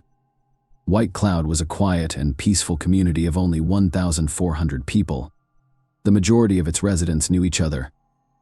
Amanda finished 7th grade of middle school in 2004 at the age of 13 and went to White Cloud for the entire summer without supervision or concern for their safety. Amanda spent time with her friends, went for walks, and enjoyed her vacation. On June 20th, she stayed overnight at her best friend's house. They talked, had fun, and went to bed late at night. In the morning, her friend woke up and found Amanda was not in the room. The bedroom windows were wide open. She went to the kitchen and walked around the house, but Amanda was nowhere to be found. Investigators spoke with Amanda's friend, who stated that she did not hear anything that night and that Amanda never told her she was planning to leave. The friend's parents, brother and sister, were present at the time of the disappearance and did not witness anything. Police attempted to locate witnesses who lived near the house but were unsuccessful. No residents noticed anything unusual on the first day of the investigation. Amanda's relatives were outraged by the police's version, claiming she had no problems at home and was happy to spend the summer in White Cloud. They also pointed out that Amanda had left all her belongings, including clothes, in her friend's room. The investigators decided to check the girl's computer for information that could aid in the search. They discovered correspondence with a specific young man, and based on this, the police assumed Amanda fled to meet him, but there were inconsistencies. There was no mention of a possible meeting among these correspondents, and the conversation was about ordinary and everyday issues. Nonetheless, the investigators considered this sufficient to reassure themselves of their correctness. At the time, they did not reveal all of the investigation's details, but information about correspondence with a specific guy spread throughout the city, leading many locals to believe that the girl simply ran away from home. Despite Amanda's relatives' efforts, the police did not fully utilize their resources to locate her. If the case had been classified as a kidnapping, the FBI and other agencies could have been involved in the investigation. On July 5th, mushroom pickers discovered a human body in a forest near White Cloud and reported it to police. Investigators identified the body as Amanda Linke, who was wearing the same pajamas she had worn at her friend's house. Medical experts confirmed her identity and determined she had received multiple blows from a heave. They also decided to look into the young man with whom Amanda had communicated online. The problem was that his nickname included the word killer. Police considered the possibility that the victim went to meet him and he murdered her, but this version contained numerous inconsistencies. There was no reason to believe the girl would have gone to meet someone in her pajamas in the middle of the night, and their correspondence contained no hints of a personal meeting. The investigator was unable to identify this individual, and the version of his involvement was quickly abandoned in order to generate new leads. Detectives decided to investigate all of Amanda's belongings, which resulted in a breakthrough. They discovered her personal diary, which contained extremely disturbing information. Amanda wrote shortly before her death that a certain man was harassing her, and the following pages were torn out. Investigators suspected his name had been written on them. This diary quickly became the focal point of police investigations into the man's identity. They spoke with all of Amanda's friends and inquired whether the girl had mentioned anything about this. Several of her friends admitted that she had indeed told them about it, and even named the man Cecil Wallace, who was the stepfather of Amanda's friend, and she had stayed the night for detectives, so this was a huge surprise. They had been looking for the killer all over town and beyond, and in the end, the possible suspect was in the same house as the victim. But the friend's testimony was insufficient to arrest him. Investigators had no substantial evidence against the man. No DNA samples were found on the victim's body, and court documents did not state whether she had been abused. Detectives questioned Wallace, who denied any involvement in the crimes. The police were perplexed as to how the man could have done all of this without being noticed in a small house where his wife and 3 children were sleeping. The detectives were unable to detain Wallace due to a lack of evidence or confession. However, they discovered that Wallace's sister, Candace, worked in the police department handling Amanda's case. She actively assisted her brother and his family during interrogations, literally telling him what to say and how to behave. Other detectives were already handling Amanda's case and questioned the objectivity of the investigation by the local police. However, they could not confirm that anyone other than Candace could be helping Wallace. Investigators questioned the man and his family several times but did not yield any results. They continued to look for leads, but the case stretched on for several years. 4 years after the murder in 2008, detectives turned to the National Center for Missing and Exploited Children for medical help. They dispatched their investigators to White Cloud, where they reviewed all of the case materials, conducted new interrogations, and looked for new leads. Ultimately, they reached the same conclusion as the local detectives: there was insufficient evidence to make an arrest. 3 more years passed, and in 2011, the police received a new lead that changed everything. A 27-year-old Texas girl who grew up in White Cloud visited a news website from her hometown. There, she discovered information about Amanda's murder and began investigating it. After learning that the victim had spent the night at the Wallace house, the woman decided to contact the police and report something disturbing. In 1998, when she was 13 years old, she stayed overnight at Wallace's house because she was friends with his second foster daughter. In the middle of the night, a man entered their room and assaulted both of them, threatening them to keep quiet. The victims were too scared to report the incident, so they never told anyone. However, when the adult victim learned about Amanda's case, she decided to contact the police. The victims were then aged between 13 and 16 years old. In October 2011, police arrested Wallace, 43. After compiling all of the evidence, he was charged with molesting both of these victims and the man who was named as a suspect in Amanda's case for the first time. Detectives had no doubts about his involvement in the murder after hearing everything the other women had to say. At the preliminary hearing, he was granted bail of $150,000, which he was able to pay. Apparently, his sister and other relatives assisted him in gathering the funds. The trial was scheduled to begin in a month. While waiting for Wallace to return to work, the locals were upset that he had been released on bail. They repeatedly protested outside the company's office, demanding that the man be fired. On November 10th, the day of the first court hearing, an unexpected development occurred. Wallace did not appear at the scheduled time, and the police immediately declared him wanted. A few hours later, they discovered his car in the woods near the city. The man was also there. All he had done was commit suicide. Detectives who had not expected such a turn of events were forced to continue their investigation. After the suspect died, they could only rely on strong evidence linking him to Amanda's death. They obtained a search warrant for his home, hoping to find any evidence of her murder. The police searched every corner, tore down some walls and removed floorboards, but could not find any significant evidence. They turned their attention to the suspect's sister, Candace. Detectives were convinced she was covering up for her brother and wanted to know if she knew he had killed Amanda. Candace was arrested in August 2012, following the collection of necessary evidence.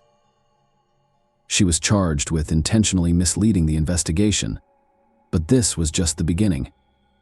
During the investigation, detectives discovered that Candace had been covering up for her brother when he was dealing illegal substances. She also taught him how to not leave any evidence at crime scenes, and she demonstrated how to properly wipe his fingerprints off surfaces so that experts could not lift them.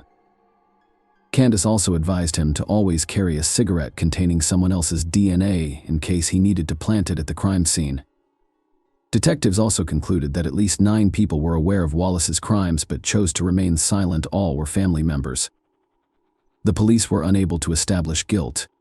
Candace's involvement was investigated for 2 years before she agreed to a deal with the police in 2014.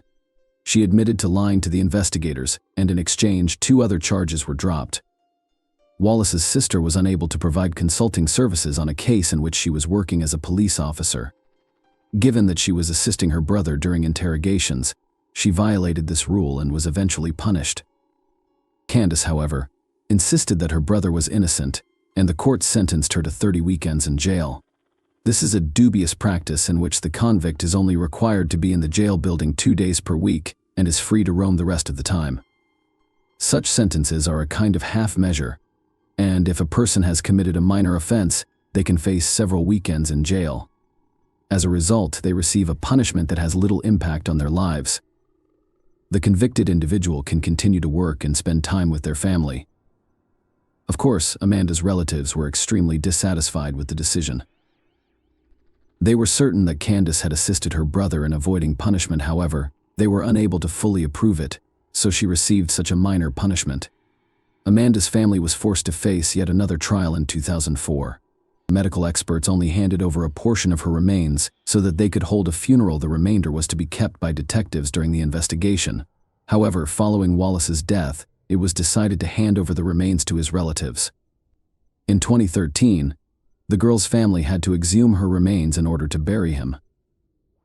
Her mother is still hoping that investigators will find evidence to prove Wallace's guilt.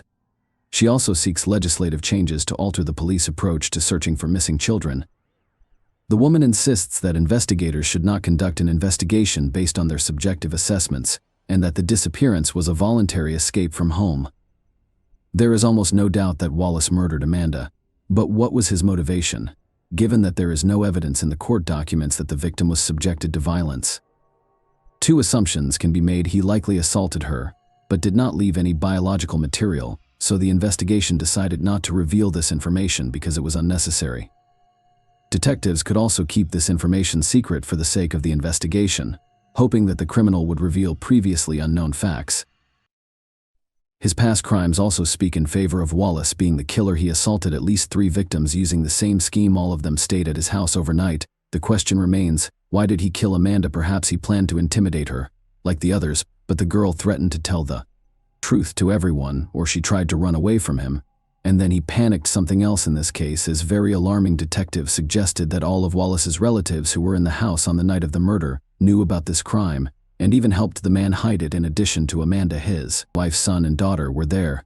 This could explain how he managed to attack the victim without waking any of his relatives. In any case, even without a final verdict from the court, Wallace will no longer be able to harm anyone. The fact that he settled the score with his life before the trial once again speaks in favor of his guilt, even though he took the details of this crime to the grave. Please share your thoughts on this story in the comments section, and thank you for watching.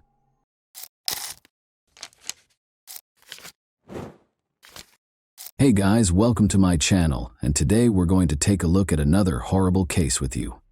While investigating the crime scene on April 29, 1998, Delaware police noticed a car in the distance. However, the car suddenly stopped, turned around, and started back without even approaching within 100 meters. Although they were aware of the driver's actions, detectives paid little attention to them. Why would they do so after all? They had no idea, though, that this story might have turned out very differently if they had followed the enigmatic driver. When Debbie was 21 and Nino Pitts was 24, they first met. At a party, Nino asked their mutual friend Bill Sharp if he knew of any attractive girls he could introduce to his mother. This led to their introduction. Debbie was introduced to Nino by Bill, who said she was a wonderful girl. After dating for a while, Debbie and Nino were married in 1973. For 25 years, their lives were just like those of millions of other couples in the modern world. Both of their twins, Michael and Melissa, had grown up and were enrolled in college.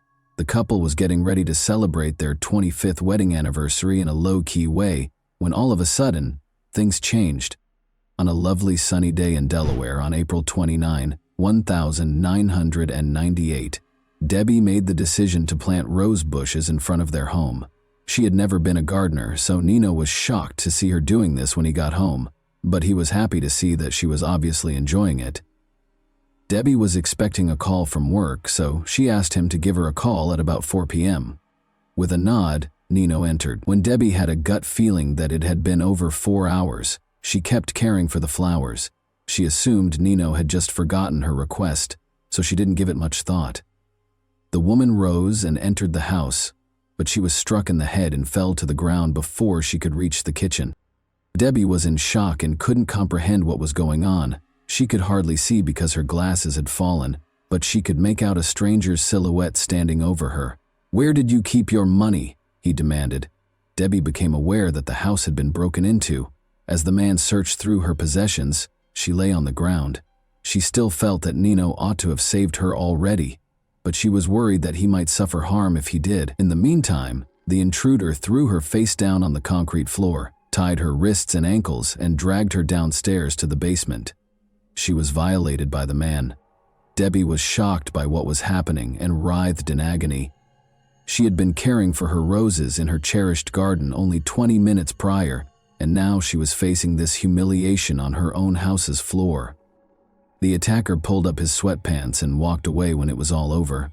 The brute reappeared and pulled Debbie back up the stairs, this time from the basement, just when Debbie thought the horror was over. He kept a knife to her throat, covered her with a blanket, and carried her to a car parked near the front door, placing her in the trunk. Debbie didn't even realize she had just been abducted because she was in such a state of shock. However, the man started the car, so she didn't have time for that. Debbie was trying to break free already. She wanted to break the bonds so she could begin kicking, biting, screaming, or doing anything else to get away or draw attention when the criminal opened the trunk again. But when he opened the trunk, her plan fell through. Debbie was horrified to see that no one was willing to assist her and that she was already in the garage. She was brought back inside the house by the kidnapper. It took him only one look to realize that Debbie had attempted to loosen the ropes after she was flung onto the room's bed. Furious, he violated her once more and punished her harshly. She sobbed and pleaded for forgiveness, but the more she pleaded, the more vicious he became.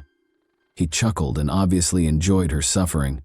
Debbie saw that he probably had some illegal substances in his system. He bound her hands and feet to satiate his desire, then tied the ropes around her ankles and wrists to render her immobile. The attacker left her, closing her eyes and mouth. She thought she was saved when she heard 2 loud shots shortly after, assuming it was the police rescuing her. Debbie's absence was immediately noticed at work. As a hospice nurse, her dependability and timeliness were always undeniable. Therefore, a co-worker went to her home at 6:30 p.m. when she was unreachable. When Debbie's co-worker noticed the Pitts family's neighbor, she introduced herself and inquired as to whether he had seen her. "She had been planting roses in the garden," he retorted, adding that the house's side door was always open if she wasn't answering. The woman came inside. There was silence. She summoned Debbie. Her glasses were on the floor, and her possessions, including her wedding ring, were on the kitchen table. The woman kept phoning Nino and Debbie. She discovered Nino in the bedroom, but Debbie was nowhere to be seen. He had been shot in the head, and it was clear that he was no longer able to be helped. Only the following day did Debbie see the kidnapper. He described how he saw the headlights pointed at his windows and assumed the police had found him. Concerned that the neighbors might have heard or seen something, he fired 2 shots from the window. Then he loudly turned up the TV or the radio. Debbie was horrified to learn that Anthony Pitts, Nino, had been shot in his own house when the news program began. The police suspected her of killing her husband and made her a fugitive. She hadn't even considered the possibility that Nino had suffered any harm until that point. She felt that everything had happened so fast. She had gone inside, she had been attacked by a stranger, and her husband had no idea where she was. Debbie found it hard to believe that Nino had been hurt by her kidnapper. The woman was shaken when the man abruptly apologized for having to kill her husband and just walked out of the room. She had just learned something that was really hard for her to understand. She understood that she would be her attacker's next victim because he was not only a thief and a violator but also a murderer. She also realized that she couldn't grieve for her husband because doing so would only make him angry. All Debbie could think about was her kids. They were adults, of course, but they had to cope with 2 horrific shocks. the death of their father and the disappearance of their mother, who was suspected of killing him. Detectives spoke with friends and family in the interim, but they were unable to determine Nino's killer. The two had a great relationship according to everyone's testimony. The neighbors never heard any screams and they never got into a fight. Furthermore, Debbie couldn't see anything without her glasses, so she would never leave the house without them. The fact that their primary suspect was fighting for her life only 5 miles away was unthinkable to the police. In a follow-up interview, the neighbor recalled seeing a car parked directly in front of the family's home, despite the fact that he had not heard any screams. A man had driven off after placing a blanket in the trunk. In fact, tire marks were discovered by detectives on the lawn directly outside the house, which was extremely unusual for such a wealthy neighborhood. The police determined they were dealing with a kidnapping after finding Debbie's glasses on the kitchen floor, which prevented her from seeing anything. 52 hours later, the kidnapper showed a new side of himself. He untied his victim and addressed her normally. He had hardly spoken to her more than a few words at a time before, so this was very unusual. The man acknowledged that he was thinking of letting her go, but was worried that she would tell the police about his house. Debbie took these words to heart. She had to persuade him to actually let her go if he was thinking about it. Since she could hardly see without her glasses, she assured him that she would not tell anyone about him. She addressed him respectfully as Sir. He'd brought her in the trunk, so she didn't know where the house was either. But as soon as the hope for Debbie began to grow, it was dashed when he said he couldn't let her go. Then, as though he were thinking out loud, he said that he would only be sentenced to 10 years in prison if he removed all illegal substances from the house. Debbie became aware that the person she was interacting with was not very smart. Could he have been so gullible as to believe that assault, kidnapping, and murder only resulted in 10 years? She made the decision to use her cunning to help him see her as a person rather than a victim. She spoke to him calmly, and this strategy worked. He let her sleep in his bed that night after taking the shackles off her eyes and mouth. The kidnapper informed Debbie that she needed to shower on the morning of the 3rd day. She was denied access to the restroom by the man, even though it was necessary, but Debbie didn't feel strong enough to stand under the water after being confined for so long. He gave in to her request for a bath. The least of her concerns was that taking a bath and undressing in front of a stranger made her uncomfortable. The man asked if she planned to wash her hair after noticing that she was done. She responded that she couldn't do it right now because her wrists and hands were so painful and swollen that she couldn't even lift them. He therefore gave her hair a wash himself. Debbie felt uncomfortable allowing her husband's killer to touch her hair because it felt like another act of violence. However, she controlled her emotions. The man raped her once more after forcing her to put on his clothes after the bath. The kidnapper didn't realize that Debbie needed to eat until the 4th day. She asked him to buy a newspaper when he went out to eat. Ironically, he did as he was told. They read the newspaper and ate together. Although she didn't express it, it stated that the police had no suspects and that Debbie had previously been brought up by her family, which deeply distressed her. The kidnapper, however, seemed extremely happy and even proud of himself. Since no one suspected him and no one knew where she was, he thought he had committed the ideal crime. The kidnapper told Debbie he was going to work on April 24, the 5th day she was held captive. Even though he came back within 20 minutes, presumably to see how she was doing, he had stated this several times previously. Still, Debbie made the decision that today was the day.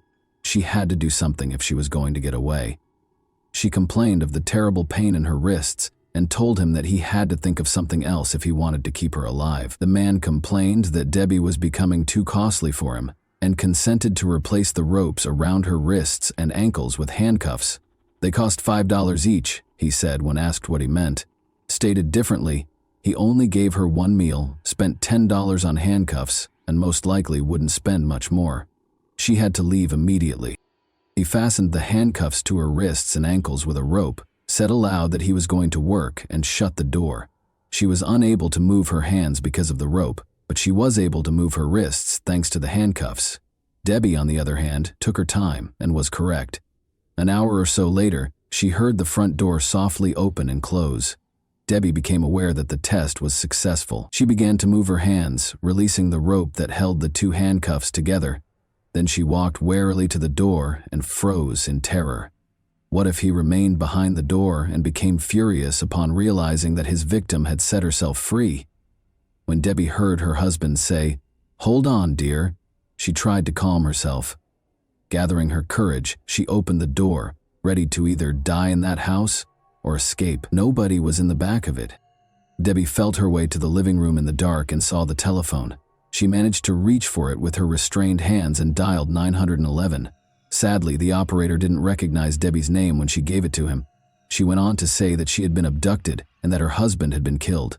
When the operator inquired about the perpetrator's current location, she said that he was at work, but could come back before the police showed up. Thankfully, the police arrived in less than 6 minutes after tracking down the call.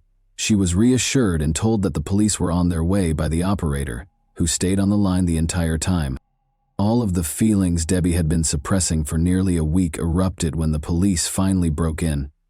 Her husband's death, the kidnapping, the violence, and the surprise rescue all blended into one. After being transported to the hospital, Debbie finally got to see her kids and other family members who had traveled from across the nation to show their support for Michael and Melissa. It was an odd mixture of emotions. Although Nino's murder consumed everyone's attention, they were also relieved to see Debbie still alive. The owner of the home where Debbie was being held was easily identified by the police. Donald Flagg was a factory worker who spent his free time robbing and attacking women. Donald gave in without protest and admitted to everything. Additionally, he provided clarification on a few points that the police were unaware of. He was just strolling past the Pitts family's home that day when he noticed Debbie caring for the roses. He went inside and waited in the kitchen, his eyes fixed on her. Because of the nearby construction and the lawnmowers in operation, Debbie was unable to hear the shot. He became acutely aware that he had not taken anything from the house after the attacker abducted Debbie. He went back to the victim's home, missing a great chance to make money. But the police officers at the crime scene had already surrounded it. Investigators had no reason to pursue the driver when they noticed a car stop suddenly and turn around. They didn't know it was their suspect until much later. The man's attorney persuaded him to enter an insanity plea in spite of his confession. Debbie was forced to testify in court as a result. Luckily, she was well prepared by her psychologist. In order to get used to the attacker's face and avoid displaying too many emotions, he asked Debbie to call him by name and look at his picture more frequently. This performed flawlessly in court. Not only did she maintain her composure, but she even turned to face her tormentor, making him turn away. Donald Flagg was convicted in spite of the lawyer's best efforts. He was given 8 consecutive life sentences, plus an extra 166 years in prison by the judge. Additionally, he will spend 10 years in solitary confinement from April 20 to April 24, the same period that Debbie was held captive. Even Debbie is relieved that he won't hurt anyone else. She later expressed regret for not going to violence victim groups. She had to speak up, but her family didn't want to talk to her about what had happened because they found it too painful. Helping other assault victims helped Debbie find healing. She gave lectures, wrote a book about her experience that was required reading at some American universities, and even assisted the Delaware Rescue Service in changing its operations to find the caller much more quickly. Debbie even mustered the courage to confront Donald in prison and ask him the question that had been bothering her for so long. Was he going to murder her? Yes, he replied. He didn't intend to let her die. Bill Sharp, the same Bill who had first introduced her to Nino, got in touch with her after learning of Debbie's fate. During Debbie's challenging trial process, they had a face-to-face meeting and spoke. More specifically, Bill listened to Debbie and let her speak. He started going to therapy sessions with her, and the psychologist saw them together and realized right away that his help was actually helping her get better. Bill, who became Debbie's husband in September 2000, was a true comfort and support system. And that wraps up today's chilling story. If you enjoyed this video, don't forget to like and subscribe so you never miss a new upload. Also, let me know in the comments what part of this story shocked you the most. Thank you for watching, and I'll see you in the next video.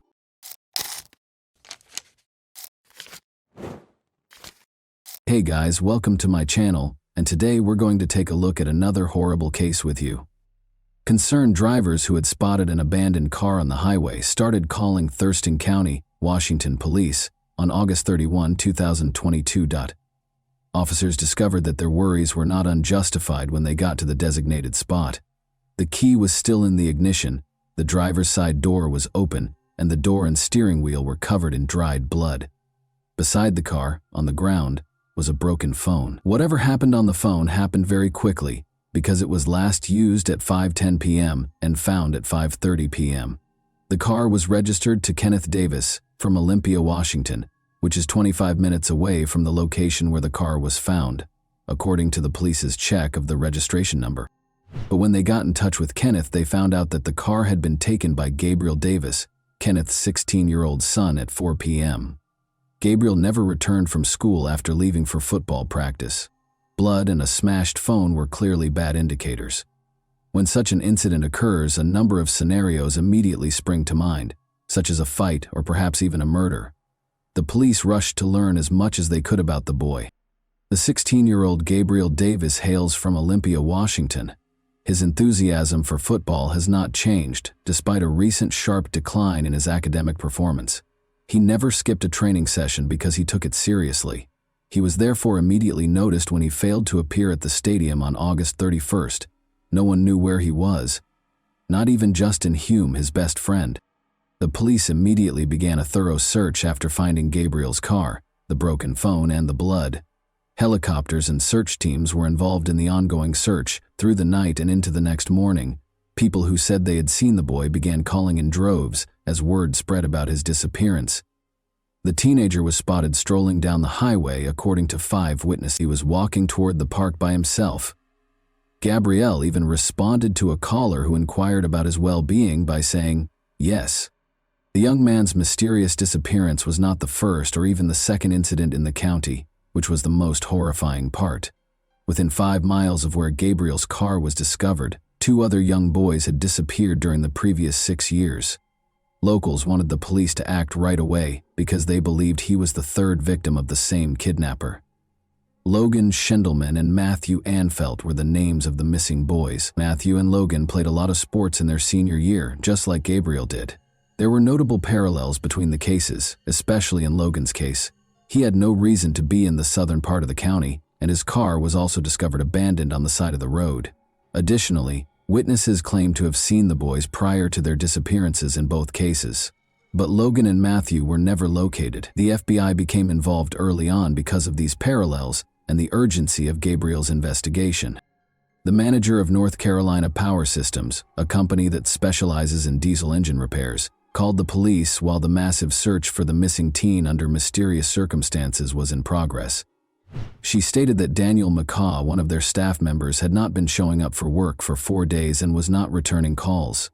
She asked the officers to come to his house and see how he was doing because this was unusual for him and he had never been missing before. When the officers got to his home in Orting, Washington, which is 45 minutes east of Olympia, they knocked on the door but got no answer.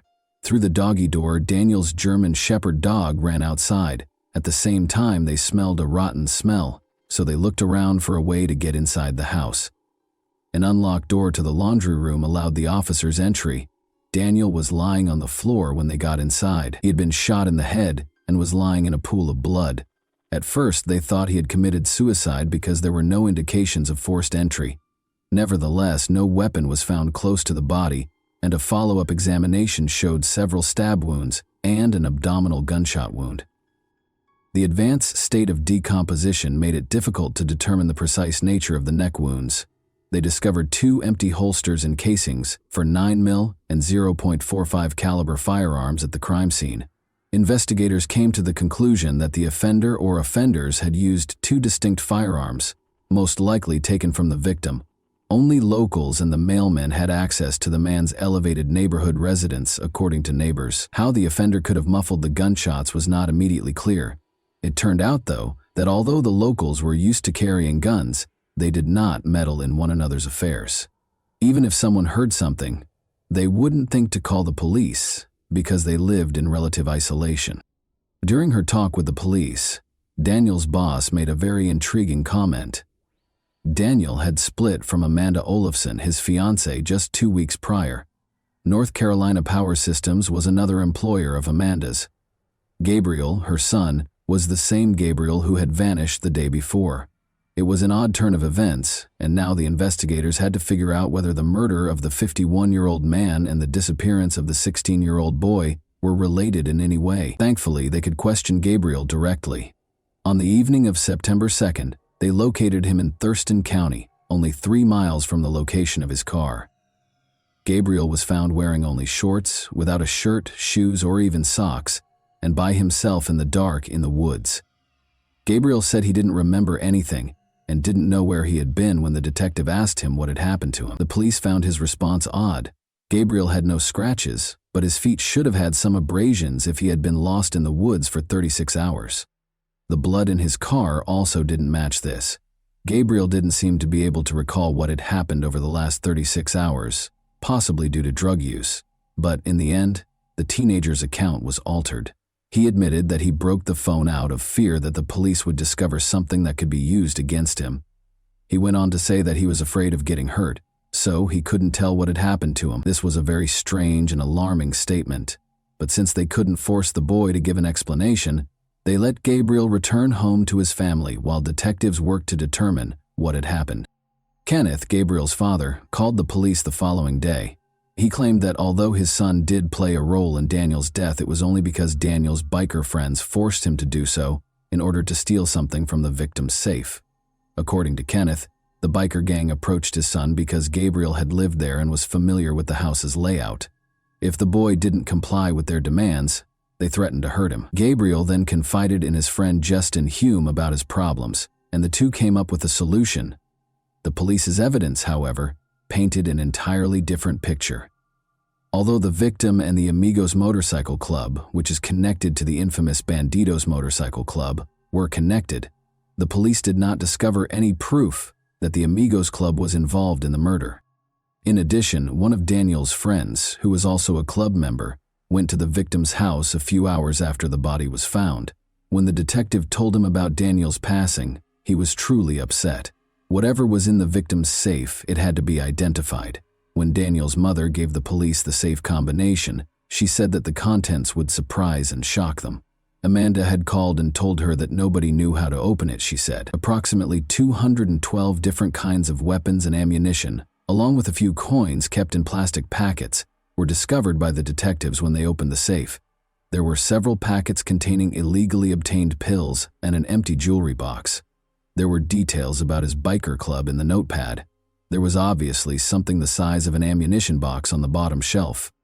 Daniel took his safety very seriously, which was lucky for the investigators. He had a number of cameras in his home in addition to weapons. They assisted the police in figuring out what happened the night of the murder. The detectives discovered that Justin and Gabrielle spent a weekend getaway with their loved ones at Lake Panther on August 28. They left the campsite shortly after midnight and came back at about 6:30 a.m. The surveillance cameras at Daniel's house recorded their exact location, but their relatives were unaware of their whereabouts. Two young, slender men came up to the victim's house from the backyard at 1:50 a.m. On his belt, one of them carried a canister of pepper spray or something. The men wore masks that partially obscured their faces. One of them had on a ski mask, the other a medical mask and a baseball cap. They had flashlights on hand. Through the dog door came the young men. After a while, nothing happened. But at 2:41 a.m., the homeowner left the garage, went inside, and vanished from the camera. 6 minutes later, his German Shepherd was seen on camera hastily leaving the house through the dog door. After leaving through the side door, the unidentified men wandered for a few minutes between the house and the garage while carrying what appeared to be a toolbox or a crate of military ammunition. At 2:52 a.m., they finally left the crime scene, bringing with them what appeared to be a toolbox or a military ammunition crate. Gabriel informed his father that Justin followed Daniel after he came inside from the garage, stabbed him, and then there was a gunshot. The safe was in the garage, so Gabriel went there. At that moment, he says he heard 2 gunshots. On August 29th, the guys went back to their regular lives after disposing of the weapons close to Daniel's house. Gabriel, though, vanished prior to the 31st. He claimed that after bikers found him, they dragged him from his vehicle and struck his head against the steering wheel, spilling blood inside. Then, after beating him for a while driving around with him in a Suburban, The kidnappers let him go. Additionally, they mysteriously took his shoes and shirt and looked through the car for the stolen item from the safe. They found nothing because he didn't steal anything. As a result, the teenager chose to portray himself as a victim, similar to Danielle. That being said, this version isn't cohesive. Why couldn't the teenager enter the house and flee right away if bikers were the ones forcing him to commit the crime? Why wasn't everything finished sooner if, as Kenneth claimed, they had planned it? It was illogical. Once more, why did they enter the house when the safe was in the garage if the goal was to steal something? In any case, Justin and Gabriel were searched and taken into custody by police on the evening of September 2. They discovered a black ski mask and a handheld flashlight in Justin's home, and a black mask in Gabriel's vehicle. Gabriel showed the investigators where he had thrown the weapons close to the former Olympia Brewery in Tumwater after the police arrested the teenagers on September the 2nd. Similar weapons to the one used to shoot the victim were found by the detectives, a .45 caliber Sig Sauer pistol and a 9mm Ruger handgun. More than a dozen knives were also discovered. The firearms were found inside an ammunition box, the same type that vanished from the victim's safe. Although Daniel had friends among the bikers, the police did not discover any indication that they planned to murder the man or even steal anything from his home. The real reason for the crime is not disclosed. However, Gabriel's past might conceal the crime's motivation. He has encountered numerous difficulties in spite of his youth. Gabriel and his older sister were at the center of a terrible custody battle that started when Gabriel's parents divorced when he was just 3 years old. A 2010 court ruling stated that the children lived with their father on weekends and with their mother during the week. After Amanda separated from an abusive husband and remarried twice, the decision was not reviewed. Kenneth, however, sued her after she moved in with Daniel in 2018, alleging that the kids' grades suffered and they frequently skipped class. Additionally, he claimed that Daniel was violent, threatened Gabriel with a weapon, and even threatened Gabriel's sister, who is now 20 years old, and her boyfriend. Daniel acknowledged yelling at the sister's boyfriend when he became embroiled in the custody dispute, but he denied threatening him. The argument started when the boyfriend broke into the house and took a phone charger, but he now feels bad about how he handled the matter. In any event, a judge in 2018 ordered that Gabriel, then 12 years old, and his sister, then 16 years old, live with their father during the week and with their mother on the weekends. The chaos didn't stop there. Because of her subpar grades, Gabriel's sister was expelled from school in January 2019. The girl reported to the school psychologist that her father had grabbed her wrist with force and that he acted aggressively, particularly when intoxicated. This only had a short-term impact. It is unclear if this was the case or if Amanda and Daniel pressured her to obtain full custody. The children were ultimately ordered to live with their father by the court. Amanda and Daniel's arguments served as the background for all of this. According to Daniel's boss, they may have broken up because of his devotion to the biker club. Amanda gave him a choice, either she or the club, refusing to make concessions to the club. His reaction is unknown, but neighbors noticed her removing items from his home on August 13, about 2 weeks prior to the murder. Gabriel made friends with Justin Hume during this period, who also had a history of getting into trouble at a young age. He was accused of making false bomb threats in high school and threatening a classmate with a knife in middle school. As a result, he had to transfer schools as soon as the academic year started. There are numerous pictures of the boy at the shooting range with Gabriel, demonstrating his intense interest in firearms. They caused mischief at school. Daniel's murder might have been retaliation for the way his relationship with Amanda ended, or maybe Amanda is lying. Anyhow, only a teenager could imagine a biker gang sending a kid to carry out their duties. The Raymond Hall Juvenile Detention Center is currently housing Gabriel and Justin. Among the many charges against them are first- and second-degree murder. Because of the high probability of them trying to flee, the bail amount for each teen is set at $1 million. When police arrived to arrest Gabriel, Justin's family was seen packing their belongings into a car, suggesting that they were probably planning to flee. Gabriel has previously staged a disappearance to avoid being held accountable for his actions. The teenagers will face adult trials. Notably, the Supreme Court in Washington decided in May 2021 that a person under the age of 21 cannot be automatically sentenced to life in prison without the chance of parole.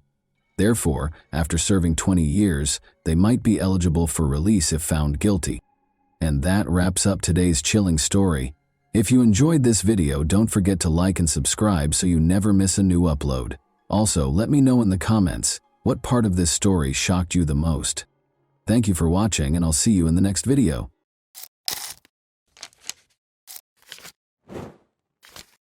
Hey guys, welcome to my channel, and today we're going to take a look at another horrible case with you.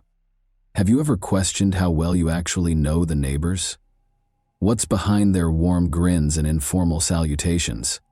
Psychologists and investigators concur that people with psychopathic tendencies are more likely to commit violent crimes, but there are no clear rules for spotting potentially dangerous people among your acquaintances. The beginning of this eerie case involves Brian and Beverly Mauck, an apparently ideal couple whose lives appeared to be straight out of a fairy tale. They enjoyed traveling and spending time together, were financially stable, and were incredibly in love. However, when they relocated to a different neighborhood, everything was different. Beverly and Brian were found dead in their house shortly after they had moved in. Investigators were immediately directed to a nearby residence by blood evidence found at the scene. Even the most experienced detectives were taken aback by the motivation behind this heinous act. Brian and Beverly Mauck's love story.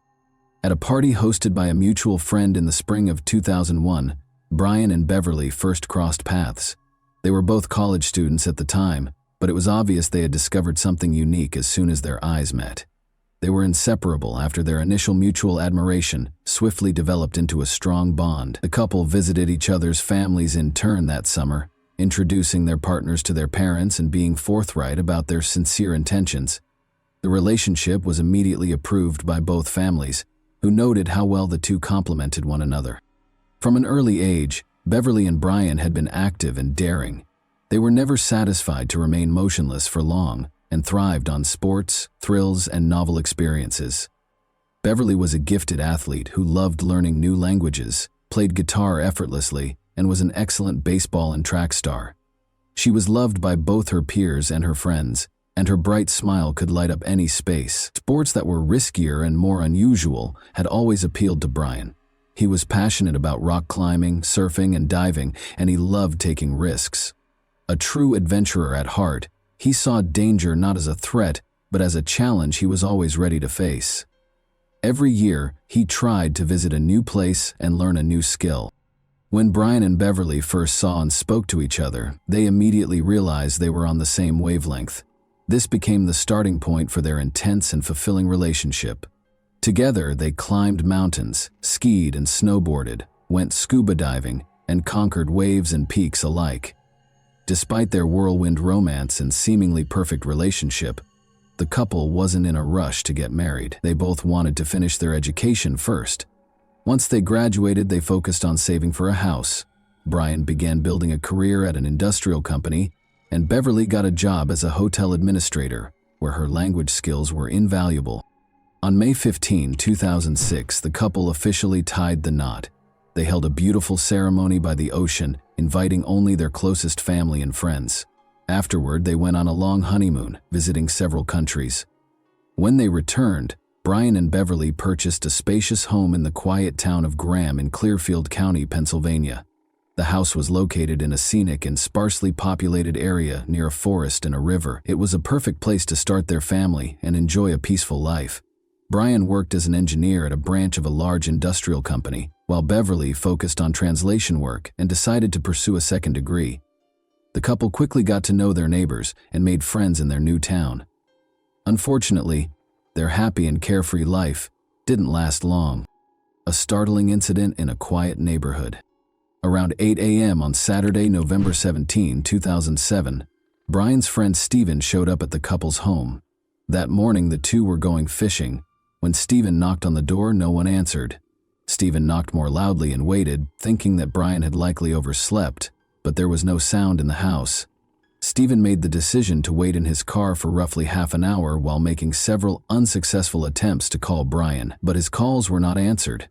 Frustrated and feeling a bit upset that his friend might have changed plans without telling him, Steven eventually left to fish on his own, since he had all the necessary gear with him.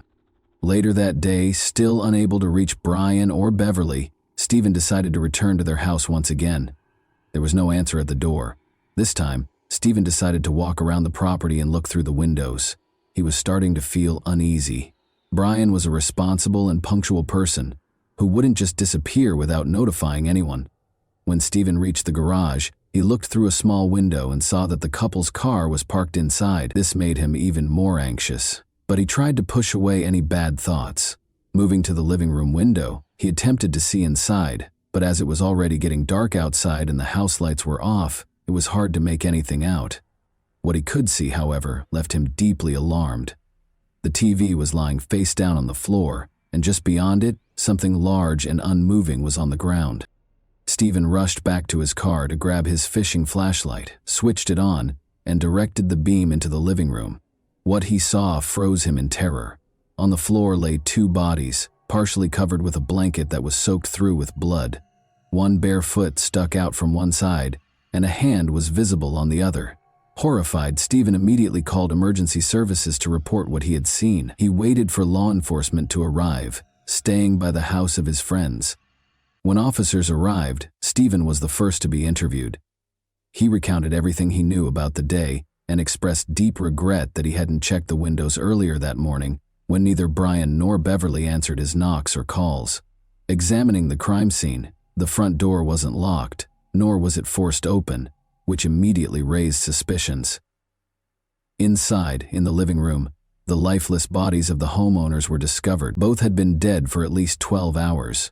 Based on initial observations, the cause of death was determined to be gunshot wounds inflicted by a large caliber weapon. Each victim had been shot 3 times, leaving no chance of survival. The precision of the attack indicated that the assailant was determined and deliberate. But why? There were no signs of theft, personal belongings, cell phones, and even cash were untouched, ruling out robbery as a motive. There were no signs of struggle, and apart from the gunshot wounds, the bodies showed no evidence of other injuries or aggression. Investigators were left with the chilling impression that this was either a calculated execution or a deeply personal act of vengeance. However, according to witnesses, the couple had no known enemies or unresolved conflicts. The bodies had been moved after the crime, as evidenced by drag marks smeared with blood across the floor. The perpetrator had clumsily attempted to clean up, leaving smeared blood trails and splatters on the walls and furniture, indicating where the victims had been during the attack. 6 spent shell casings were found at the scene. Surprisingly, the assailant hadn't bothered to collect them.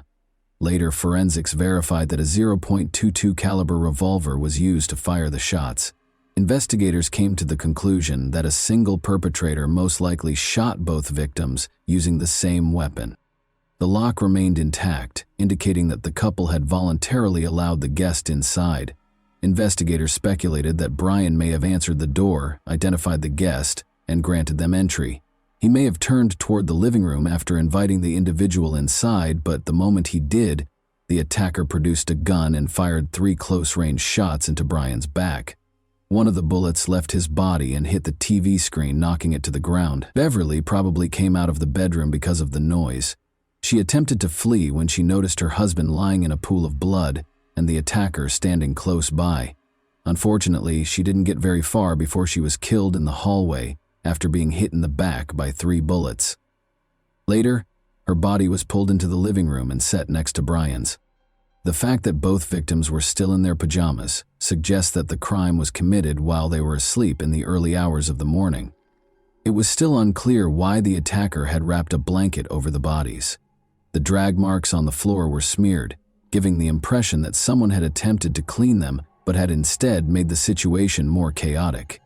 It appeared as if someone had attempted to sweep away a sizable bloodstain that was close to the body. Investigators discovered a long-handled plastic broom behind the couch, its bristles matted with dried blood. But the reason the broom handle was left at the scene was because the criminal had carefully cleaned it of fingerprints. The reason for the broom's use quickly became apparent. The criminal had been carefully cleaning the floor in an attempt to remove bloody shoe prints.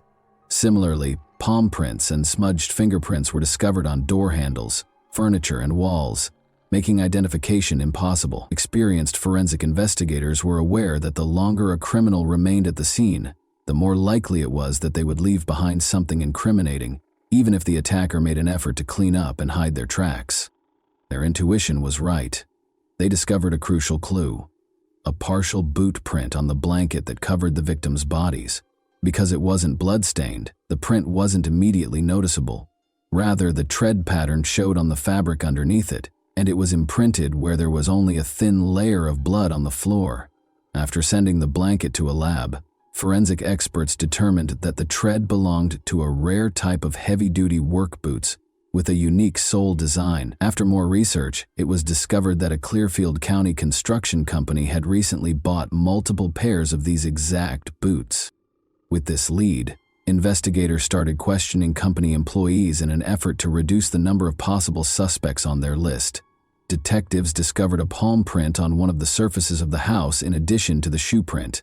There was optimism that the case would be resolved in a matter of days, and it appeared to be a breakthrough. Nevertheless, no matches were found when the print was scanned through law enforcement databases. This implied that the offender had no past records and had never had their fingerprints taken by the police.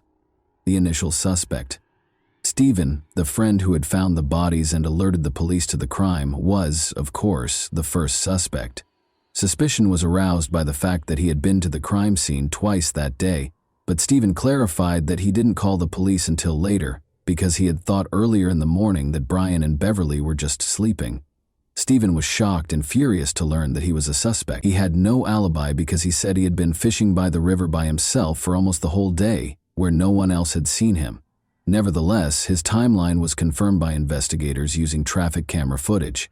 As he had described, the recordings verified that he had traveled to and from the fishing site during the day. Stephen was further exonerated by fingerprint analysis, as tests for gunshot residue on his skin and clothing revealed no evidence, and his prints did not match any recovered from the scene. Furthermore, the boot prints were not the same size as Stephen's shoes, and he had no affiliation with the construction company that had bought the boots. All suspicions against him were abandoned, since there was no proof linking him to the crime. An unexpected observer. In the meantime, detectives interviewed neighbors extensively in an attempt to locate witnesses. They eventually received a promising lead when they knocked on the door of Daniel and Jennifer Tabaris, who lived across the street from the Mocks. When they called, Daniel said he was happy to answer their questions, but that his wife Jennifer was at work. He disclosed that at approximately 5:30 a.m., he now knows that the strange noises he heard from the Mauck's house on the day of the crime were gunshots.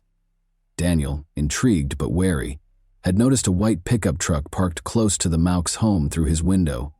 He was positive the car was not the couple's.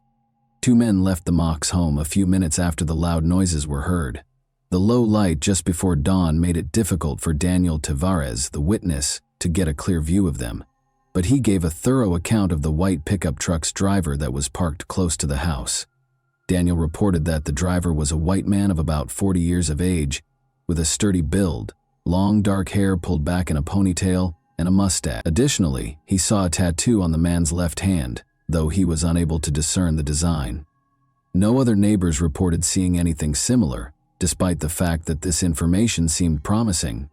Brian and Beverly's friends, family, and co-workers were unable to name anyone in their social circle who fit this description or had a truck like that.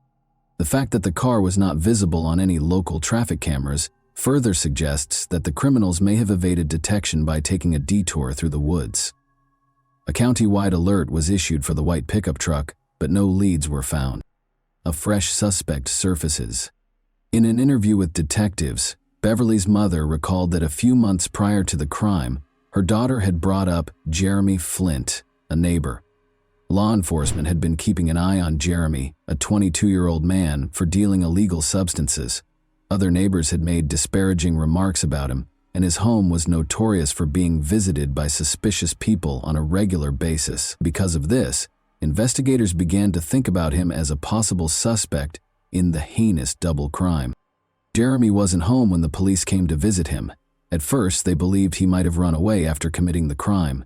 After interviewing more neighbors, it was discovered that Brian and Beverly had thrown a small party at their house just before the tragedy. Jeremy had unexpectedly arrived, uninvited and under the influence of drugs. His actions were characterized as aggressive by witnesses. He incited arguments, insulted visitors, and harassed a few of the women. He eventually had to leave, but not before promising that the couple would come to regret what they had done.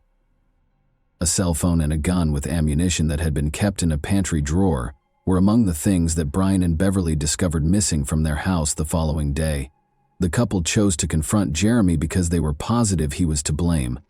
They visited his home and firmly but politely demanded the return of their belongings, threatening to call the police if they weren't given back. It might have been a risky error to make this rash threat against someone connected to illegal activity. Jeremy refused to return the items and denied stealing anything, but inexplicably the missing items turned up in the couple's backyard the next day. Beverly and Brian were certain that Jeremy had left them there overnight. Even though the incident seemed to be over, Beverly was still uncomfortable. She started urging her husband to think about relocating to a different neighborhood because she was afraid of being home alone.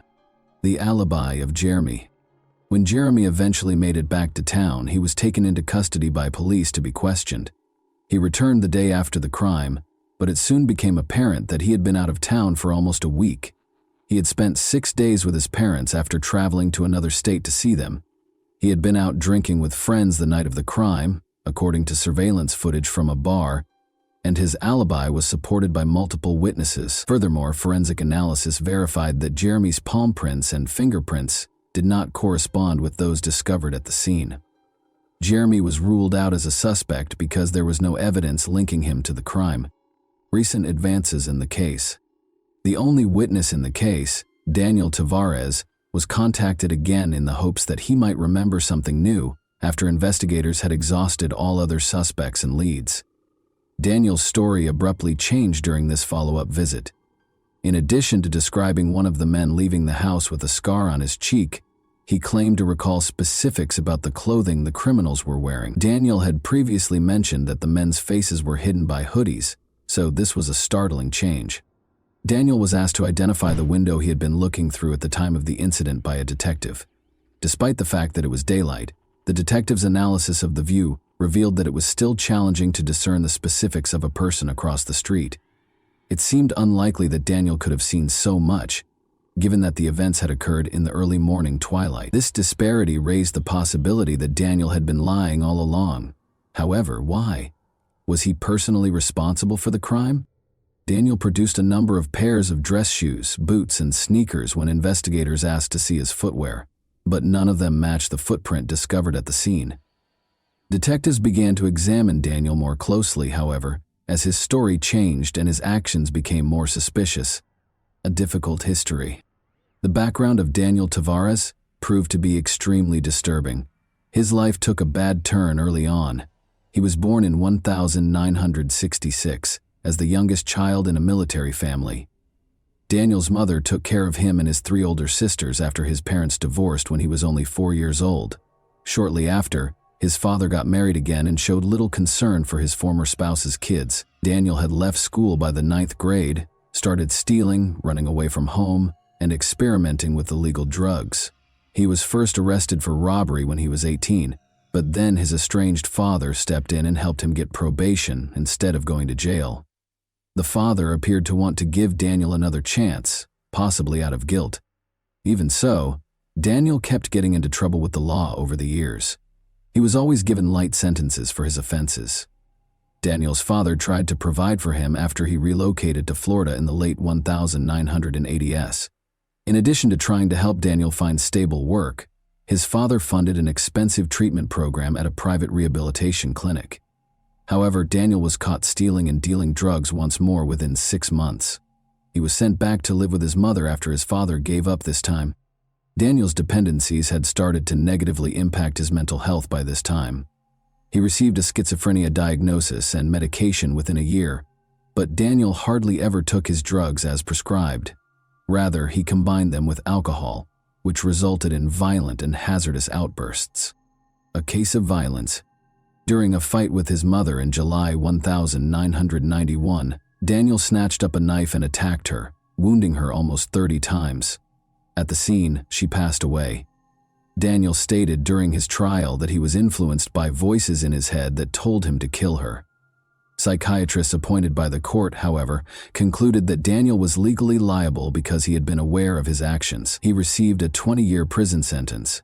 Daniel served less time than the entire sentence and was released on parole in 2006. Daniel Tavares started communicating with Jennifer Freitas while incarcerated, and the two eventually fell in love. Jennifer awaited his release and they were married as soon as he was granted parole. Around the same time as the Mauk couple, Daniel moved into her house in Graham, a small town. Daniel broke the conditions of his parole by moving to a different state. He ought to have been taken into custody right away, but a technical glitch and police carelessness kept that from happening. Even after detectives discovered a bloody handprint at the Mauk's crime scene, Daniel managed to avoid detection because his fingerprints were inadvertently deleted from the criminal database. It was as if everything was somehow conspiring in his favor. Daniel briefly worked for a construction company that bought the rare work boots connected to the crime, according to additional investigation, but there was not enough hard evidence for detectives to make an arrest. They had to carefully construct their case so as not to alert Daniel or Jennifer, his possible accomplice. Placing the trap. Daniel was asked to come to the police station on November 24, 2007, ostensibly to help with composite sketches of possible suspects. He enthusiastically accepted and enthusiastically described and assisted in drawing portraits of people he had made up entirely for about an hour.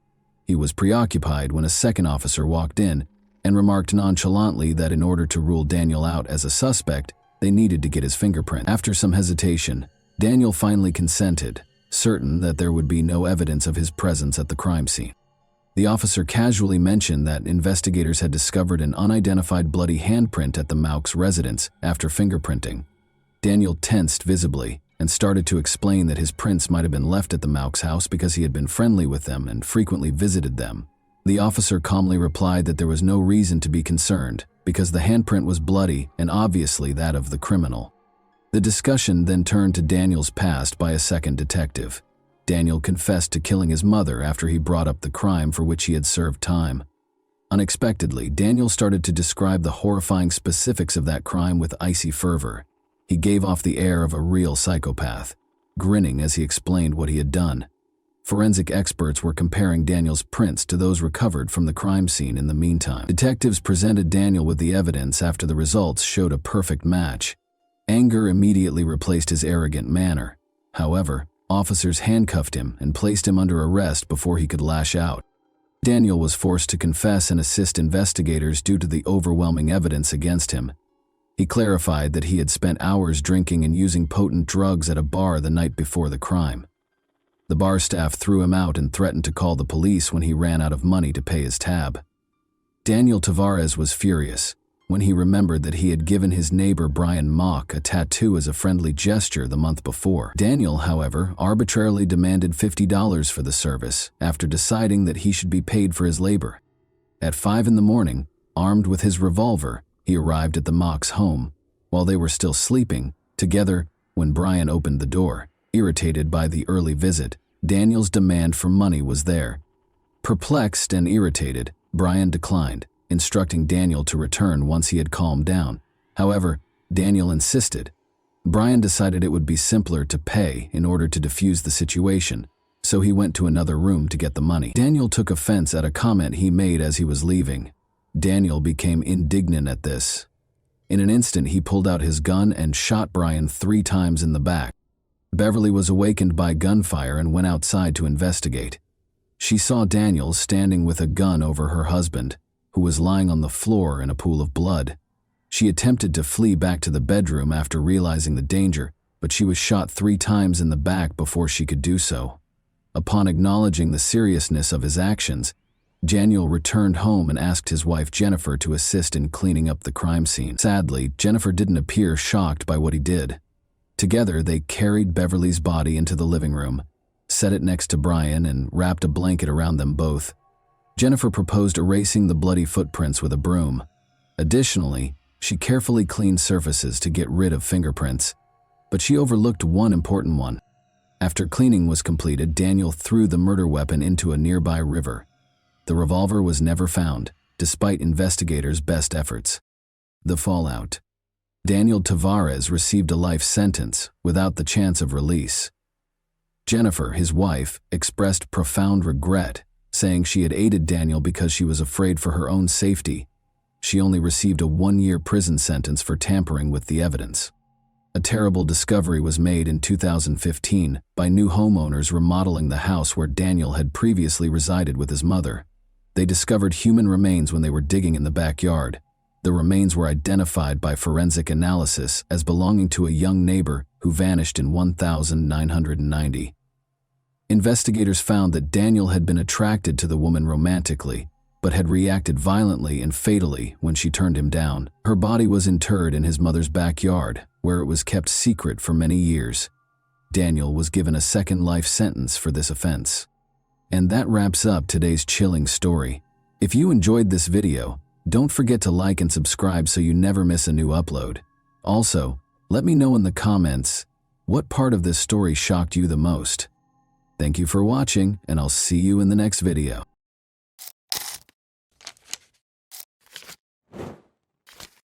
Hey guys, welcome to my channel, and today we're going to take a look at another horrible case with you. Many people can get to the point where they suspect a loved one of betraying them. Others may give in to the influence of fantasies of retaliation against the betrayer, while others may decide to end the relationship due to such suspicions. However, what if a katana were to make these fantasies come true? The setting for this story was Camas, Washington, in 2018. The topic of discussion was a woman who lived in a nice home in a quiet neighborhood. Alex Lovell was the man's name. For 29-year-old Alex, playing video games was his main passion. He was in front of the computer for about 12 or 13 hours every day. Alex took his pastime so seriously that he routinely performed shoulder, wrist, and hand exercises. He even worked on a unique mouse control method to improve his efficiency as a gamer or player. The age of 30, Alex's girlfriend Emily Javier was not pleased with his obsession. After 2 years of dating, the young couple noticed that Alex was spending more and more time playing games and having less time for her. Emily, of course, did not like this situation. When Alex made the decision to pursue a career in professional gaming, her patience reached a breaking point. Emily struggled to accept a gaming rival, even though she was somewhat comfortable sharing her boyfriend's gaming habits. When she found the Tinder dating app on Alex's phone, her resentment reached new heights. She became very suspicious of this. She therefore realized that Alex had found another girl when she saw red hairs in the shower and scratches on his back, even though her hair was then dyed green. Convinced that he would simply deny everything, Emily started to plot a retaliation that would enable her to permanently get rid of him, rather than confronting him head-on. She considered purchasing poison, getting a gun, or hiring a killer. No, she purchased a katana at a shopping center. That was the only thing she could think of right now, driven by anger. She therefore made the decision to give herself an additional week to polish her strategy. She entered the question, how to kill someone with a sword, into a search engine while she was at home with the katana. Not surprisingly, her question was answered in a rather direct manner. In order to start their last journey to the Hawaiian Islands with Alex, the girl bought plane tickets at the same time. She confessed that she was tired of life in 2 notes, one to her mother and the other to a close friend. She also wrote Alex a note, though it's unclear what it said and when he was meant to read it. At first, it seemed as though she wanted to do something to herself while on vacation. However, how did she intend to exact revenge on Alex? Kill him too?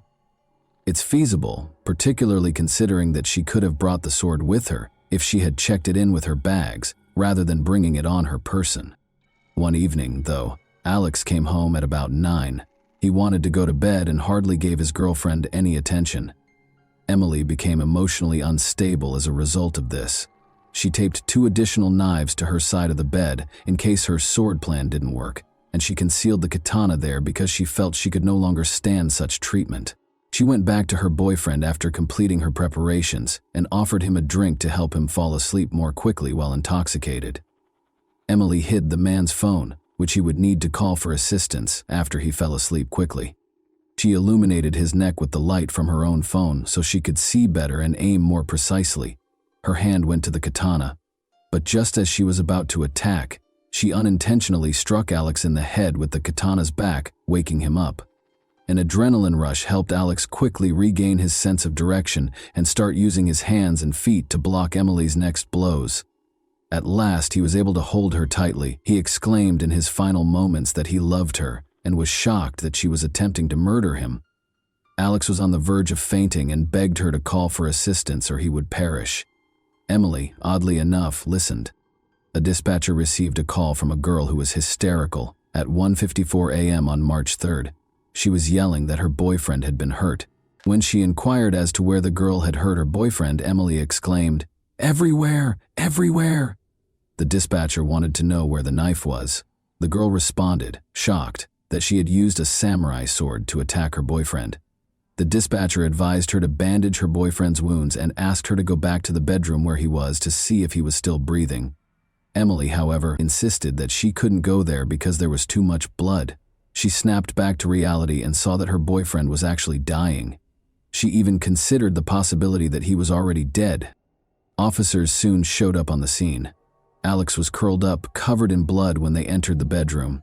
He had deep gashes on the left side of his head, neck, and torso, among other potentially fatal injuries. Emily had nearly severed 3 fingers on his hand, cut his legs, and broken his wrist. Emily was taken into custody without protest and with tears in her eyes.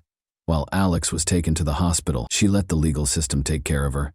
A $350,000 bail was set for her.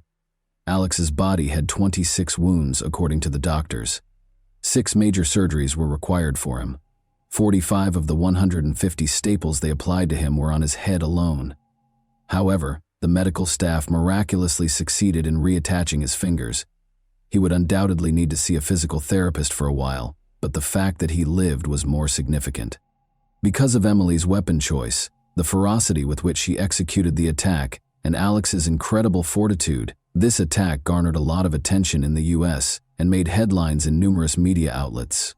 Even though he had a long recovery ahead of him, he maintained an exceptionally optimistic outlook. He amusingly posted a question on the internet a day after the attack, asking if anyone could split a picture of him and Emily together. Some of his remarks were repeated by the media, though it's unclear how he was able to take the attack so lightly. One example would be, "I'm really proud that I was beaten with a sword and by a girl, man. I must sacrifice it for her. I certainly took a lesson from this. There's no comparing the feeling of when I overpowered her," he continues. "I've participated in sports, taken first place in major competitions, and more. I've performed snowboard tricks. This is superior.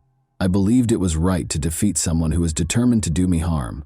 I had spent my entire life anticipating this." Alex credits his love of kung fu movies and his habit of competing against other gamers with helping him win. He says he never cheated on Emily, but acknowledges that he likely spent too much time in front of the monitor. He remarked, "I hardly had time for one girl, much less another. He simply was too worn out to give her the affection she so richly deserved." Tinder was on his phone, he clarified, but he hadn't used it since it became apparent that he and Emily were seriously dating. Alex even acknowledged that the exhaustion from playing video games all day was the reason for his low libido.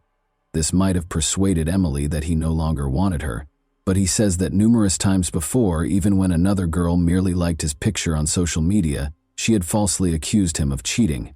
All of this is denied by Emily. Regarding the red hairs, they might have come from his dog's fur or his own beard. Emily found it challenging to defend herself in court. Everyone could see that this was a carefully considered and planned crime. Emily told police that she wanted to kill him for cheating. "That was my objective." She was convicted of attempting first-degree murder. Her sentence was lowered from a potential 20-year term to 19 years because of Alex's survival, her lack of prior convictions, and her own decision to call 911 for assistance. This result did not sit well with Alex's family. They felt that because she tried to kill their son, she should be punished more severely. Emily countered that because of her history of childhood trauma, which hindered her ability to form relationships, her sentence should be shortened. Although her psychologist acknowledged that she had PTSD, he said it had no bearing on the case. The judge ultimately decided that she should receive almost the maximum sentence because of the severity of the attack. She must also receive treatment for her aggression and mental health issues. She must pay $30,000 in reparations and is forbidden from getting in touch with Alex or his family. To help Alex recover, his gaming friends set up a crowdfunding page and raised thousands of dollars. He is presently recuperating and has largely resumed his regular activities. He says he hasn't spoken to Emily since the attack. When asked how he feels about her, He admits that she saved his life by calling 911, which is significant, but it's difficult to sum up his feelings for his ex-girlfriend in just 2 words. In any case, he thinks she needs significant assistance. "I didn't expect this, but something like this had to happen," he continues in his characteristically lighthearted tone. "She reached for the samurai sword because she obviously didn't want me to end up in the wrong hands." And that wraps up today's chilling story. If you enjoyed this video, don't forget to like and subscribe so you never miss a new upload. Also, let me know in the comments what part of this story shocked you the most. Thank you for watching, and I'll see you in the next video.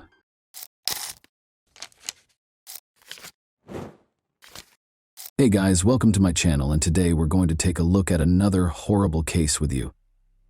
This was only the start of a call in which Derek Rosa, a 13-year-old son, would divulge information so startling and unthinkable that even the experienced dispatcher would find it hard to believe what she was hearing.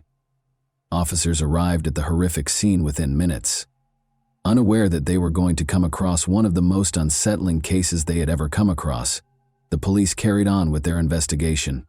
Derek shockingly called 911 on October 12, 2023, to report that his mother, Irina Garcia, was hurt at their apartment in Hialeah, Florida. The most horrifying crime they could have ever envisioned began with that unsettling 911 call. Derek appeared to be experiencing intense grief during the call, as he told the authorities that his mother, Irina Garcia, had been confirmed dead. A 13-year-old son reporting the news to the dispatcher would have been a heartbreaking moment, but everyone was about to be shocked by the horrible secrets concealed behind this call. "I shared some pictures with my friends," he told the dispatcher. What images would he have been able to show his friends? Derek quickly gave the answer when he disclosed yet another startling fact that caught everyone off guard. It was shocking to hear Derek tell the dispatcher that he killed his mother. Derek's motivations are still unknown, but he was going to divulge information that would only make matters worse. The apartment was occupied by 3 people. Given that Derek and the newborn baby were in the apartment, the dispatcher recognized the urgency of the situation right away. To protect the infant, the police had to move quickly. To find out what had happened, detectives raced to the crime scene. Everyone in the area was shocked when the police arrived and took Derek into custody. Derek was standing with bloody hands and no remorse at all. Without any delay, the detectives got to work on their investigation. They found Irina lying on the bed with her newborn baby covered in blood, and they also found a pool of blood on the floor of her room.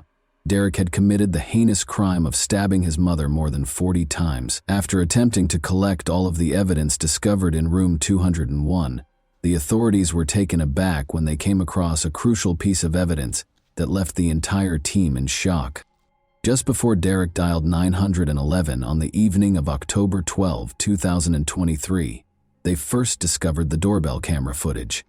When Irina was last seen, she was nursing her newborn child, according to the footage from the doorbell camera. A moment later, Derek showed up and hurried off. Derek asked why Irina always told him to run slowly after she told him, in Spanish, not to run too fast. Then he walked out of the apartment and then came back in. What might have caused that horrific crime? Derek might have been annoyed by his mother's worry, but the question was still unanswered. In addition to remembering Derek's 911 call exchange with the dispatcher, the detectives needed to figure out how he was carrying a weapon. Furthermore, just as he was about to reveal yet another unexpected development, the dispatcher asked if he had any weapons at home. He soon disclosed a startling reality. He acknowledged that after killing his mother, he intended to use the gun he had to end his own life. The fact that Derek had attempted self-harm shocked the detectives. It exposed his unstable mental state at the time of the murder. They were uncertain, though, whether it was the product of mental illness or a deliberate act. The video of Irina's murder was the first important piece of evidence the detectives were about to see, and they were shocked to find it. The video clearly showed Irina lying on the bed with her newborn baby gently comforting her. However, in a subsequent clip, Derek was seen standing over Irina with his hand in motion, suggesting that he'd attacked her while she was asleep. The knife that Derek claimed he used to attack his mother was also discovered by the authorities. Luckily, he didn't hurt his sister, But these pictures were sufficient proof that Derek killed his mother. In addition, he admitted that after killing his mother, he had sent 2 pictures to his online friend, one of himself and the other of his mother, who had passed away. His hand was obviously covered in blood in the picture he sent to his friend, which amply demonstrated the gravity of the situation. The revelation of a 13-year-old son who not only murdered his mother, but also dared to show pictures of the crime to someone was startling. Once the detectives gathered sufficient evidence, they became certain that something was wrong with Derek. The investigators recognized the importance of comprehending the family's history, as it could reveal information about Derek too. Without any delay, the investigators began their investigation to ascertain the precise cause of his behavior. They focused on investigating Derek's background and his family. Derek Rosa, a former model student, consistently made the honor roll and excelled academically. According to the teachers, they described him as a good boy and an intelligent one. He was very close to his mother, Irina Garcia. In the family, the one who received the most caring attention from Irina was Derek. For his emotional life, the relationship was therefore important. But when Irina became pregnant with a girl in early 2023, everything changed. The newborn's arrival somewhat altered the dynamics of the household. Derek was left feeling defeated on the sidelines as Irina instantly turned her focus to the baby. Derek was more emotionally affected by the shifts in family dynamics, which made him more shy and envious of his younger sister. According to some people involved in the case, Derek might have felt abandoned and believed that the new baby was receiving the same amount of love that his mother used to give him. Adding to the emotional strain mentioned earlier, Derek's father, Frank Ramos, was a truck driver who was often away from home due to his rigorous delivery routes. Irina had to take care of all the housework and childcare because he only came home a few times a month. Even though there were no overt signs of severe family strife, the investigators later came to the conclusion that Derek might have felt lonely and emotionally deprived as a result of the lack of a father figure and a newborn child. Derek became more and more resentful as the months went by. Over the course of the evening of October 12, 2023, it became violent. The video from the baby monitor that showed Derek standing over his mother while she slept was found by the police. This terrifying incident occurred shortly before Irina passed away. According to the police, Derek acted out of jealousy, displaced aggression, and a desire to win back his mother's affection and control over the family. The investigators felt compelled to question Derek in order to obtain a more thorough understanding. The investigators took extra care when questioning him because he was only 13 years old and might be dealing with psychological problems. Detective Gonzalez started asking Derek straightforward questions so he wouldn't feel threatened. They began by posing straightforward queries to Derek regarding his daily schedule. In order to learn more about Derek's whereabouts and mental state before the incident, the detectives immediately focused on the events of the morning of October 12. As he interacted with the authorities, Derek seemed composed and helpful, demonstrating a solid grasp of his family's dynamics. He talked about spending weekends with his stepfather, Frank Ramos, and the family didn't seem to be having any problems. After that, detectives turned their attention to what had happened that evening. Derek appeared to hesitate before answering this question when detectives asked it. Derek had been giving accurate information up until that point, but the detectives were about to ask a crucial question when he gave them an unexpected response.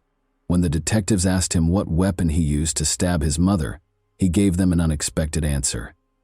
Derek casually brought up the size of the murder weapon. He seemed to be casually speaking with the authorities, displaying no remorse, and he was not aware of the grave consequences of his crime. The detectives carried on their discussion. He disclosed yet another startling fact. He had stolen the gun from his stepfather's closet and tried but failed to shoot himself. They were hoping to learn more about his friend, with whom he shared the crime photos, and the conversation was going well so far. It was important to mention that he spoke with Sweden, an online friend, virtually every weekend. Additionally, Derek confided in him enough to share pictures of the crime, suggesting that they may have discussed something significant. As a result, the detectives quickly turned their attention to Derek's conversation with his friend. Detective Gonzalez noticed something on Derek's shirt just as he was about to mention the 911 call. He remained unaffected, even though the officers were appalled by the evidence of his crime on his shirt. Rather, he calmly held up his bleeding hand. Derek was clearly emotionally detached as he explained what he had done. The investigators asked the crucial question, and shortly after, the graphic depiction of Derek's crime surfaced, frightening them. It was genuinely terrifying when Derek described the crime in detail, demonstrating each stage of his assault on Irina with hand gestures. Derek was obviously fully conscious when he committed the crime. He was clearly uncomfortable when the detectives questioned him about why he killed his mother, and he quickly came up with a reason to use the restroom. Still, the investigators persisted in asking the same question. Derek asked for a lawyer after becoming uncooperative. Without Derek Rose's confession to explain his actions, the case was still being investigated. Nevertheless, detectives gathered enough evidence, such as CCTV footage, a knife found at the scene, and photos from the crime scene, to create a case. Given that Derek chose the best time and location to carry out the murder, this evidence demonstrated that he was a premeditated killer. Derek was charged with first-degree murder and made his first court appearance on October 15, 2023. He showed no remorse for the charges against him and remained emotionless and icy throughout the hearing. Derek's defense attorney asked for a postponement of the hearing, claiming that they had not yet received the state attorney's notice of intent. They also asked whether psychological factors might have been involved and talked about the part that some mental health conditions may have played. Evidence quickly refuted this, demonstrating that Derek had searched for prohibited items on Google at 6 p.m. on October 12, 2023. At 6 p.m. on October 12, he did conduct Google searches. He entered the following search terms: is a small knife good for killing? What is the best place to stab someone? And the carotid artery image diagram. This search history revealed evidence of planning, which bolstered the prosecution's claim that the act was planned rather than spontaneous. Derek was moved from the adult jail to a juvenile detention facility at the request of Derek's defense lawyers. They claimed that Derek needed a psychological test that could only be performed in a juvenile facility because of his age. The prosecution, however, disagreed, claiming that Derek's search history demonstrated premeditation and that this offense was extremely serious. But the defense also brought up his mental health problems. He had been diagnosed with ADHD by a psychologist and on the autism spectrum by another specialist. They further supported their case for Derek's placement in a juvenile detention facility by highlighting the fact that he had threatened to hurt himself. It was evident to the psychologists who examined the case that Derek's actions on that fateful night were the result of a well-thought-out plan rather than an impulse. He had planned what he was going to do because he was captured on the baby monitor above Irina. The most concerning evidence of Derek's mental illness also surfaced after the crime, when he shared a selfie and a picture of his mother's lifeless body with a friend. This conduct revealed a lack of any fundamental humanity, which is a trait frequently lacking in psychopathic people. Throughout the trial, Derek's family steadfastly supported him in spite of the overwhelming evidence against him. One particularly poignant instance was when Derek's grandmother, representing his family's steadfast support, waved at him and blew him a kiss from the courtroom. At this point, more than 50 people were shouting Derek-supporting slogans while holding banners outside the court. On November 7, 2023, the organizers presented him as an innocent teen and a former honor student. Regardless of the offense, Derek's supporters argued for his opportunity to change. A hearing regarding the admissibility of evidence was held on December 15, 2023. Citing the premeditated nature of the crime, the judge decided, after considering the facts, that Derek would continue to be held in adult custody.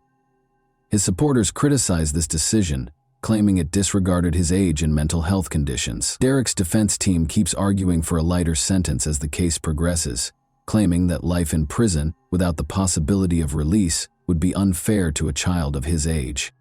The trial has come to represent the complexity of juvenile justice, bringing up tough issues for society to consider.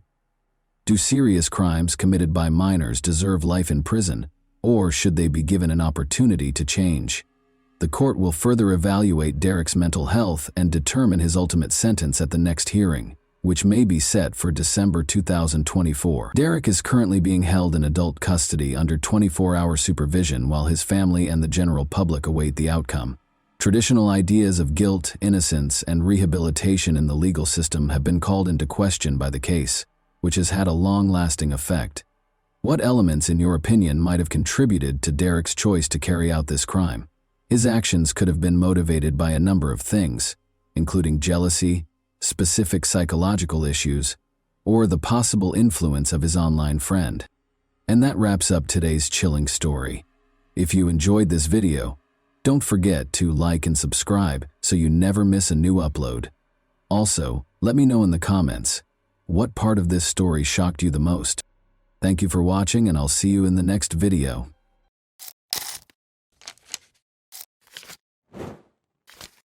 Hey guys, welcome to my channel, and today we're going to take a look at another horrible case with you. On a gray autumn day, a young Parisian girl, as usual, was returning home from school, hoping to remove her heavy backpack and grab a snack. However, as she approached her apartment building, she encountered a young girl who initiated a conversation with her. It took little effort for the girl to persuade the young girl to accompany her to her apartment. The schoolgirl probably didn't notice anything unusual about this because, after all, she was a petite girl, not an unfamiliar man whose mind could be filled with a variety of ideas. Furthermore, they were neighbors and lived in the same building. The girl followed her new acquaintance into the apartment, but as soon as she entered, the door slammed shut, and a nightmare began that is difficult to describe in words. Lola Davy, 12, disappeared and was never seen again. The date was Friday, October 14, 2022. Johan and Delphine Davy waited for their daughter Lola to return from school. The girl was aware that on Fridays the family would travel to their family cottage in Béthune, which was 3 hours away from Paris. As a result, she understood that she should not linger. Lola was an extremely obedient child who never went anywhere without permission. The school was only 200 meters from her house, so she should have arrived at any moment. So, when the clock went past 4 p.m., when their daughter didn't arrive, the parents knew something had happened.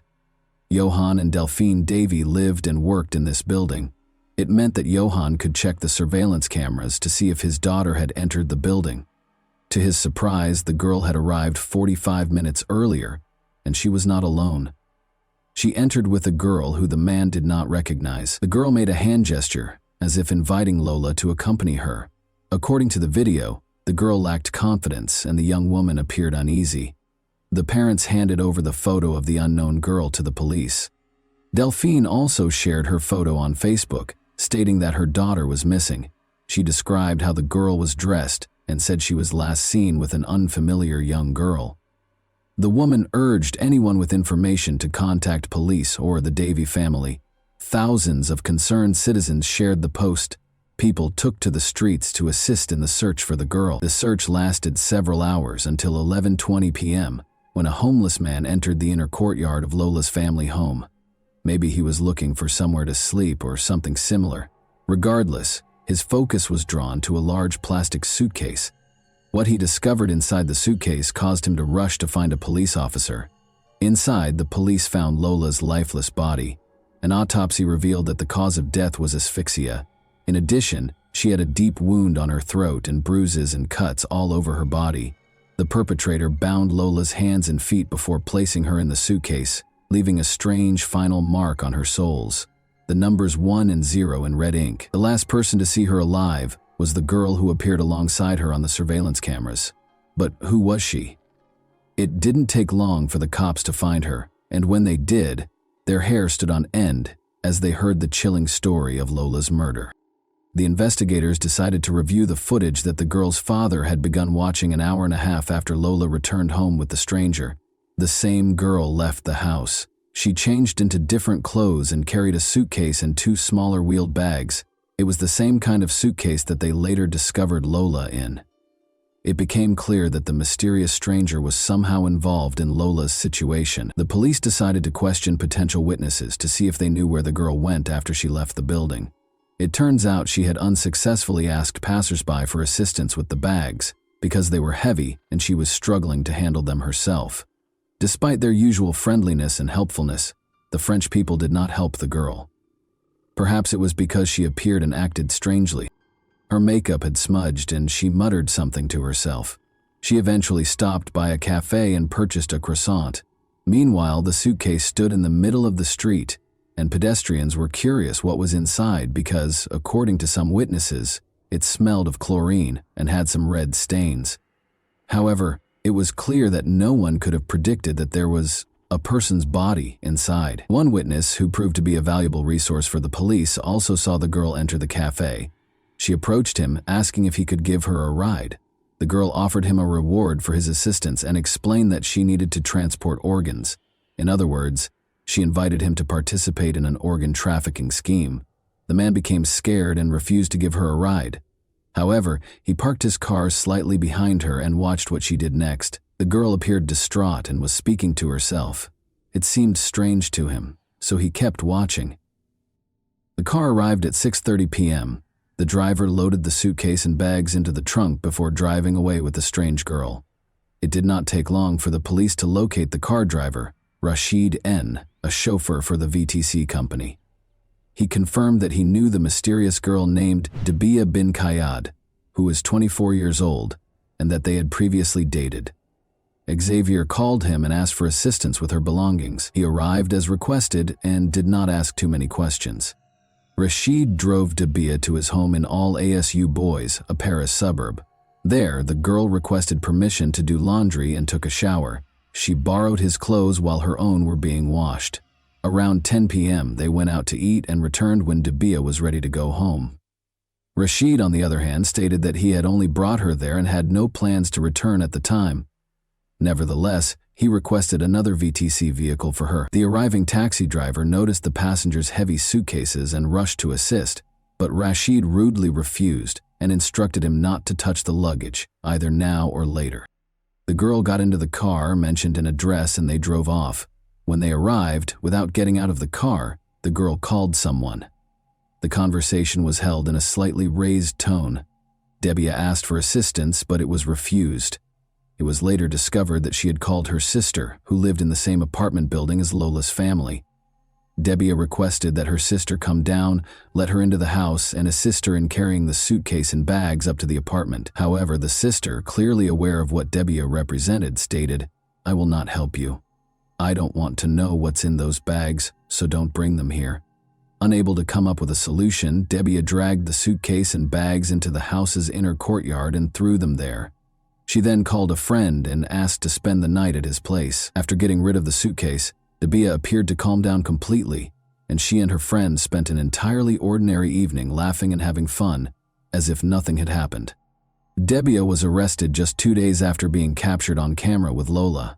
The police tried to learn everything they could about the girl. She moved to France from Algeria 6 years ago with her mother and 2 sisters. In 2018, 2 years after moving, the police heard Dabia's name, but as a victim of domestic violence. Her relatives and friends described her as deeply religious, and her ex-boyfriend even claimed that she was obsessed with the church. They did, however, explain that she changed after her father died while still in Algeria, and her mother died of cancer in 2020. Dabia was unable to cope with the loss and began talking to herself, becoming increasingly aggressive and unstable. However, it is known that she experienced fits of rage prior to her mother's death. She had a confrontation with the hospital administration in July 2019 when she was asked to pay for the medical treatment she received. Dabia became enraged and attacked the staff, claiming that she did not ask to be treated and should not have to pay for it. When she was escorted out of the building, she threatened to return, saying they had no idea what she was capable of. Despite her outburst of rage, the girl had no need to be taken to the police. When she was arrested in August 2022, the girl was no longer a student and had no right to remain in the country. However, because she had no criminal record, she was released and given a 30-day window to complete her paperwork or leave the country. But the girl did not do either. She simply vanished from the sight of the official authorities. She didn't work, didn't have a permanent home, and was officially homeless, despite having moved in with her sister. Her older sister admitted that Dabia had been exhibiting obvious mental issues for some time. She couldn't handle failure, and whenever she was told no, she would explode. However, Dabia refused treatment and her sister had no idea what else she could do. During the interrogation, Dabia admitted her guilt in the incident several times before retracting her statements. When the police showed her the footage of how they found Lola, she claimed she didn't feel hot or cold from it. She also stated that she had been mistreated and that her parents died before her eyes. She told the investigators that she lured Lola into her sister's apartment and forced her to undress and shower. The autopsy confirmed that Dabia assaulted her, tied her hands and legs, and taped her face with duct tape. As a result, Lola lost consciousness and eventually her life. Debbie went about her business as usual, drinking coffee and listening to music. Then, for unknown reasons, she slashed the lifeless body with either a knife or scissors. Later, Debbie abruptly retracted her statements, claiming that she would never commit such an act against a child, and accusing an unknown armed individual of the crime. She then revealed that she wasn't fighting Lola, but a ghost. Later, she returned to her initial confession, and it appears that the investigators were able to uncover an even more bizarre and inhumane motive for the crime. Debbie stated that shortly before the murder, she approached Lola's mother and addressed her as the building administrator where her sister lived. She requested an electronic card, a pass to the building, so that she could come and go whenever she wanted without having to ask her sister to let her in. Delphine had such authority because she did not live in the building but was a guest of her sister. Debbie, who refused to accept no for an answer, harbored resentment toward Delphine, and when she saw her daughter on the street, an exact replica of her mother, fury boiled inside her, and she resolved to seek vengeance. In other words, she committed the murder because, at the age of 24, she was not used to being denied and expected all of her wishes to be granted. Investigators believe that at some point, the attack moved from the apartment to the basement of the multi-story building, where they discovered clear signs of fighting. However, the police are still unfamiliar with certain aspects. Certain details, such as the numbers on Lola's legs and Debia's admission that she drank her blood, suggest a ritualistic nature. In any case, the police confidently dismissed the black market organ trafficking theory. They see it as just another stroke in the accused's psychological profile. Debbie has been charged with murder, torture with violence, cruel treatment of a minor under the age of 15, and concealing a body, all of which carry a maximum sentence of 30 years in prison. However, it is possible that she was not acting alone. Initially, police arrested 5 more people. First and foremost, Debbie's sister was arrested because everything occurred in her apartment and the basement of her home. However, the police later determined that she had no knowledge of the crime and was not at home at the time. The other 3 suspects were also released fairly quickly, and their names have not been revealed. Rashid, Debbie's former boyfriend, 43, has been charged with concealing the corpse. The girl claims he is the mastermind of the crime. It doesn't help him that he turned down a taxi driver who offered to help Debbie with her suitcase. Those words also raise suspicions about the man. Did he know what was inside? He claims he didn't know what was in the suitcase, didn't open it, and had no idea what was inside. In the first week of November, a closed hearing was held in this case. The judge noted that the accused appeared completely calm at the time.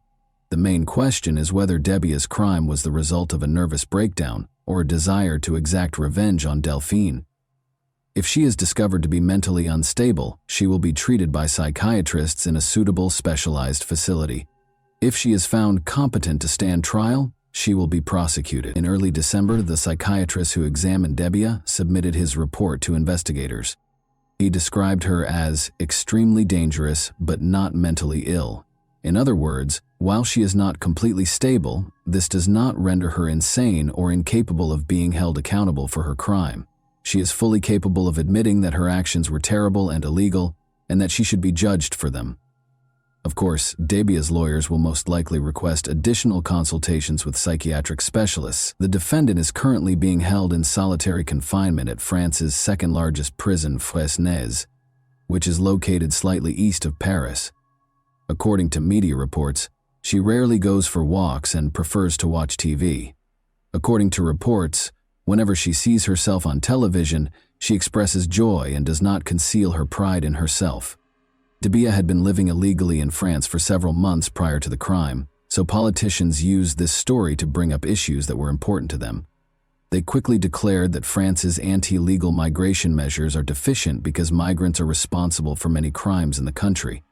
In other words, if Debbie had been deported sooner, Lola would still be able to attend school, participate in gymnastics and figure skating, and spend time with her parents and older brothers. However, Lola's parents believe that politicians are using their daughter's tragic death to score political points. Johan and Delphine have decided that staying in Paris is too difficult, so they have left for Pas-de-Calais, where they originally came from. And that wraps up today's chilling story. If you enjoyed this video, don't forget to like and subscribe so you never miss a new upload. Also, let me know in the comments what part of this story shocked you the most. Thank you for watching, and I'll see you in the next video.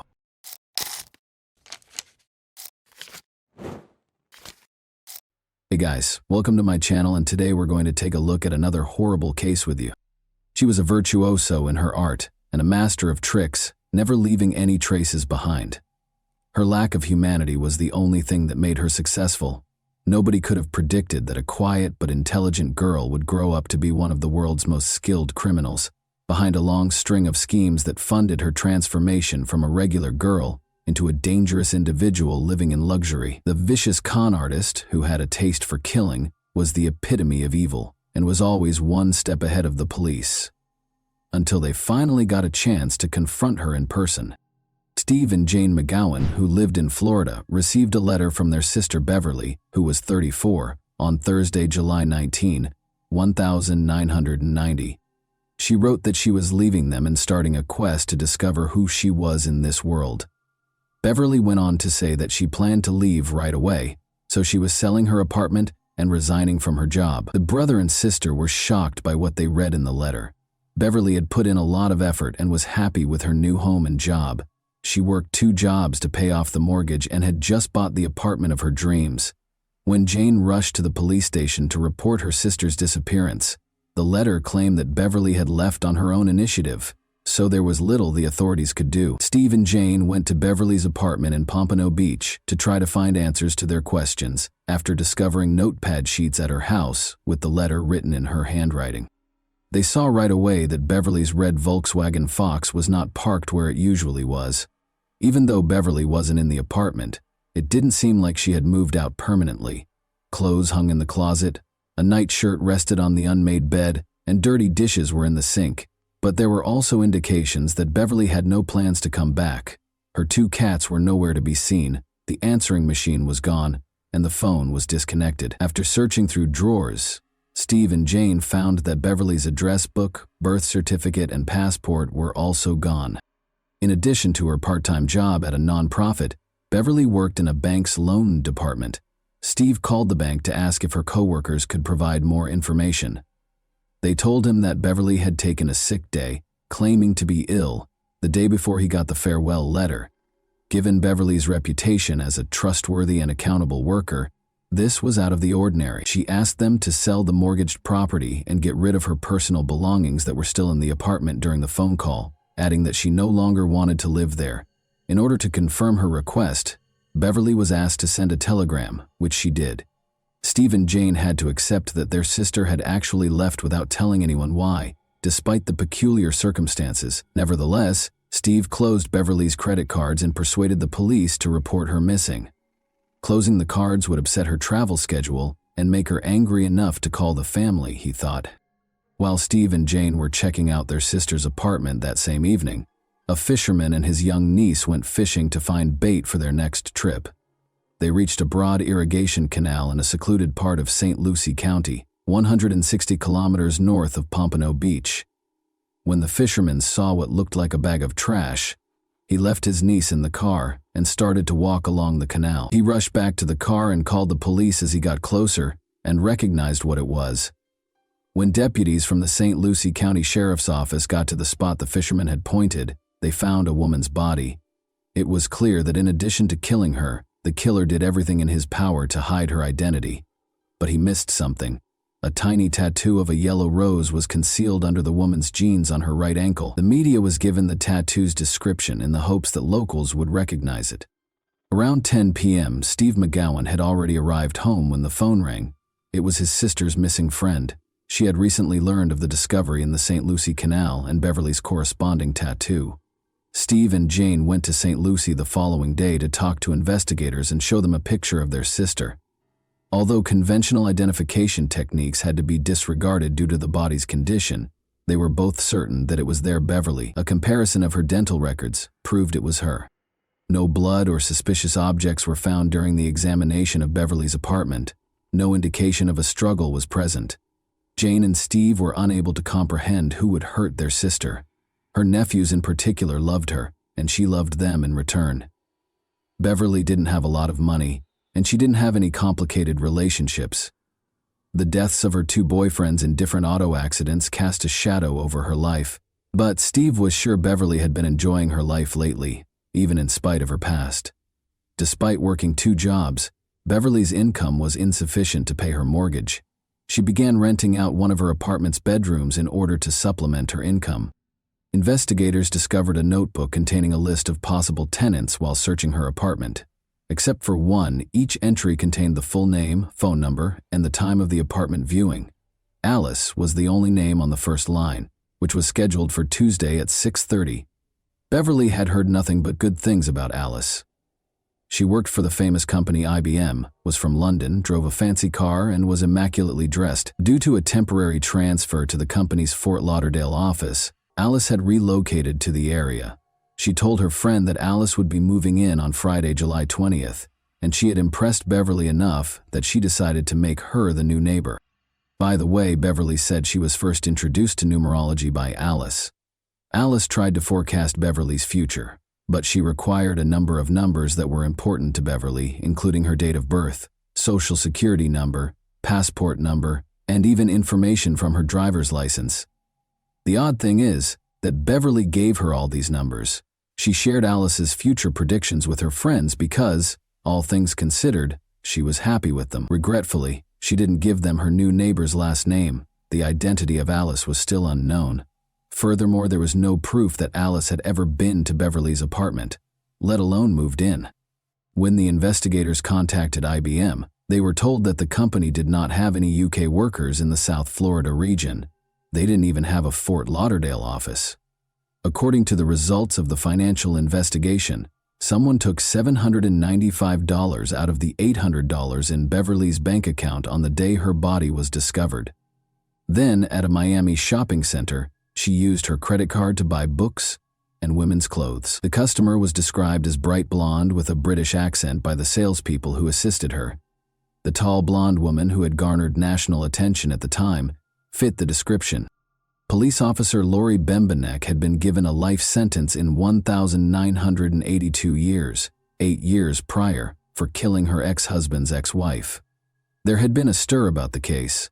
Lori was somewhat of a celebrity due to her glitzy appearance and the high-profile nature of the case. Lori had freed herself from Wisconsin prison a few days prior to Beverly's murder. The Miami salesperson identified Lori Bembenek as the person who had used Beverly's credit card after seeing pictures of her, until it was revealed that Lori had actually fled to Canada and was not in Florida at the time of the crime. The police were baffled as to how the path of a modest bank employee could have intersected with that of a convicted killer. However, Beverly's card was used once more in Miami, this time at a travel agency, on Friday, July 20, 1 day after her body was found. Interestingly, the cardholder looked like a man disguised as a woman. The individual wore oval-shaped glasses and a cheap black wig in the Cleopatra style. The man identified himself as Sam and spoke with a British accent. Sam apparently used the card to buy a ticket for British Airways Flight 2922 because he was going to London in 2 days, on July 22nd through 2922. Investigators looked through Flight 292's passenger registration records and those of every other flight that was scheduled to depart for Britain on July 22. None of them bore the name of Beverly McGowan, but after being parked there for 5 days, Beverly's car was discovered in the airport parking lot.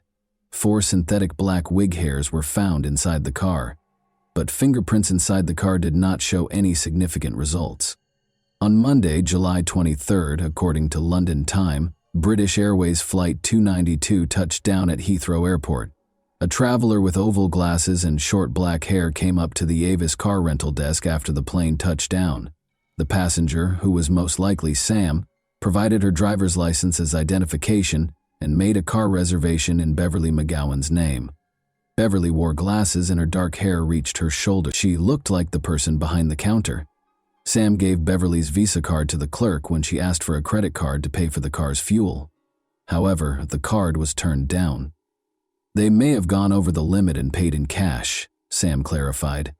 Actually, Beverly's credit cards had been canceled by her brother Steve by that point. Sam was long gone by the time Florida detectives found out about this botched transaction. Transactions on the credit card could not be tracked because it was no longer in use. American law enforcement agencies had no jurisdiction over Sam once he arrived in Britain. Detectives from Florida called the London police to ask for help.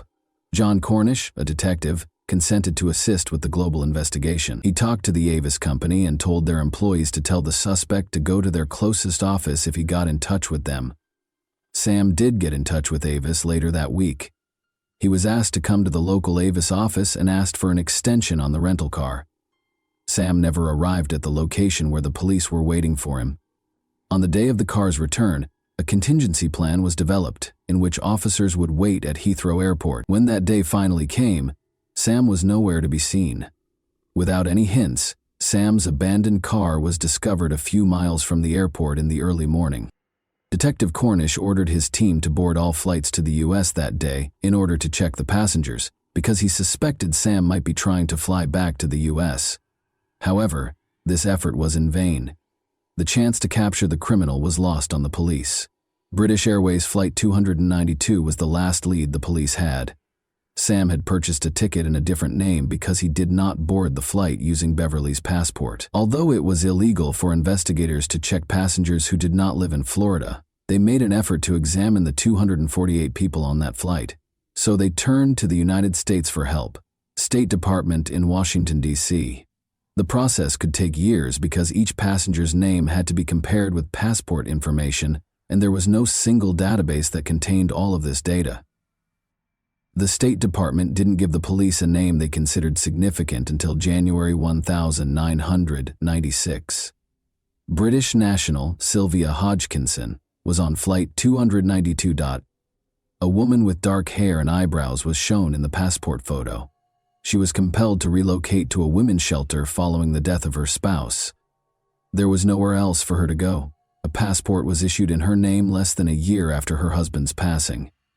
It was suspected by investigators that someone else had taken Sylvia's identity in order to obtain documents in her name. There was fear that Sylvia had met a similar end to Beverly's because they were unable to find her in any way. Additionally, the State Department found a fascinating link between Sylvia and two other women, Elaine Antoinette Parent and Charlotte Ray Callan. An incident that happened a year after Beverly's murder revealed that all three identities were unintentionally connected. A woman in a rental car was approached by North Miami police on May 22, 1991. It was past due to return the car, which had been rented in Los Angeles 6 months prior. To hide its origin, stolen license plates were affixed to the vehicle. A tall redhead woman, who introduced herself to the officers as Charlotte Ray Cowan, sat inside the vehicle. The woman's personal diary, 2 dogs, multiple wigs, and several documents bearing Charlotte's photo under the names Sylvia Hodgkinson and Elaine Parent were all evidently in the car with her. Charlotte's failure to return the rented car led to her arrest by the police. The following day, she posted bail after spending the night in jail. Surprisingly, the police did nothing about this issue, even though the woman was clearly using a false identity. One of the arresting officers was in the building on the day of Charlotte's court hearing for the offense. A redhead woman stood up when Charlotte's turn to appear before the court came. The officer who had arrested Charlotte, however, was taken aback to discover that the woman he had arrested was not the same one who had been called to court by the subpoena.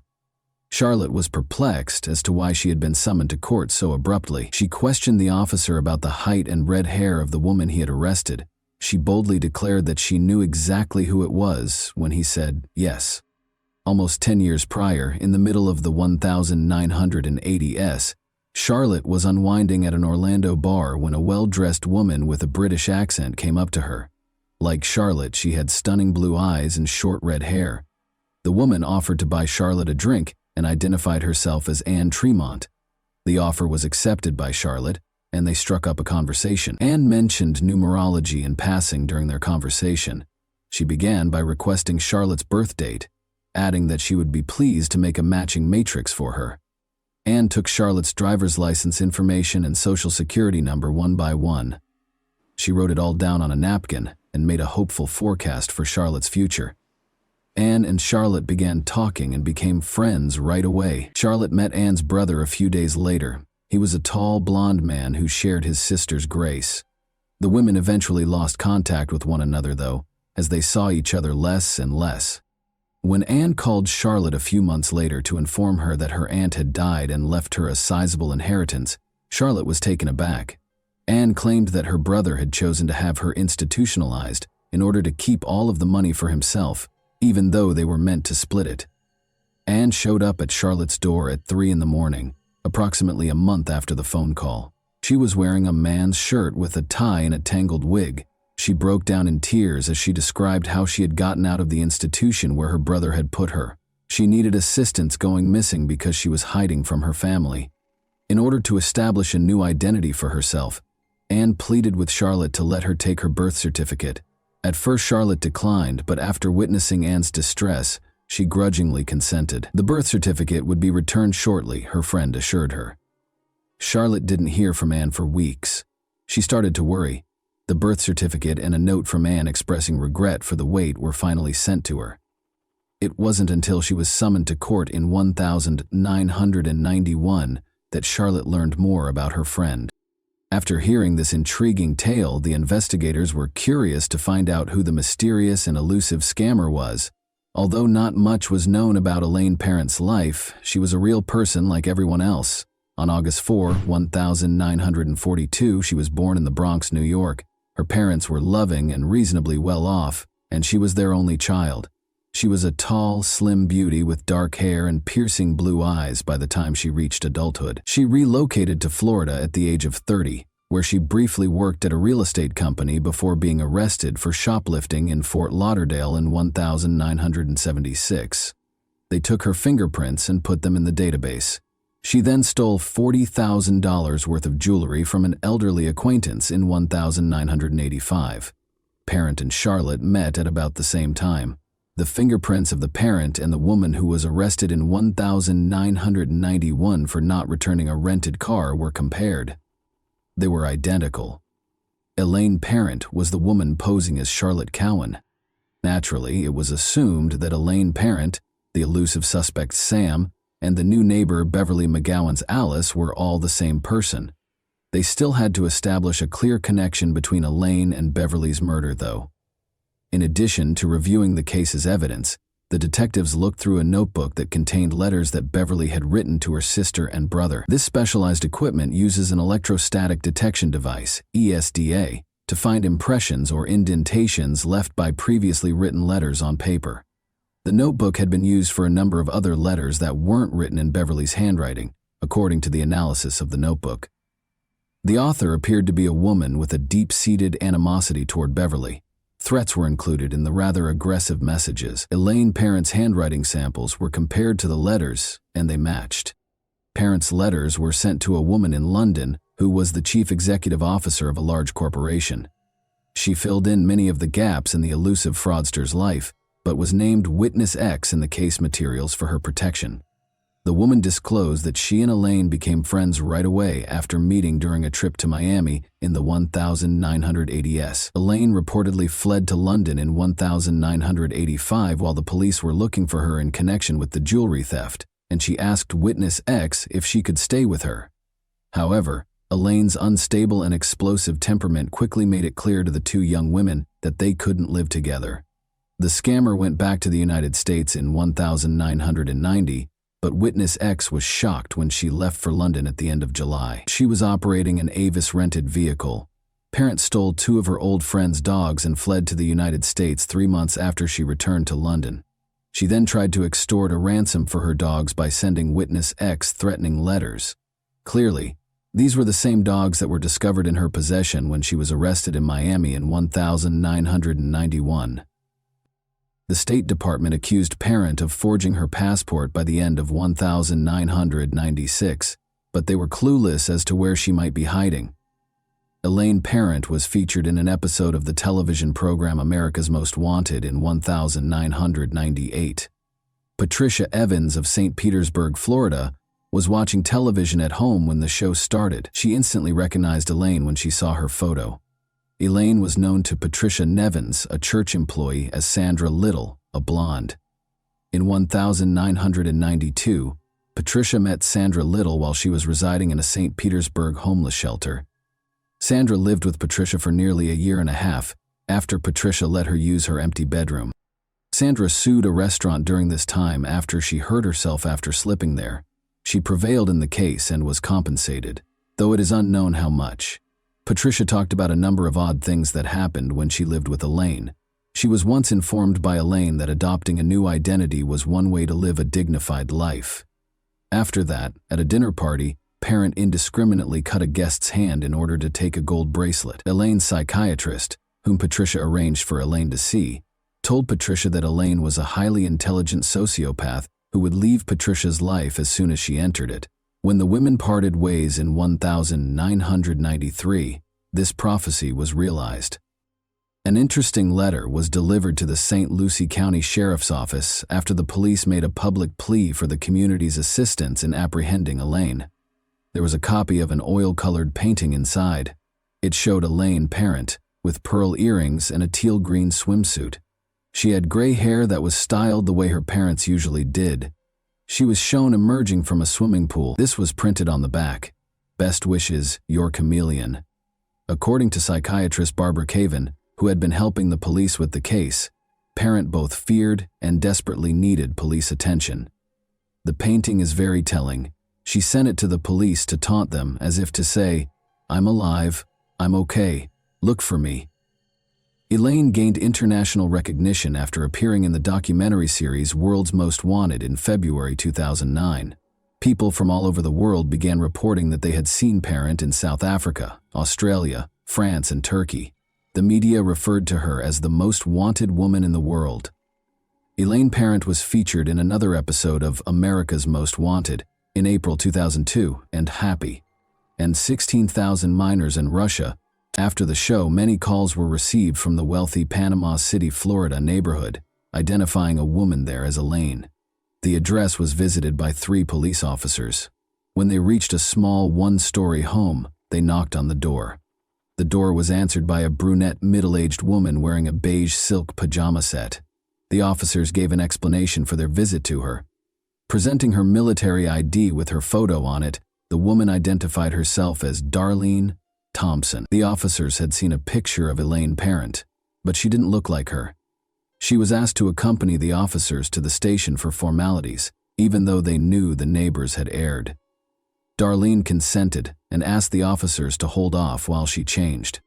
As the officers waited outside the bedroom, one of them looked over Darlene's identification card and, as a former military man, he saw right away a vital missing stamp that verified the document's legitimacy. She replied that she was getting dressed when the officer knocked on the bedroom door to ask about this. She never emerged, despite the officers waiting for her to do so. When the officers hurried into the bedroom after hearing a gunshot, they discovered Darlene dead. The identity of Darlene and Elaine Parent was formally verified by subsequent fingerprint analysis. Elaine lived in a house that turned out to belong to another woman. She had rented a room to Elaine since August 2001. She is a nice woman who loves to cook, according to the homeowner. Elaine's Florida driver's license, which had her photo on it but the name of the woman she was staying with, was discovered during the house search. She had jotted down details about a man from the nearby town of Lynn Haven, including his credit cards and social security number, in a notebook. Elaine's closet was stocked with men's and women's clothes, as well as wigs. They also found a book on theatrical makeup and another on learning French.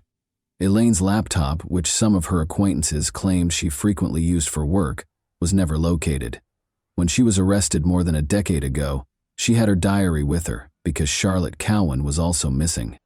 The police discovered a flyer featuring a picture of Elaine and the name Antonia Racerman, which is another fascinating aspect of the portrait.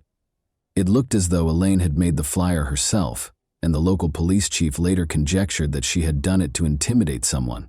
The flyer said that she was wanted by the FBI for the murder of a government official at a hotel in Washington, D.C. Many questions remained after Elaine's death. According to the police, she used up to 20 different identities in countries such as the United States, the United Kingdom, Turkey, Israel, France, and South Africa. Although no other victims have been located, some believe she may have committed more murders. There are differing views on whether she worked alone or with an accomplice. Investigator Norma Pfeiffer told the media 3 years before she died, "The brutality of the McGowan murder makes me think that someone capable of this has either done it before or will do it again." She couldn't have run Beverly alone, according to some. And let's not forget about the handsome blonde man she passed off as her brother. According to psychologist Barbara Kerwin, Elaine is a virtuoso in her field, who can read people's souls and identify their weak points with ease. The reason behind her crimes is still entirely unknown, though. Why, given her high IQ, would someone like Elaine decide to commit crimes rather than excel in any other field, especially since her crimes brought her more fame than fortune? Kerwin, however, feels she is aware of the motivation behind Elaine's plots, her own inner demons. Barbara said, "I believe she impulsively stole the identities of others to fill her own emptiness." And that wraps up today's chilling story. If you enjoyed this video, don't forget to like and subscribe so you never miss a new upload. Also, let me know in the comments what part of this story shocked you the most. Thank you for watching, and I'll see you in the next video.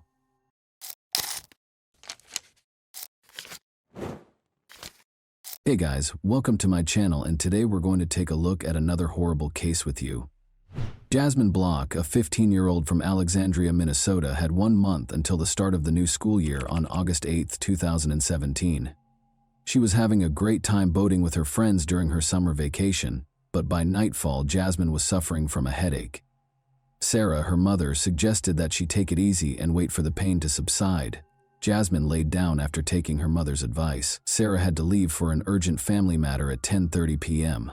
Before leaving the house, she made sure Jasmine was okay and would attempt to get some sleep. Knowing that Jasmine's older sister and her boyfriend were at home gave her comfort. 3 hours later, Sarah found her younger daughter gone when she got home. To her surprise, the top portion of the pajamas she was sleeping in was on the floor, and Jasmine's phone, keys, and bag were all at home. She had also lost 2 pairs of shoes. At first, Jasmine's family thought she had just gone outside to get some fresh air in the hopes that her headache would go away, because she had never left a note before. She wasn't in the house, though. Because her daughter was terrified of the dark, Sarah was certain that she wouldn't flee, especially at night. This indicated that she had been abducted. Sarah became so worried that she called the police.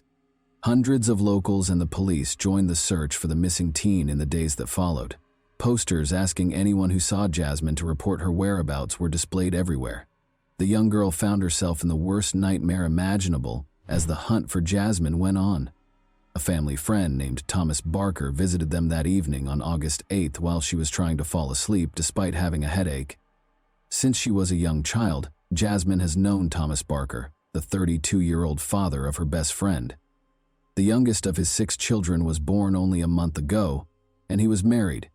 Jasmine believed him when he told her that his son was having a breakdown of some kind, and that he couldn't manage it alone. In an attempt to soothe his son, Thomas asked if she could accompany him to their house.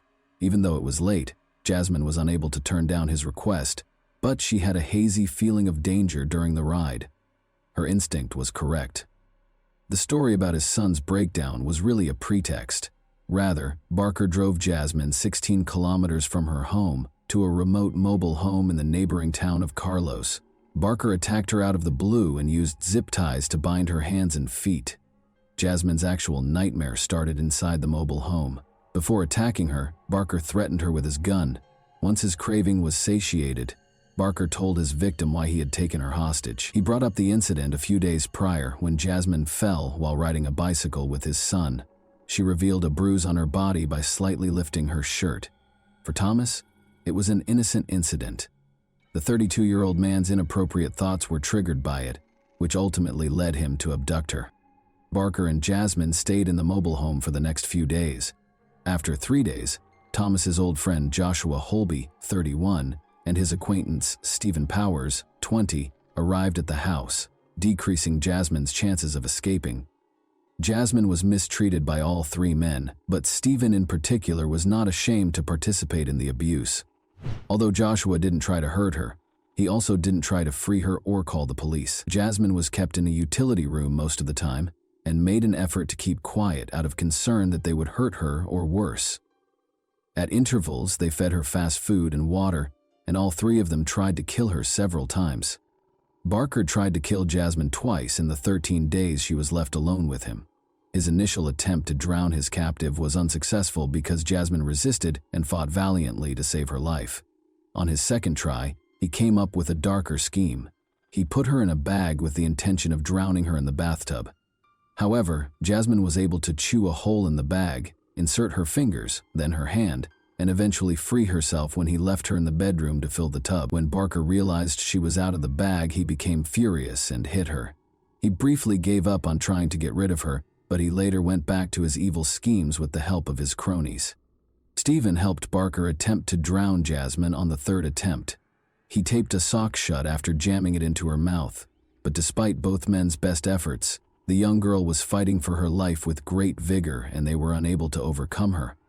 Joshua, the heaviest of the kidnappers, sat on top of Jasmine after the criminals realized that drowning her would not work and sandwiched her between two halves of a sofa bed with a pillow over her head. They had a very clear idea. They wanted Jasmine to choke, but she persisted in struggling, kicking, and fighting, so this plan also failed. Jasmine's fifth and last attempt on her life took an odd turn. Threatening her with a knife, the men made her stand on a number of stacked buckets, tied a noose around her neck, and fastened a rope to the ceiling. However, Thomas told Joshua to untie the noose because she might die after he unintentionally knocked over the buckets, causing them to roll on the floor. Evidently, the men found it difficult to cross the boundary of taking a life, even after all their efforts to get rid of Jasmine. Thomas later told Jasmine, dejectedly, that he was only doing this to avoid being caught with her because he was afraid of going to jail. The mobile home's door was unexpectedly knocked on almost a month after Jasmine was kidnapped. A policeman was circulating the neighborhood to ask about a theft that had nothing to do with the kidnapping. The policeman left after the three suspects, who were all inside the house at the time, declined to answer the knock. The criminals realized they needed to find another hiding place immediately following the officer's visit. After placing Jasmine in a sports bag and escorting her into their vehicle, they let her exit the bag. In an attempt to find a new place to hide the girl, they first went to a number of cornfields before setting up camp at an abandoned house in Grant County. Jasmine feared for her life at the hands of Barker and his cronies, and by this time she was certain that they had no intention of letting her go alive. But good fortune was on the girl's side. She had an opportunity because of the kidnappers' negligence and the forced relocation to a new location. The previous day, the men had come across a police vehicle while driving and quickly threw some illegal substances out the window. They made the decision to look for those substances at the new location and had to purchase supplies for both themselves and their captive. They left Jasmine sitting in another car, thinking she wouldn't go anywhere, and told her they would be gone for approximately an hour. Thus, Jasmine was alone for the first time in 29 days following her kidnapping. After waiting for approximately 5 minutes after Thomas's car had driven away, she plucked up the courage to get out and hurriedly jumped out. In the hopes of finding assistance, she hurried to the two closest homes, but they appeared to be deserted. She didn't even think twice before jumping into the water when she spotted a house across Thompson Lake. In order to swim more quickly, she removed her pajama pants and shoes. When she got to the opposite shore, she saw Thomas's car as she crossed a field and came out onto the road. Jasmine hurried to hide in the grass, keeping low and trying to control her labored breathing so she wouldn't be noticed. She was so relieved to discover that she had erred in putting someone she had never met before behind the wheel. Jasmine ran across the street and across the field to a house close by. On Tuesday afternoon, local farmer Earl Melcher was meant to be at work, but he had to go home because he had forgotten his tools. He saw something strange in the distance among the grass before he got into his pickup truck to return to work. He thought it might be a deer grazing his field from hundreds of meters away, but when he saw it was a girl, he turned on his car and headed in her direction. When Jasmine heard the car, she rushed to meet him.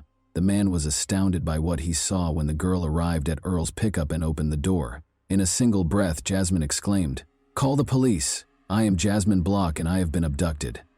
But Earl had already seen the girl's face on posters around town, so he knew who she was. For him, as a farmer and the father of 3 daughters, it was an incredible sensation. He turned on the car's heater, sat Jasmine down, and gave her a towel. He was going to take her to the hospital when he called 911, but the emergency dispatcher advised him to wait for the police.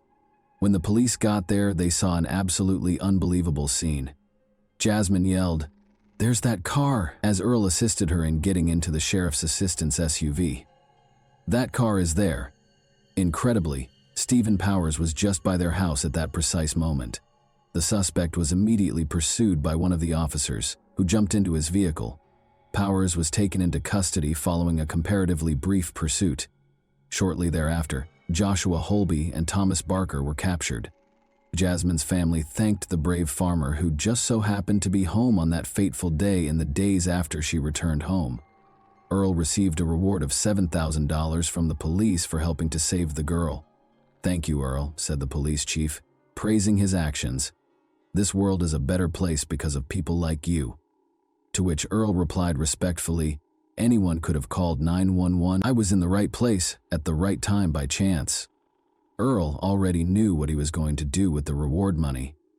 He gave the money to Jasmine and her family and invited them to lunch. He clarified that, although the sum meant a lot to him, Jasmine's family needed it far more than he did. Their family and friends were shocked to learn that Thomas, Joshua, and Stephen were the ones who had abducted the girl, even though they had previous criminal records.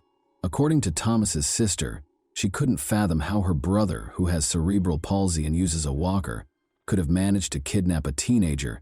She added that she helped with the search for the girl, and that Barker's wife and mother even went to the house where he was keeping her, but they had no suspicions. Thomas Barker was given a 25-year prison sentence for his actions toward his son's friend a year after the kidnapping. He will spend the rest of his life listed as a violent offender. He can, however, apply for civil commitment after being released from prison, and, if accepted, he will live out the rest of his days in a specialized facility. Stephen Powers will spend 8.5 years, and Joshua Holby will spend 8 years behind bars. Even though the girl managed to get away, the 29 days that the three men held her captive had a profound effect on her. Never again will she be the same. Her words, "None of us will be." She has trouble sleeping because she fears nightmares, and every time she closes her eyes, she sees the faces of the kidnappers. Jasmine finds it difficult to trust people these days, so she withdraws from them. "Fortunately," acknowledged Sarah, her mother, "the world is not without kind people." Jasmine had the chance to visit a post-traumatic stress disorder specialist in Texas to try out novel therapeutic approaches. She brought 2 gadgets home from the meeting that have been effectively assisting her in managing her PTSD symptoms, anxiety, and nightmares. In addition to these resources, Jasmine says she has found comfort in talking to friends and creating art as a way to express herself. She is getting better every day.